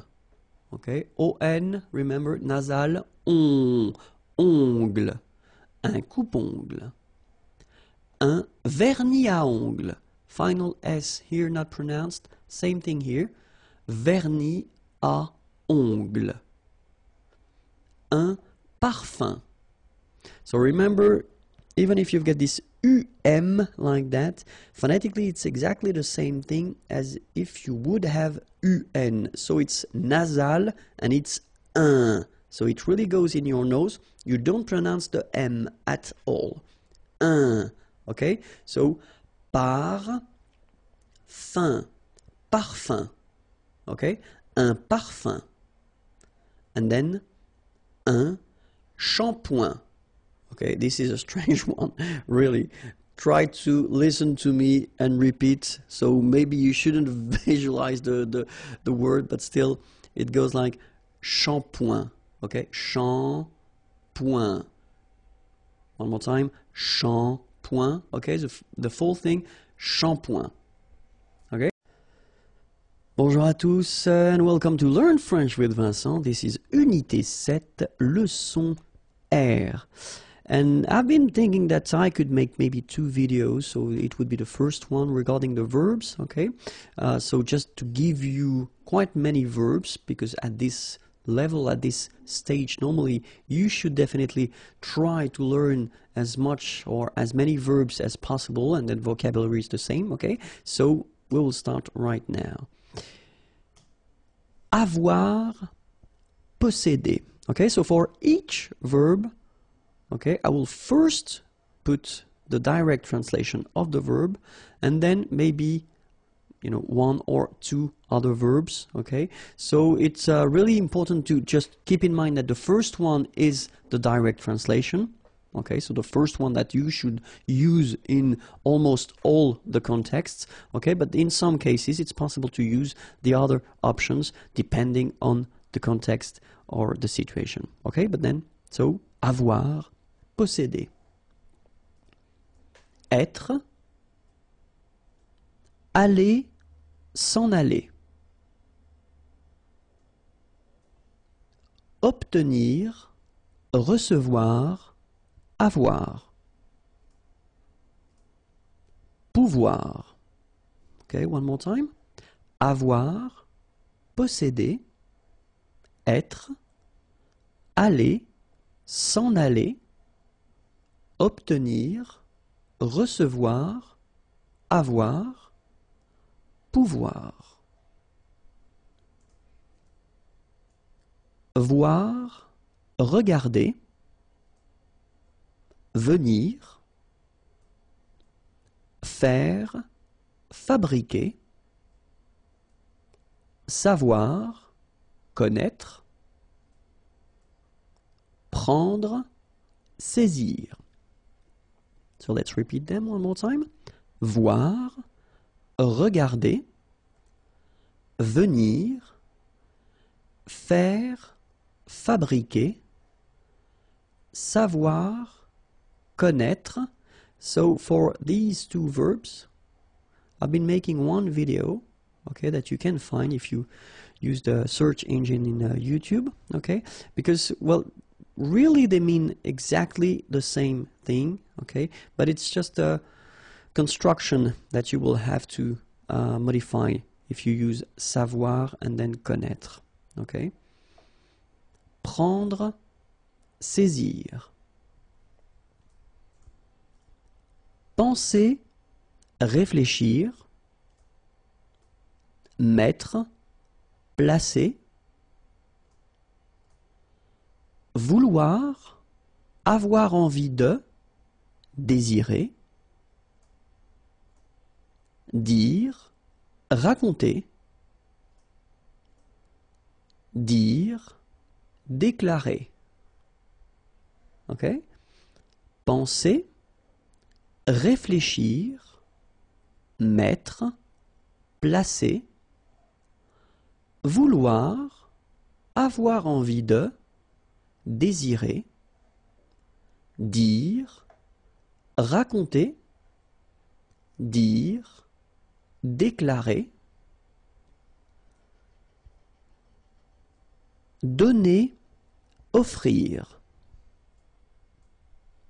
Aimer bien, aimer, apprécier, regarder, travailler, écrire, donner, offrir, aimer bien, aimer, apprécier, regarder, travailler, écrire, trouver, retrouver, jouer, falloir, devoir, utiliser, courir, se précipiter, trouver, retrouver, jouer, falloir, devoir, utiliser, courir, se précipiter, apporter, amener, montrer, exposer, présenter, garder, retenir, conserver,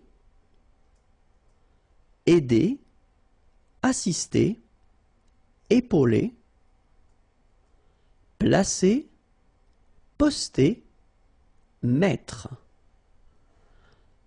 apporter, amener, montrer, exposer, présenter, garder, retenir, conserver, aider, assister, épauler, placer, poster, mettre. So that's it for the first part of the verbs. Okay, so the next lesson will be exactly the same thing. I mean the same thing, no, but the same concept, but other verbs. Okay, so the video can be found here. Okay, and then all the others as well, and the website is here. Okay, have a great day. Bye bye. Les verbes. Okay, so it will be the second part of the list of the verbs that I wanted to give you before the end of this unité set. Okay, and so let's start. Essayer, tenter. Okay, so just to repeat, if you didn't check that, well, if you didn't see the first video, so I will put each time the first verb here. It would be the direct translation of this verb. Okay, so it will apply, well, it will be the same meaning in almost all the contexts. Okay, and then the second or third or maybe fourth option, it will be a translation that would be possible in some situations. Okay, but not all. Okay, but still, essayer, tenter. Demander, interroger.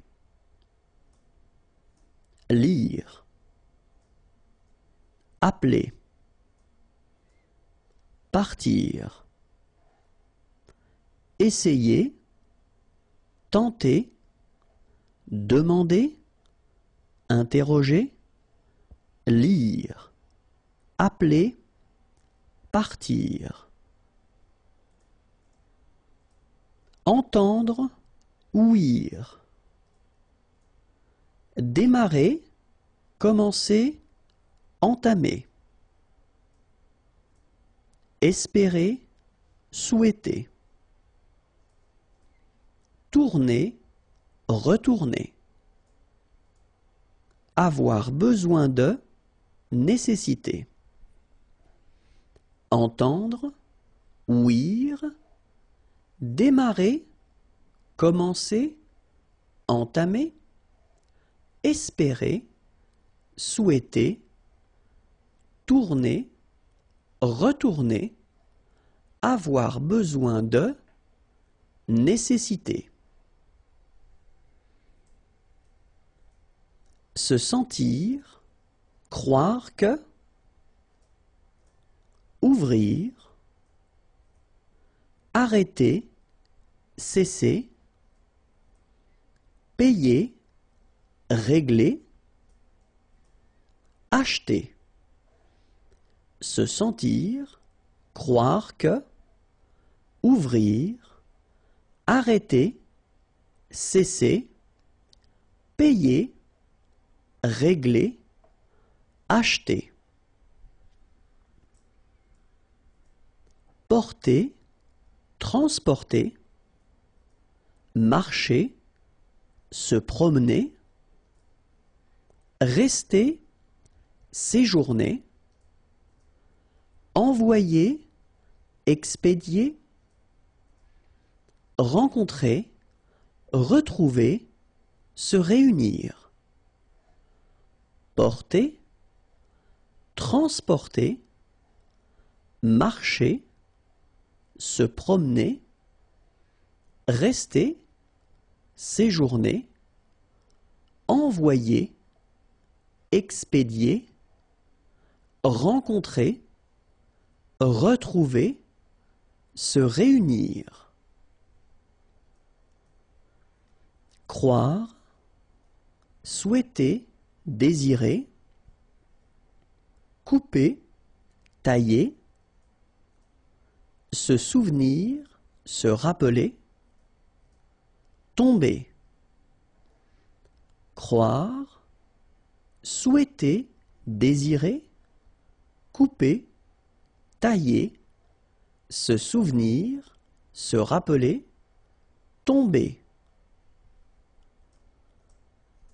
Manger, se restaurer, aimer, adorer, patienter, attendre, fermer, finir, terminer.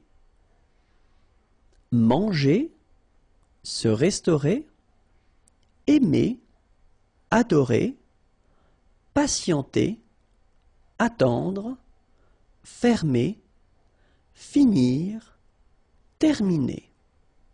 Au café, so quite useful. Un serveur, une table, une terrasse de café, un crème, un noir, un expresso. Okay, so one more time. Un serveur, une table, une terrasse de café, un crème, remember, accent grave, un crème, un noir, un expresso. Okay, remember we've got this X here. Expresso. Okay? Un cappuccino, un chocolat chaud, un café glacé, un thé vert, un thé blanc. All right? So, un cappuccino, not really difficult to produce. Un chocolat chaud, remember CH, chaud, chocolat, and then final T not pronounced, chaud, final D not pronounced. Un café glacé, un thé, remember H is not pronounced. Un thé vert, final T not pronounced. Un thé vert, un thé blanc, final C not pronounced. Un thé blanc, ok? Un thé nature, une tisane, une camomille, un thé au lait, un thé au citron, un thé glacé. Un thé nature, une tisane, une camomille. So remember when we get this E and then double L, it goes like y. Mille, camomille, une camomille, un thé au lait, final T not pronounced, un thé au citron, un thé glacé, un jus d'orange, un jus de pomme, un jus de tomate. All right? Un jus d'orange, un jus de pomme. in most of the cases, French people will pronounce it like un jus de pomme, jus de pomme, all right? And then same thing here, un jus de tomate, okay? So you don't insist on the jus de tomate. I know it's quite difficult to produce, but still try. So, un jus d'orange, here it's not difficult. Un jus de pomme, un jus de tomate. Okay? Au restaurant. Okay, so let's start now. Une table, un verre, une assiette plate, une assiette creuse. Okay, so let's see them one more time. Une table, un verre, une assiette plate, une assiette creuse. Une assiette à dessert, une serviette, une fourchette, un couteau, une cuillère. So let's repeat them. Une assiette à dessert, une serviette, une fourchette, un couteau, une cuillère. Une cuillère à soupe, un garçon, un menu, une carte des vins, à la carte. Une cuillère à soupe, un garçon. Remember when we get this cédille beneath the C, it will give you the pronunciation S of C. So instead of K, as it should be with O. Okay? So, un garçon, un menu, une carte des vins, à la carte. Une addition, un reçu, un pourboire. Une addition, un reçu, un pourboire. Le poisson, so it will be a vocabulary lesson. Okay, so let's start now. Le thon, la dorade, la morue, le saumon, le bar. Let's repeat them. Le thon. Remember, H here is not pronounced. Le thon, la dorade, la morue, final E not pronounced, le saumon, O-N, remember, nasal in your nose, saumon, le bar, le merlan, la raie, la sardine, l'aigle fin, la limande sole. Okay, so le merlan, la raie, final E not pronounced, la sardine, you don't insist on the final E, it only gives you the N pronunciation, sardine, l'aigle fin, la limande sole, la sole, l'espadon, la truite, le maquereau, la lotte, la sole, same thing, don't insist on the final E, okay, it only gives you the L sound, sol, l'espadon, O-N in your nose, nasal, on, espadon, la truite, same thing here, final E not pronounced, T, la truite, le maquereau. So technically this K, just pronounce it K, mac, maquereau, maquereau. Alright? And then E-A-U, remember when you combine these three vowels, you get the sound O, maquereau. Okay? And then la lotte, final E not pronounced, lotte, lotte. Okay? La lotte. Alright? Les céréales. L'avoine, le blé, le maïs, le millet. So let's repeat them. L'avoine, remember, don't insist on the final E. L'avoine, le blé, here, accent aigu, et le maïs. So here you get this tréma, so maïs, maïs. And then you pronounce the final S, maïs. Le millet, here, I, and then double L, so I, millet. ET at the end, open, millet. L'orge, le quinoa, le son. Let's repeat.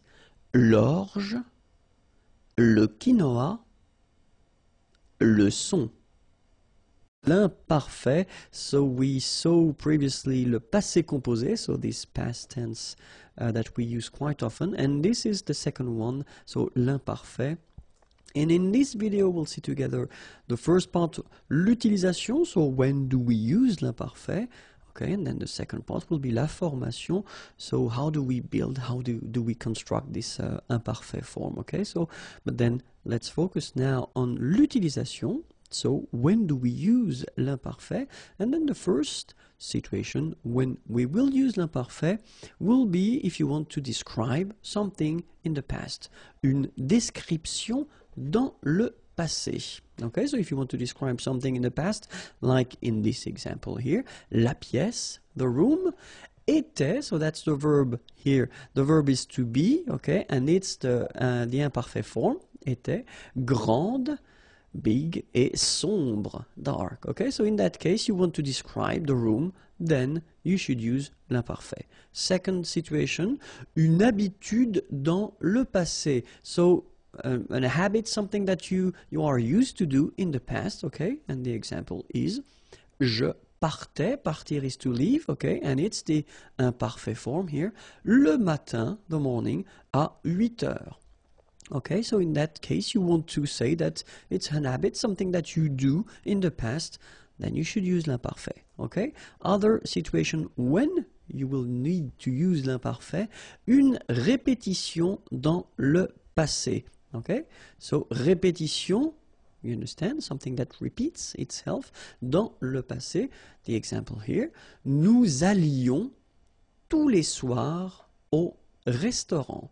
Okay, so aller is to go, tous les soirs, okay, so every evening, au restaurant. All right, so something that you do and that repeats itself in the past. And then, if you want to say something that lasts, durer is to last, in the past, dans le passé, then, in that case, this sentence is quite interesting because I wanted to make the difference between the use of the imparfait here, okay, and then here you've got the passé composé form, all right. So, je regardais la télé, so la télévision, all right. So, in that case, you tend to use, of course, l'imparfait because it lasts a while when you watch TV, so if it's a movie or something like that. When tu as appelé, okay, so appeler is to call on the phone, for instance, okay, so in that case you want to make the difference between something that happens and it's an action, so tu as appelé, okay, and then here you use l'imparfait, well, because it lasts longer, okay, so je regardais la télé quand tu as appelé. All right, and then we've got another structure, so if you want to insist on the fact that something lasts and then something continues, then we've got this structure, être, so it's to be, être en train de, okay, and then you will put l'infinitive form after that, so the basic form. All right, so an example here as well, so I wanted to make the difference as well with, you know, between the passé composé form here, je n'ai pas répondu, répondre is to answer, okay, car, because, j'étais en train de faire mes devoirs, okay? So faire mes devoirs, to do my homework, okay? And then in that case you use this structure, j'étais en train de, because you want to say that, well, it lasts, okay? It's quite long. It's not something that will take 1 minute or 2 minutes, but it's longer than that, okay? So that's the reason why we use this j'étais en train de faire, so était en train de, as we saw here. Okay, so you will have to use this verb être, okay, but then at the imparfait form, of course. Okay, so, and then one thing that you should keep in mind is that être, so to be, croire, to believe, penser, to think, savoir, to know, are often, and it's quite important, souvent, often, so it's not always, okay, because it's not possible to say always, especially if you're talking about French grammar, okay, but often you use them at l'imparfait form, okay. Now let's see how to construct this imparfait, okay. So I've been taking some verbs from the first group and then the second and the third group, okay? If you remember, we've got 3 groups of verbs in French. So the first one, regarder, so is to watch, okay? And then I've been putting this nous form at the present. For a good reason, you will see why a bit later. So you should know the present form of regarder, and it goes like nous regardons, so that's the present form, nous regardons, okay? For the second group, I've been taking finir, finir to finish, to end, okay? Same thing, you will put this nous form at the present, nous finissons, okay? And then for the third group of verbs, I took prendre, prendre is to take, okay? And it goes like nous prenons. Alright, so nous regardons, nous finissons, nous prenons. So the reason why I wanted you to see the nous form is just because that's the form we will use to construct the imparfait. Okay, so the thing will be to take away the ending of nous. And the ending of nous, it's ONS. Like you saw here, here, and here. So the idea is that this ending, you will take it away, okay? Then, that's the thing we will keep. Regarde, like that, without the ending for nous. Finisse, without the ending for nous. And then prenne, without the ending, okay? And after that, you will add the endings for l'imparfait. And they will be like for je, AIS, for tu, AIS, for il or elle, AIT, for nous, IONS, for vous, IEZ, and for il, elle at the plural, AIENT. Alright, so now if you, or if we talk about the pronunciation, the good thing is that this will be pronounced e, this will be pronounced e, obviously because you write it the same way, this will be pronounced e as well. So final S and final T are not pronounced, and this is pronounced the same way. And the good news is that this form, A-I-E-N-T, is pronounced E as well. Okay, so we've got E here, E, and then E. Okay, so that's quite easy to produce. I mean, it's not, normally it's not a big difficulty for the students to make this E sound. Okay, and then for nous, it will be, so if you remember correctly, so final S is not pronounced here. Okay, and then this O-N, so it's a nasal and it goes in your nose and it goes like on. Alright, so you don't hear any N, so it's really on. Okay, when you add this I before, okay, you will get the y sound. So you get yon, yon, that's the full form, okay, yon. And then ye here, okay, so yon, ye, e. Alright? So now, je regarde. And then e. So that's the full form that you will have. And then you will pronounce it je regardais. Alright? So if we had the example for finir, it was finis. Remember this form that we got from the new form of the present. Okay, so finis, and then you add est. Je finissais. Alright? And then the last verb we had was prendre, if I remember correctly, yes? And it was prenne, okay? The form that we got when we took away this ONS ending from the present, okay? So prenne, and then you add your ending, est. Je prenais. Okay?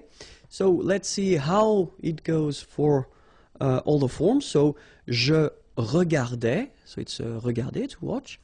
Tu regardais, il regardait, elle regardait, nous regardions, vous regardiez, il regardait, elle regardait. Okay? So remember, regardait, regardait, regardait, and then as well, regardait. And after that you've got this ion, as I said, regardions, and then ier, regardiez. Alright? Let's see finir now. Je finissais, tu finissais, il finissait, elle finissait, nous finissions, vous finissiez, il finissait, elle finissait. Okay, so same thing here. Have a look. Finissait, finissait, finissait, same form. And then finissait here, same form. I mean phonetically, okay? And then ion, finissions, and then finissiez. Alright? And the last verb we had with to take, prendre. Je prenais, tu prenais, il prenait, elle prenait, nous prenions, vous preniez, il prenait, elle prenait. Okay? So remember that in that case you will have to really pronounce the like a prenait. Alright? So same thing here, final S not pronounced. Je prenais, tu prenais, il prenait, final T not pronounced, so the same form, okay? And then plural, as I said, prenait as well, okay? And here, prenions, preniez. Okay? And then of course, avoir and être can be in some cases quite tricky. So that's the reason why we'll take a few minutes to watch or to have a look at them. The first one, avoir, and well, it's not that tricky at all because it goes like that. J'avais, tu avais, il avait, elle avait, nous avions, vous aviez, ils avaient, elles avaient. So it is quite easy. Honestly, it is quite easy. Just try to remember, especially if you want to use it only orally, then it's quite easy because it's avait, avait, avait, and avait, remember, okay? So, j'avais, final S not pronounced. Tu avais. Il avait, final T not pronounced. Nous avions, let's make this beautiful liaison here. Nous avions, okay? Vous aviez, same thing here, a little liaison. Ils avaient. Elles avaient, okay? And then let's have a look at être. J'étais, tu étais, il était, elle était, nous étions, vous étiez, ils étaient, elles étaient. Okay? Same thing, not that difficult at all, and especially if you want to pronounce it, it's not really difficult. J'étais, okay? Remember, here we've got accent aigu, so it goes like et, alright? J'étais. Okay, tu étais, il était, elle était, nous étions, little liaison here to make it more beautiful, nous étions, okay, final S not pronounced, remember, vous étiez, same thing here, little liaison, and then ils étaient, liaison as well, elles étaient. Bonjour à tous, and welcome to Learn French with Vincent. This is Unité 8, leçon F. And in this lesson, we'll work together on le passé composé et l'imparfait. So, I just introduced this imparfait form in the previous lesson, and we saw the passé composé, well, a long time ago in a way, though still, the thing is that normally with students, when they've got these two forms, so after having introduced this imparfait form, it's usually quite tricky and difficult to know exactly when to use le passé composé and l'imparfait. Okay, so that's the reason why I thought it might be useful to just spend a few minutes with this video and just try to work a little bit on that and see if things and uses are okay with you. Okay, so let's start now. So in this video, first I will focus on l'imparfait, so when should we use l'imparfait, and then after that le passé composé. Okay, so the first thing that will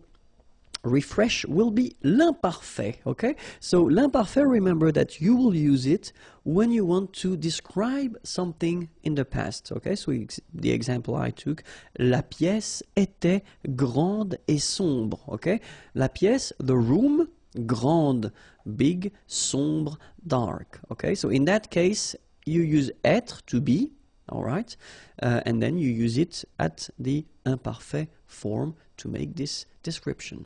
Okay, the second use will be something that you have, so une habitude, it's an habit or something that you are used to do. Okay, so une habitude dans le passé. So the example, je partais le matin à 8 heures. Okay, so in that case you want to insist on the fact that it's something that you tend to do every morning. Maybe je partais le matin à 8 heures. Okay, so not so far from this habit concept is something that will repeat or that did repeat itself in the past. Okay, une répétition dans le passé.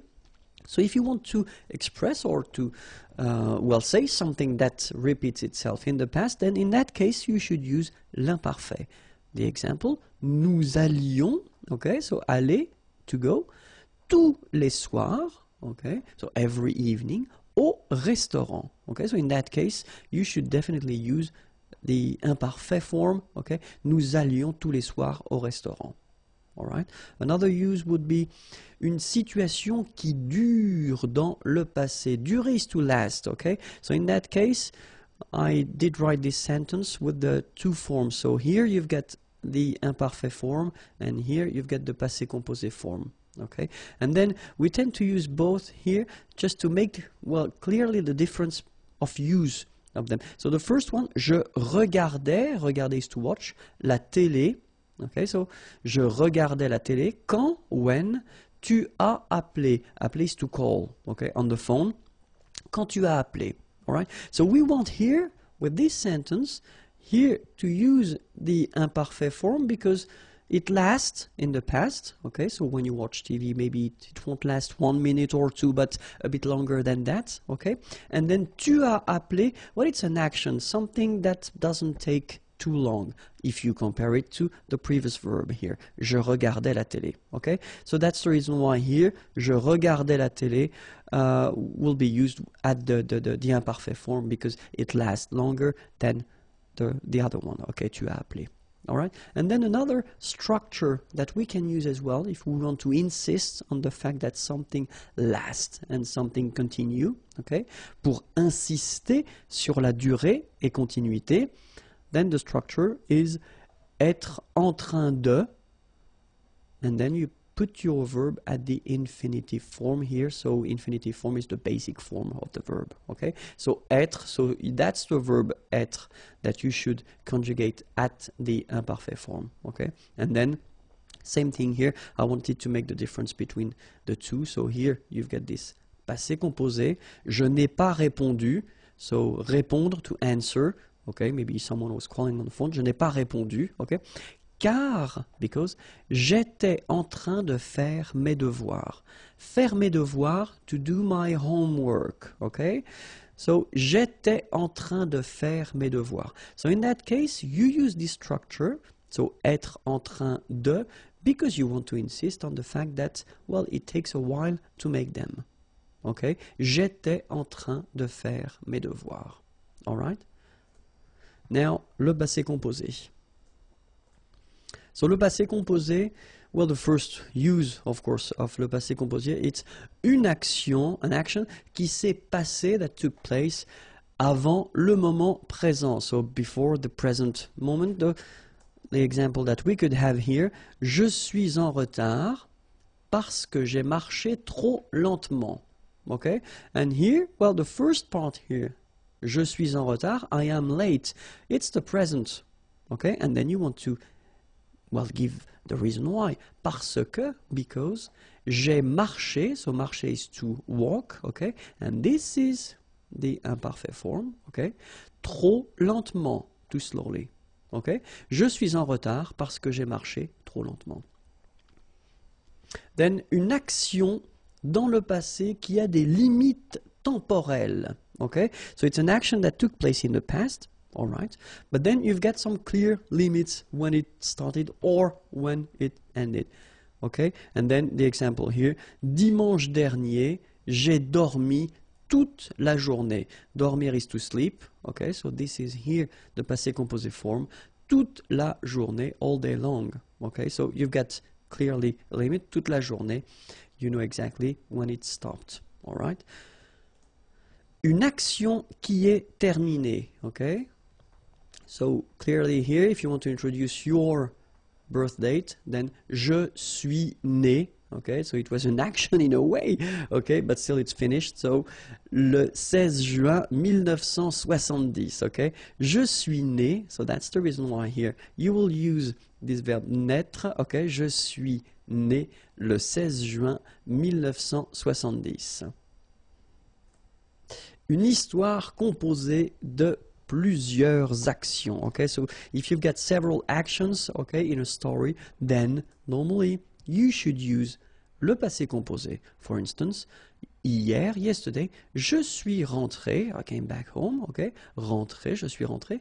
J'ai préparé à manger, etc., etc., okay? So orally, you will explain to a friend or to a colleague what you've been doing yesterday, okay? You want to introduce these actions, okay? And in that case, that's the tense that you will use, the passé composé, all right?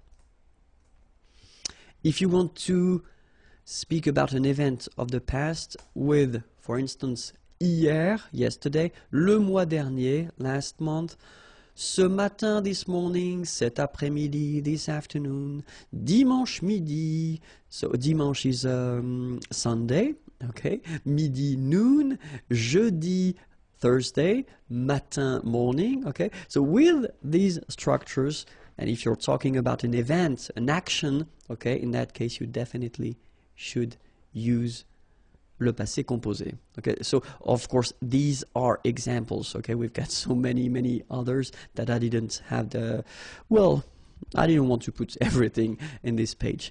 All right, so if you want to use, and this is quite important, negative form, okay, connected to the present form or the present. For instance, if you want to say that, so je n'ai jamais fait de patinage.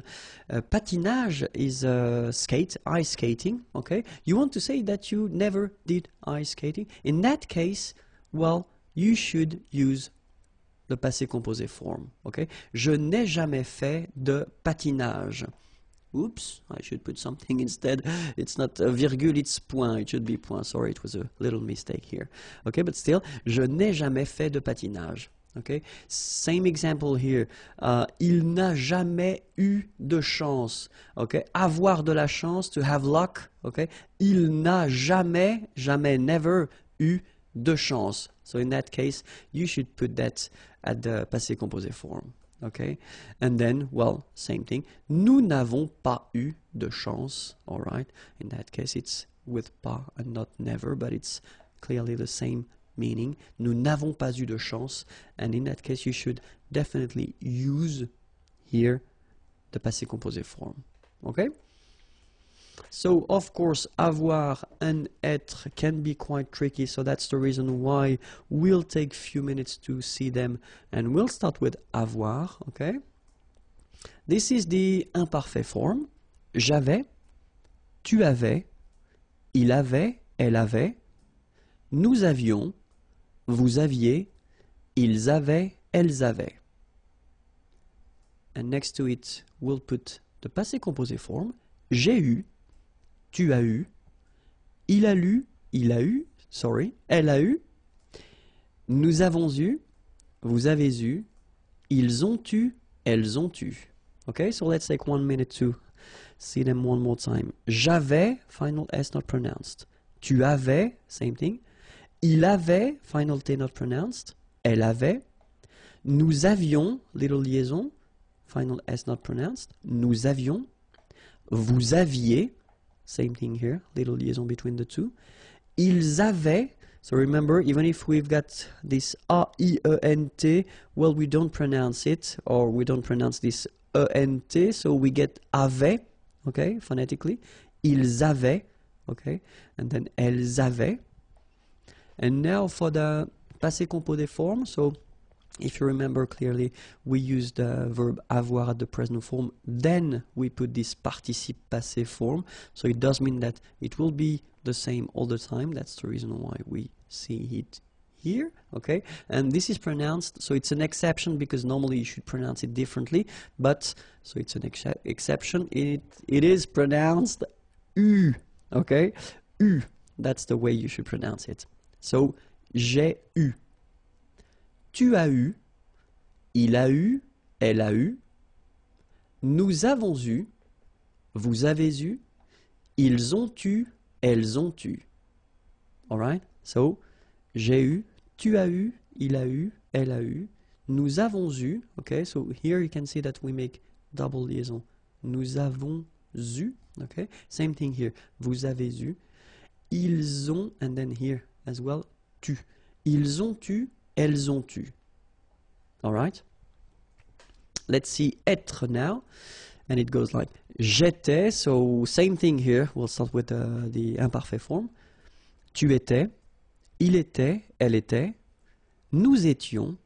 Vous étiez. Ils étaient. Elles étaient. And then the passé composé form. J'ai été. Tu as été. Il a été. Elle a été. Nous avons été, vous avez été, ils ont été, elles ont été. Okay, so let's take 1 minute again to pronounce them. J'étais, so final S not pronounced. Tu étais, same form. Il était, elle était, final T not pronounced. Here, little liaison and final S not pronounced.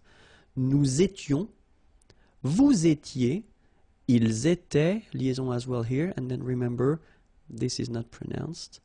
Elles étaient. Okay, then so same rule as we saw for avoir. So you get avoir here at the present form, and then you get this participe passé form, so that will repeat itself every time, and it's pronounced like été, été. All right, so j'ai été, tu as été, il a été, elle a été. So here double liaison. Nous avons été. Vous avez été. Same thing here. Double liaison. Vous avez été. Ils ont été. So same thing here. You get first the liaison z and then you get the t. Okay? Ils ont été. Alright? Ils ont été. Elles ont été. Okay? I hope it was clear. If you want more videos, then youtube.com/IMAGIERS, and then if you want to send me a little message and check more things, more material, it's here, imagier.net. Have a great day. Bye-bye. La forme passive. So it's quite important. Take the time to relax, and we'll start right now. So I wanted to put an example. Simple sentence, okay, here. We've got Jean mange une pomme. Okay, so Jean, that's the name of the person. Mange, manger, to eat, and it's the present form. Une pomme, an apple. Okay, so if we have a look at this sentence, of course, Jean is the subject of the sentence. Then we've got mange, manger, so it's the verb. Okay, then we'll have une pomme, so that's what we call complément d'objet direct. I know it's a bit scary, so complément just because it will complete the sentence, it will give more information, okay? Then objet direct, so objet, it's not because it's an apple, okay? It could be a person, it's grammatically, it's an object, okay? So, and then direct, just because between your verb and this complément, you don't have any preposition, okay? So normally we tend to write it like that, C-O-D, okay? Complément d'objet direct, all right? And then if you think about the sentence, normally, when you've got a sentence like that, so Jean mange une pomme, well, the important thing in this sentence is the subject. Okay? For one good reason, it's just because we start with it. And as it's here in the first place, well, we tend to think that this is the most important thing of the sentence. Okay? So if we would like to put the focus on le complément d'objet direct. So if we would like to have une pomme as the main thing of the sentence, okay, so it would be actually the whole idea of this form passive. Okay, so what could we do? We could first take une pomme, okay, and then of course put it in the first place, because, well, the focus will be on the first word or first thing that will come in the sentence. Then we take Jean, and then of course Jean is not coming right after because the verb should come between the two, so it will be here. Okay, and after that, manger, so the verb mange here should be transformed, and that's the whole thing of the passive form. Okay, you will have to use être, so you will have to conjugate être plus le participe passé of your verb. Okay, in that case it's quite easy because manger belongs to the first group of verbs, so regular verbs, and then when we talk about the participe passé form, it will be manger like that with the accent on the top of the here. Okay, so let's have a look how it will go.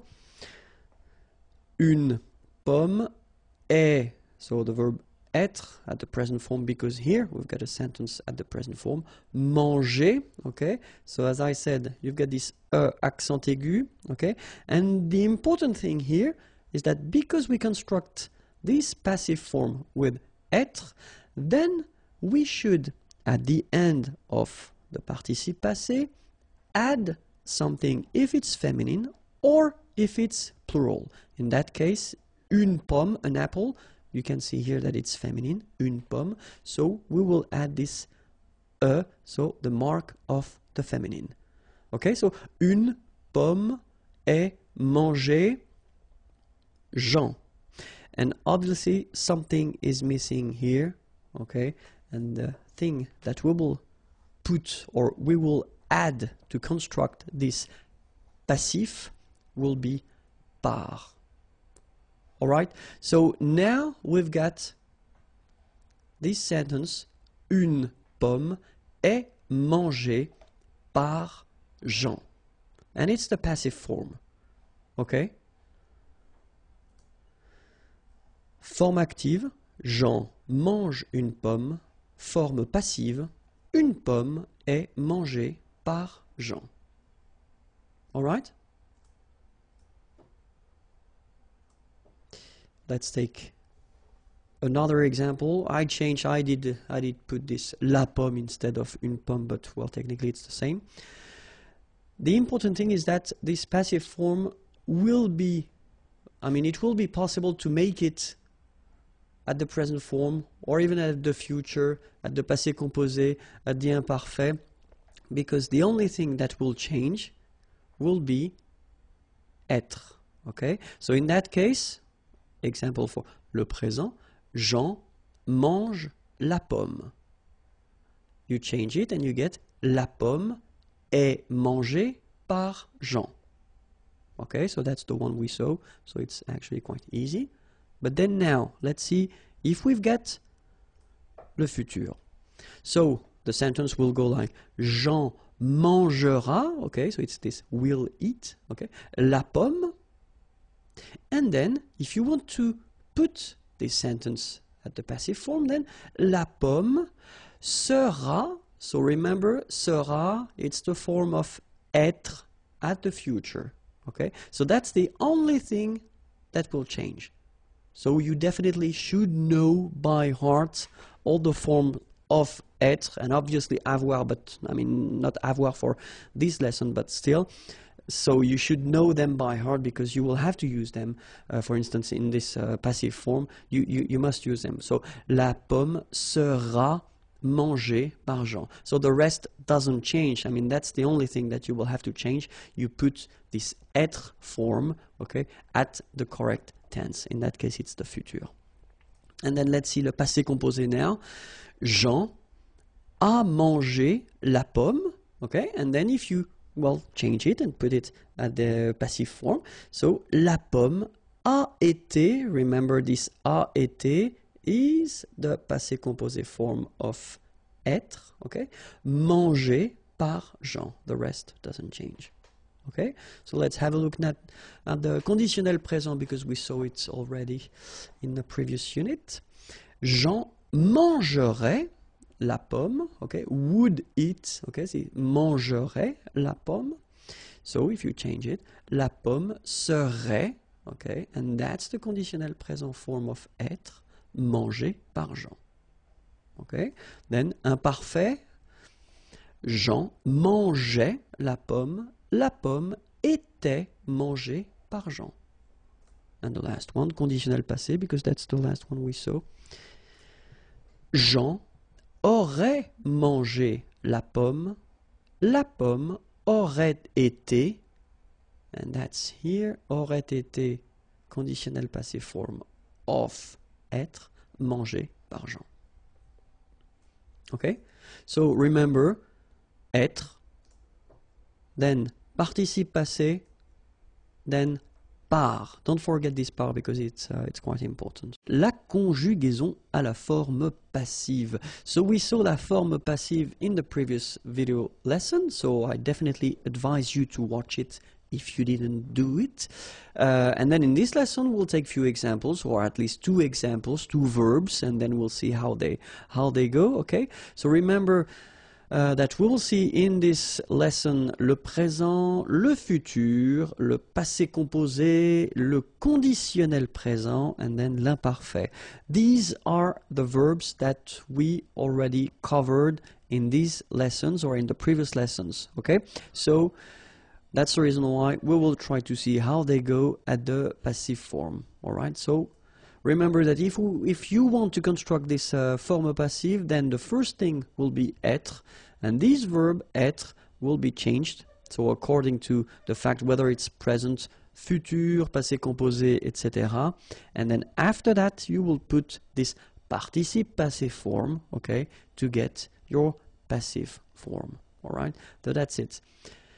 We'll take two examples. The first one will be admirer, to admire. And then the second one will be choisir, to choose, okay? But then the idea is that as we will change them in or at this form passive, so clearly it will be to be admired and to be chosen, okay? So let's see now, admirer. Présent, so it will be je suis admiré. Tu es admiré, il est admiré, elle est admirée. Nous sommes admirés, vous êtes admirés, ils sont admirés, elles sont admirées. Alright, so as you can see, être will be the only thing that will change here.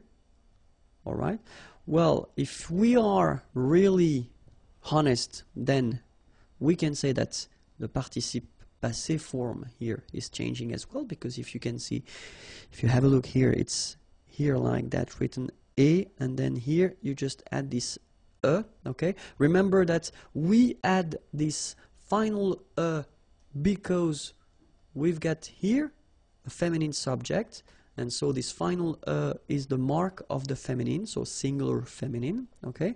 But then if you really want to think about that phonetically, you don't pronounce it, so whether it's masculine admirer or feminine admirer, you will pronounce them the same way. But still, if you want to write it correctly, you should add this So same thing here. If we look at this last form here, we've got this S at the end. So S is the mark of the plural. So you should put it at the end. You don't pronounce it, okay? So you get admirer, but still you should put it. And here, you've got, well, first the feminine e, and then the plural s. Phonetically, it is the same, admirer. Okay, so you've got phonetically only one form, and it's admirer. Okay, but then keep in mind that because we constructed with être here, then we should put the feminine here if the subject is feminine, the plural here if the subject is masculine plural here, and then the feminine plural here if the subject is feminine plural. Okay, so it will be the same for all the tenses. Okay, so I won't repeat that after. Okay, and then keep in mind that être, so the verb, will be the only thing that will change in this, these structures. All right, so let's see now le futur. Je serai admiré, tu seras admiré, il sera admiré, elle sera admirée, nous serons admirés, vous serez admirés, ils seront admirés, elles seront admirées. All right? So if we want to make this structure at the passé composé form, so j'ai été admiré. So you can see that here you've got j'ai été. All right? So it's the verb être, to be, okay, but at the passé composé form. All right? Tu as été admiré, il a été admiré, elle a été admirée, nous avons été admirés, vous avez été admirés, ils ont été admirés, elles ont été admirées. All right? So if we want to make it at the conditionnel présent form, then we will get je serais admiré, tu serais admiré, il serait admiré, elle serait admirée, nous serions admirés, vous seriez admirés, il serait admiré, elle serait admirée. Okay, so same thing here. If you look carefully, that's only the verb être that will change. And then imparfait form would be j'étais admiré, tu étais admiré, il était admiré, elle était admirée, nous étions admirés, vous étiez admirés, ils étaient admirés, elles étaient admirées. All right?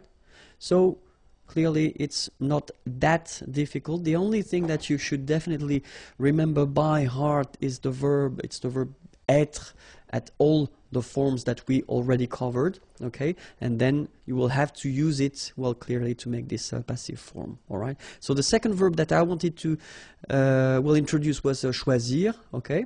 So at the present form, it will go like je suis choisi, tu es choisi, il est choisi, elle est choisie, nous sommes choisis, vous êtes choisis, ils sont choisis, elles sont choisies. So same thing here that we had for admirer. So remember that you will have to here, for example, put the at the end for the feminine, okay, because here we've got the feminine singular, so just add okay. You will have this s at the end here for the plural, so masculine plural, and you will have this s feminine plural form. Okay, same rule, you don't pronounce them, so phonetically you will have choisi, choisi, choisi, choisi, choisi, choisi, choisi, and choisi. So the same phonetical form, okay? And it's quite easy to remember.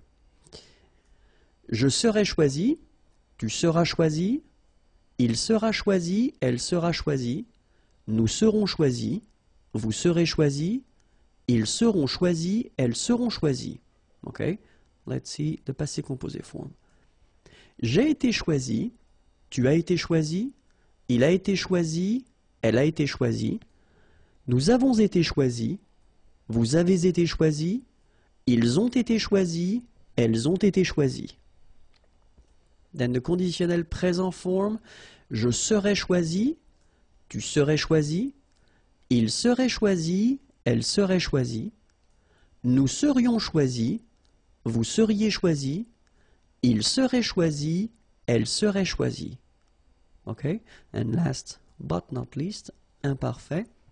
J'étais choisi, tu étais choisi, il était choisi, elle était choisie, nous étions choisis, vous étiez choisis, ils étaient choisis, elles étaient choisies. La géographie. L'Europe. Okay, so I did put this F just to give you the information that it's feminine, okay, because it doesn't show here with the article. L'Europe, l'Asie, l'Afrique, l'Amérique du Nord, l'Amérique centrale, l'Amérique du Sud. Okay, so let's see them one more time. L'Europe. Remember this final E, it's not really present. It only gives you the possibility to pronounce this P, PP at the end, okay? Europe. L'Asie, same thing here. Final E is not pronounced. L'Afrique, same thing here. Final E, it's only the K at the end that you will hear. L'Afrique, okay? Amérique, same thing as Afrique. Amérique du Nord. Final D, not pronounced. L'Amérique du Nord. L'Amérique centrale. Same thing here. Centrale, remember, E-N, nasal, so it goes in your nose. En. Centrale. All right? L'Amérique centrale. L'Amérique du Sud. Here you should pronounce the D. Sud. Okay?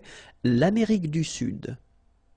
All right? So one more time. L'Europe, l'Asie, l'Afrique, l'Amérique du Nord, l'Amérique centrale, l'Amérique du Sud. L'Australie, l'Océanie, l'Antarctique, l'Eurasie, l'Océan Atlantique, l'Océan Pacifique. Okay, so let's see them one more time. L'Australie, final E not pronounced. L'Océanie, final E not pronounced. Remember, Q-U-E here, it's K. Okay, so tic. L'Antarctique, l'Antarctique. L'Eurasie, final E not pronounced. L'Eurasie. Okay, same thing here for the ic. Okay, l'Océan Atlantique. Atlantique. Atlantique.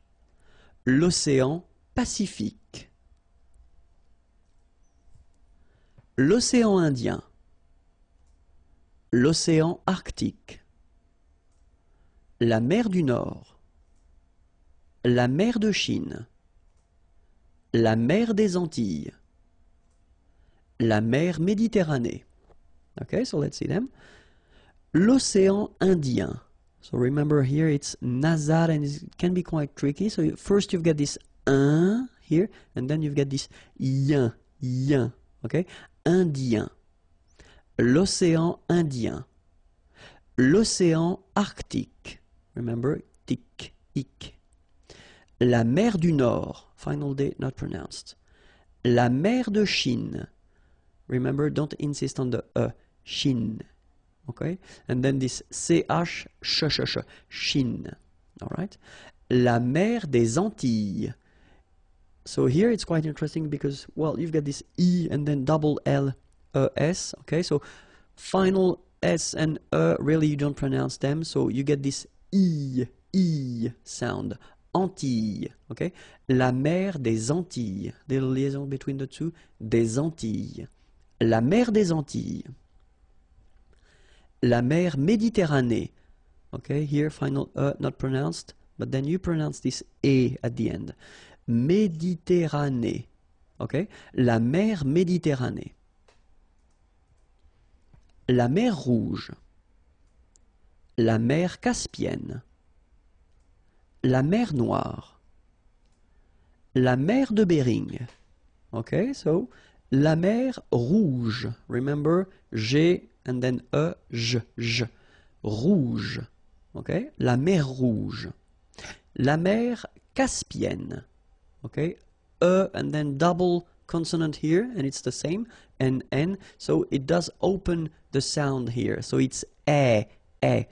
Caspienne. Caspienne. Okay? Then here, la mer Noire. Same thing here that we had previously. Final E not pronounced, okay? And then O-I, remember, wa, noir, noir. La mer Noire, okay? La mer de Bering.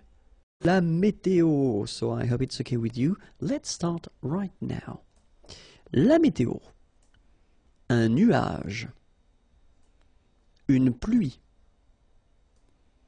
une goutte de pluie, un éclair, une brume, un brouillard. All right, so let's see them one more time. Un nuage, une pluie, une goutte de pluie, un éclair. So you can see I make this little liaison between the two. Un éclair, une brume, un brouillard. Final D not pronounced. Une rosée, un verglas, un ciel clair, un ciel couvert, un ciel nuageux, une bruine. So let's see them. Une rosée, final E not pronounced. Un verglas, final S not pronounced. Un verglas, un ciel clair, un ciel couvert, final T not pronounced. Un ciel couvert. Un ciel nuageux. This can be quite tricky, but take the time to nuageux. Remember, final X here, not pronounced. Nuageux. Okay? Nuageux. Un ciel nuageux. Okay? Une bruine. Une pluie. Une neige. Une averse, un orage, un ouragan, une averse de grêle, une pluie, final E not pronounced, une neige, une averse, so same thing here, a neige, final E not pronounced, you only pronounce this j, same thing here, averse, okay, S is pronounced, the E is not pronounced. Un orage, same thing here, j, okay, not the E. Un ouragan, so liaison here, like we had here as well. Une averse de grêle. All right? So I wanted to put them with the article un ou une to make it more clear, but it's clear that in some cases, well, you will have to use the instead of so le or la, okay, instead of un ou une, but it was just to make it more clear that I wanted to use only un ou une, and after that you can decide whether you want to use this article or the other one. Les climats, okay, so it will be a short one, vocabulary one, but still it's quite interesting. Let's see that. Les climats. Les climats tropicaux. Les climats tempérés. Les climats polaires. Okay, so les climats tropicaux. So you can see that even if we've got the plural form here, S, we don't pronounce the S, and then we don't pronounce the T either. Les climats tropicaux. Final X not pronounced. Les climats tempérés. Final S not pronounced, but then you should definitely pronounce the accent. Tempéré, okay? Les climats polaires. So same thing here. E and S are not pronounced. Polaire. Okay? Les climats continentaux. Les climats subtropicaux. Les climats de montagne. Les climats subarctiques. Okay, so les climats continentaux, remember, final X not pronounced, and then this AU together, they give you the sound O, okay? Les climats subtropicaux. Les climats de montagne. So remember here, O-N, on, mon, ta, and then this G-N-E, ny. Montagne. All right? Les climats subarctiques. Bonjour à tous and welcome to Learn French with Vincent, and this is Unité 8, leçon L. And in this lesson we'll discover together le plus que parfait. So it's quite interesting, not that difficult, and quite useful. So let's see what le plus que parfait is. So first in this video, as usual for the tenses, because it's a past tense, we'll first discover together or see together l'utilisation. So when should we use le plus que parfait?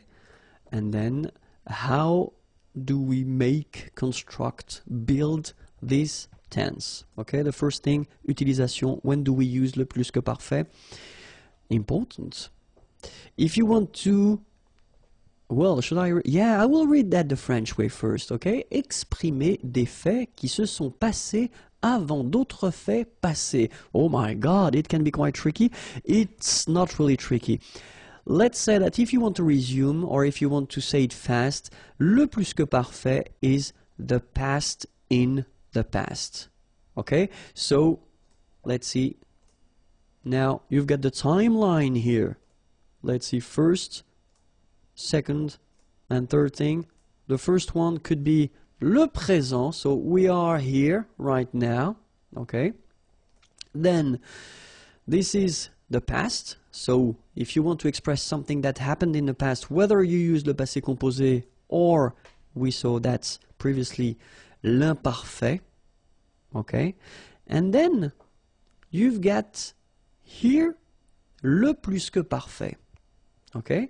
So first, if you want to talk about what happened yesterday or then even years ago, you will have to use whether passé composé or imparfait, okay? But then, if you want to make a relation to something that happened previously, you should definitely use this plus que parfait form, okay? So that's the reason why we tend to say that it's the past in the past, all right? So let's have an example. Ce matin, j'ai mangé le gâteau que tu avais préparé hier. Okay? If we have a look, we've got two verbs in this sentence. This is the first one, j'ai mangé. It is the passé composé form. This is the second one. Tu avais préparé. This is le plus que parfait. Okay? Passé composé, plus que parfait. So what do you want to say here? You want to say, ce matin, this morning, j'ai mangé, manger is to eat, le gâteau, the cake, que, that, tu avais préparé, préparé is to prepare, yesterday, hier. Okay? So you want to say that, ce matin, j'ai mangé le gâteau. Okay, so it happened in the morning, this morning, and then yesterday you had prepared this cake. Okay, so that's the reason why in the second part of the sentence you use le plus que parfait, because this action happened before. All right, so it was the past in the past. Okay, so let's see now how to construct it. And it's not that difficult, because first, if you have a look, so I did put some regular verbs here. First one, je mangeais au restaurant. So this form here is the imparfait. Okay, so why did I put the imparfait? Just for you to have a look at the ending of this verb. This is avoir. Okay, so you can see that they end actually the same way, A-I-S, A-I-S, okay? And then if you have a look here, you've got manger, manger, so you can notice that this is the participe passé form of the verb manger. Manger is to eat, okay? So first you've got avoir, then you've got the participe passé, okay? Maybe it rings a bell for you. Second example, tu regardais la télévision, okay? Tu avais regardé la télévision. So if you have a look, well, it looks the same. You've got first avoir, then you've got participe passé here, okay? And then, so I took this verb aller. Aller is to go, and remember, when we've got these composed tenses, it's a bit tricky because it doesn't use avoir as most of the verbs, but it uses être, and look, here, it's the same. Il était allé. So it does use être here, and then we've got the participe passé form. All right? So the rule is that if you want to construct this plus que parfait form, then you should use first avoir at the imparfait, then the participe passé, and you will get your plus que parfait form. Okay? In some cases, you will use être at the imparfait form, then the participe passé, and you will get le plus que parfait. Okay? We've been covering already few composed tenses in French, and well, it does follow exactly the same rules. Okay? So that's the reason why it will be quite familiar for you, because the following verbs, aller, to go, arriver, to arrive, descendre, to go down, devenir, to become, entrer, to enter, to come in, monter, to go up, mourir, to die, naître, to born, partir, to leave, rester, to stay, retourner, to return, sortir, to go out, tomber, to fall, sorry, and then venir, to come. So all these verbs will use être, as they do for all the other composed tense that we saw, like passé composé, for instance. Okay? And then all the verbes réfléchis, so reflexive verbs like se regarder, s'appeler, se présenter. So all these verbs will also require être, okay, for the plus que parfait. Okay? So let's see one more time the imparfait form of avoir and être as well, but we'll start with avoir, just because that's the form, these are the forms that you will have to use when you want to construct this plus que parfait. So it goes like j'avais, tu avais, il avait, elle avait, nous avions, vous aviez, ils avaient, elles avaient. Okay, and then for être, j'étais, tu étais, il était, elle était, nous étions, vous étiez, ils étaient, elles étaient. Alright, so you can see here that we've got this AIS ending and AIT ending. You pronounce them the same way, okay? J'avais, tu avais, il avait. And then you saw probably that we've got also here A-V-A-I-E-N-T, but then you pronounce it avait. So the same way as we pronounce here, okay? J'avais, tu avais, il avait, nous avions, vous aviez, ils avaient. Okay? The only difference is that you will have to make the liaison between the two. Elles avaient, ils avaient. Okay? Same thing here. Était, était, était. And the last one, était. So you pronounce them the same way. J'étais, tu étais, il était, elle était. Nous étions, vous étiez, ils étaient, elles étaient. Alright? So, remember that for these participe passé forms, so the second part that you should have. Okay? When we're talking about verbs, so in French we've got three groups. Okay? The first one is the ER verbs, so verbs ending with ER. Only one exception, and it's aller, but then the good news is that aller will behave the same way, so it won't be tricky. So remember that when you've got a verb like parler, for instance, here, parler is to talk or to speak, it ends with ER. Okay, you will take this ER away and you will replace it with E accent aigu, parler. Same thing, regarder, to watch, you take this ER away and you put this E here. Aller, even if it doesn't belong to the first group, it will behave the same way, so that's a good news. Aller, ER, you take it away and then you put this E, okay? Second group of verbs, IR, unfortunately for you, not all the IR verbs, okay? But then these are from the second group. Choisir, to choose. You take this IR away and then you change it. You put I instead. Choisi. Finir, to finish, to end. IR away, same rule. And then you put fini. Unir, IR, you take it away, to unite. And then you get uni. Okay, after that, when we talk about the third group, it's quite tricky, and my advice would be to try to learn them by heart like in many languages, but still we have some subgroups, okay? So you've got a list here. So the one that will end with U, for instance, connaître, to know, être will become U, connu, all right? Voir, to see, voir will become U, vu. Partir, well, in that case, they will have this I. Even if it ends with IR, it's not from the second group, it's from the third group, okay? So, but then it becomes parti, okay? So quite easy. Rire will become ri, okay? Partir, to leave, and then rire, to laugh. Iter, like écrire, to write. IRE will become iter here.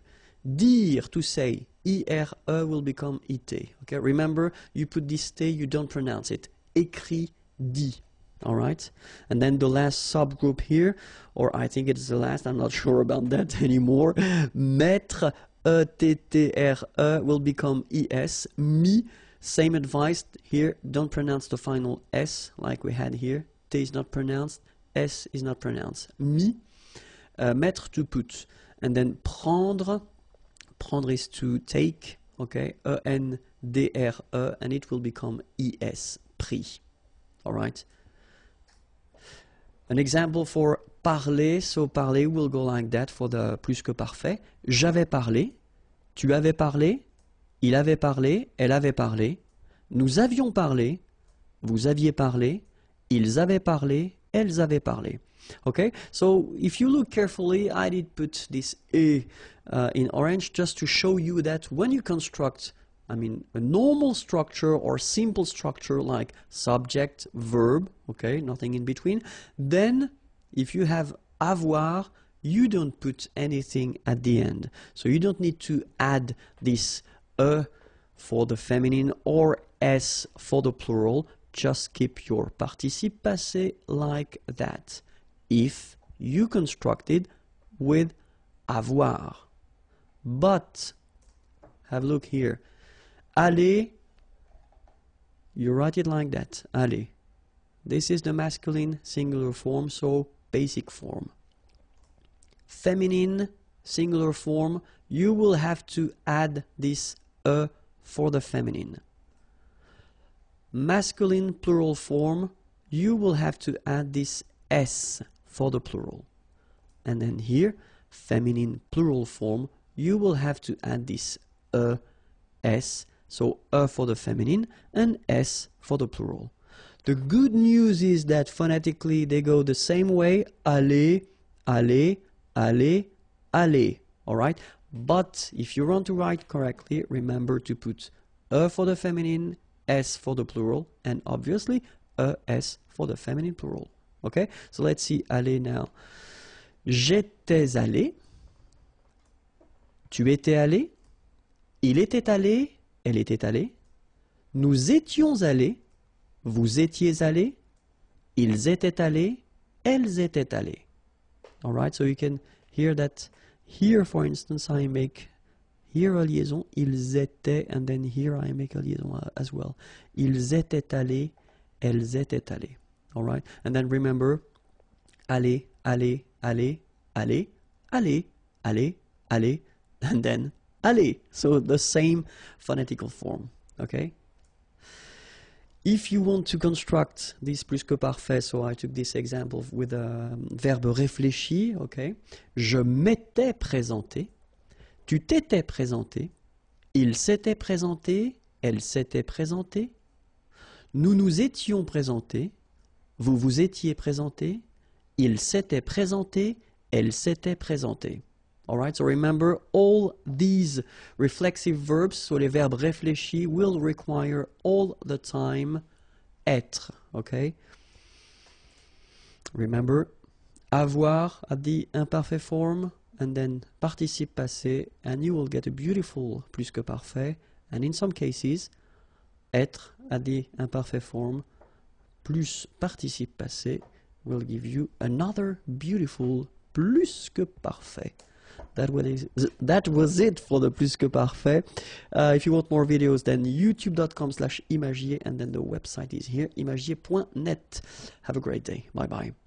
Bonjour à tous and welcome to Learn French with Vincent, and this is Unité 8, leçon M. And in this lesson we'll work on les pronoms relatifs. So pronounce, one more time, yes, because we've got quite many pronouns in French and we use them quite often, okay, but in that case we're going to work on les pronoms relatifs, and we'll see first qui, then que, after that dont, and finally où. Okay, so the first one that we'll work with will be qui. Okay, so pronouns, as usual, are these little words that you use to avoid repetition if something was already said, or if you want to, in one sentence, combine two different sentences. Okay, so the first one, qui, normally we use it because it's subject. Okay, so it can be whether for a person or a thing, pour une personne ou une chose. Okay, and then the first examples that we'll see, will be for une personne. Okay, so qui. So if we take this example, the first one, first sentence, nous connaissons un homme. Okay, connaître is to know. Nous connaissons un homme. And then we've got the second sentence, cet homme travaille dans un restaurant. Okay, so it's totally possible to have these two sentences like that. Okay, but then if you look carefully, we repeat cet homme or un homme. Okay, we've got here cet homme, okay, and it's here in the first sentence as well. Let's imagine that we would like to combine these two sentences, make one, and just avoid repeating here un homme or cet homme. In that case, well, we will use this pronom relatif, okay? We will use this qui, just because if you look carefully in the second sentence here, cet homme travaille dans un restaurant, well, cet homme here is subject of the verb. And that's the reason why we'll use qui. Okay?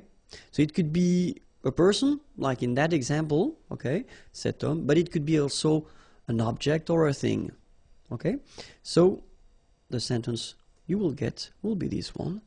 Nous connaissons un homme qui, and that's where you put your pronom relatif, travaille dans un restaurant. Okay? So it is quite easy to make. It's not that difficult. You just need to remember that it should come well before the verb here, all right? And then we've been choosing this qui just because it is the subject of the verb. All right? So let's see now the same sentence. Nous connaissons un homme. But then here, if you look, cet homme a travaillé dans un restaurant. So here we've got the passé composé form here. You remember, you put avoir first, and then you put here your participe passé form. All right. So of course, cet homme, we would like to avoid repeating this one. So we'll get this sentence: Nous connaissons un homme qui a travaillé dans un restaurant. So basically, it is quite simple because it doesn't change that much. You only need to use, again, one more time, this pronom relatif qui, okay, before the verb. So keep in mind that even if you've got two forms here, it's only one verb, okay? It's composed. You've got first avoir and then participe présent, participe passé, but still it's only one verb here, so that's the reason why qui should come before, okay? And then we'll see a third example. Nous connaissons un homme. Cet homme va travailler dans un restaurant. Okay? So in that case, what do we have here? We've got a second sentence in which we've got this is going to work. Okay? So va, it's aller.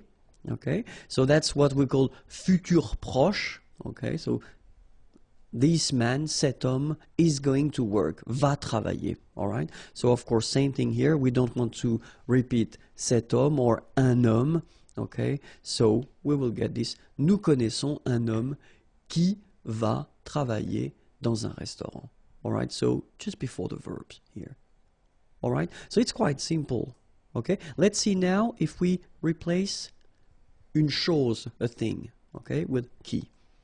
So, je regarde une voiture, cette voiture est rouge. Okay? Regarder is to watch, une voiture, a car.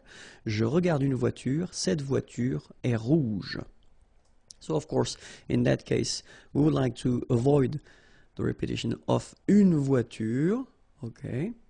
And then, je regarde une voiture qui est rouge. All right? So, je regarde une voiture qui est rouge. So exactly the same thing here. You just put this qui, and then you get the verb after that, est rouge. All right? Let's see the same sentence, but then let's put here the passé composé. J'ai regardé une voiture. Cette voiture était, imparfait, rouge. Okay? J'ai regardé une voiture. Cette voiture était rouge. So same thing here. We don't want to repeat voiture, then we will get the simple sentence. J'ai regardé une voiture qui était rouge. So just before the verb. Let's put that at the future. So, je vais regarder une voiture. So, I am going to watch une voiture. Okay?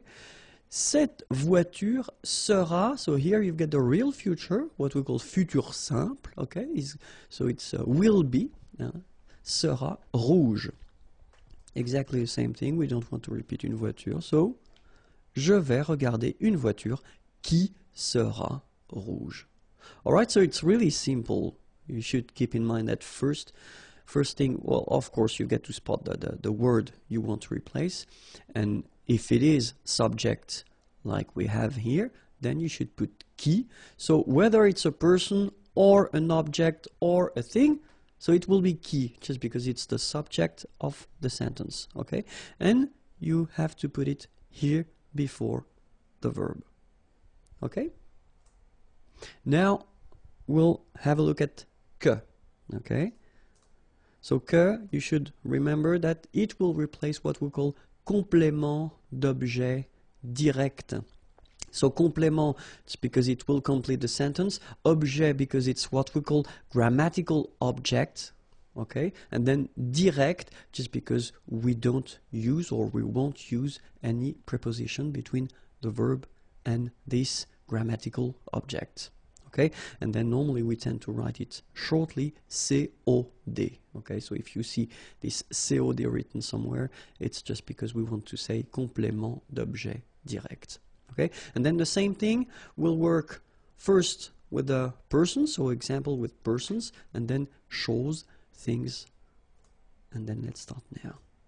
So que, c'est l'acteur, tu admires cet acteur. Okay, so in that case, of course, if we look carefully, we would like to avoid repeating acteur, because it's in the first sentence and then it is in the second sentence as well. But if you have a look here, in the second sentence, you've got tu, okay, so it's the subject. Then you get admire, so it's the verb admirer, to admire, all right? And after that, you've got cet acteur, so the thing we would like to replace. Okay, and then if we look carefully, so what we saw is that cet acteur is, well, first it's a complement. Okay, it will complete the subject and the verb. Then it is what we call grammatical objects, and if you look carefully between admirer and cet acteur, we don't have anything, so we don't have any preposition. So it does mean that it is direct. Okay, in that case, we should use que. All right, so let's look at the sentence now. C'est l'acteur que tu admires. All right, so you first put back your first sentence here, c'est l'acteur. Then you put this pronom relatif que, and then the sentence continues, tu admires, subject, verb. Okay? Now let's have a look at the same thing, but at the feminine. C'est l'actrice. Tu admires cette actrice. Okay, so exactly the same sentence, but it's the feminine form. C'est l'actrice. Tu admires cette actrice. Okay, we don't want to repeat actrice, obviously. Then we get c'est l'actrice que tu admires. All right. So same concept, same structure, no problem. So let's see now with une chose, a thing. Okay. C'est la voiture. Tu adores cette voiture. Okay, and then obviously we don't want to repeat la voiture. Okay, adorer, to adore. Tu adores cette voiture. C'est la voiture que tu adores. All right, so same concept. You first put que here, then subject verb. Okay? Be careful. And be careful at the passé composé form. Why? Well, look, normally when we construct a sentence, we first start with the sujet. Then we've got the verb. Then we've got, so what we saw, complément d'objet direct. Okay? And normally, when we introduce the passé composé form, we say that if we use avoir, normally you don't have to put anything at the end of your participe passé form, so you don't need to mark the feminine form or the plural or the feminine plural. Okay? But then when we've got this special structure with first le pronom relatif COD, so what we just saw, this que, before the verb, the rule will be that you will have to put the feminine or the plural or the feminine plural at the end of your participe passé. So let's have a look first, and it will be quite easy because it is here. Have a look, c'est l'acteur. Tu as admiré cet acteur. So here you've got the passé composé form, okay? But then it's the masculine. So normally it shouldn't be a problem if we look the sentence. C'est l'acteur que tu as admiré. All right, so we've got this que, pronom relatif, complément d'objet direct. So I told you that if it's before the verb, at the passé composé form, it can be tricky, but in that case, it's the masculine form, so it doesn't change anything at the end of your participe passé form here. That's the reason why it doesn't change here. If you look carefully, it's the same form. Okay? But if we take now the feminine form, c'est l'actrice. Tu as admiré cette actrice. We want to replace actrice. Then we will have c'est l'actrice que, so the structure doesn't change at all. Tu as admiré. The only thing that you will have to put is this which is the mark of the feminine, at the end of your participe passé form here. Okay? The good news is that phonetically here you don't pronounce it. Okay? But in some cases you will have some participe passé ending with maybe T or something like that, and then if you put the feminine form you will have to pronounce it. Okay, so it's really important to remember that with this kind of structure, when you've got this pronom relatif and then the que, complément d'objet direct, at the passé composé form, and you've got the feminine form, you will have to add at the end of your participe passé here. Okay, if we've got the plural, like here. So, masculine, but then the plural form. Ce sont les acteurs. Tu as admiré ces acteurs. Okay, so we just don't want to repeat les acteurs. Ce sont les acteurs que tu as admiré. And then have a look here. We've got the mark of the plural, and it's S at the end. Okay, so same thing as usual in French, you don't pronounce it, okay, but it's really important to remember that you should put at the end of your participe passé here the S. Okay, if we have like here the feminine plural form, ce sont les actrices. Tu as admiré ces actrices. Okay, we don't want to repeat les actrices. Then, ce sont les actrices que tu as admiré. Okay, so remember here, admirer, well, first you've got this mark of the feminine, then you've got this S at the end, mark of the plural. Okay, phonetically you don't pronounce it, but still remember you got to put it. Okay, S. So as I said, you know, for this admirer, adorer, all these examples that we've been covering so far, you don't pronounce it. So that's the reason why I wanted to put few sentences in which, well, you'll see that you can see the difference. So the first one, c'est le camion que tu as conduit. Okay, le camion, it's the truck, okay? Que tu as conduit, conduire is to drive, okay? And you get here the passé composé form, okay? So in that case, of course, we've been using this pronom relatif, que, okay? And it's complément d'objet direct, all right? It is before the verb tu as conduit here. So normally it does mean that the rule, well, tells us to put something at the end of the participe passé if it's the feminine or if it's the plural or feminine plural. In that case, we've got le camion, so we don't put anything at the end of conduit. We just leave conduit like that, okay?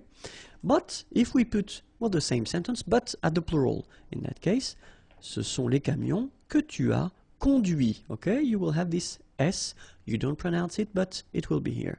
Now, the feminine. So we take la voiture, the car, okay? La voiture, it's feminine. C'est la voiture que tu as conduite. And that's when you hear the difference between conduit, because remember, final T is not pronounced, conduit, here, and then the feminine, conduite. Okay, so here you can listen to this t, t, okay, conduite. Right? C'est la voiture que tu as conduite. Okay? And then the same thing for the plural, so it will be feminine plural because it's les voitures. Ce sont les voitures que tu as conduites. All right? So that's the reason why it's quite important to remember this rule, even if in most of the cases you won't pronounce the difference between your participe passé, whether it's at the masculine, the feminine, or the plural form. But in some cases, like, well, these examples, you can hear the difference between at least here the masculine and the feminine form. Okay?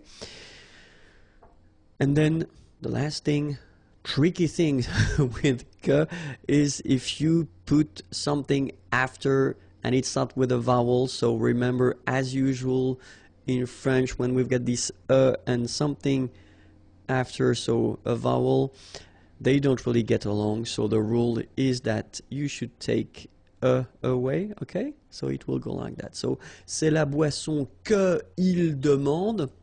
So normally if we respect the rule, you know, we should put this que pronoun, okay? But then, as I showed, they don't really get along, as usual, and so que or should disappear. So you get the final structure, c'est la boisson qu'il demande.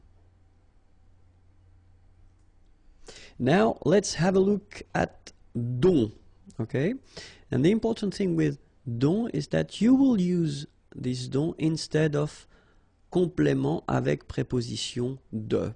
All right, so the important thing here is that, so it should be un complément, so something that will complete the sentence, so coming after the verb, all right? And then it should be introduced with this préposition de here, all right? So let's have a look.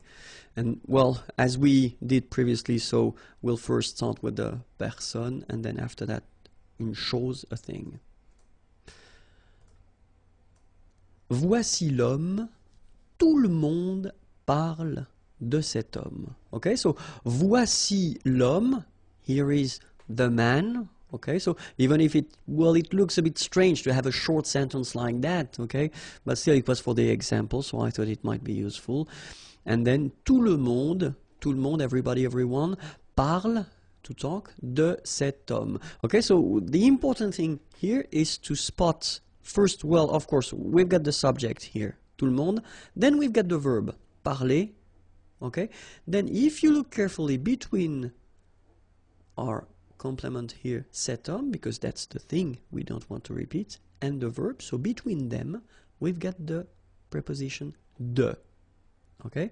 And it tells us that if we don't want to repeat l'homme, okay, we will have to use this dont pronom here. And the sentence will go like that. Voici l'homme, so the first one doesn't change. Dont, so you put here your pronom relatif, then tout le monde parle. So you just put back what we've got, subject and verb. Okay, it's not really difficult. Then if we put the same structure but then at the passé composé form, voici l'homme, tout le monde a parlé de cet homme, so same thing, we don't want to repeat l'homme, okay. Voici l'homme dont, so same position, tout le monde a parlé. Okay, so it doesn't change anything, you just put it, but then, well, the tense is different here because it's passé composé. Okay, so let's see now if we would put the same sentence but then at the futur proche, so near future. Normally I tend to put this structure just because it means that you've got two verbs here, okay, just to see. So l'homme is the thing we don't want to repeat, so voici l'homme dont tout le monde va parler. Okay, so it doesn't change anything. It should be here, and then the sentence continues. Let's see if we want to replace une chose, a thing. Then, je n'aime pas le livre. Nous nous servons de ce livre. Okay, so aimer is to like. In that case, you've got the negative form. Je n'aime pas le livre. Okay, nous nous servons. Okay, so in that case, I wanted to use this se servir. Se servir is to use something, but it's se servir, so it's a reflexive verb. Okay, de ce livre, and then you can see that we've got ce livre. Okay, we've got the verb here, and between the two, we've got the preposition de. So it does tell us that if we don't want to repeat le livre, we will have to use this pronom relatif dont. So the sentence will be je n'aime, sorry, I forgot the pas. Je n'aime pas le livre dont nous nous servons. Alright, so remember, you should put the pas. I forgot to write it, sorry. Je n'aime pas le livre dont nous nous servons. Okay, and then où, okay, the last one for this lesson. Où, well, you've got two options. Whether you will use this où to replace what we call complément de lieu. Lieu is a place, okay, or then you will use it to replace un complément de temps, okay, temps, time. Let's see first if we want to replace complément de lieu. Okay, so je vous présente la ville, je suis né dans cette ville. Okay, so je vous présente, présenter, to present, la ville is the town. Je suis né, I was born, dans cette ville. Okay, so in that case, well, have a look. You've got cette ville and la ville, so probably that's the thing we don't want to repeat. Okay, and then here we get dans, so it's in. Okay, so you know that it's a place. All right, so it's what we could call, or what we call complément de lieu. So it's a place. All right, so if you want to avoid repeating la ville, then you will have to use this où pronom, and the sentence will go like that. Je vous présente la ville. Okay, so your first sentence doesn't change at all. Où, so you put your pronom here, and then je suis né. The rest continue. Okay, like that. Okay, and then let's have another situation when we want to replace un complément de temps. Okay, so it's not, it won't be a place, but it will be something with the time. So où, c'est l'année. Okay, année it's year. C'est l'année. Il a fait très froid cette année. Okay, so you can see here, well, you've got this passé composé form, okay, faire froid when it's cold, okay? So it was cold, or cette année. And then, well, obviously we don't want to repeat année because it's here and it's here, okay? And in that case, well, you tend to use cette année just to indicate the time or when it was, okay? So, c'est l'année où il a fait très froid. All right, so quite simple. First part doesn't change. Then you put your pronoun où, then the sentence continues like that. Il a fait très froid. All right? Few other examples for this time concept, because normally, obviously, in many cases, people tend to think that où it's only for a place, so that's the reason why I thought it might be useful to give you few examples just to see how to use it. So the first one, for instance, c'est le jour de day, c'est le jour où elle est venue. Okay, venir is to come. C'est le jour où elle est venue. Second example, ils arrivent le jour où tu seras absente. Okay, arriver, to arrive. Sera, so remember, it's the verb être, to be, okay, but it's the future form. Tu seras absente, absente, you won't be here.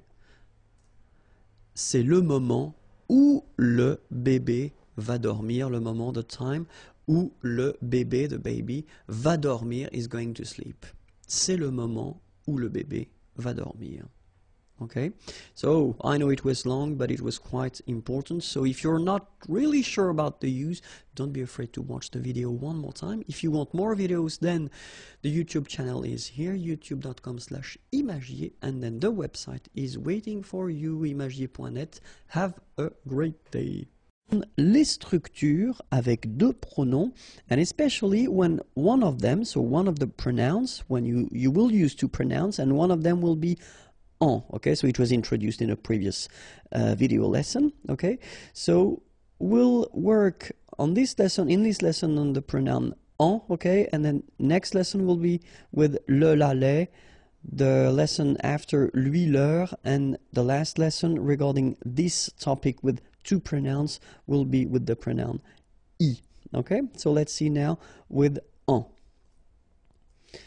So, me, or then M apostrophe, te, T apostrophe, or then lui, ce, or S apostrophe, nous, vous, leur, and ce, or S apostrophe, will be placed before en. Okay, so that's the rule. En will come after me, or M apostrophe, te, or T apostrophe, lui, ce, or S apostrophe, nous, vous, leur, or ce, or S apostrophe.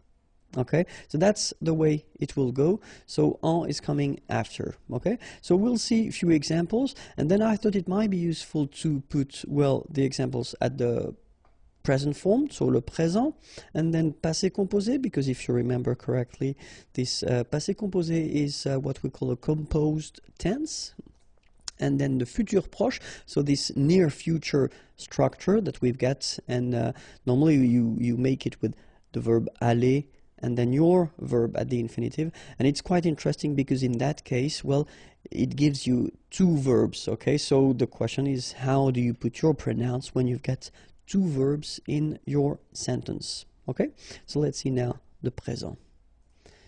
Mon ami me donne un conseil. Alright, so mon ami, my friend, me donne, donner is to give, un conseil, an advice, okay? So let's say that we would like to replace un conseil in that case, and then we saw in the previous lesson that un conseil could be replaced with en, okay? And so, mon ami, me, so it should be before, if you remember what we saw previously, so me should be in the first position, and then en should come right after, and then the verb, all right? But then if you remember, we've got this here, so me, and then en is starting with the vowel as well, so should go away. That's the reason why you will have this M apostrophe, so m'en donne un, all right? Second example, ta femme t'achète une montre. Ta femme, your wife, acheter is to buy, une montre, a watch. Okay, and then of course we would like to replace une montre. In that case, we will use this en pronoun. Okay, and you get ta femme. So you've got this te again, but then as it's with the vowel here, en, then needs to go away. T'en achète une. All right. So as we saw for the rule, first we've got te. After that, en is coming, and then we've got the verb. Okay, then il nous apporte des fruits. Okay, so remember, apporter is to bring, des fruits, fruits. Okay, in that case we would like to replace des fruits, and so we will replace it with the pronoun en. Okay, il nous en apporte. All right, so nous first, then your pronoun en, then the verb. Okay, so let's see now with the passé composé. So same sentence. Mon ami m'a donné un conseil. All right. Mon ami m'en a donné un. So it will be exactly the same thing, especially if you think that a donné, the thing that you see here, okay, it's only one verb. Okay, so you've got two parts because it's composed. All right. So first you've got avoir, and then you've got this participe passé form. Okay, but it's only one verb. All right, that's the reason why you put first your pronoun here, me, and then you put this second pronoun en before avoir, okay, because this is the verb here. So you get mon ami m'en a donné un. Let's see now the same sentence that we had previously, but at the passé composé form. Ta femme t'a acheté une montre. Okay, so same thing here. Ta femme. So te should be here, but then, of course, with the vowel, we take away the e. En a acheté une. Ta femme t'en a acheté une. All right? And then, ils nous ont apporté des fruits. All right? Same thing. Ils nous en ont apporté. All right? So, nous first, then en. And after that, you put your verb. So same rule here. It's composed. So you've got two parts, but still it's only one verb here. So let's read it. Ils nous ont, okay, beautiful liaison here, ont apporté. Okay, so the full thing goes like, ils nous en ont apporté. All right, so let's read it one more time. Mon ami m'en a donné un. Ta femme t'en a acheté une. Ils nous en ont apporté. All right, and then the last example we'll see with the futur proche. So in that case, it will be quite interesting because we will have two verbs. Okay, so let's see. Mon ami va me donner un conseil. Okay, so exactly the same idea. We'll replace un conseil by en, and then we see how it goes. Mon ami va.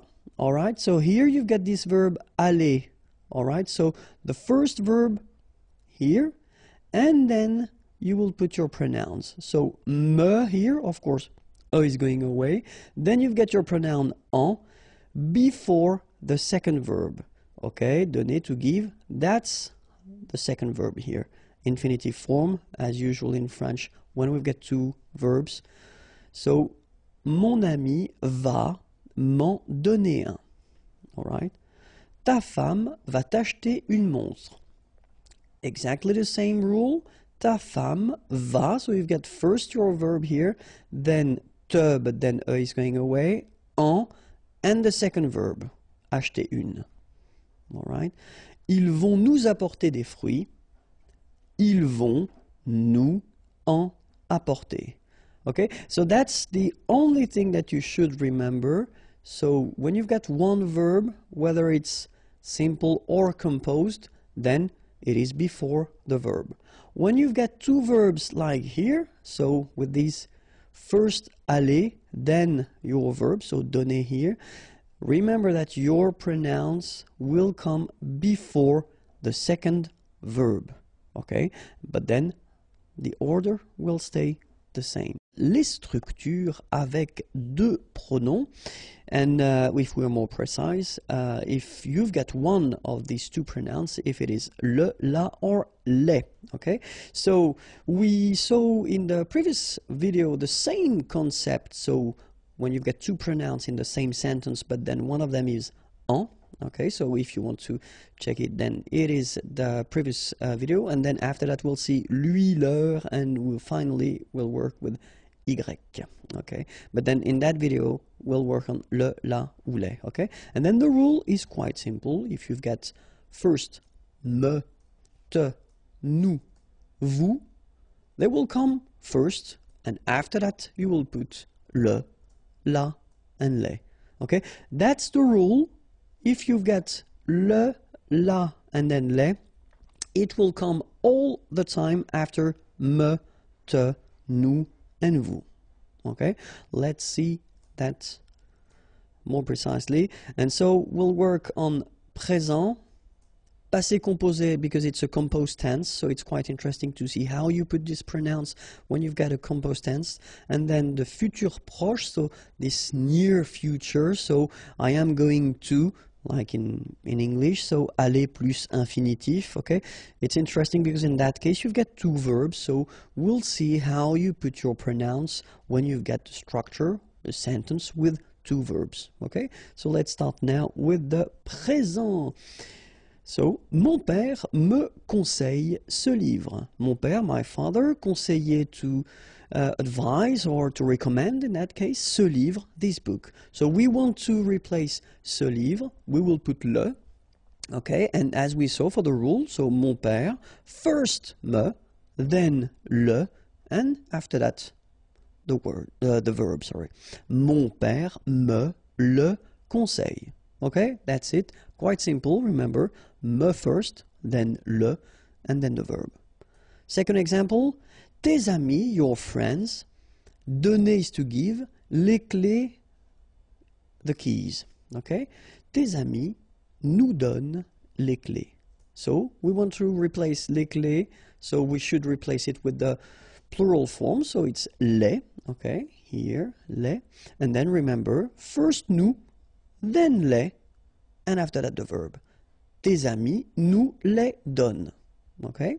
And the final example, je me réserve, okay, so réserver, to reserve, la place de parking, so the parking place, la place de parking. In that case, we don't want to use la place de parking, we want to replace it with a pronoun, so je me la réserve. Okay, remember, first me, then la, and after that your verb. Okay, so it's quite simple, it's not really difficult, remember, in that case, me, nous, me here in the first place, then le, la for the feminine, les for the plural, second place, then the verb. Let's see how it will go with the passé composé form. So passé composé, as you can see it in its name, it's a composed tense, okay, so you've got two parts. First you've got avoir, then you've got here participe passé. Okay, so mon père m'a conseillé ce livre. Same thing, we don't want to use ce livre again, so we put the pronoun. Okay, so in that case, if you look carefully, then mon père me first place, then you should have le here because it's the masculine form, but then you've got here a vowel after, so needs to go away, so you get L apostrophe. Mon père me l'a conseillé. All right? Then, tes amis nous ont donné les clés. So exactly the same sentence that we had previously at the present form, but in that case, it's the passé composé form, okay? Tes amis nous les ont donné.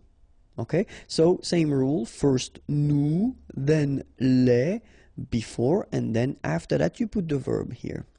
So you can see that I've been putting in red the ending here just to remind you or let you remember that we've got a rule in French. Normally when we make this passé composé form with avoir like that, and if you've got what we call complément d'objet direct before, you should put at the end of your participe passé form here feminine if the word is feminine, so a, s if the word is plural, okay? In that case, we've got les clés. Les clés is feminine plural, so that's the reason why we will add first feminine and then plural here. Okay, so the good news is that you don't pronounce it. So donner, okay, so whether it would be without this final es or with es, you will pronounce it the same way. Tes amis nous les ont donnés. Okay? And then the last one. Je me suis réservé la place de parking. Je, me first, then la, and after that, suis réservé. Okay? So it doesn't really change that much if you think. First me, or then nous, as we saw, then le, or then la and les, and after that you put your verb, even if in that case it's a composed verb, it doesn't change anything, you just put it before.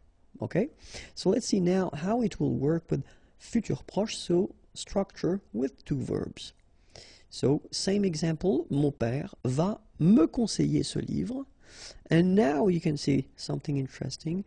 You can see that me and le will be placed before the second verb. Okay? So, mon père va, so you put first your verb, me, le, conseiller. Alright? So, keep in mind that me and le should be before the second verb. Tes amis vont nous donner les clés. Tes amis vont nous les donner.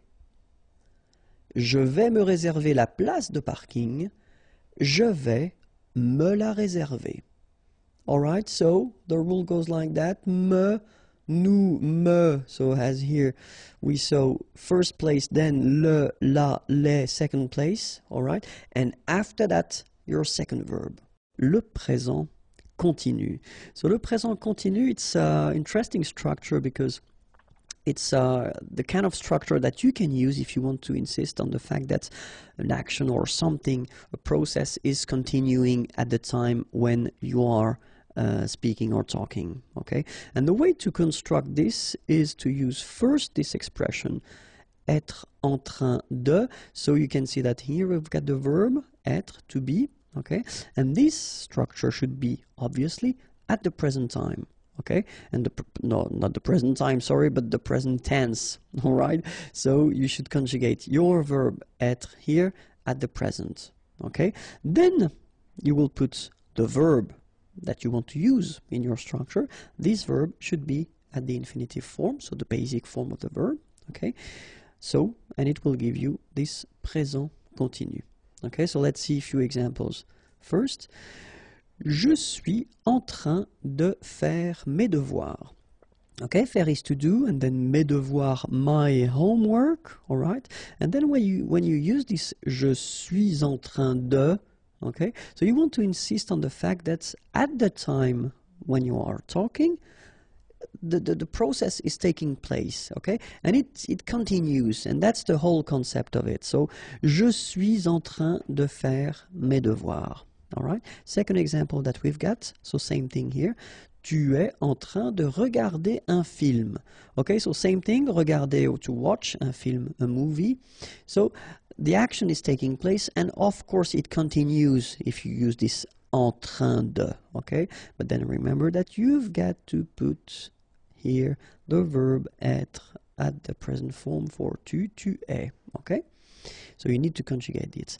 And then, elle est en train de réparer, so to repair, son vélo, her bike. Elle est en train de réparer son vélo. All right, so same thing, it's continuing, it's taking place at the time when you are talking. And the last one, il est en train de préparer le petit déjeuner. Préparer, to prepare, le petit déjeuner, breakfast. Okay, so il est en train de préparer le petit déjeuner. Okay, so at the time when you are talking, he's doing it right now, and the process is continuing. Okay, so let's read them one more time. Je suis en train de faire mes devoirs. Tu es en train de regarder un film. Elle est en train de réparer son vélo.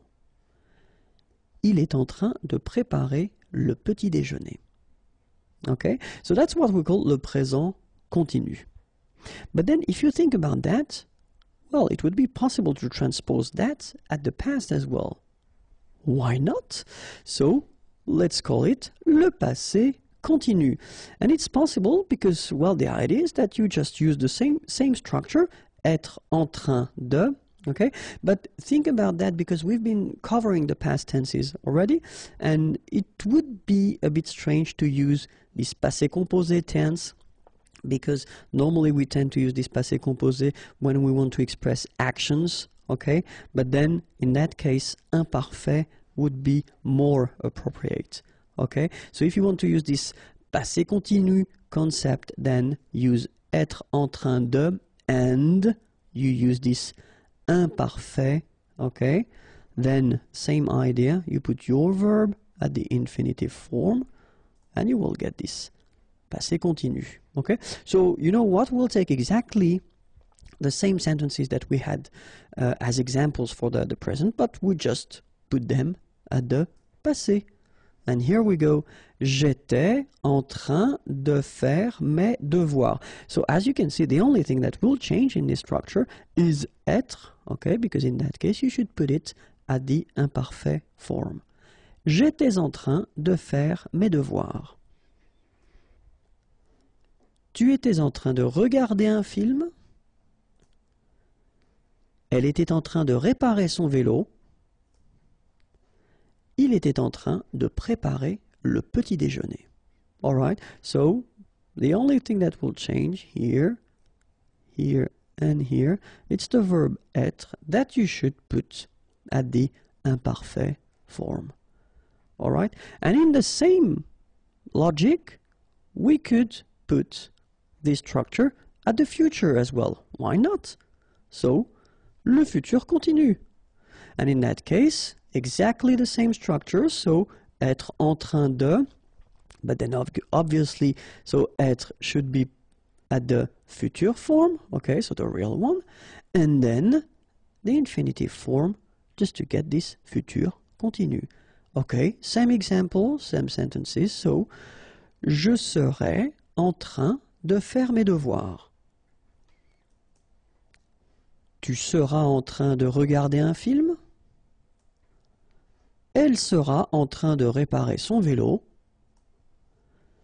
Il sera en train de préparer le petit déjeuner. Okay, so as you can see, the only thing that will change here is the verb être. So it should be at the futur simple form, so the real future. Okay, here, here, and here. Okay, le passé récent.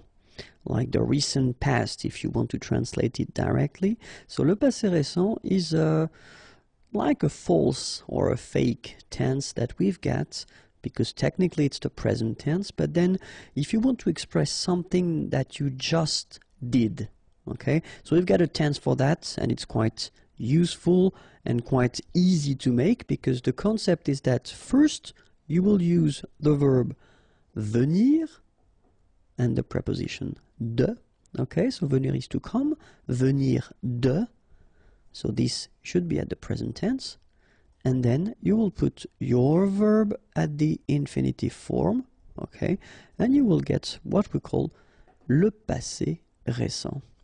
Okay, so it's a technique just to express something that you just did. Okay, so it's not possible to use this passé récent, of course, for last week or the month before. It's not possible. Okay, so it's really something that is somehow connected to the present. So present, something that you just did. Okay, so of course, if you want to make it, you should know the conjugation of venir by heart. If that's not the case, then don't worry. Here it comes. So at the present tense, it's je viens, tu viens, il vient, elle vient, nous venons,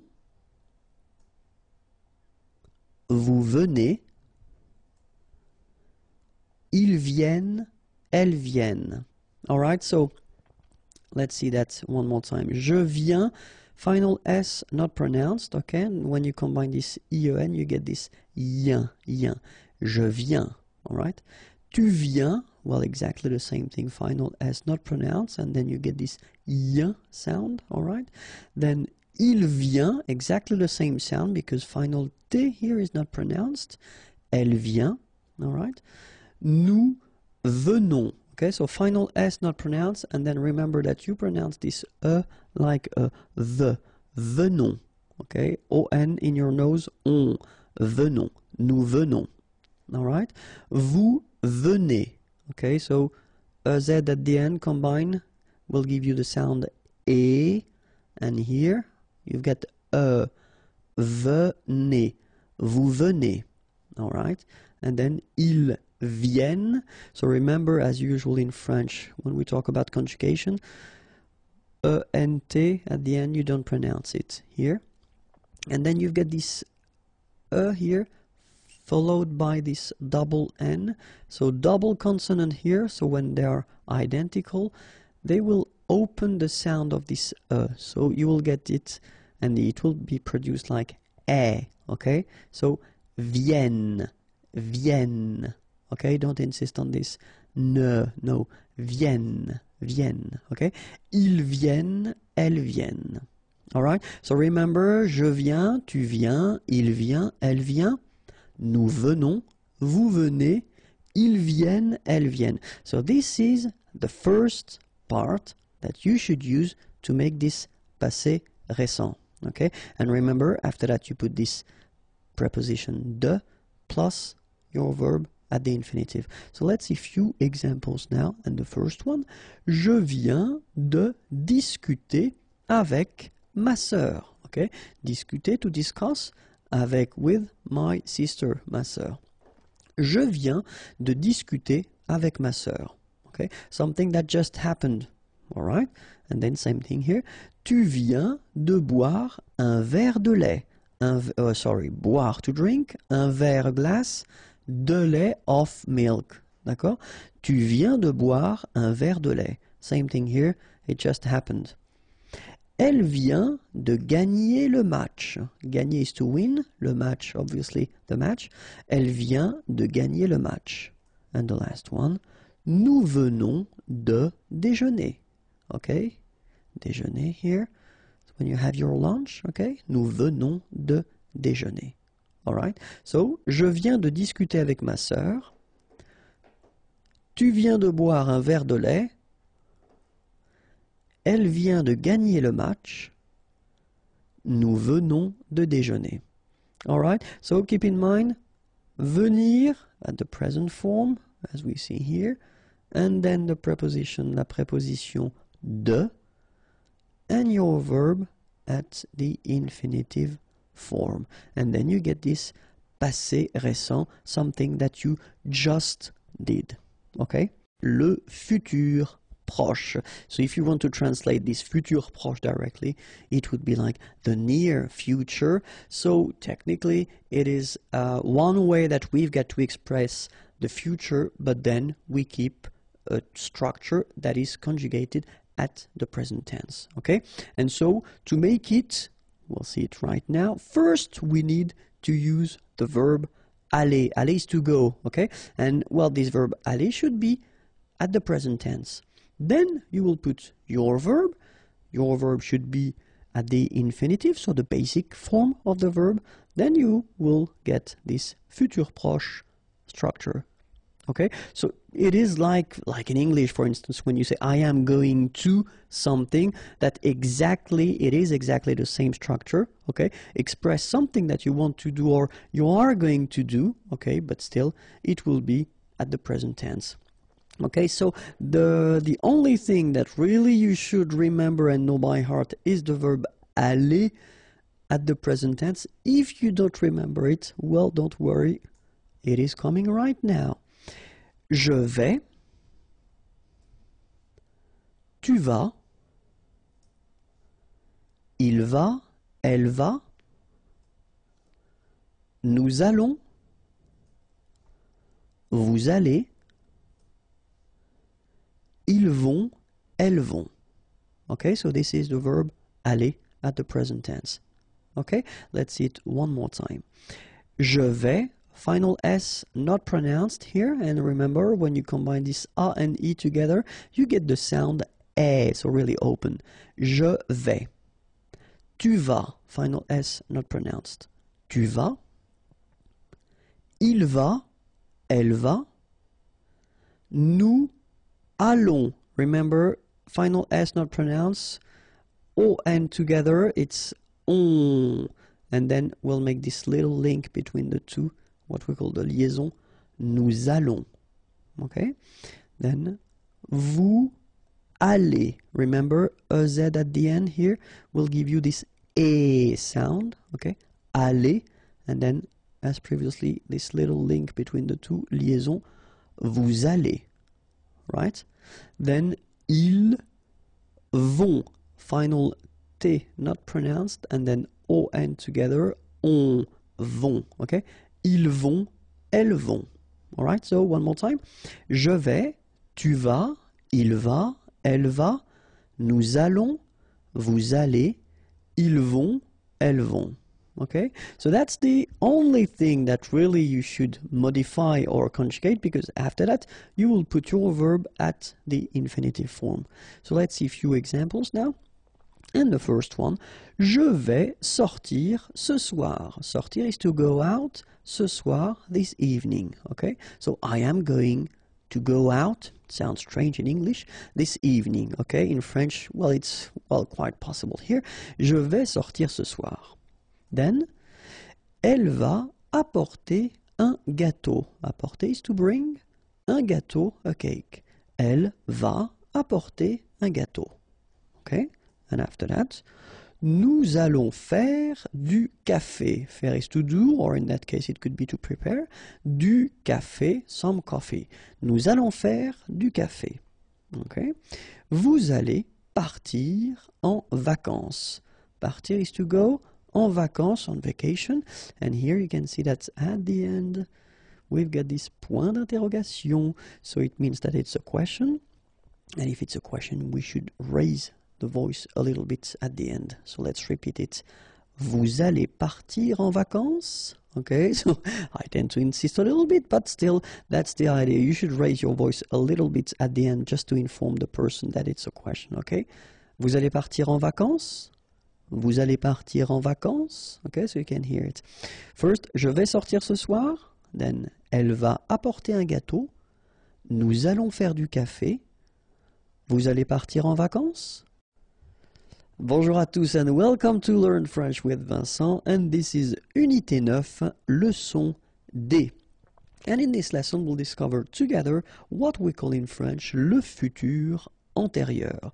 So the futur antérieur is a tense, okay? So I thought it might be useful to introduce it right now because we've been covering quite many tenses so far, and this one is quite useful. So the way we will construct this video is first we'll see l'utilisation, so when do we use this futur antérieur, and then the second part will be la formation, so how do we construct, how do we build this tense, okay? So the first part will be l'utilisation, when do we use it, and so the main, or well, the only concept of this futur antérieur is that it will be used to express what we call le passé dans le futur, so the past in the future. So I know it might sound a bit strange, but still it does exist in other languages, for instance English.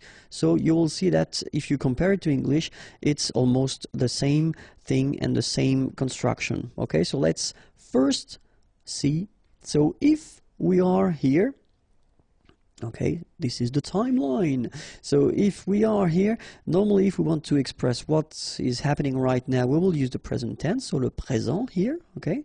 And then if we want to talk about the future, then we'll use this futur simple, for instance, so the tense we've been seeing previously, okay? And if we want to talk about what happened before, so it's still, if you look carefully, it's still the future for us, because we are here, it's the present right now, so it's still the future, but you want to really go that way. First the future, then the past. So in a way, it's the past in the future. Alright, so if it's not clear so far, let's see one example. At the future form, so if we want to use this faire, faire is to do, je ferai mes devoirs. Mes devoirs, my homework. Okay, so this is the sentence at the future form. Je ferai mes devoirs. Okay, and if we've got the same sentence but at the futur antérieur, so it will be like j'aurais fait mes devoirs. Okay, so if you want to translate it directly, see, I will do my homework, and then here, I will have done my homework. So if you feel the difference in English between the two sentences, well, it's exactly the same thing in French. Okay, so strangely, if you say je ferai mes devoirs here, it's the future. Okay, but then if you use the same structure at this futur antérieur, I will have done my homework, then you've got the feeling that, of course, it's the future, but in a way it's done already. Okay, so it's more certain with this sentence. And it's exactly the same use that we will have in French as it is used in English. Okay, so now, second part, formation. So let's have a look now. First sentence, so it's the real future. Je mangerai au restaurant. Okay, and then here we've got j'aurais mangé au restaurant. So this second part is the futur antérieur. So if we take the time to look a little bit here, we can see that we've got first avoir, okay, at the future. And here we've got this participe passé form that we saw previously, okay. Second example, if we take the sentence, tu regarderas, regarder is to watch, la télévision, okay. Tu auras regardé la télévision. So this is the same structure at the futur antérieur. What can we see? We can see avoir one more time, and it's at the future tense. And then here we can see that we've got the participe passé form. Okay, so third example, il ira, ira, so it's coming from aller, okay, aller is to go, au travail, at work, and then here, il sera aller au travail. So we can see that here we've got être, and then we've got the participe passé form here. Okay, so what can we deduct?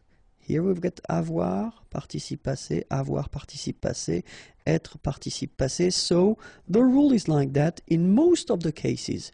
If you want to construct this futur antérieur form, first you will have for most of the verbs avoir, and it should be at the futur form, and then the participe passé form, and you will get your futur antérieur. In some cases, you will have to use être at the future form, so le futur, then your participe passé form, and you will get the futur antérieur form. Alright, so if you saw the previous videos that we've been doing for other composed tenses in French, like passé composé, plus que parfait, etc., well, it is exactly the same way to construct it. The only difference is here. Okay, so if you use avoir for one verb at the passé composé form, for instance, you will use avoir as well at the futur antérieur. The only thing that will change is that for this futur antérieur form, it will be here the futur. Okay, and if you use être for some verbs or one verb at the passé composé, it will be exactly the same thing, but keep in mind that here it should be at the futur form. Okay, so remember that for être, we've got aller, aller is to go, arriver, arriver to arrive, descendre, to go down, devenir, to become, entrer, to enter, to come in, monter, to go up, mourir, to die, naître, born, partir, to leave, rester, to stay, retourner, to return, sortir, to go out, tomber, to fall, and then venir, to come, Okay, so keep in mind that all these verbs will require être. Okay? And then when we talk about être, of course, as usual in French, for these composed tenses, all the reflexive verbs like se, something. Okay, so se regarder, for instance, or then s'appeler, or then se présenter. So they will all the time require être. Okay, and we will see in that video that, of course, the way to conjugate them will be a little bit different. Okay. But then, of course, let's see one more time, avoir and être at the future form, because that's the first part you will have to use if you want to construct this futur antérieur. And avoir at the future form goes like j'aurai, tu auras, il aura, elle aura, nous aurons, vous aurez, ils auront, elles auront. Okay, so one more time. J'aurai, remember, A and O together will produce this O sound. A and E, aurait. Alright, then tu auras, final S not pronounced, aura. Il aura, elle aura. Okay, nous aurons, final S not pronounced, O and N together, nasal, on, A-U-O. Auront, all right? And then if you want to make this beautiful link, the little liaison between the two, it would be perfect. Nous aurons, okay? Here, same thing here. Vous aurez, all right? O, and then EZ at the end will give you this E sound, aurez, all right? And then this little link, this little liaison between the two, vous aurez, okay?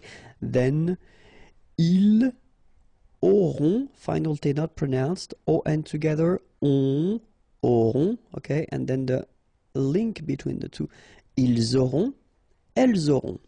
Alright, so, j'aurai, tu auras, il aura, elle aura, nous aurons, vous aurez, ils auront, elles auront. Alright, then now for être.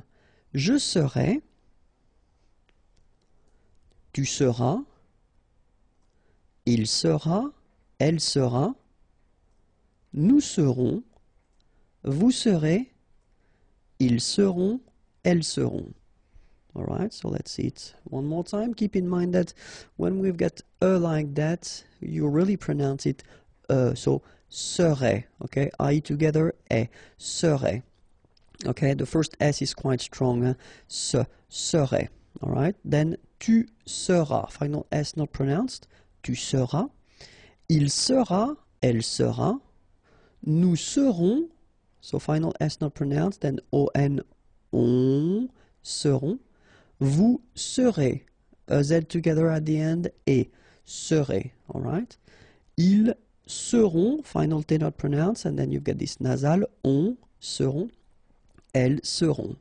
Alright, so one more time, je serai, tu seras, il sera, elle sera, nous serons, vous serez, ils seront, elles seront. All right? So remember that the second part should be what we call this participe passé form. I've been making a big video concerning the participe passé. So if you really want to work on that, it will be more full of examples, okay? Right now here in this video I will only cover first here, as we've got the first group, so regular, ending with er, and it's quite easy because it will become e, like that, okay? So parler, er, will become parler, your participe passé form. Regarder, ending with er here, regarder, accent aigu, okay? And even this aller verb, so it doesn't belong to the first group because it's quite tricky when you come to conjugate it. But even this one is quite easy for this participe passé form because it's accent aigu like that. Okay, so all these verbs from the first group will become parler, regarder, aller. So like that for the participe passé form. Okay, verbs from the second group. So IR, remember, not all the ER verbs belong to the second group, so be careful. And so examples like choisir, and it will become choisi, finir, fini, unir, uni. All right, so all these verbs will become like that, choisi, fini, uni. So this is the participe passé form, so the second part that you should put in your futur antérieur. Okay, so let's see now the third group. So it's a tricky group. So as I said, I've been making a video, and you've got more examples, but still, so main subcategories, if you want, in a way. So the one that will end with U, so like here and here. So connaître, connu. Connaître is to know. Voir, to see, vu. Okay, then ending with I. Partir, to leave, parti. Rire, to laugh, ri. Then the one ending with it. Écrire, to write, écrit. Dire, to say, dit. Okay, and the one ending with es. Mettre, to put, mis. And then prendre, to take, pris. All right. An example now with parler. J'aurais parlé. Tu auras parlé. Il aura parlé. Elle aura parlé. Nous aurons parlé. Vous aurez parlé. Ils auront parlé. Elles auront parlé. All right. So as we saw, first you've got this avoir at the future form. Then you've got your participe passé here. Okay. Aura, then participe passé, etc. So I wanted to put this accent aigu like that just to show you that in a normal structure, so when you've got your subject and then your verb, okay, and if you conjugate it with avoir, so it will be exactly the same rule as we had for all the composed tenses in French. You don't need to put anything at the end of your participe passé form if the structure is simple, like subject and verb. All right, but if we conjugate it with être, like it is here the case with aller, aller is to go, remember, and it requires être. So what you can see it's that il sera allé here. You've got the masculine and singular form, so you will put this accent aigu like that without anything. But if you've got here the feminine form, elle sera allée, you will have to add this mark of the feminine at the end of your participe passé form. Okay? You don't pronounce it, but still you need to write it. Okay? So remember, a mark of the feminine singular. If you've got the plural, like it's the case here, ils seront allés et s, like that. So you'll put this s, you don't pronounce it, but still you need to put it. Okay? Elles seront allées. Here you've got the feminine form and it's the plural, so you've got this a mark of the feminine, then you've got this s mark of the plural.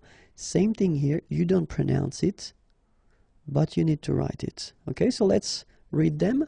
Il sera allé, elle sera allée, ils seront allés, elles seront allées.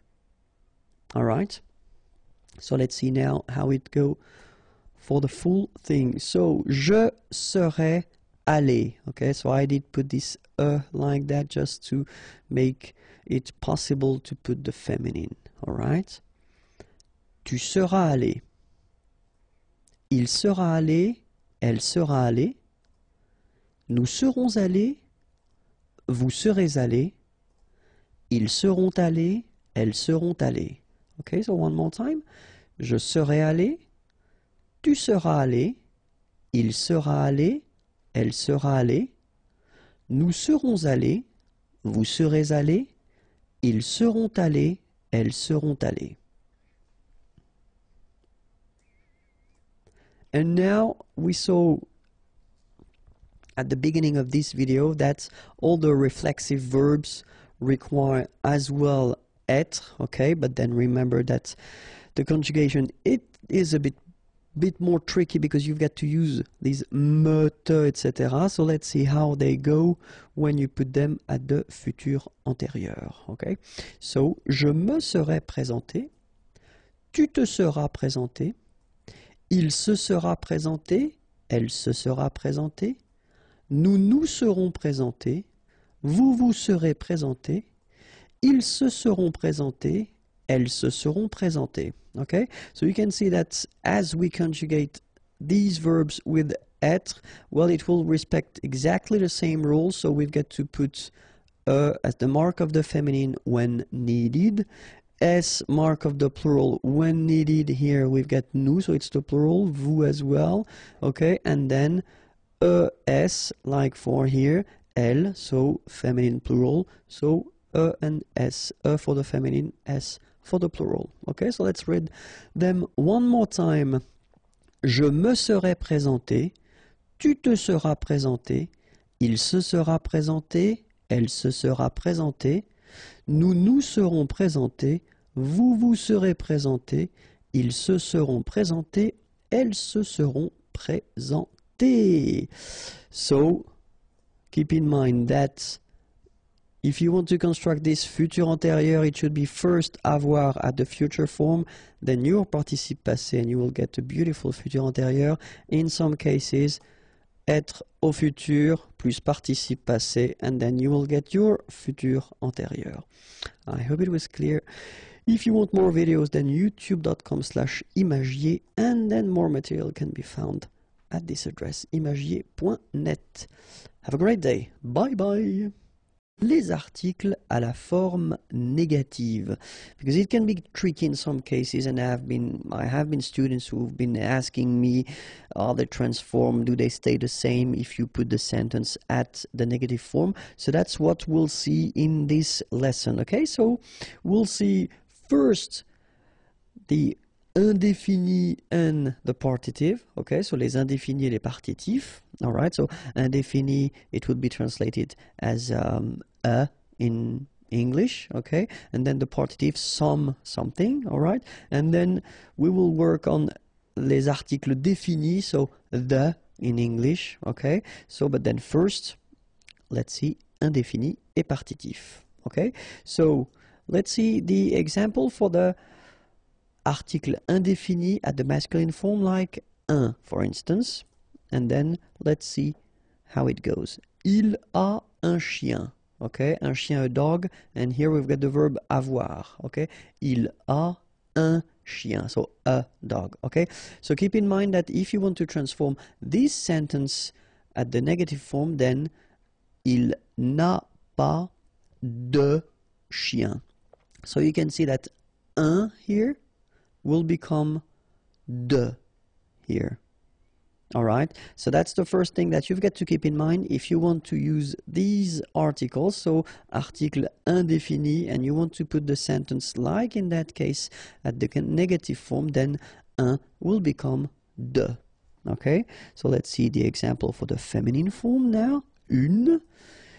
Il y a, there is, remember, une manifestation, demonstration, il y a une manifestation. So if we want to put this sentence at the negative form, il n'y a pas de manifestation. So you can see that this article une becomes de at the negative form.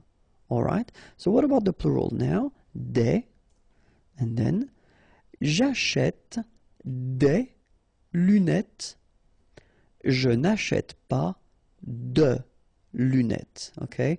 Des lunettes, glasses. Acheter, to buy. J'achète des lunettes. So you can see that it will be exactly the same rule, so des becomes de. Okay, so what we've got here, un is becoming de, then une is becoming de, and after that you've got des, and it's becoming de as well. Okay, and this is for what we call les articles indéfinis, so in English, okay? And then let's see now for the les partitifs, okay? So if you want to introduce this some something, concept. Let's see now. Je bois du café. Boire is to drink, and then when you've got this du café, well, really it's some coffee. You don't specify the quantity, so it's really what we call partitif, okay? Je bois du café. So this is the masculine form here, du. And if you look carefully, negative form, je ne bois pas de café. So you can see that du is becoming de at the negative form. All right? Second example, de la. Okay, so it's for the feminine form. Elle prend. Prendre is to take. De la tarte. Tarte is pie. Some, okay, would be this de la tarte. Negative form, elle ne prend pas de tarte. So you can see that this de la will become de at the negative form. All right? So what can we say if we've got un, une, or then des? So what we saw previously, so this indéfini, article indéfini, or then if we've got du, de, or de la, as we saw previously, so what we call les partitifs, okay? If you want to put, well, them in a sentence, and the sentence is at the negative form, then you will not use them, but instead you will use de or the apostrophe if you've got a word with a vowel after or the sound of a vowel. Okay, that's really something quite important, and you should try to remember this rule because it is quite useful, especially because we tend to use quite often. I mean, negative forms. I mean, it's not really rare. Okay, so it is one main rule that you should keep in mind. But of course, in French, we've got exceptions, and the exception is this structure or this form that we've got, c'est, it is, or this is. Okay, so when we use this c'est, we'll see a few examples now. Here, c'est un champion. Okay, un champion, a champion. So c'est, this is, it is, un champion. Okay, and if you want to, well, put the same sentence at the negative form, well, look, ce n'est pas un champion. So you will keep your article as you had previously here, un. It doesn't change. Feminine form, c'est une amie. Okay, negative form, ce n'est pas une amie. Feminine, it's exactly the same rule, so une will stay here. You don't modify it. And for the plural, ce sont des produits naturels. Okay, produits, products, naturels, natural. Ce ne sont pas des produits naturels. Alright, so what can we say about that? Oh, sorry, we've got the partitive as well. So, du, so same thing, c'est du chocolat noir, okay, chocolate, and then noir, it's black, so dark if you want. C'est du chocolat noir, okay. Négation, ce n'est pas du chocolat noir, okay. So here we've got the partitive and it's still the same here, du and du, okay. So partitif féminin, c'est de la vanille. Ce n'est pas de la vanille. So, de la is here, and it's still here for the negative form, okay? Vanille, vanilla. All right? So now we can have the rule. So when we've got un, une, and then des, so what we saw, les articles indéfinis, or then if we've got du, de le, or de la, okay? So in that case, it's the partitive. Remember that if you use them with c'est at the negative form, they will stay exactly the same. Okay, so that's the main rule that you've got to keep in mind with these articles. So indéfini or then with the partitive. If you use them in normal structures, then they will change and they will become de or des apostrophe, as we saw previously. But if you use these articles or then the partitive with se, in that case, they don't change when you put them at the negative form. Okay? So now we'll see the definite, so les articles définis. Okay? And so we've got for the masculine le, okay, so it's the equivalent as at the in English, but then we've got the difference between the masculine, the feminine, and the plural. So le, have a look at this. Je prends le train, okay, prendre is to take, le train, the train, okay. Je ne prends pas le train, okay, so the article doesn't change at all. You just put it back, even if it's the negative form. It doesn't change, okay? So, feminine. Elle aime la musique. Aimer is to like or to love, okay? Elle aime la musique, the music. Elle n'aime pas la musique. It doesn't change at all. Les, plural form. Nous détestons les olives noires, okay? Détester, to hate, okay? Olives, and then noir, black. Nous détestons les olives noires. Negative form, nous ne détestons pas les olives noires. Okay? In that case, it doesn't change. So you can see le doesn't change, la doesn't change, and le doesn't change either. Alright, so the rule is quite simple. If you've got in your structures le, la, or le, and you want to have this structure at the negative form, then they will stay exactly the same. They won't change. Bonjour à tous and welcome to Learn French with Vincent. This is Unité 9, leçon F. And in this lesson we'll discover together 108 adjectifs. Okay, so the list will be long, but still they are quite useful, so get ready. We're starting right now. Fâché. Okay, so remember that here, even if you've got this accent circonflexe on the top of A, well, technically, it doesn't really change the pronunciation. Fâché. Fâcheux. So final X not pronounced, and then you get your combination of U, E. Fâcheux. Endormi. Remember, E-N, en. Endormi.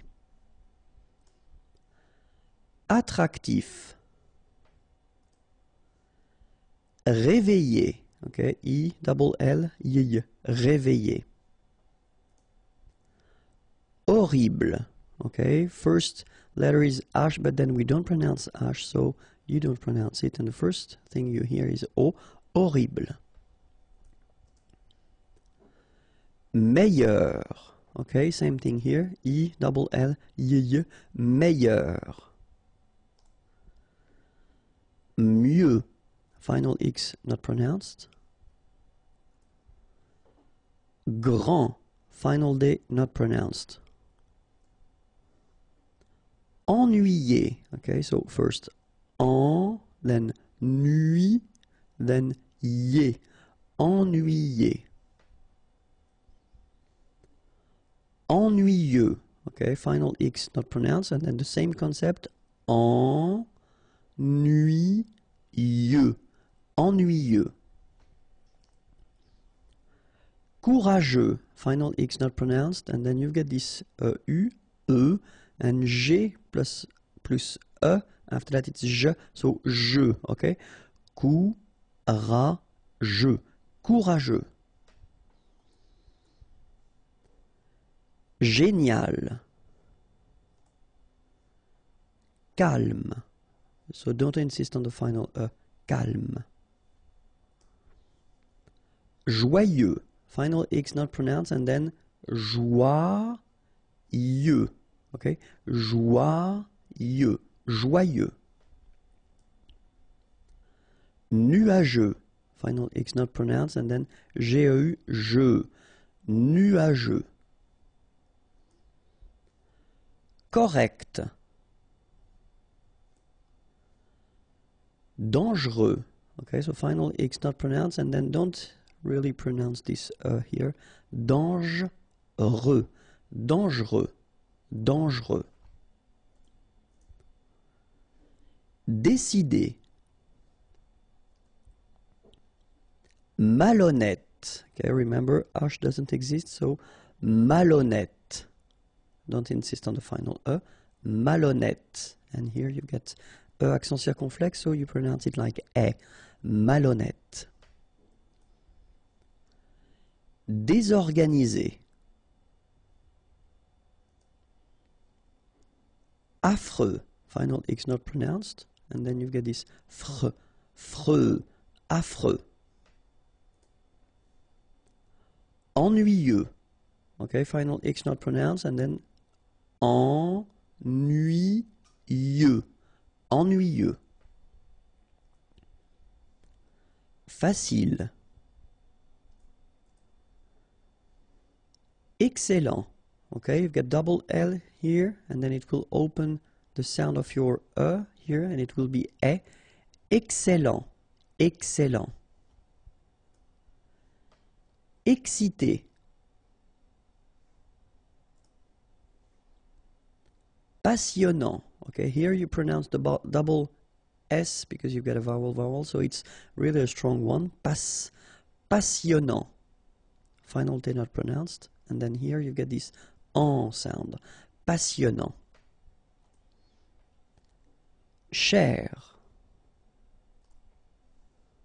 Blond. Final D not pronounced. Célèbre. Okay, first you get this E, then here you get the E, so célèbre. Final E not really pronounced. Rapide.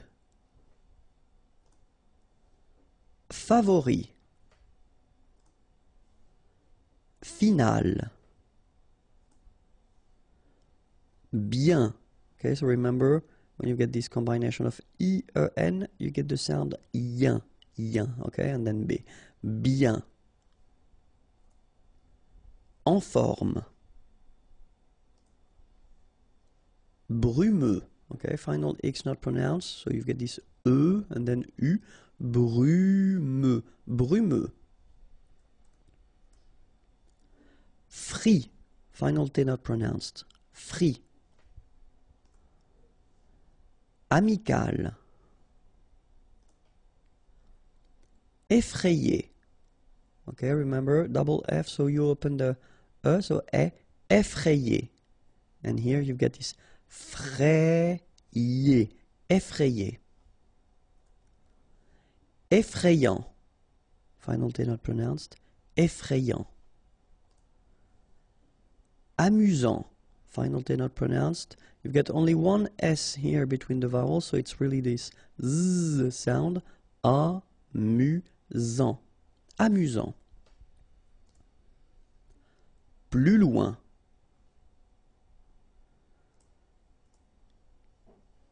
Beau. Okay, so remember we've got this strange combination of vowels, E, A, U, so three vowels, but then phonetically it's only O. Okay, so beau. Grillé. Okay, at the end you've got this E, and then remember double L after E, y, grillé, grillé. Beau, one more time. Dur. Travailleur. Okay, remember double L, y, and then E, U, R, heure. Travailleur. Travailleur. Saint. Okay, combination of A, I, N phonetically will give you this un pronunciation. Saint. Lourd. Final D not pronounced. Honnête. Chaud. Final D not pronounced, and then when you combine this C and H, you get the sh sound. A and U, O. Chaud. Important. Final T not pronounced. Intelligent. Final T not pronounced. Intéressé. Intéressant. final T not pronounced. Gentil. So it's a strange one because here this final L is not pronounced. Okay? Gentil. Gentil. Tard. Final D not pronounced. Paresseux. Final X not pronounced. Cuire. Seul. Joli. Chanceux. Final X not pronounced. And then remember, C, E, U will give you this se sound. Chanceux. Chanceux. Fou. Combination of O and U. Ou. Fou. D'âge mûr. Misérable. Okay, don't insist on the final here. You get this bl sound at the end. Okay, because you get this accent aigu. Rable. Misérable. Nécessaire. Don't insist on the final nécessaire. Nerveux. Final X not pronounced. Nouveau. Remember, combination of A and U together, it's O. So you get nouveau. Okay? Agréable. Don't insist on the final bl. Agréable. Agréable. Normal. Ordinaire. Don't insist on the final E. Ordinaire. Organisé. E accent aigu et organisé. Obèse. Remember, E accent grave est obèse. Don't insist on the final E. Parfait. Final T not pronounced. Parfait. Parfait. Pauvre. A, U together will produce this O sound. Pauvre. Populaire. Populaire. Don't insist on the final E. Populaire. Rapide. So same thing for final E. Don't insist on it. Just pronounce this D.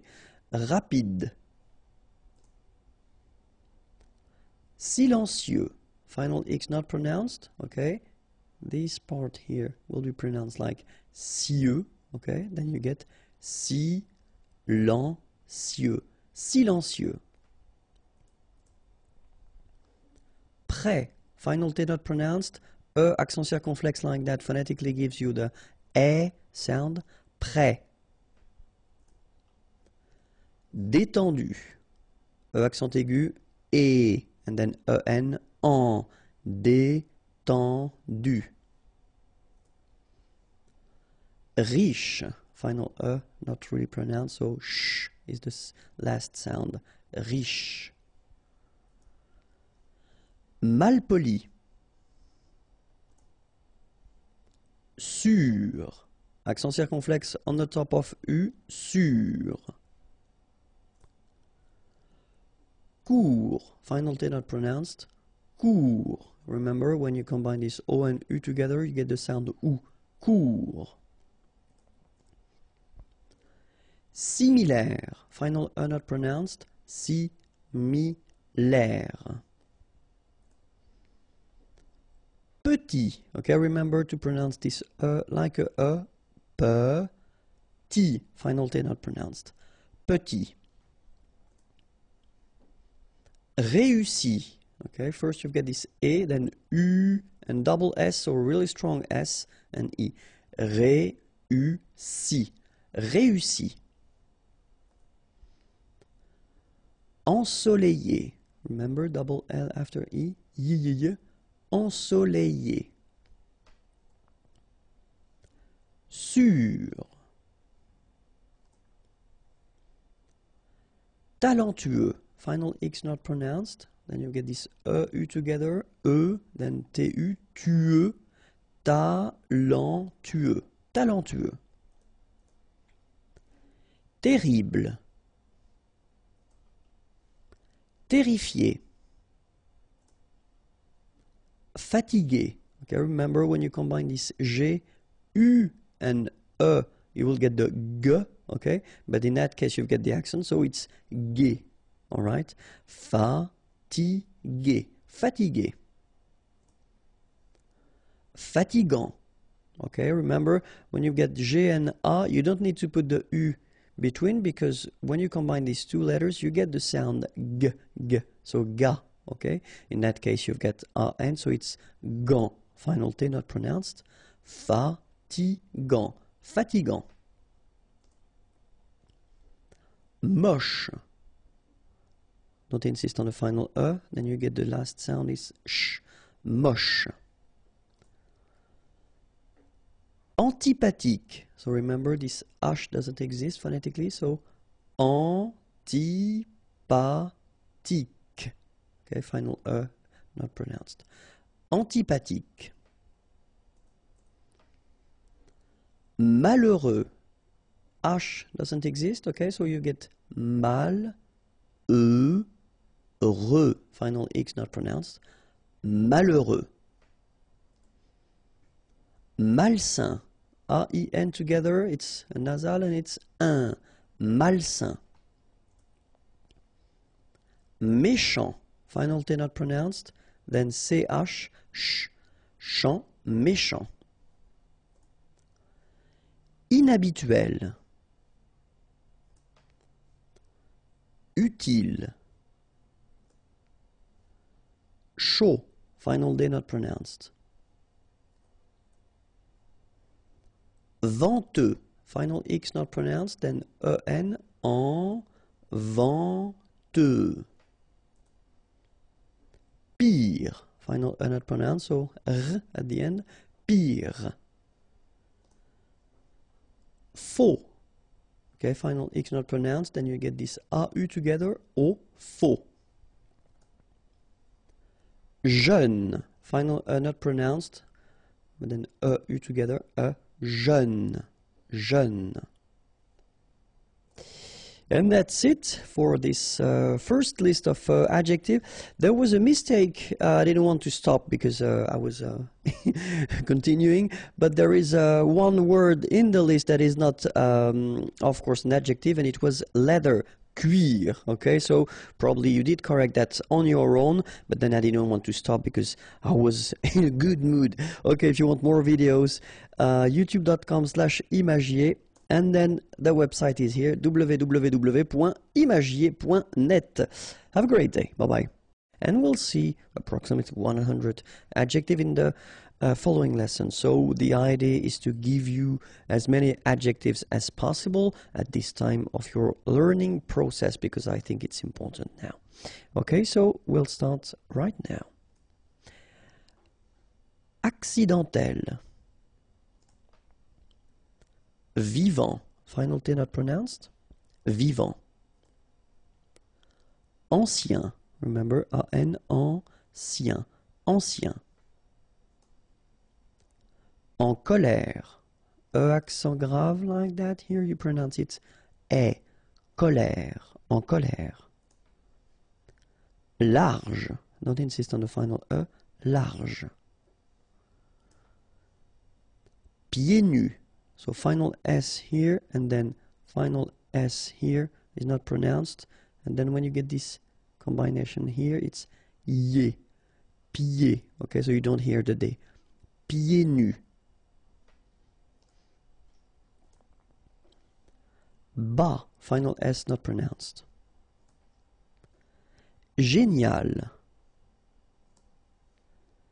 Décontracté. Okay, so you've got accent aigu here and here, so it's E.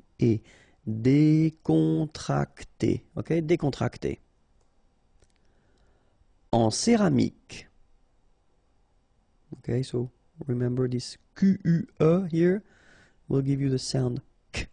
Okay, céramique, because you don't insist on the final E. céramique. Alright? En céramique.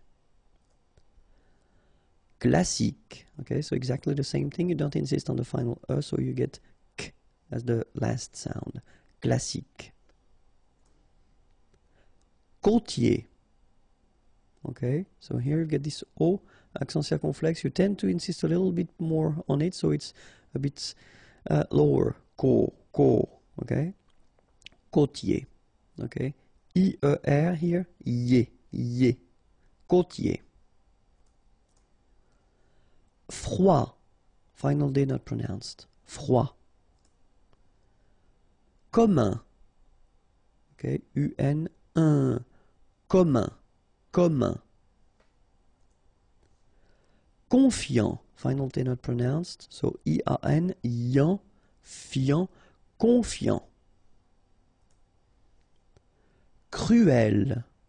Okay, remember, cruel. Cruel. Dangereux. Final X not pronounced. And then don't really pronounce this E here. Okay, so you get dangereux. Dangereux. Mort. Final T not pronounced. O-R, or. Mort. Décoré. Okay, so E accent aigu, E accent aigu, E, décoré. Décoré. Profond. Final D not pronounced. O-N, on. Profond. Individuel. Spectaculaire. Okay, so don't insist on the final E. So l'air spectaculaire. Spectaculaire. Tôt. Okay, final D not pronounced, and then this O accent circonflexe is a bit stronger than normally. So tôt.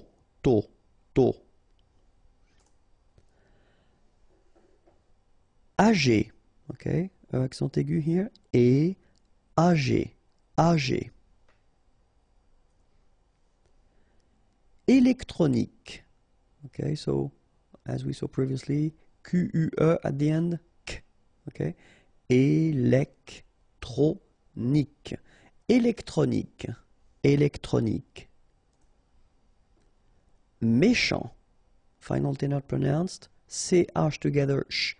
Méchant. Méchant. Excellent. Remember, double L and E before, it will open the E. So, excellent. Excellent. Passionnant. Final T not pronounced. Passionnant. Cher. À la mode. Final E not pronounced. À la mode. Rapide. Final E not pronounced, so rapide. Rapide. En forme. Final E not pronounced. En forme. Évasé. Remember, one S between two vowels. Z. Évasé. Courant. Final T not pronounced. A-N. En. Courant. Folk. Fragile. Okay, final E not pronounced, and then when you get this G and I, J. Gilles. Fragile. Amical. Effrayant. Okay, so final T not pronounced, and then you get effrayant. Okay, effrayant. Gelé. Amusant. Final T not pronounced. Content. Final T not pronounced, so N, en as well. Content. Content. Amical. Dur. Utile. Final E not pronounced, so utile. Horrible. Okay, remember we don't pronounce H here. Horrible. Immense. Final not pronounced. Immense. Important. So final T not pronounced. And then remember, you've got this EM, and after that it's a consonant, so it is here nasal. Important. Important. Indépendant. Final T not pronounced. Indépendant. Indépendant. Informel. Intelligent. Final T not pronounced, so G-E-N, Jean, okay? Intelligent. Double L, it opens the pronunciation of your E, so it's E. Intelligent. Intéressant. Double S, same thing here. S, strong, and it opens the pronunciation of your E. Intéressant. Final T not pronounced. Humain, remember, H is not pronounced, A-I-N, un, humain. En direct. Logique, remember, Q-U-E at the end, K, logique. Bas, final S not pronounced. À taille basse, okay, so basse, final not pronounced, but then you pronounce the double S, so S, basse.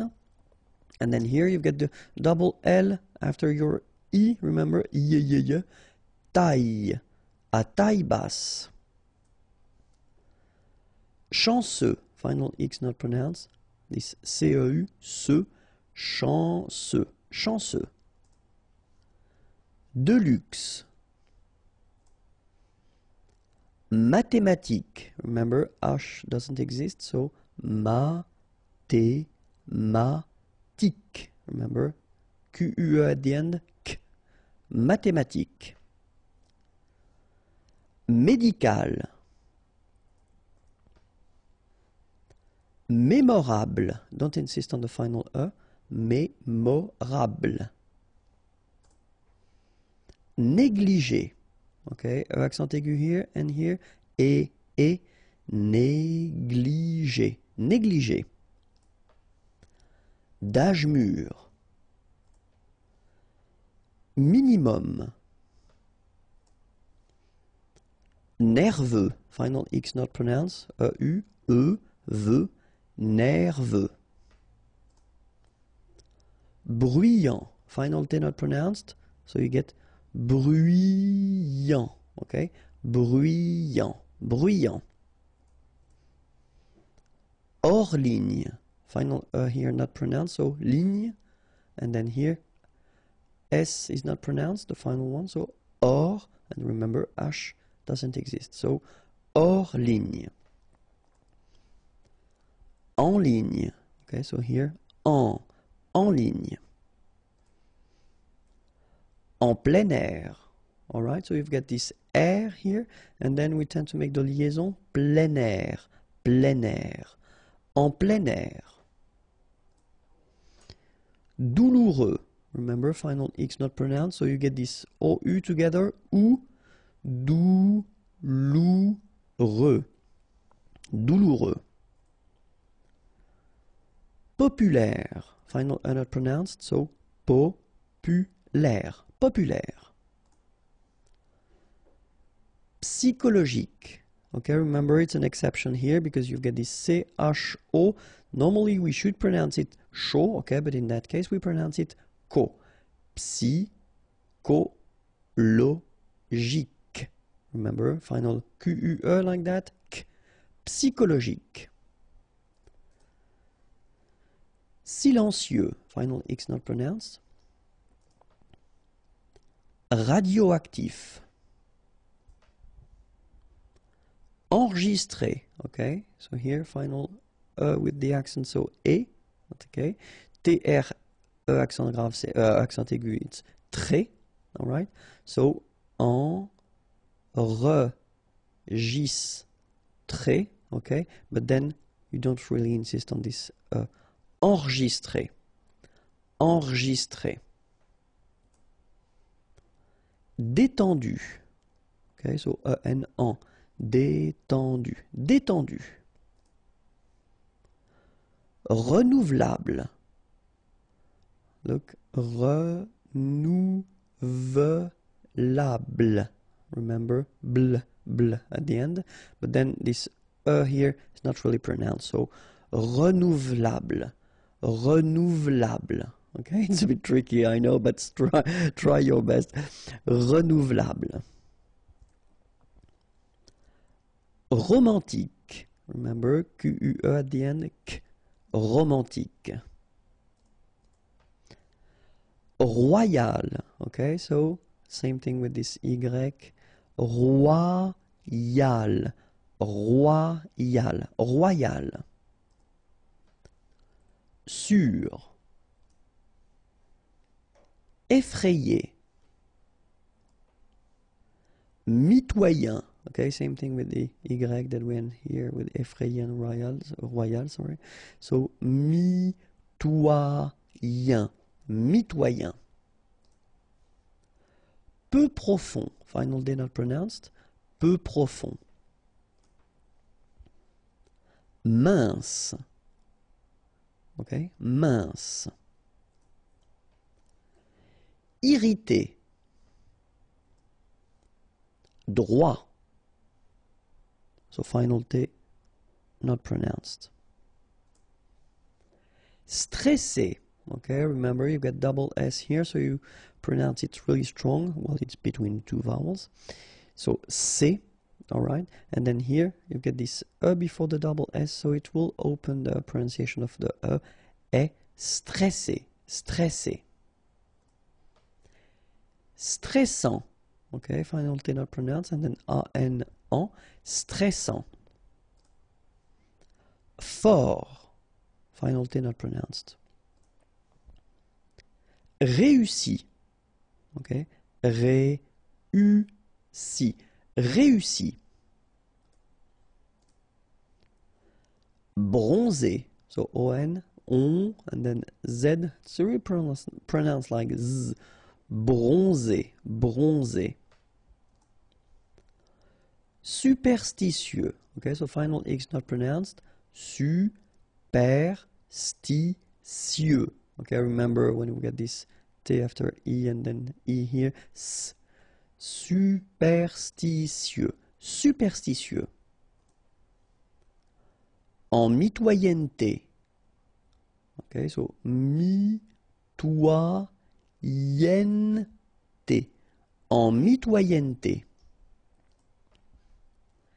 Terrifiant, final T not pronounced, double R here, so it will open the pronunciation of your E, and then it will be E, terrifiant.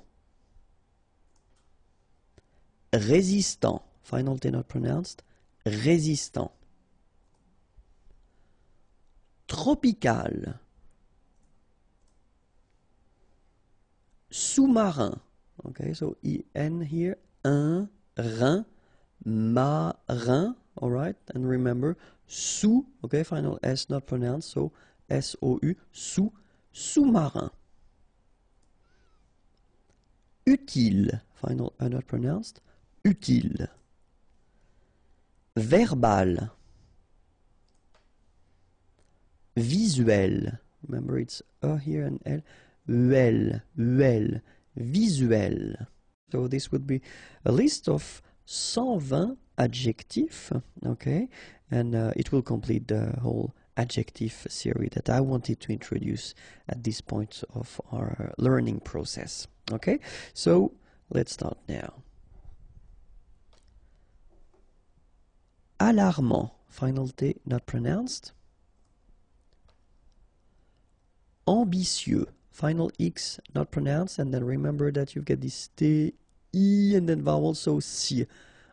Ambitieux, ambitieux.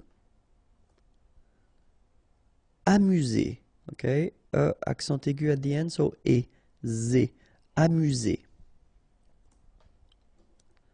En colère, okay, remember, accent grave, and then r, okay, you don't insist on the colère, en colère. Artificiel. Athlétique, okay, remember that H doesn't exist, so athlétique, remember, Q-U-E at the end, K. Athlétique, athlétique. Réveillé, okay, so accent aigu here and here, so E, then you get E, and then double L, Y. Réveillé, réveillé.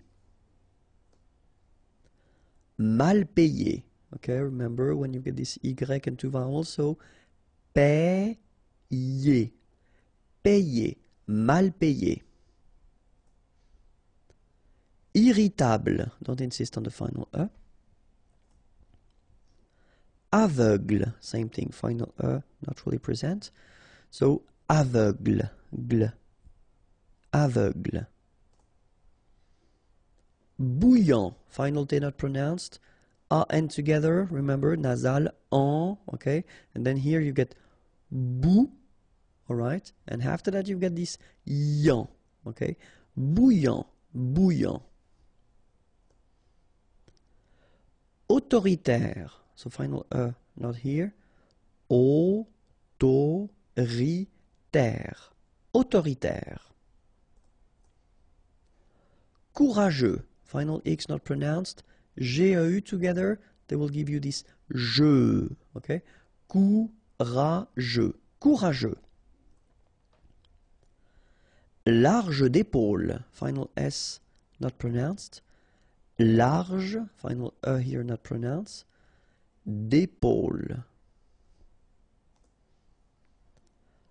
Enterré, okay, remember, N together, nasal, en, and then you get this double R here, and it will open the sound of the E, okay? Enterré, enterré. Épais, final S not pronounced, A-I together, épais, épais. Calme, final E, not here. Stimulant, final T not pronounced, stimulant, stimulant. Circulaire, final E not pronounced, I together, it's E, okay, so R, circulaire, circulaire. Raser de près, final S not pronounced, okay, so here you get the E accent grave, E, près, okay, here E accent aigu, et raser, raser de près. Confiant, okay, final T not pronounced, so O-N, on, I-A-N, ian, confiant, confiant. Attentionné, okay, at the end you get this E accent aigu, so et, a, temps, so remember, E-N, en, temps, sionné, attentionné. Contemporain, okay, so I-N at the end, un. E-M here, because it's followed by a consonant here, you get this P, so it will be a nasal, so it will be en. And here another nasal, on. Contemporain, contemporain. Condamné, okay, so it's really strange because this M here, well, technically it's not pronounced. Condamné, okay, condamné. Effrayant, okay, remember, final T not pronounced. Effrayant, effrayant. Couper court, final T not pronounced, and here you get this accent aigu, couper court. Fâché, remember, C and H together, sh, sh, and then et, ché, fâché. Cruel, okay, U here, cruel. Actuel, actuel. Mignon, okay, here in that case, G-N-O-N, gnon, mignon. Sourd, final D not pronounced, O-U together, ou, sourd. Ferme, okay, final E not pronounced, ferme. Décoratif, okay, E accent aigu, et, décoratif, décoratif. Déprimé. Désert, okay, remember, final T not pronounced, désert, and really this z sound just because you get one S between the two vowels, okay, z, désert. Décider, okay, remember, accent aigu here and here, so et, décider, décider. Électronique, okay, so k at the end, remember, Q-U-E at the end, k. Électronique, électronique. Émouvant, final T not pronounced, A-N together, en, émouvant, émouvant. En voie d'extinction, en voie, final E not pronounced, d'extinction. Okay, remember, T-I-O-N, sion. Extinction. Extinction. En voie d'extinction. Énorme. Final E not pronounced. Énorme. Énorme.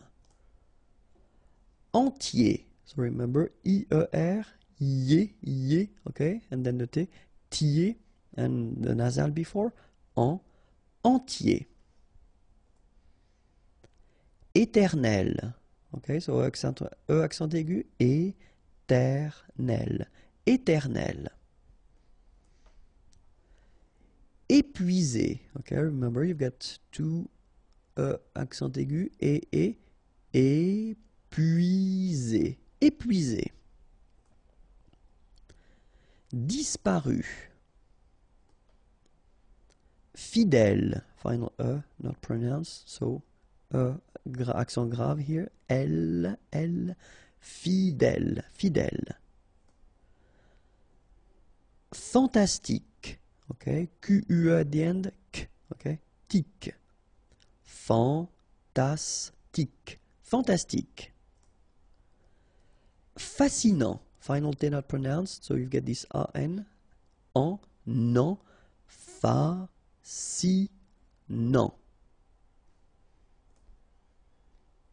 Imaginaire, final E not pronounced, imaginaire, imaginaire. Étranger, you gotta remember R at the end, et, so after that, well, before that, sorry, G, so étranger, étranger. Glacial. Frustré. À temps complet. A, okay, so even if you've got an accent, it doesn't change the pronunciation of your A, okay, so it's A. And then temps, okay, so in that case, it's only the nasal here that you will hear, temps, okay, because the P is not pronounced and the S is not pronounced. Temps, and then complet, okay, here a T at the end will open it, the sound of the E, so E, okay, plait, complet, complet, and then OM is nasal here, just because you get your P after that, so it's on, complet, à temps complet, à temps complet. Furieux, okay, final X not pronounced, furieux, furieux. Génétique. Remember, génétique. Coupable. Final not pronounced. Coupable. Coupable. Saint. Alright, so final T not pronounced, and then when you combine this A-I-N here, you get the un sound. Saint. Saint.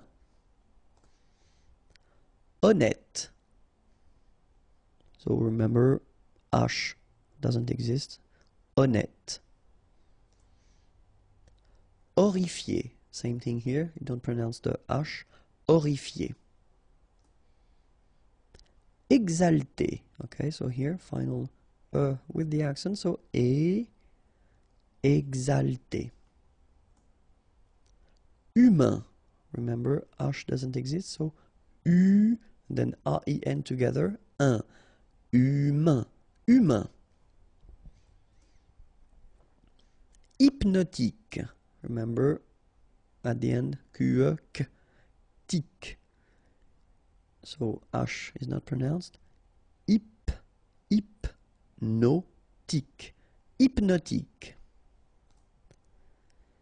Illégal. Illogique. Remember, k, ik. Illogique. Ingénieux. Final X not pronounced, so I-E-U, I-E, nieux. Ingénieux. Ingénieux. Impatient. Okay, remember, final T not pronounced. And then you get this T, I and a vowel, so sien. Sien. Impatient. Impatient. Impoli. Okay, remember, I-M and then a consonant after, so nasal. Impoli. Impossible. Don't insist on the final E. Impossible.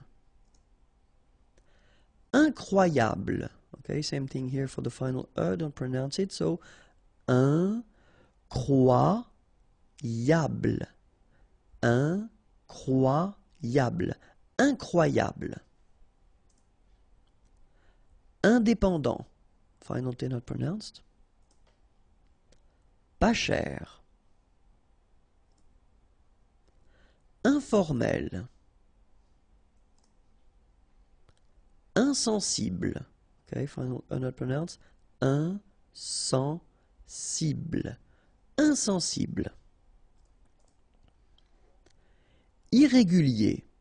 Okay, remember, I-E-R at the end of your word here, it will be ye, okay? Irrégulier. Irrégulier. Irresponsable. Don't pronounce the final E. Bl, bl will be the last sound. Sable. Irresponsable. Légal. De luxe. Final E not pronounced. Insignifiant. Okay, final T not pronounced, so you get this I-A-N, yan, so F before, fiant. Insigni, okay, remember, G-N-I, ni, ni, insignifiant. Insignifiant. Mineur, E-U-R, heure. Mineur, mineur. Mythique. Remember, Q-U at the end, K, okay, and then Y is pronounced like I. Mi, H is not pronounced. T, K. Mythique. D'origine. Nomade. Final E not pronounced. Officiel. Paranoïaque. Okay, remember, Q-U-E, K, ac. Paranoïaque. Paranoïaque.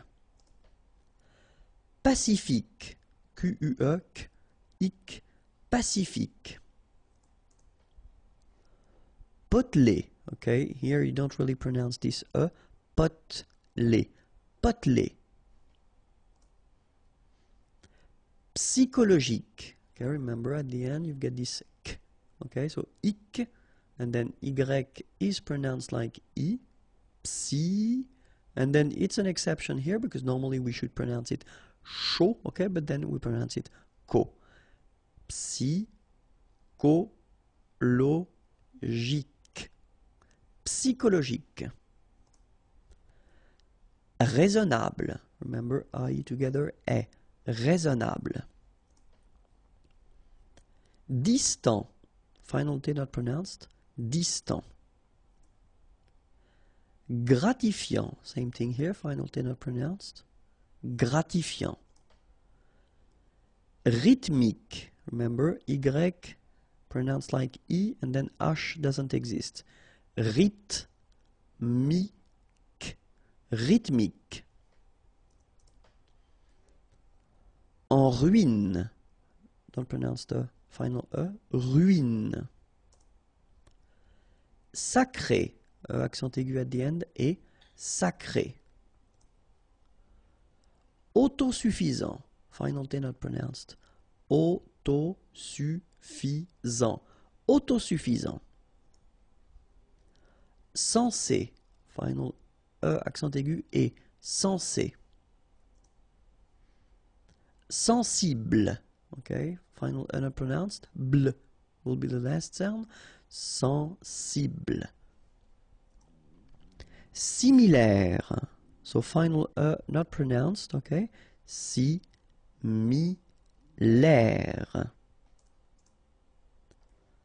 Mince. Final E not pronounced. I and together. Un. Mince.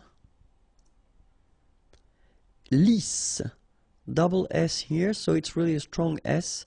Lisse. Okay, don't insist on the final E. Lisse. Stressant. Final T not pronounced. A and together. En, and then double S. Sans. And it will open the pronunciation of your E, so E. Stressant. Stressant. Chic. Okay, you pronounce the final C and then CH together. Sh. Chic. De banlieue. Okay, final E not pronounced, so IEU, IE, L, lieu, banlieue. De banlieue. Très petit. Final T not pronounced, and then E is pronounced like a E. Petit. Très petit. Here, final S doesn't exist, it's not pronounced. Très petit. Très petit. Traditionnel. Okay, so you get double N here. Traditionnel. Onel, onel. Traditionnel. Transatlantique. Okay, so at the end, tic. Remember, Q-U-E-K. Okay. Transatlantique. Transatlantique. Tribal. Tropical. Sans peur. Okay, pronounce the final R, E-U-R, heure, peur. Sans peur. Don't pronounce the final S here. Sans peur. Inconfortable. Okay, don't pronounce final E. Table. Inconfortable. Inconfortable. Au chômage.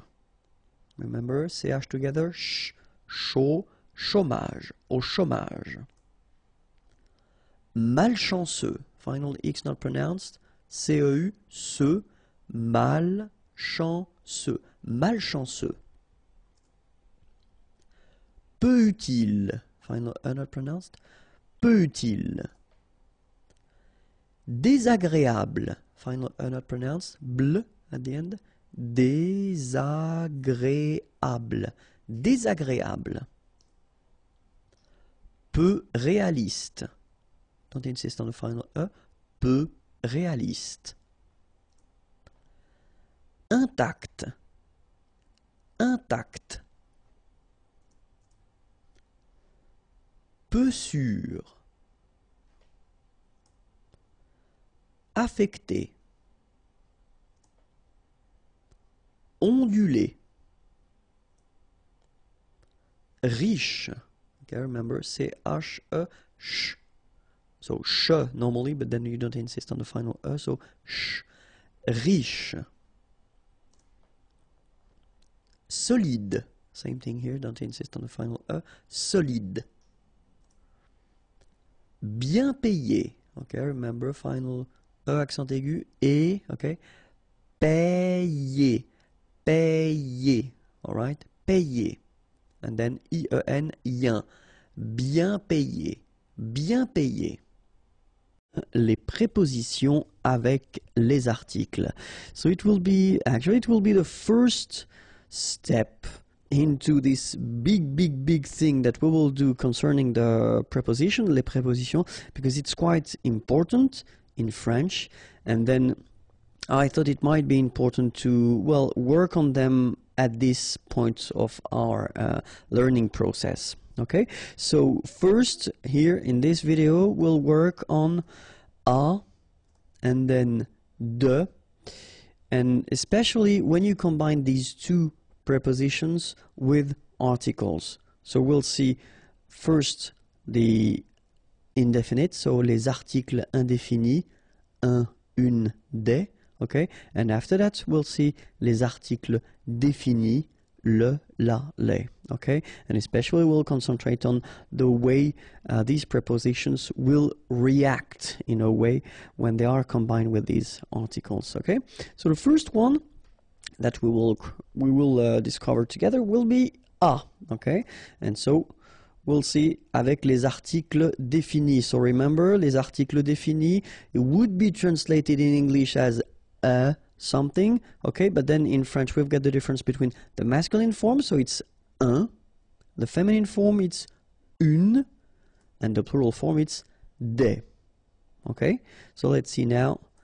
I've been making few examples. So I did take this parler verb, to talk, because it's quite interesting. You can use it with the preposition a, to talk to, okay, and it's also possible to use it with the preposition de, to talk about something, okay. So that's the reason why I wanted to use this verb, just to show you that, well, basically it's possible to use two prepositions if you want to express something different, and then just to see how it will change if you put an article after that. So the first sentence, je parle à un homme, okay, un homme, a man. Je parle à un homme, okay, I talk to a man. So in that case, what you can see is that you keep your preposition à here right after the verb, and then you put your article and basically nothing happens, okay. Je parle à un homme. So let's see an example with the feminine. Je parle à une femme, okay, une femme, a woman. Je parle à une femme. Same thing here, nothing happens, so it's actually quite easy. And then have a look here. Je parle à des amis. All right. Je parle à des amis. Same thing here. You've got your preposition and then you've got the article. So un masculin, une, des. Okay. So the good news is that if you use this preposition à and after that you put this article indéfini, un, une, des, nothing will happen. No modification, no changes. You just keep them like that. Okay? Let's see now if you want to put this article défini. Okay? Remember, article défini, if you want to translate that in English, it would be the something. Okay? But then, as usual in French, we've got the difference between the masculine form, le, the feminine form, la, and the plural form, les. Okay? So remember, masculine, le, feminine, la, and then the plural, les. Okay, so let's have a look now.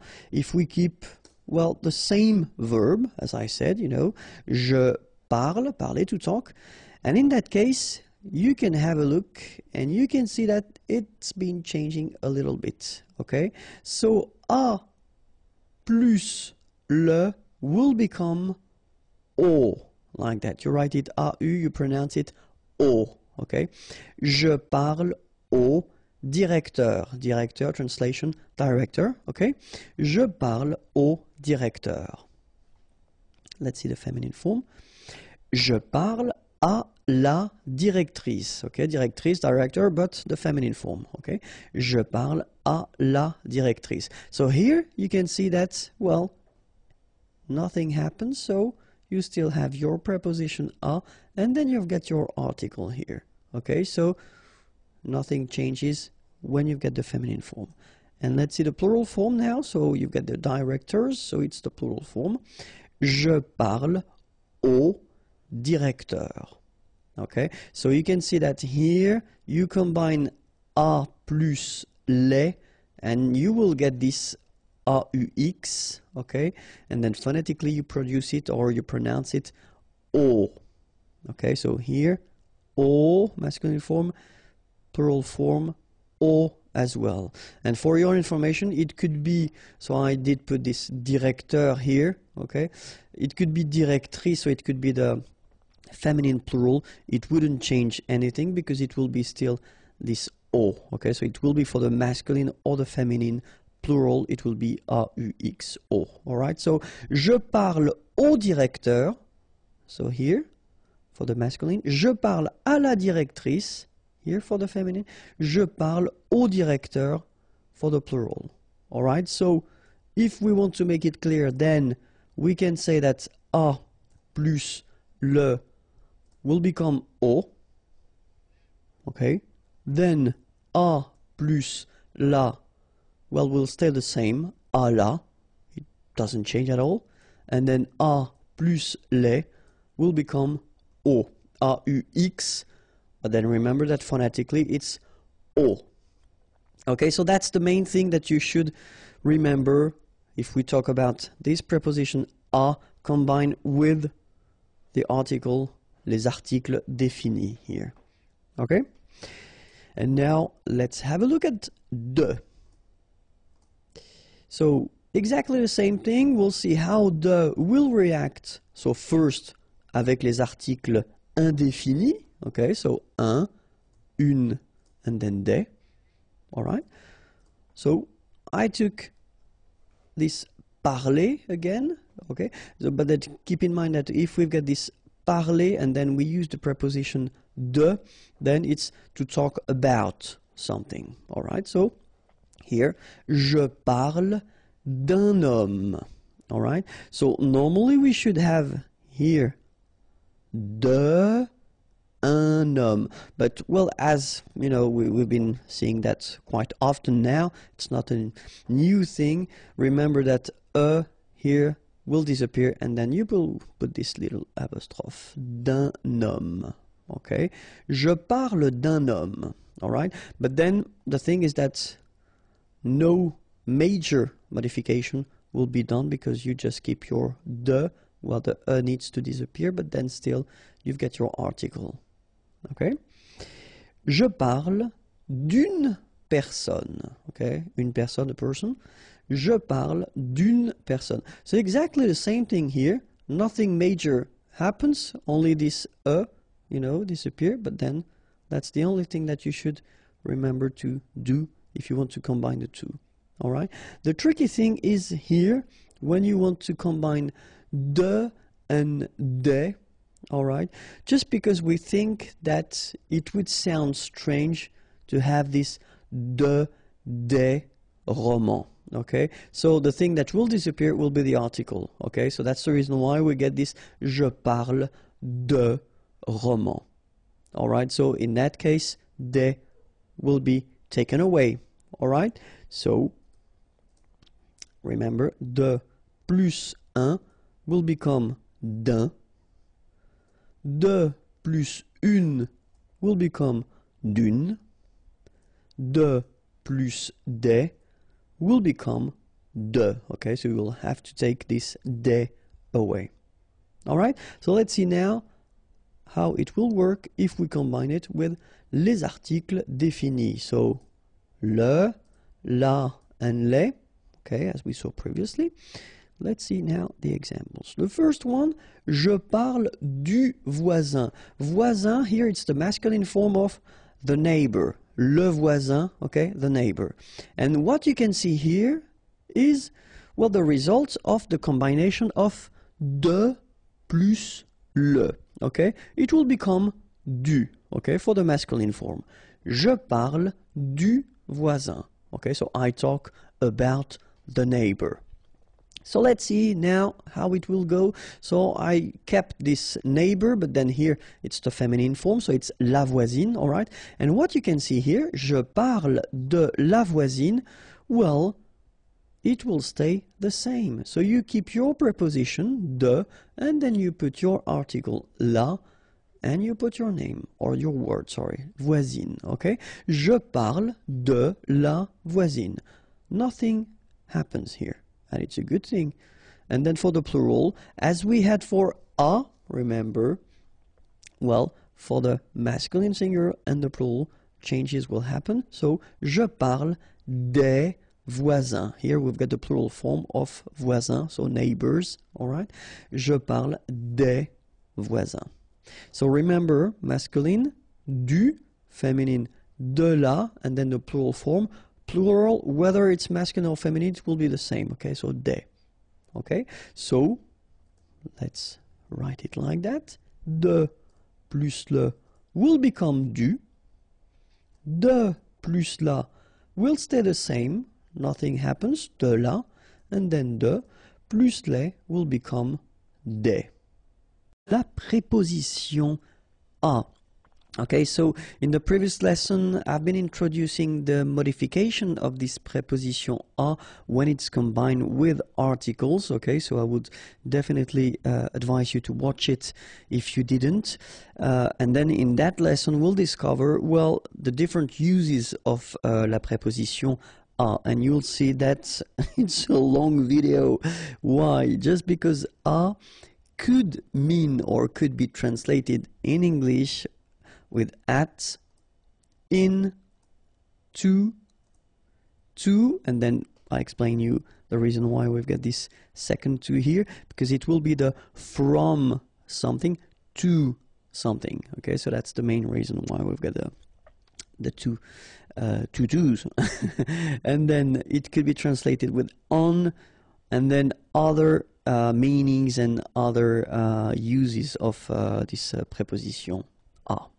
Okay, so we'll start with at, if that's okay with you. And so, few examples. The first one, so if you want to translate it with this at, would be il reste à la maison. Rester is to stay, okay? And in that case, we would construct it with a, okay? Il reste, he stays, à la maison, at home, okay? Il reste à la maison. Second example, we could use this conduire, okay? Conduire is to drive, and then when you want to introduce the speed, okay, in that case it's 40 km/h, then you would use this à, okay? So at 40 km/h. Je conduis à 40 km/h.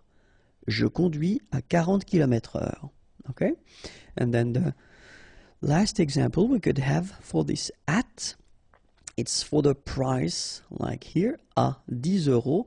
Le prix, the price, est fixé, okay, à 10 euros. Okay, so in that case, it would be translated by this at, but then in that case, well, here, we would use this à in French. Okay, so, il reste à la maison. Je conduis à 40 km/h. Le prix est fixé à 10 euros.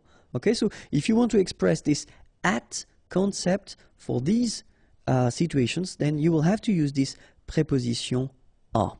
Okay, so let's see now the second category we will have, and it will be this in concept. So the first one, mon frère est au lit. Okay, mon frère, my brother, is au lit, in bed. Lit is bed. Okay, mon frère est au lit. Second example, il est à la campagne. Campagne, country, countryside, okay? Il est à la campagne. Alright, so in that case, it will be used, we will use this preposition à, okay? And then the last one, so if you want to introduce a town, okay, you want to use this habiter, habiter is to live, okay? J'habite à Paris. All right, you can see we don't put any articles, just the name of the town. J'habite, I live in Paris. J'habite à Paris. All right, so mon frère est au lit. Il est à la campagne. J'habite à Paris. Okay, so if you want to, well, translate this in concept that would be in English, then it should be a with, as we saw the combination with the articles, if needed, and the modification, au lit, à la campagne, à Paris. All right, let's see another use of a, and it would be to. Few examples. Je rentre à la maison. Okay, so in that case, rentrer, it's to go back. All right, so je rentre à la maison. And when we want to introduce this concept, then we should use this à la maison. Je rentre à la maison. Second thing, nous allons, aller is to go, okay, à Marseille. Nous allons à Marseille. Okay, so we go to, all right, so in that case you should use this preposition à. All right. Then, il donne un conseil, okay, donner is to give, un conseil, an advice, okay, so he gives an advice, à sa fille, his daughter. So in that case, to his daughter, you should use also this preposition à. Okay, so je rentre à la maison, nous allons à Marseille, il donne un conseil à sa fille. All right, and so now, whoops, we'll see the second use of this to, okay, but when it's combined with the preposition de, like here. So de would be from, and then you put something, and a will be the to. All right, so je travaille, travailler is to work, de, so from, 8 heures à 17 heures. Okay, so it's really the from to. Okay, so in this example it's quite traditional, quite classic, because we introduce the hours or the time. Okay, so from to. Let's see another example now. Il sera, remember sera, it's to be, but the future form. Il sera en France du 15 juin. Okay, so here you've got a date, and if you look carefully, you've got this du. So it does mean that normally you should put the article le 15 juin, and that's the reason why we've been combining the two, and it becomes du. Okay, we've been seeing that in a previous lesson, so if it's not clear, watch it. Du 15 juin au, same thing here, we've got the preposition à, but then combined with the same article, so le, okay, and it will become au 22 juillet. All right, so in that situation, you can see that it's exactly the same concept, but as we use the articles, then we've got to modify the prepositions. Okay, so il sera en France du 15 juin au 22 juillet. And the last example that we can have, ce train, this train, okay, va, so goes, de Rennes à Paris. Okay, and in that case, we just put the name of the towns, okay, de Rennes à Paris. But then in that case, so whether it's à 17 heures au 22 juillet à Paris, so the concept is it's this to, okay, but then it is combined with de, and then remember de with the articles, and it will change, so in that case it would be du. All right? Another possibility would be the concept of this on. Okay, so let's see a few examples here. Ce film, this movie, est à la télé. Okay, on TV, à la télé. Okay, we've got this à here and then la télé. So télé, of course, it's for télévision.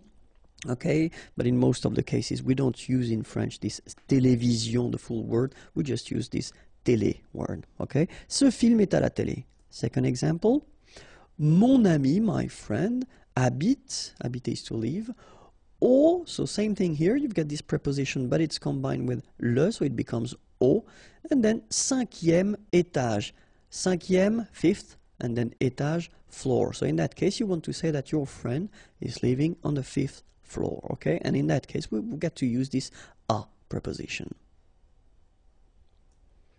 Third example, il y a une horloge, okay, a clock, au mur, okay, so same thing here, okay, le mur, the wall, okay, but then we combine a and le and it becomes au, okay, au mur. Il y a une horloge au mur. So let's read them one more time. Ce film est à la télé. Mon ami habite au 5e étage. Il y a une horloge au mur. All right? And now let's see all the others possibilities that we've got, okay? So with verbs, because some verbs, and it's only examples here because we've got many verbs that will require this preposition a, okay? So parler, parler à, to talk to, penser à, okay, to think about someone or something, arriver à, okay, to succeed, to do something, okay? So in that case, you should use this preposition à with these verbs, okay? You will see that normally the way students do is that they will remember these prepositions and the combination of verbs and preposition little by little. So when you will encounter a new verb with a preposition, the idea is to try to write it or to try to memorize it, and that's the way it will go. Okay, so same thing, you can combine this preposition à with adjectives.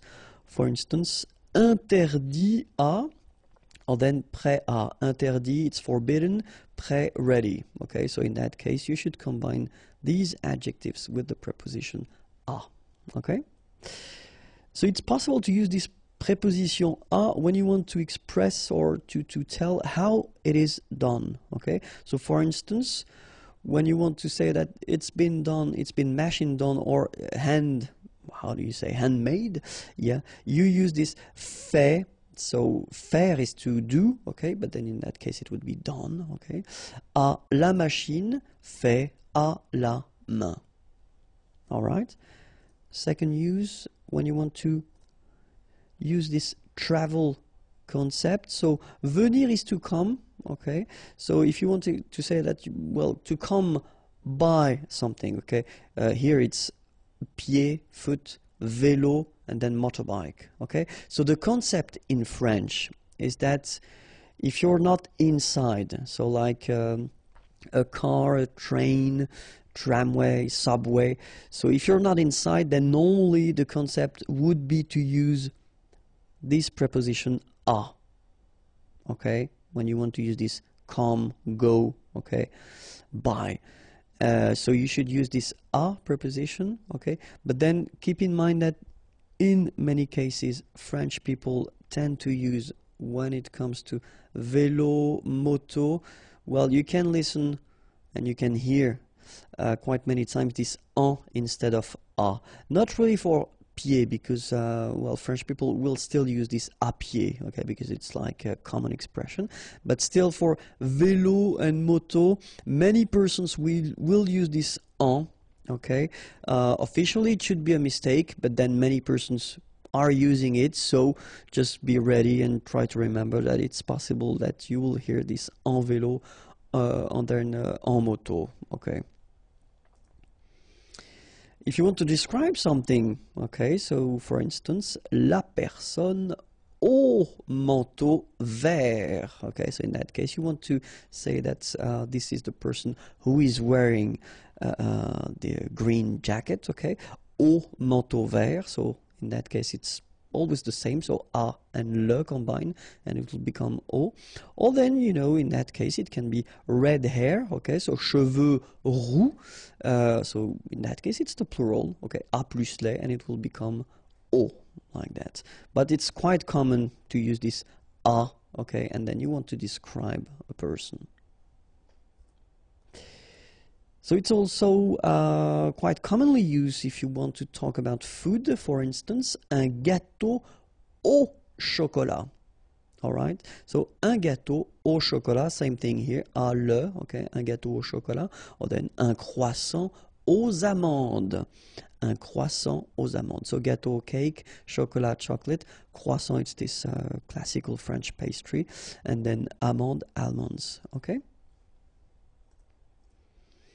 And then the use. So, for instance, if you want to make a difference between, because une cuillère it's a spoon, okay, so coffee spoon will be une cuillère à café. All right, so in that case we've got to use this preposition à as well. Or then une machine à laver, washing machine, so une machine à laver. Another option would be the owner. So if you want to say la maison, so the house est à mon frère. Okay, so belongs to my brother. So in that case, we use this être to be. Okay, and then à here, mon frère, my brother. Okay, or then you could say ce chien, this dog, is mine. So est is à moi. So it's possible, like we've been seeing here, to put a noun after, or then you could put a pronoun, like here, à moi, or then you could put the name of the person. C'est à Eric, okay, does it belong to Eric? C'est à Eric, so it's a question in that case, all right? So it's quite commonly used, this à, when you want to say that the person is owning the thing, okay?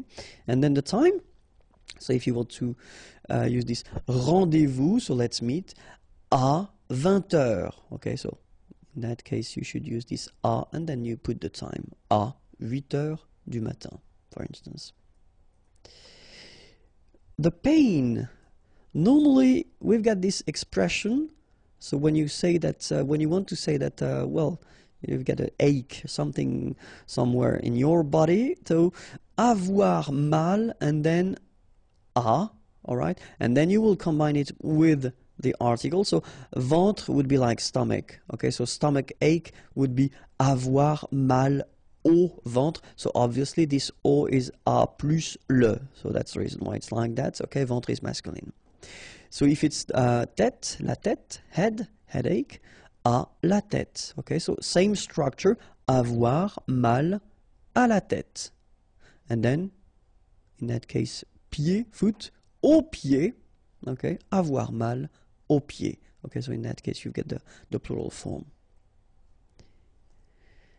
And the last thing that we'll use this preposition à for, it's when you want to say goodbye. So if you notice that probably we say à demain, so see you tomorrow, à demain, à bientôt, bientôt soon, see you soon, à tout à l'heure, so it's in a few minutes or in a while, à tout à l'heure, okay? À demain, à bientôt, à tout à l'heure. So in that case, you should definitely use this preposition à if you want to say these things. La préposition de, okay? So in the previous lesson, it was la préposition à, and the lesson before, it was the combination of these two prepositions when you've got articles after. So if you didn't watch them, please do, it will be more easy for you. So let's start now.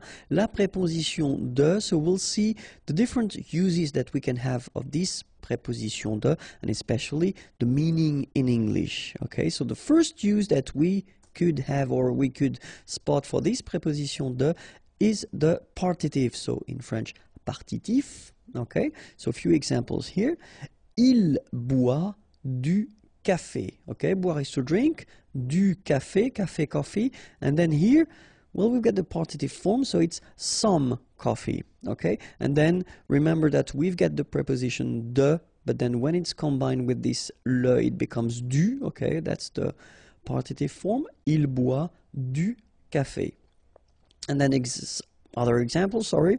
Second example, elle prend de la salade. Okay, prendre is to take, de la salade, some salad. Okay, so elle prend de la salade. Okay, first use of this preposition de, it's this partitive concept. All right. Second use, will be the translation of from in English. Okay, so a few examples. Je viens de Paris. Venir is to come. I come from Paris. Okay, so in that case, really this de would be translated with from. Okay, un appel. So appel is a call. De ma mère, from my mother. Okay, so it's exactly this from concept in English.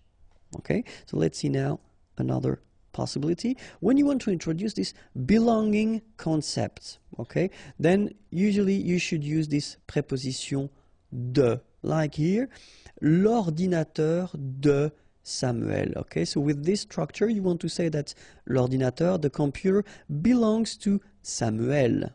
All right, so in that case, you should use this de. So it's quite simple because you just put the word, well, the noun, and after that you put this de and the name of the person. Okay, it could be also like here, la voiture, the car of the neighbor. In that case, yeah, du voisin. Voisin is the neighbor. Okay, and then, well, in that case, if you look carefully, you've got the preposition de combined with the article le, the neighbor, okay, and it becomes du. All right.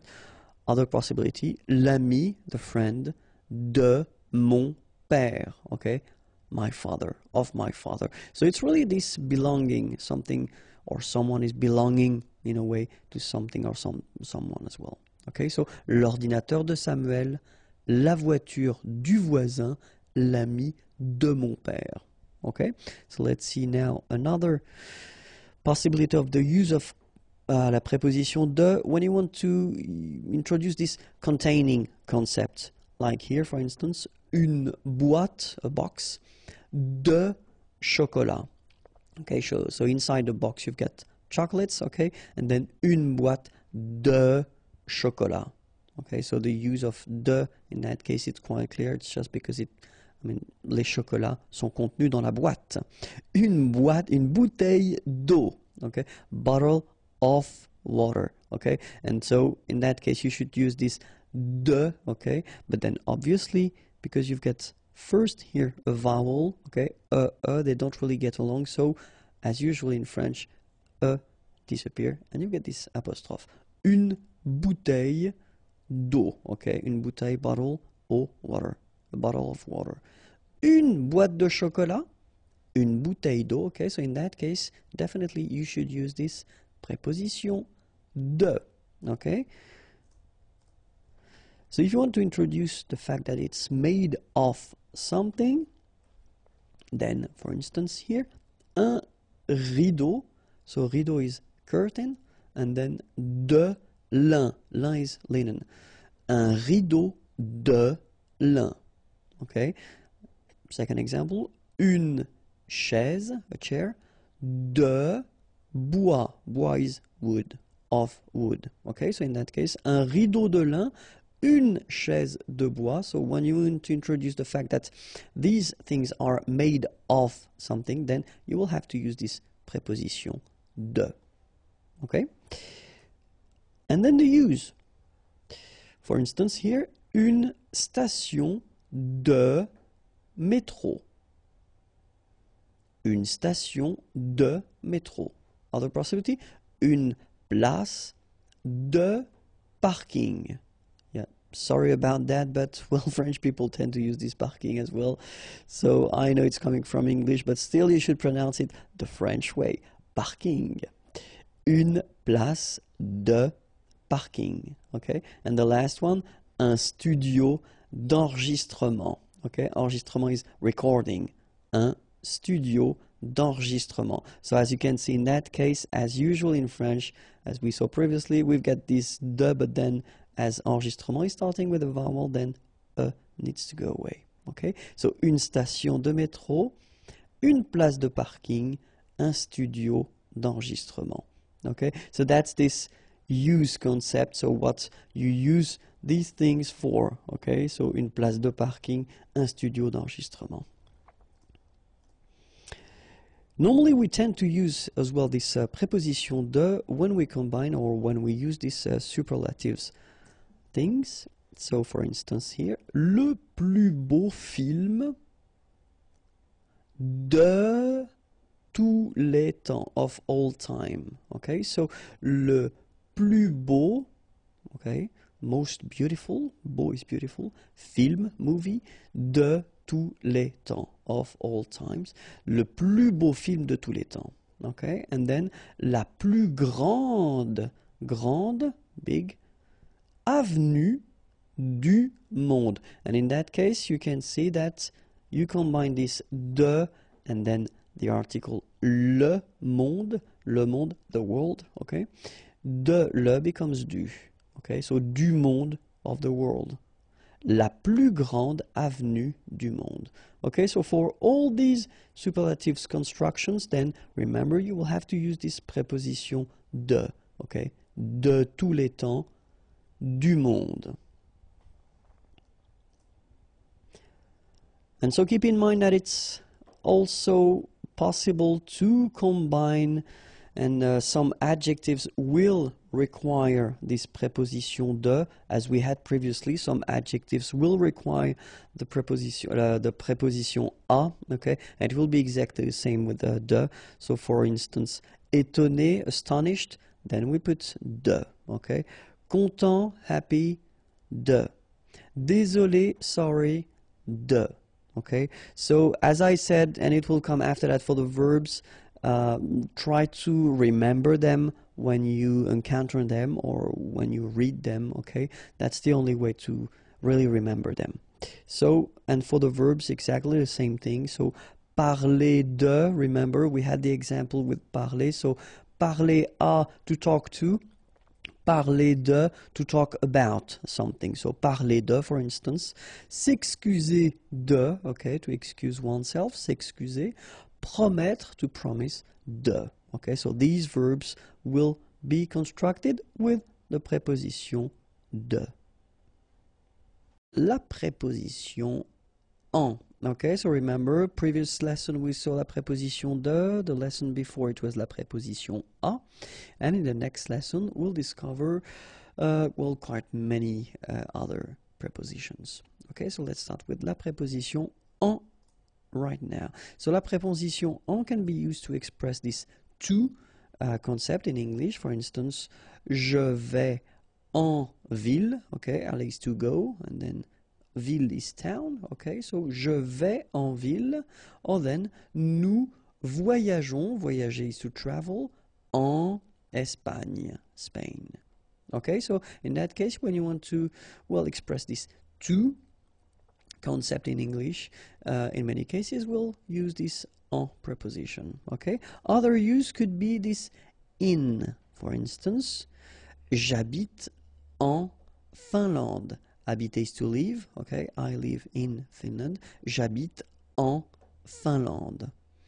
Je fais l'exercice en 5 minutes, okay? So I do, okay, faire is to do, l'exercice, the exercise, in 5 minutes. Okay, so in that case, and it's quite important, when you use this in, so en here, it will mean the time you need to make the exercise. Okay, so you don't want to express that you will do that in 5 minutes, so after 5 minutes, but really if you use this preposition en, in that case it is to express the time that you need to make this exercise. All right, so in, like that, en Finlande, and then en 5 minutes.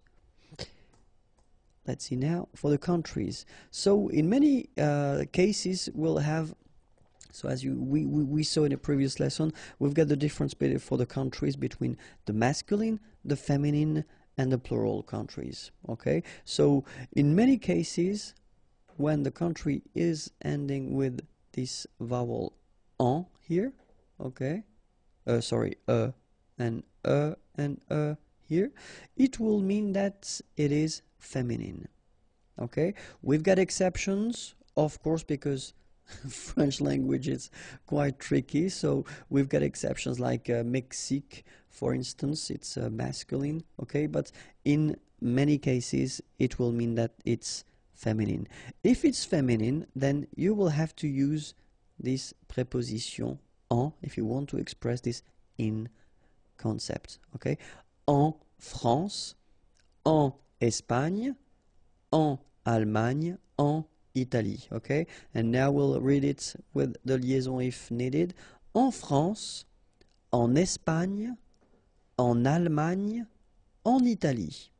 Okay, so if you want to express this in with countries and only feminine countries, then you should use this en preposition. Okay, and then when we're talking about the seasons, well, we've got 4 seasons, and as usual in French, we need to have one exception, okay?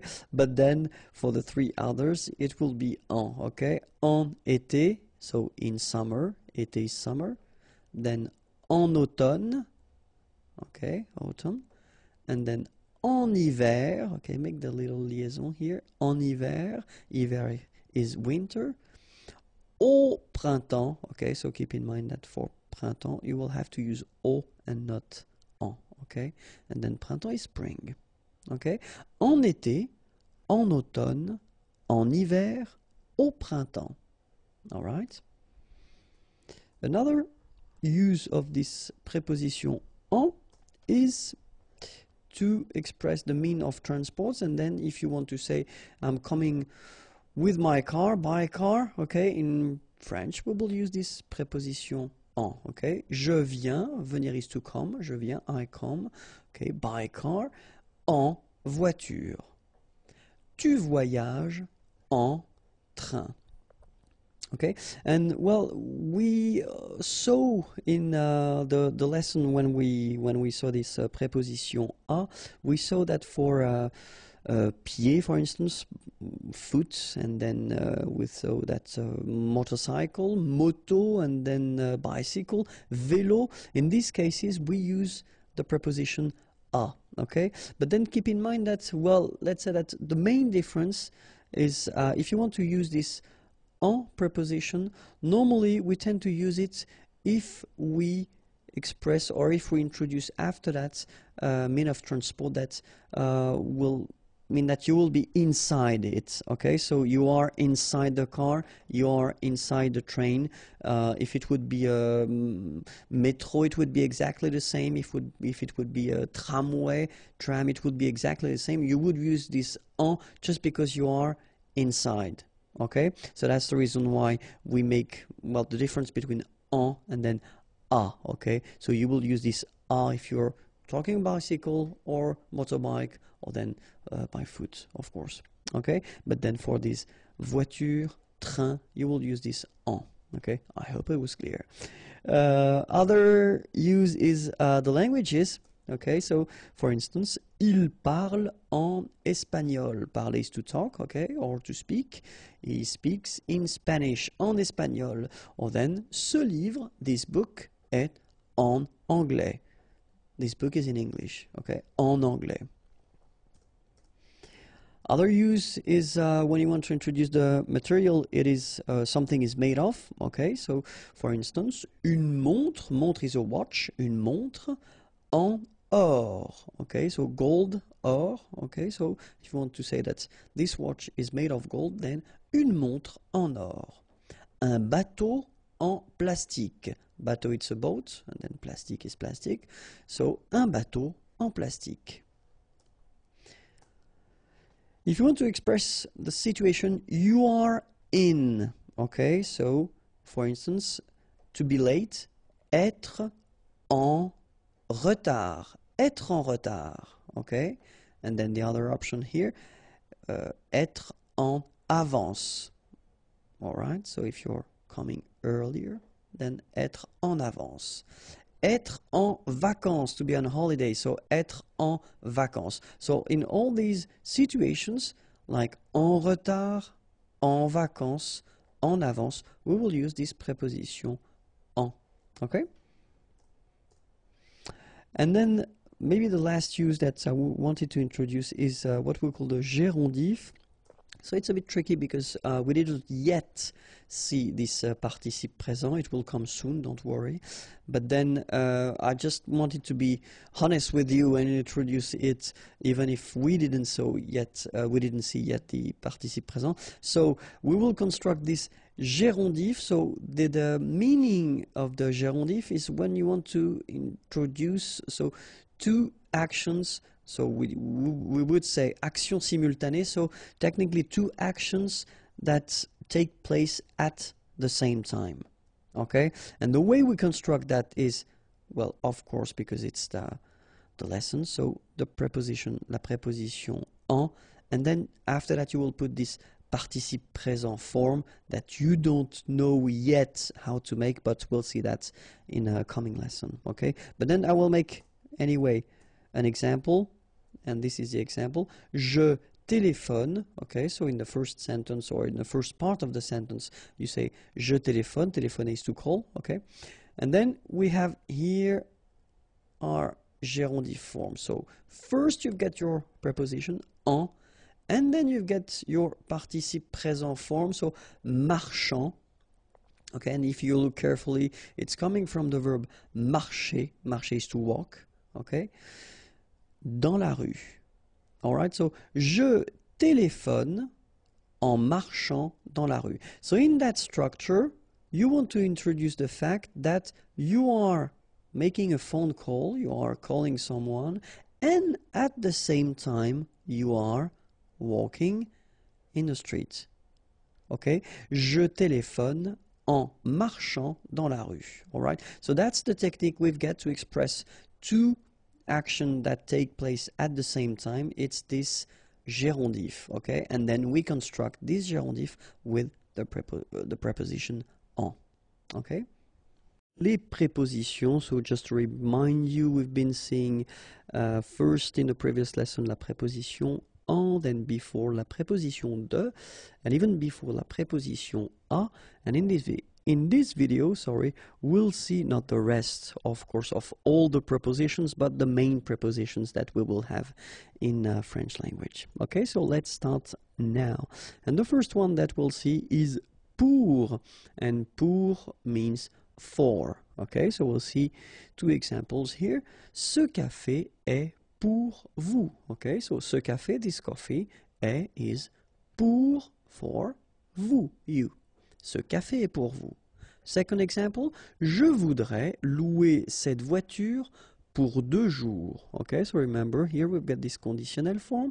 So I would like to, louer means to rent, cette voiture, this car, pour 2 jours, for 2 days. Okay? Je voudrais louer cette voiture pour 2 jours. Okay? Second preposition or next one, sans, and it means without. Okay? So, two examples. Elle voyage sans ses valises. Voyager is to travel, so she travels, sans, without, ses valises, her luggages. Il vient sans son chien. Venir, here is to come, so he comes, sans, without, son chien, his dog. Okay? Après, you can translate it by after. Okay? And then, je viens après la réunion. Venir is to come. Je viens, I come, après, after, la réunion, the meeting. Je viens après la réunion. Okay? Then, avant means before. Il arrive avant toi. Arriver, to arrive, he arrives. Avant, before, toi, you. Remember, this is what we call this pronom tonique. Okay, so it's you. Depuis means since or for. Okay, examples. Nous vivons ici depuis 2011. Okay? Nous vivons, vivre is to live. Nous vivons, we live. Ici, here. Depuis, since. And then you put 2011, you just put the year. Okay? So, assuming the fact that we are still now in 2012, so 2012, we could use this sentence as well. Nous vivons ici depuis 1 an, okay? So in that case, you can use this depuis as well, and then you will introduce 1 an, just because we've been arriving in 2011, and we are now in 2012, okay? So, depuis 1 an, Derrière means behind. Okay, so the example could be le ballon est derrière l'arbre. Le ballon, the ball, est is derrière, behind l'arbre, the tree. Okay, un arbre, a tree. Le ballon est derrière l'arbre. Then after that, we can see devant. Devant means in front of. Okay, in front of.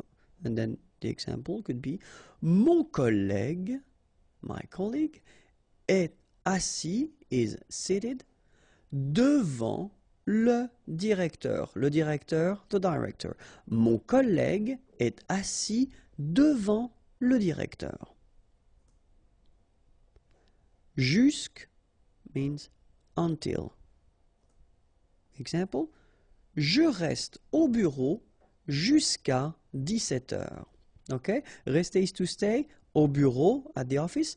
Je reste au bureau jusqu'à, until 17 heures. Okay, so you can see that here it's quite interesting because normally we should have this jusque written like that. But then if you look carefully after that, we've got this a.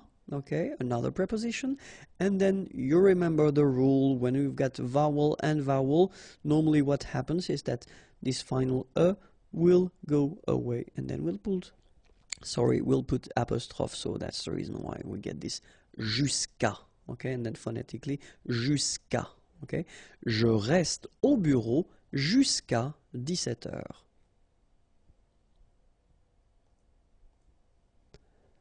Sous means under. Simple example. Le livre est sous la table. Le livre, the book, est, is, sous, under, la table, the table. Le livre est sous la table. Sur means on. Okay, and then we've got two examples here. L'ordinateur est sur la table. So l'ordinateur, the computer, est, is, sur, on, la table, the table. The computer is on the table, sur here, but then remember, or keep in mind that it's also possible to use this sur if we're talking about the wall, for instance. So we could say l'affiche, so affiche is poster, l'affiche est sur le mur. Alright, so it could be for la table or any other things like that, and then as well for le mur, okay, sur le mur.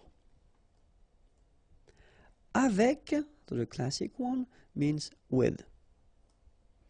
Elle parle avec son frère.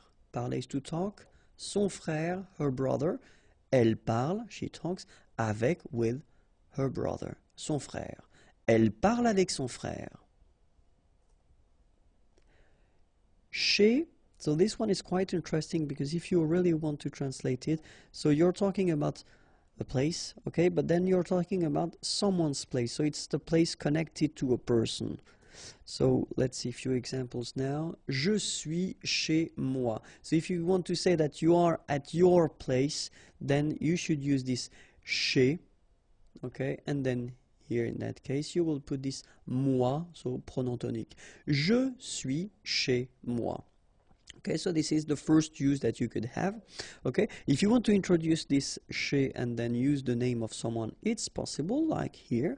Nous sommes invités chez Laurent. Okay, so we are invited at Laurent's place, if you want to translate it directly. Okay, so that's the way we will use if we've got a name and we want to introduce the fact that it's at the place of this person, then it's chez. Okay, and so it will work the same way if we want to talk about, for instance, here the doctor, or then we can say le boulanger, le boucher. Normally we tend to use this chez if we're talking about whether little shops or offices, and traditionally or before the person used to live whether above or then behind or in this place. Okay, so that's the reason why we tend to use this chez. Okay, because it is connected to the person more than to the shop itself. So il va chez le médecin. Il va chez le médecin. Contre means against. One example. Nous sommes contre cette décision. Okay, this decision, and it's nous sommes, we are against this decision. Nous sommes contre cette décision. Dans, so you can, it means in, inside or into. Okay, so let's see now. Alexandre est dans la voiture. Okay, Alexandre is dans, inside, in la voiture, the car. Okay, nous entrons dans le magasin. Entrer, to enter, to go inside. Okay, dans le magasin, the shop. Okay. Par will mean by or per. For example, une lettre envoyée par la poste. Okay, une lettre, a letter, envoyée, sent, par la poste, by mail. Okay, so in that case, you get to use this par. Okay, it could be par courrier électronique, by email if you want. Okay, je mange 5 fruits et légumes par jour. Okay, so in that case, it would be this per day. Okay, par jour. Je mange, I eat 5 fruits, fruits, et légumes, légumes is vegetables, par jour, okay, per day. Je mange 5 fruits et légumes par jour. Pendant means during. Il dort pendant le film. Okay, dormir is to sleep. Pendant, during, le film, the movie. Il dort pendant le film. Vers, so you don't pronounce the final S, means towards or about. Je vais vers la station de métro. Okay, so I am walking in that case because I used to say je vais, so I'm sorry, it's aller, okay? Je vais vers la station de métro, so I go. So you can walk or maybe you could drive, in fact. But then, je vais, I go towards, donc la station de métro. Okay? Or then it would be possible to use it as well if you get this sentence. Nous avons rendez-vous vers 15 heures. Okay? Nous avons rendez-vous. So avoir rendez-vous, it's when you have a meeting. Okay? So avoir, to have. And then rendez-vous, remember that in French it's not romantic at all. You know, you can have a rendezvous at your dentist, for instance. So it's like we have a meeting vers, around, about, okay, 15 heures, okay. So you just want to say that it's not, you know, 15 heures précises, okay, but it's about or around. Voici could be translated with this is, okay? So, and we tend to use it quite often if we introduce persons. So, voici mon ami Frédéric. And then normally, you know, it goes with voilà, okay? And then voilà will mean there is, okay? So, I did make this little example, so I took back this. Voici mon ami Frédéric et voilà mon ami Arnaud. Okay, so voilà normally will come after voici. Bonjour à tous, hi everyone and welcome to Learn French with Vincent, and this is Unité 9, leçon N. And in this lesson we'll see together les temps composés. So we won't discover them because I thought it might be useful to take the time to review what we saw so far, especially when we're talking about les temps composés, so all these tenses that are composed tenses, okay? So, and so far we've been seeing first le passé composé, then we saw le plus que parfait, after that came le futur antérieur, and finally we saw le conditionnel passé. And so the common thing that we have between all these tenses is that they are composed. Okay, so they will be constructed the same way, but then of course few things will change. Obviously the first part that we've got to use, avoir and être, will change, but then the rest, construction with the participe passé, will be the same. Okay, so we'll first start with the passé composé. Okay, so and if you remember, the rule was that first we will use avoir. So if you're not really sure, if you don't remember if the verb requires être or not, then put avoir. Avoir should be at the present form.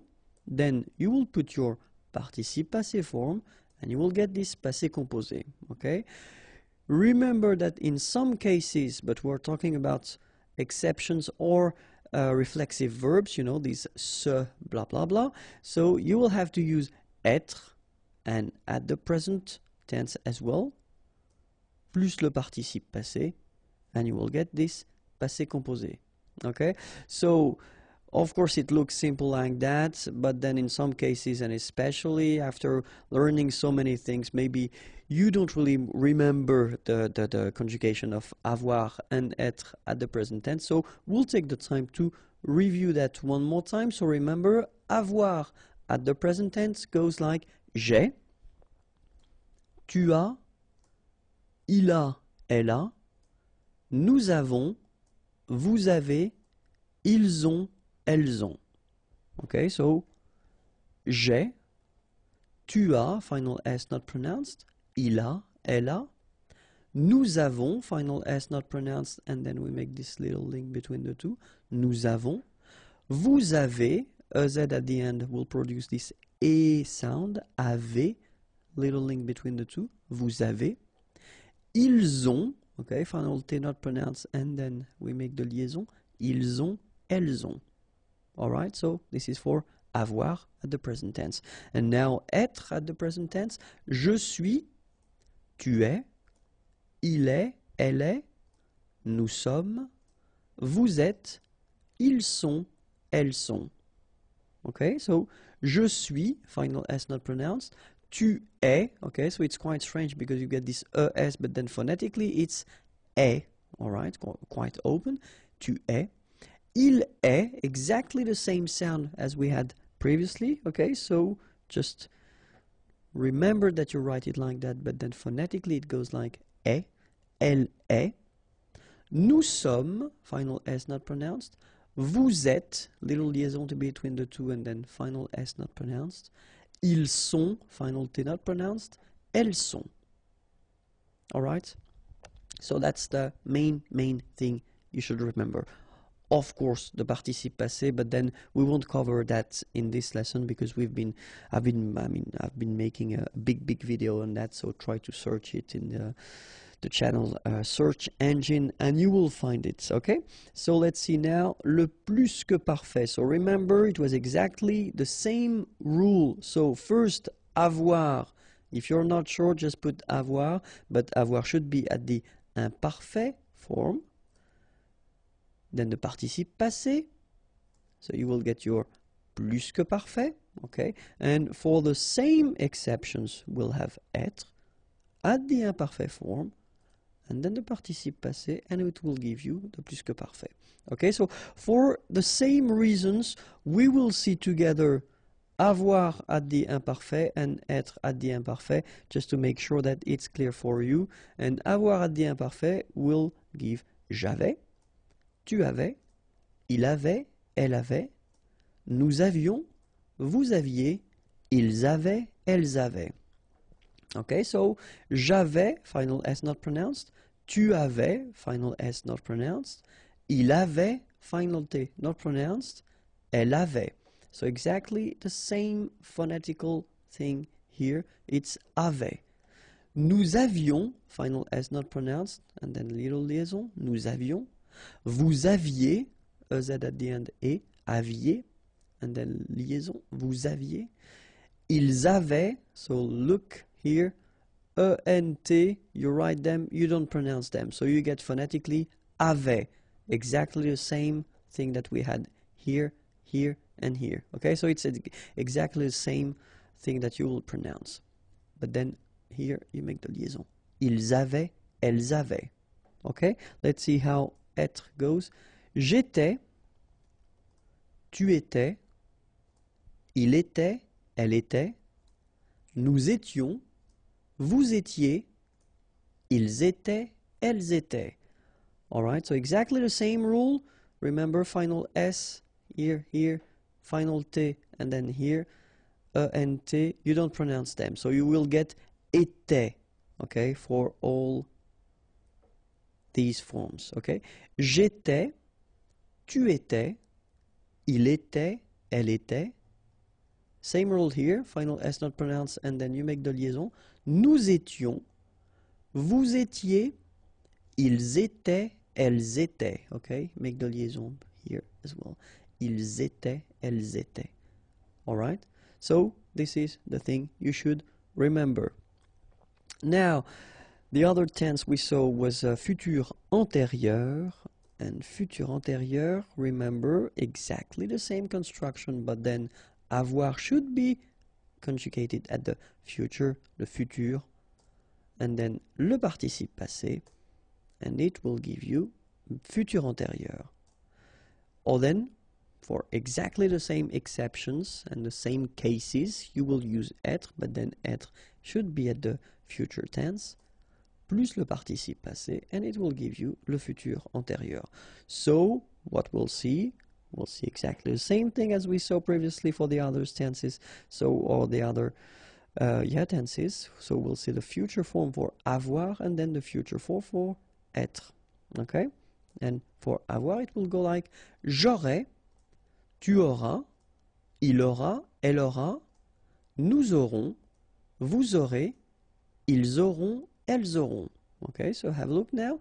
J'aurai, tu auras, final S not pronounced, il aura, elle aura, nous aurons, final S not pronounced, and then you make the liaison, vous aurez, a Z at the end here, et, aurez, liaison here, vous aurez, ils auront, final T not pronounced, elles auront.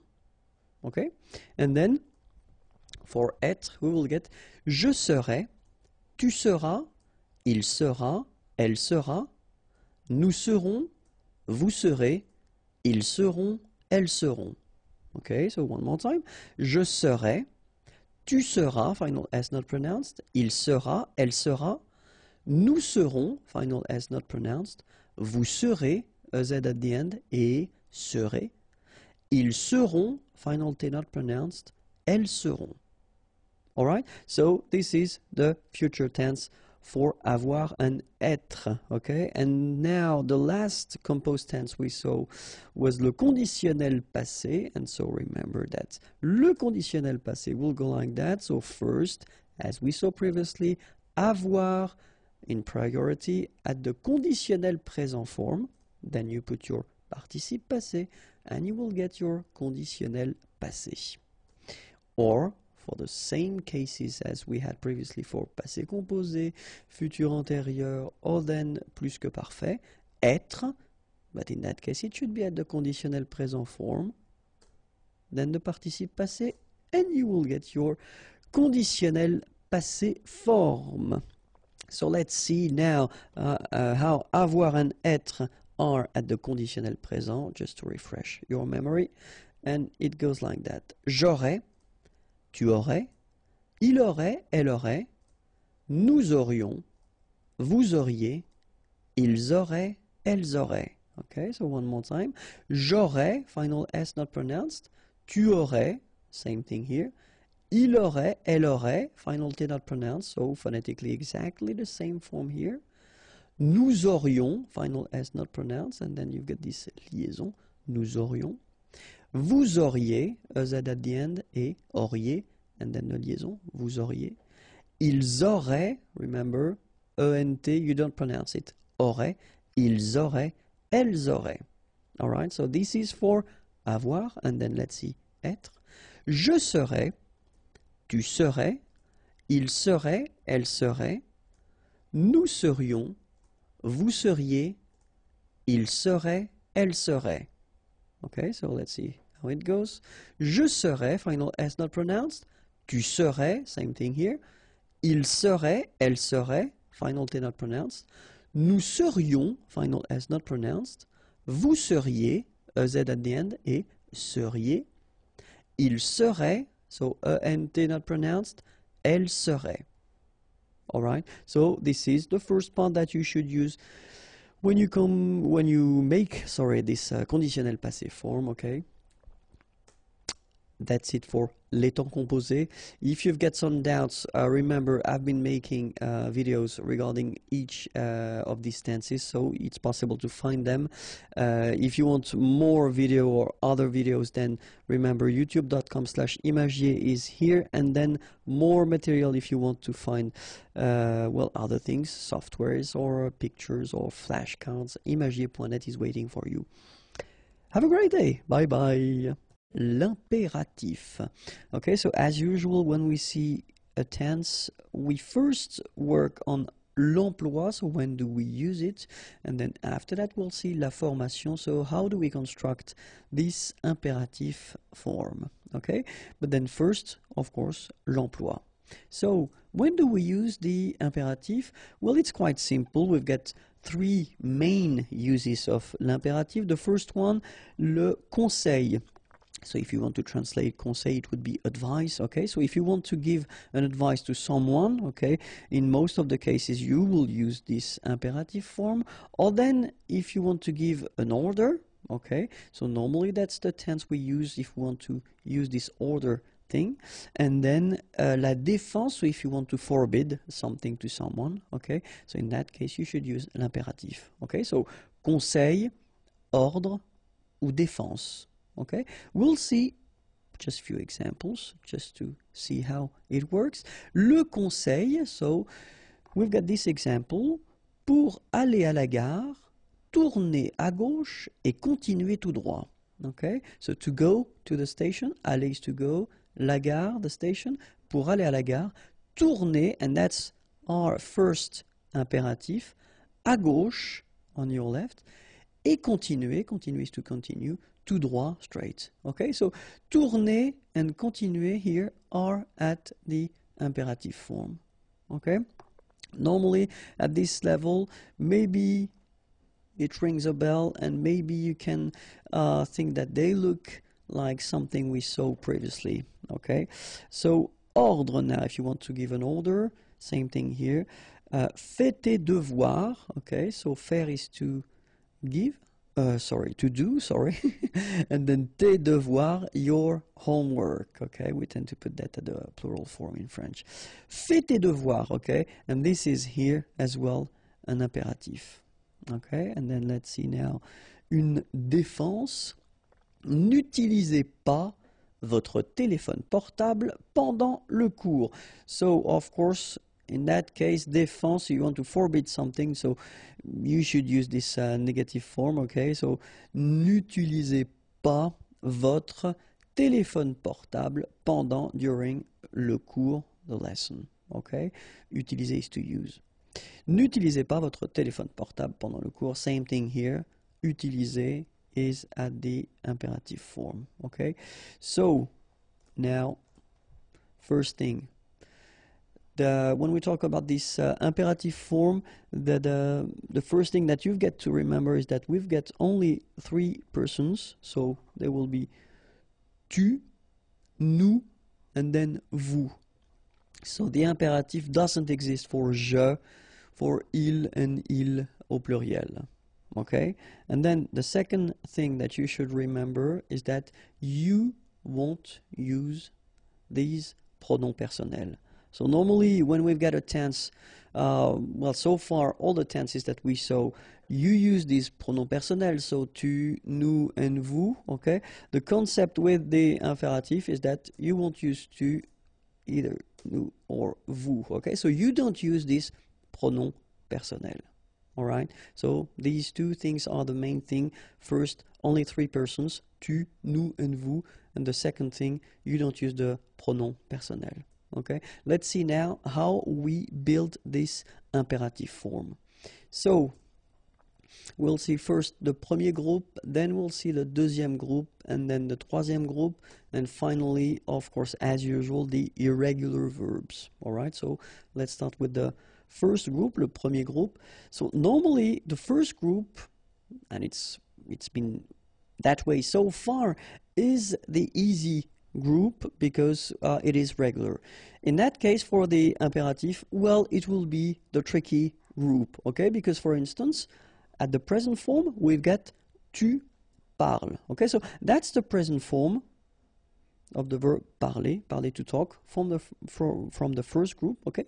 If we want to make this imperative form, well, it will look like that, parle. So you can see that your final S needs to go away, and you will get this parle form. This is your imperative form, so l'impératif, and then don't forget to put le point d'exclamation here, because whether it's an order or an advice, you should put it. Okay, that's the way it goes. And then remember, we don't put the pronom personnel, so just this form. Okay, so that's the first form of parler at the imperatif.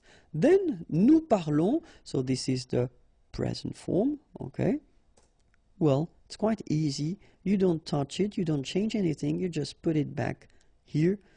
Don't put the pronom personnel, of course, just put this point d'exclamation at the end, and you've got your imperative form, so parlons. Okay, and then vous parlez, well, same thing here, you just keep it like it is at the present form, and you just put your point d'exclamation at the end. So what you need to remember is that the only thing that will change, so between the present form here and this imperative form, is this final S that normally we don't pronounce, but still we write it. Okay, so it needs to go away at the imperative for the tu form. Okay, let's see now verbs from the second group. So I took this finir, finir to end, to finish. Okay, so tu finis at the present form, and have a look, it's exactly the same form, fini. Okay, point d'exclamation, and you take away the pronom personnel. All right, then nous finissons, exactly the same form, finissons. Don't forget the point d'exclamation at the end, and you take away this nous. Vous finissez, and you will get finissez. Okay, so what you've got to remember, second group of verbs, actually they will be exactly the same as at the present form. Okay, so no change. Of course, you need to take away the pronom personnel, but the forms will stay the same. Okay, so let's see now the troisième groupe. So normally in most of the cases, troisième groupe is the contain all the tricky verbs, okay? But then if you take the example of prendre, prendre is to take, tu prends at the present form, okay? Well, look, it is exactly the same thing. Keep in mind that, of course, you should put this point d'interrogation at the end, point d'exclamation at the end, and then you take away this pronom personnel, but still, it's the same form, all right? Then, nous prenons at the present form, we'll get this prenons. And the last one, vous prenez, you will get prenez. Okay, so third group of verbs, actually it's quite easy because you don't touch anything, you don't change anything, you just take away this pronom personnel and you will have your imperative form. Okay, of course, as usual in French, we've got some irregular verbs. Okay, so the first one will be aller. Okay, so aller will be like that. So the only thing that will change with aller is, well, what we saw in the first group, the final S will go away. So you get va, allons, aller. Okay, the other forms are exactly the same. Savoir will become sache, sachons, sachez. Ouvrir, ouvre, so the S goes away, ouvrons, ouvrez. Okay, aller is to go, savoir to know, ouvrir to open. Okay, then of course être and avoir, so être will become soit, remember final S is not pronounced, soit, then soyons, soyez, alright, soit, soyons, soyez. And avoir will become est, remember the final E is not pronounced, so you only have this A-I sound, est, okay, est, ayons, ayez, okay, est, ayons, ayez. Okay, so one more time, soit, soyons, soyez, then est, ayons, ayez. All right? And now, remember that all these tricky verbs will be modified if you put a pronoun after. Okay, and we're talking about only two categories of pronouns. So we saw the pronouns previously, so you should know now what pronouns I'm talking about. So I'm talking about this pronoun I here, so the Y pronoun, and I'm talking about the pronoun en, okay? So because in most of the, well, not most of the cases, but quite often in French, when we use the imperative, we tend to avoid repeating things, so we will put pronouns if needed and if possible, okay? So in that case, for instance, remember, pense, so it's from the first group, so normally when you put this imperative, you shouldn't put the S, okay? But then if you put this Y, so this pronoun after, then you will have to put back this S just to produce it orally, because you will pronounce it pense-y, pense-y, okay? Pense-y, all right? So you get to make this liaison. Same thing here, vas-y, vas-y, all right?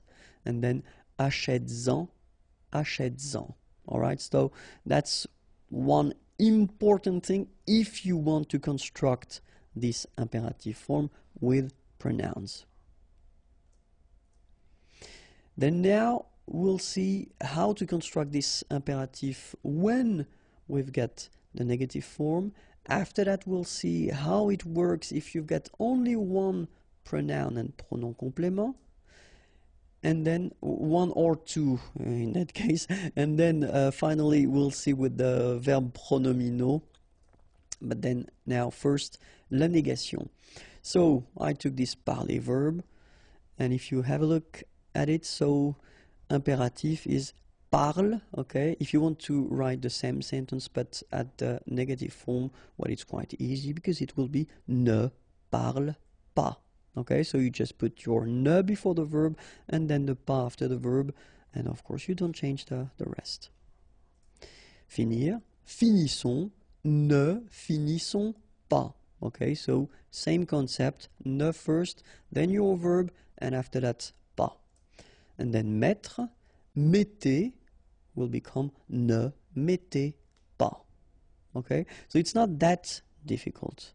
Now let's see with the pronouns, okay? And then first part will be with one pronoun, and after that we'll see how to construct that with two pronouns, and it is a bit difficult if I'm totally honest with you. But now with one pronoun, let's see, regarde-moi, okay?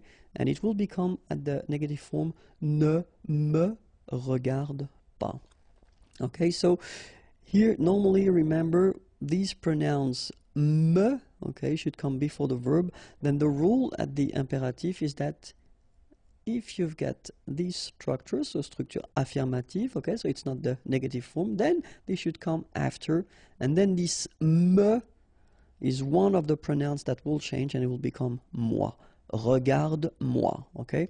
But when you put back this structure to the negative form, so me just become the normal form, so ne me regarde pas. All right?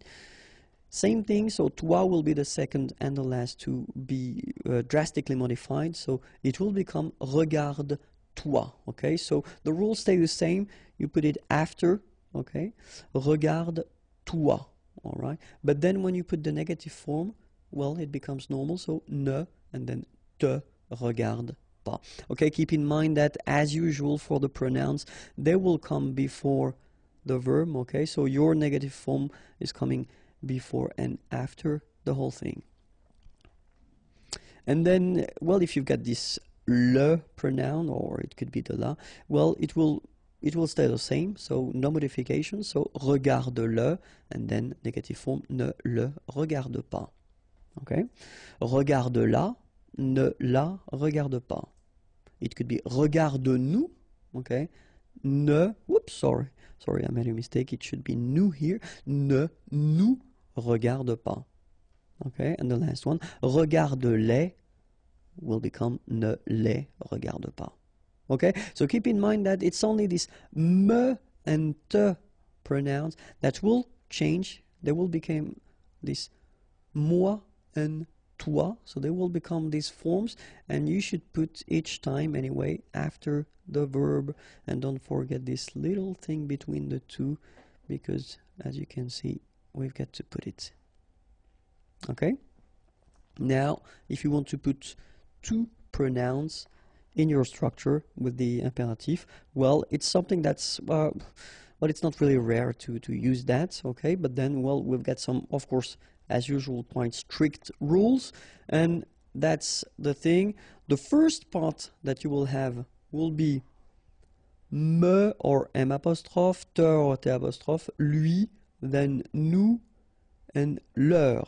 Okay, so that will be the first thing that you will have to put, and after that will come your pronoun en. Okay, that's normally the association of pronouns that we've got. Okay, so let's see them in action. For instance, parlement. Okay, so as you see, first you put this m apostrophe and then you put your pronoun. Okay, don't forget that they must come after your verb because it's the imperative. Parlement. Okay, but if you put them at the negative form, then you will get ne m'en parle pas. Okay, remember, negative form, then they come back as they should be all the time, so before the verb. All right, so another example, parle-nous en, okay, here, and then we will get ne nous en parle pas. Okay, sorry for the examples, but I tend to not to make the liaison when I make these little examples, just because I think it's more clear not to make the liaison, okay? But then, of course, parle-nous-en, ne nous en parle pas should be the way you should pronounce them, okay? But still, just to make it clear where you put them and to avoid any mistake or anything like that. Okay, so same thing here, so parle, and then after that you've got your pronoun and second pronoun en, but when you put the negative form, ne, and then you put them back before your verb. Okay, second possibility that you would have would be the pronouns like le, la, and les, okay, and they will come first, and after that you will have this moi, lui, nous, and leur. Okay, let's see a few examples now. Donne-la-moi. Okay, donne-la-moi. So exactly the same rule as we saw previously. Okay, so you put them after your verb like that. Okay, but of course when you put the negative form, then you put them back. Look, ne me la donne pas. Donne-la-moi, ne me la donne pas. Then donne-la-nous, and it will become ne nous la donne pas. Alright, so I know this is really difficult, so don't worry, because many students have some difficulties at the beginning, okay, but then little by little you will understand the structure and the way to construct that, okay? Just try to keep that in mind, okay? Try to listen to persons and then try to use this structure. But remember that in many cases it's possible to avoid repeating, or to avoid, sorry, using the pronouns by repeating a few words, okay? So it's, well, it's an option as well, okay? So let's see now les verbes pronominaux, okay? And so I took this se regarder verb, okay? So regarde-toi,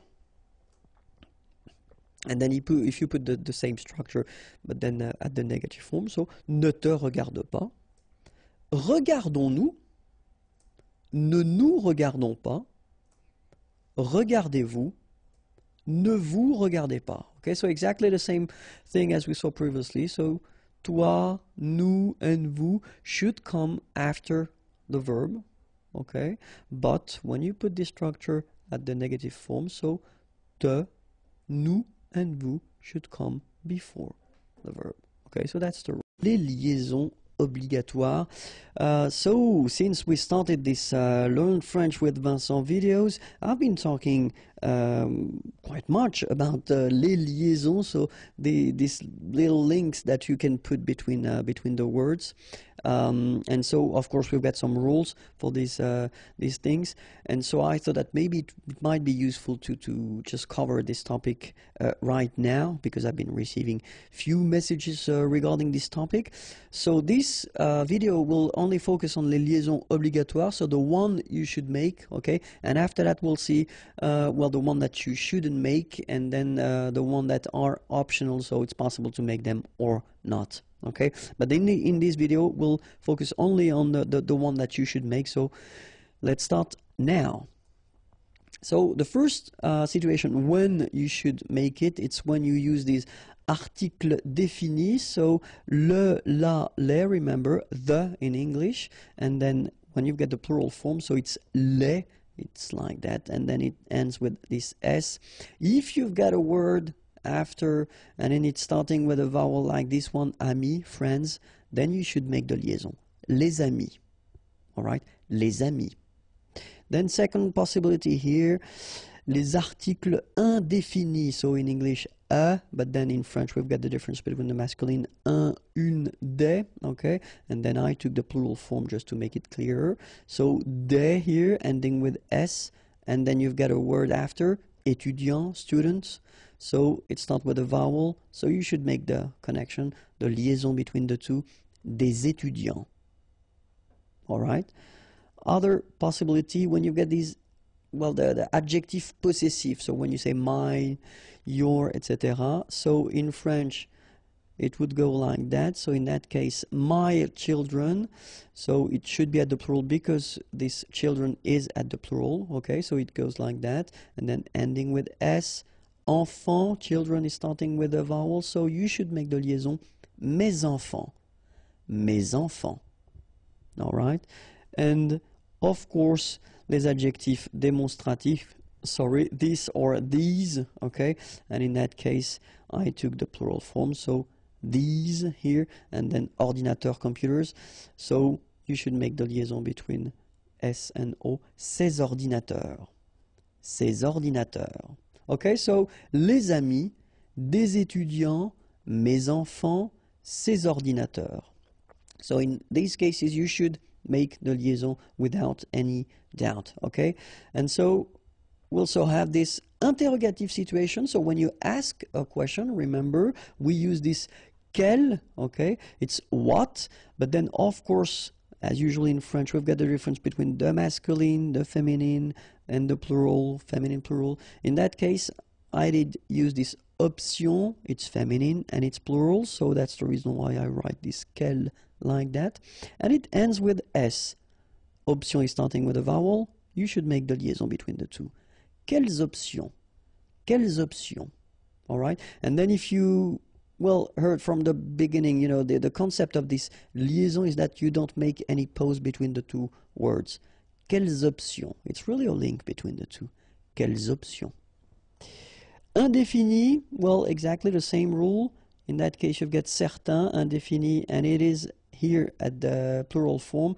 Individu, plural, starting with a vowel, you make the liaison, certains individus. Certains individus. All right, and the last situation for this page, numéro. Okay, so if we're talking about the numbers, in that case I took trois, okay, 3, just because it ends with S, as you can see here, and then appartement, apartments, starting with a vowel, so you should make the liaison. Trois appartements. Okay, so quelles options? Certains individus, trois appartements. So in all these cases, you should make the liaison. All right? But then it continues. So now, situation where you've got a sentence in which you've got first the adjective and then the noun, like here, for instance. Les beaux enfants, okay, so you make the liaison between beau, so adjective, and enfant. And here it's quite interesting because even if you've got this X, well, phonetically it will be like Z, so like if it would be an S, okay? Les beaux enfants, all right? Les jeunes étudiants, all right, so same thing here, the link between the two, les jeunes étudiants.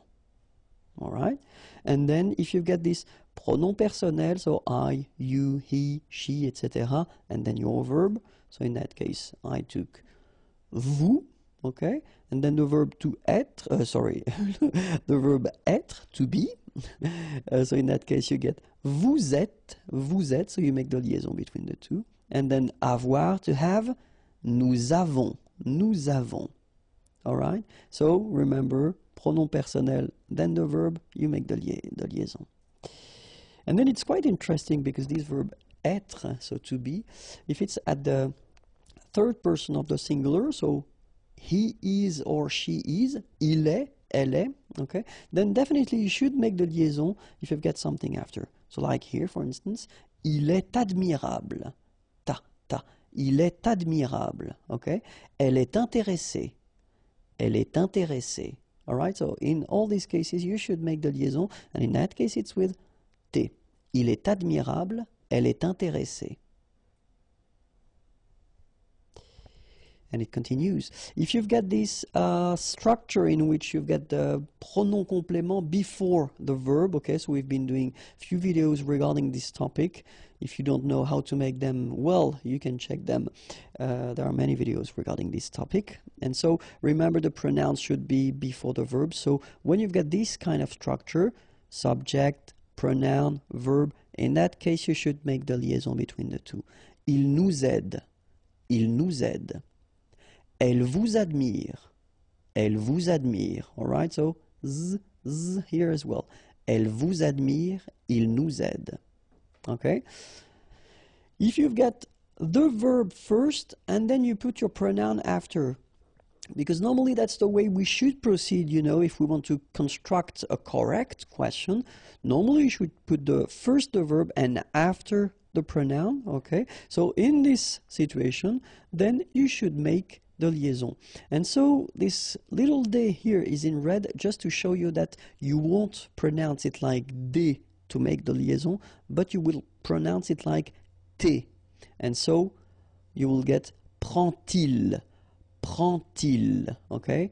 But then here, prennent-elles, okay? So you get your t and then prennent-elles, all right? So prend-il, remember, d pronounced like t, and here prennent-elles. All right, and so if you want to construct a structure in which you will have whether une conjonction, so these little words that will link whether words or then sentences, or then if it's une préposition, many videos regarding that topic as well, or adverb, but then they should be only one syllable long, okay? So like that, quand elle. All right, same rule here. Remember, when you will have this D, you will phonetically pronounce it like T. Quand elle, dans un, okay, in that case you've got this préposition dans, okay, and then the article, dans un, all right, and here we've got this adverb, beaucoup, and then admirer, beaucoup admirer, all right, quand elle, dans un, beaucoup admirer. All right, so let's repeat them.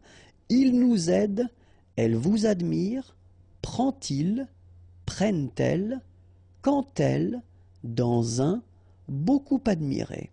Les liaisons obligatoires. So, since we started this Learn French with Vincent videos, I've been talking quite much about les liaisons, so these little links that you can put between the words. And so, of course, we've got some rules for these things. And so I thought that maybe it might be useful to just cover this topic right now, because I've been receiving few messages regarding this topic. So this video will only focus on les liaisons obligatoires, so the one you should make, okay? And after that, we'll see, well, the one that you shouldn't make, and then the one that are optional, so it's possible to make them or not. Okay, but in this video we'll focus only on the one that you should make. So let's start now. So the first situation when you should make it, it's when you use these articles définis. So le, la, les, remember, the in English, and then when you get the plural form, so it's les, it's like that, and then it ends with this s. If you've got a word after, and then it's starting with a vowel like this one, amis, friends, then you should make the liaison. Les amis. Alright? Les amis. Then second possibility here, les articles indéfinis. So in English, a, but then in French we've got the difference between the masculine un, une, des, okay? And then I took the plural form just to make it clearer. So des here, ending with s, and then you've got a word after, étudiant, students. So it starts with a vowel, so you should make the connection, the liaison between the two, des étudiants. Alright? Other possibility, when you get these, well, the adjective possessive, so when you say my, your, etc. So in French, it would go like that. So in that case, my children, so it should be at the plural because this children is at the plural, okay? So it goes like that, and then ending with s. Enfant, children is starting with a vowel, so you should make the liaison mes enfants. Mes enfants. Alright? And of course, les adjectifs démonstratifs, sorry, this or these, okay? And in that case, I took the plural form, so these here, and then ordinateur, computers. So you should make the liaison between S and O. Ces ordinateurs. Ces ordinateurs. Okay, so les amis, des étudiants, mes enfants, ces ordinateurs. So in these cases, you should make the liaison without any doubt, okay? And so we also have this interrogative situation. So when you ask a question, remember, we use this quel, okay? It's what, but then of course, as usually in French, we've got the difference between the masculine, the feminine, and the plural, feminine, plural. In that case, I did use this option, it's feminine and it's plural, so that's the reason why I write this quel like that. And it ends with S. Option is starting with a vowel, you should make the liaison between the two. Quelles options? Quelles options? Alright? And then if you, well, heard from the beginning, you know, the concept of this liaison is that you don't make any pause between the two words. Quelles options? It's really a link between the two. Quelles options? Indéfini, well, exactly the same rule. In that case, you've got certains, indéfini, and it is here at the plural form. Individu, plural, starting with a vowel, you make the liaison. Certains individus. Certains individus. All right? And the last situation for this page, numéro. Okay, so if we're talking about the numbers, in that case, I took trois, okay, 3, just because it ends with S, as you can see here. And then appartement, apartments, starting with a vowel, so you should make the liaison. Trois appartements. Okay, so quelles options? Certains individus, trois appartements. So in all these cases, you should make the liaison. All right, but then it continues. So now, situation where you've got a sentence in which you've got first the adjective and then the noun, like here, for instance. Les beaux enfants, okay, so you make the liaison between beau, so adjective, and enfant. And here it's quite interesting because even if you've got this X, well, phonetically it will be like Z, so like if it would be an S, okay? Les beaux enfants, all right? Les jeunes étudiants, all right, so same thing here. The link between the two, les jeunes étudiants. All right?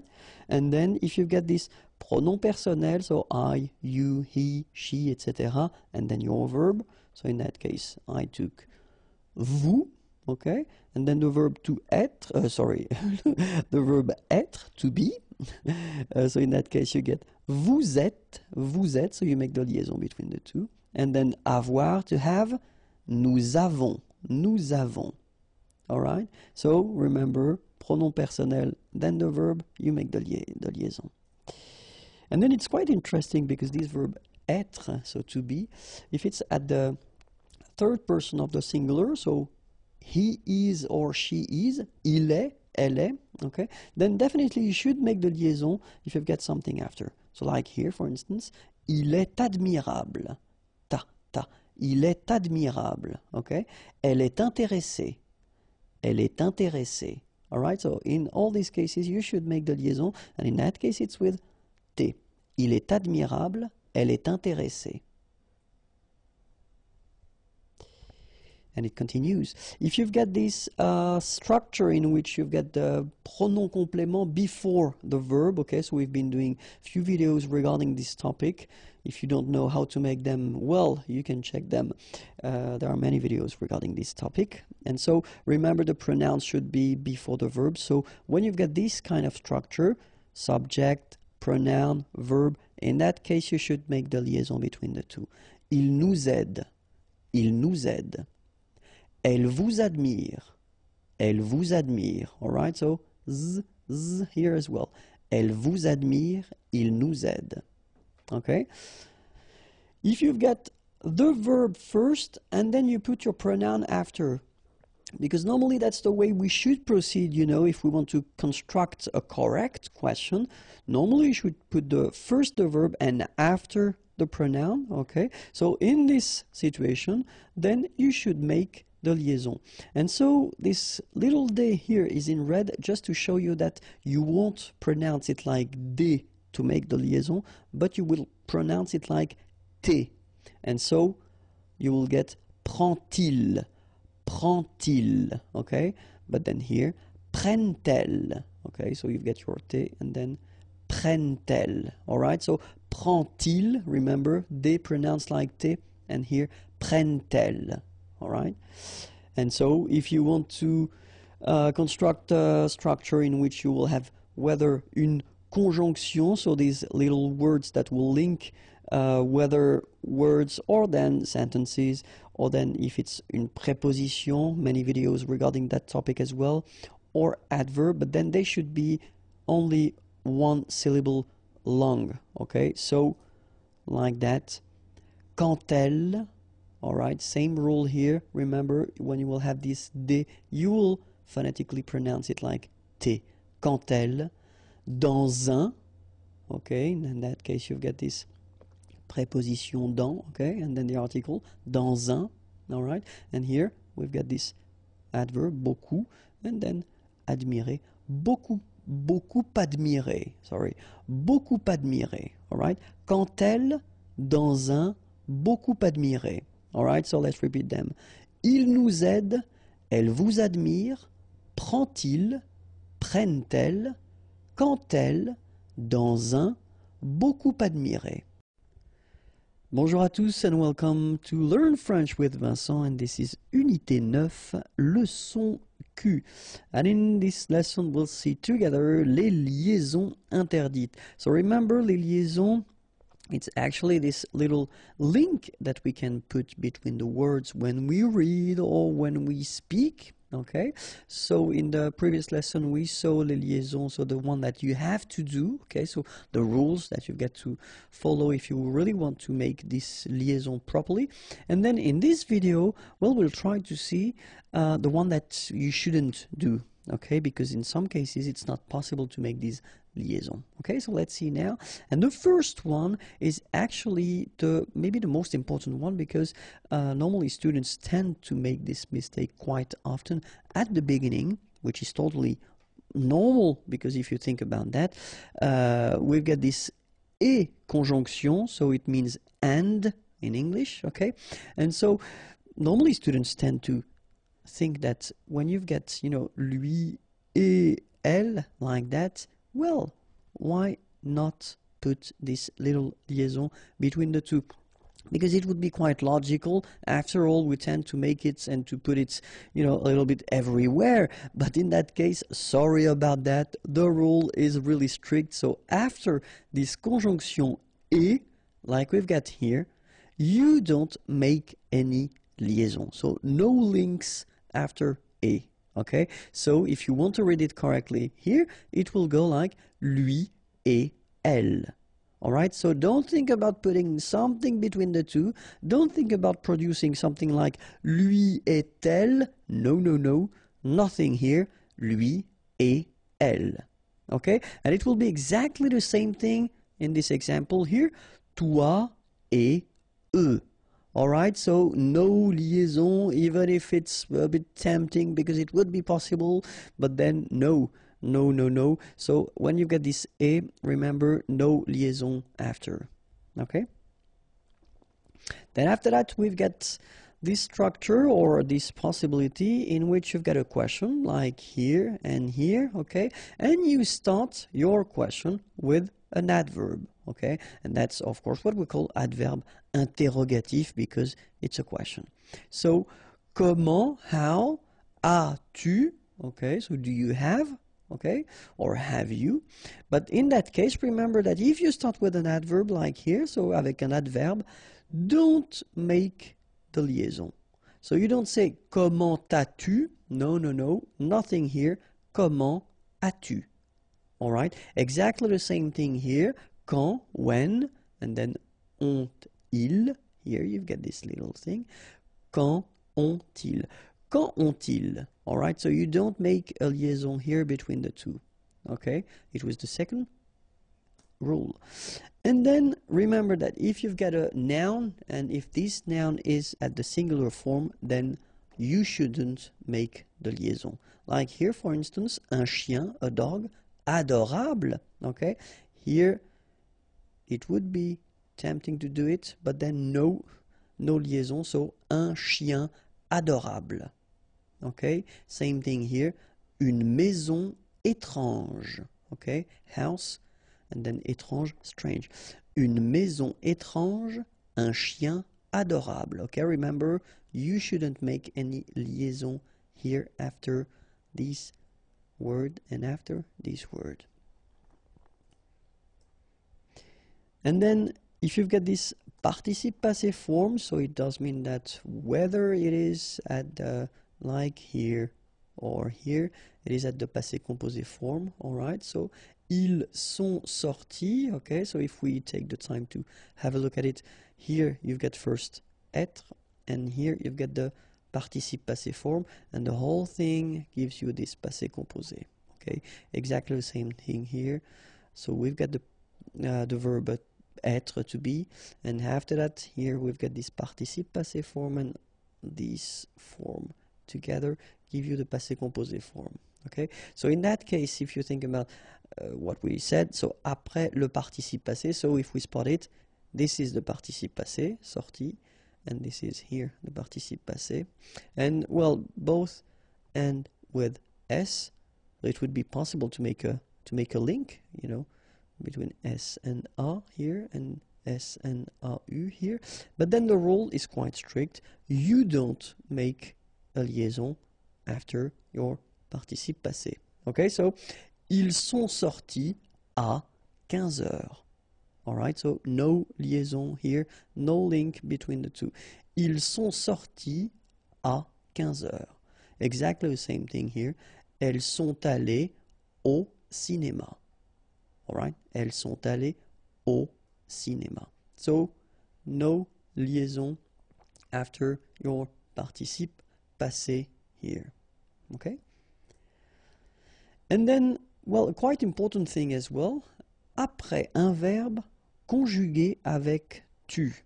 Many persons send me messages regarding this thing when I do the conjugation, and when I conjugate the verbs, they say that, you know, it's quite strange because you don't make the liaison when it's for tu. Well, just because it's a rule. You shouldn't make the liaison when you conjugate a verb at the tu form. Okay, don't ask me why because basically there's no logic in that, you know. It's just the way it is. So that's one rule, and honestly, it's a bit strange. I know, especially when you're learning language, for what reason only for one person you shouldn't make the liaison, but unfortunately for you, that's the way we do it. So let's respect the rule. So in that case, if you look at the sentence, so you've got first your subject, so tu, and then here you get est, okay, and so this is the verb être, and the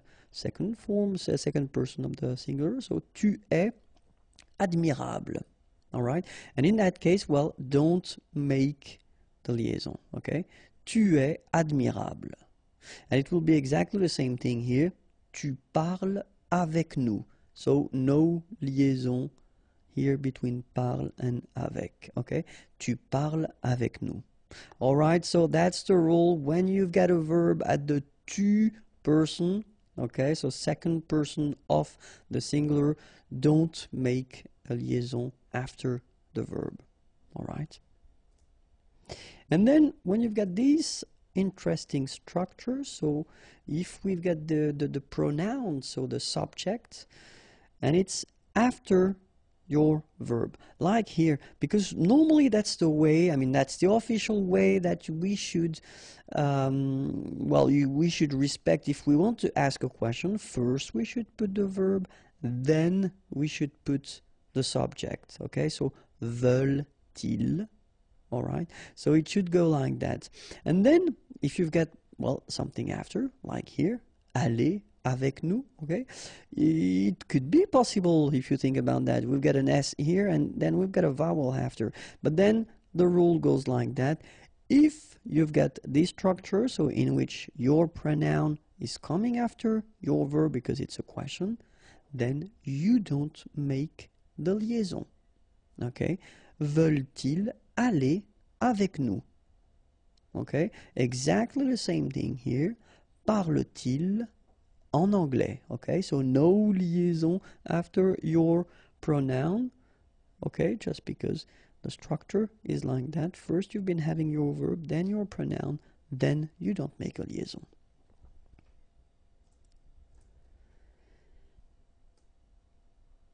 And another rule is if you've got, like here, ces ordinateurs, or like here, mes étudiants.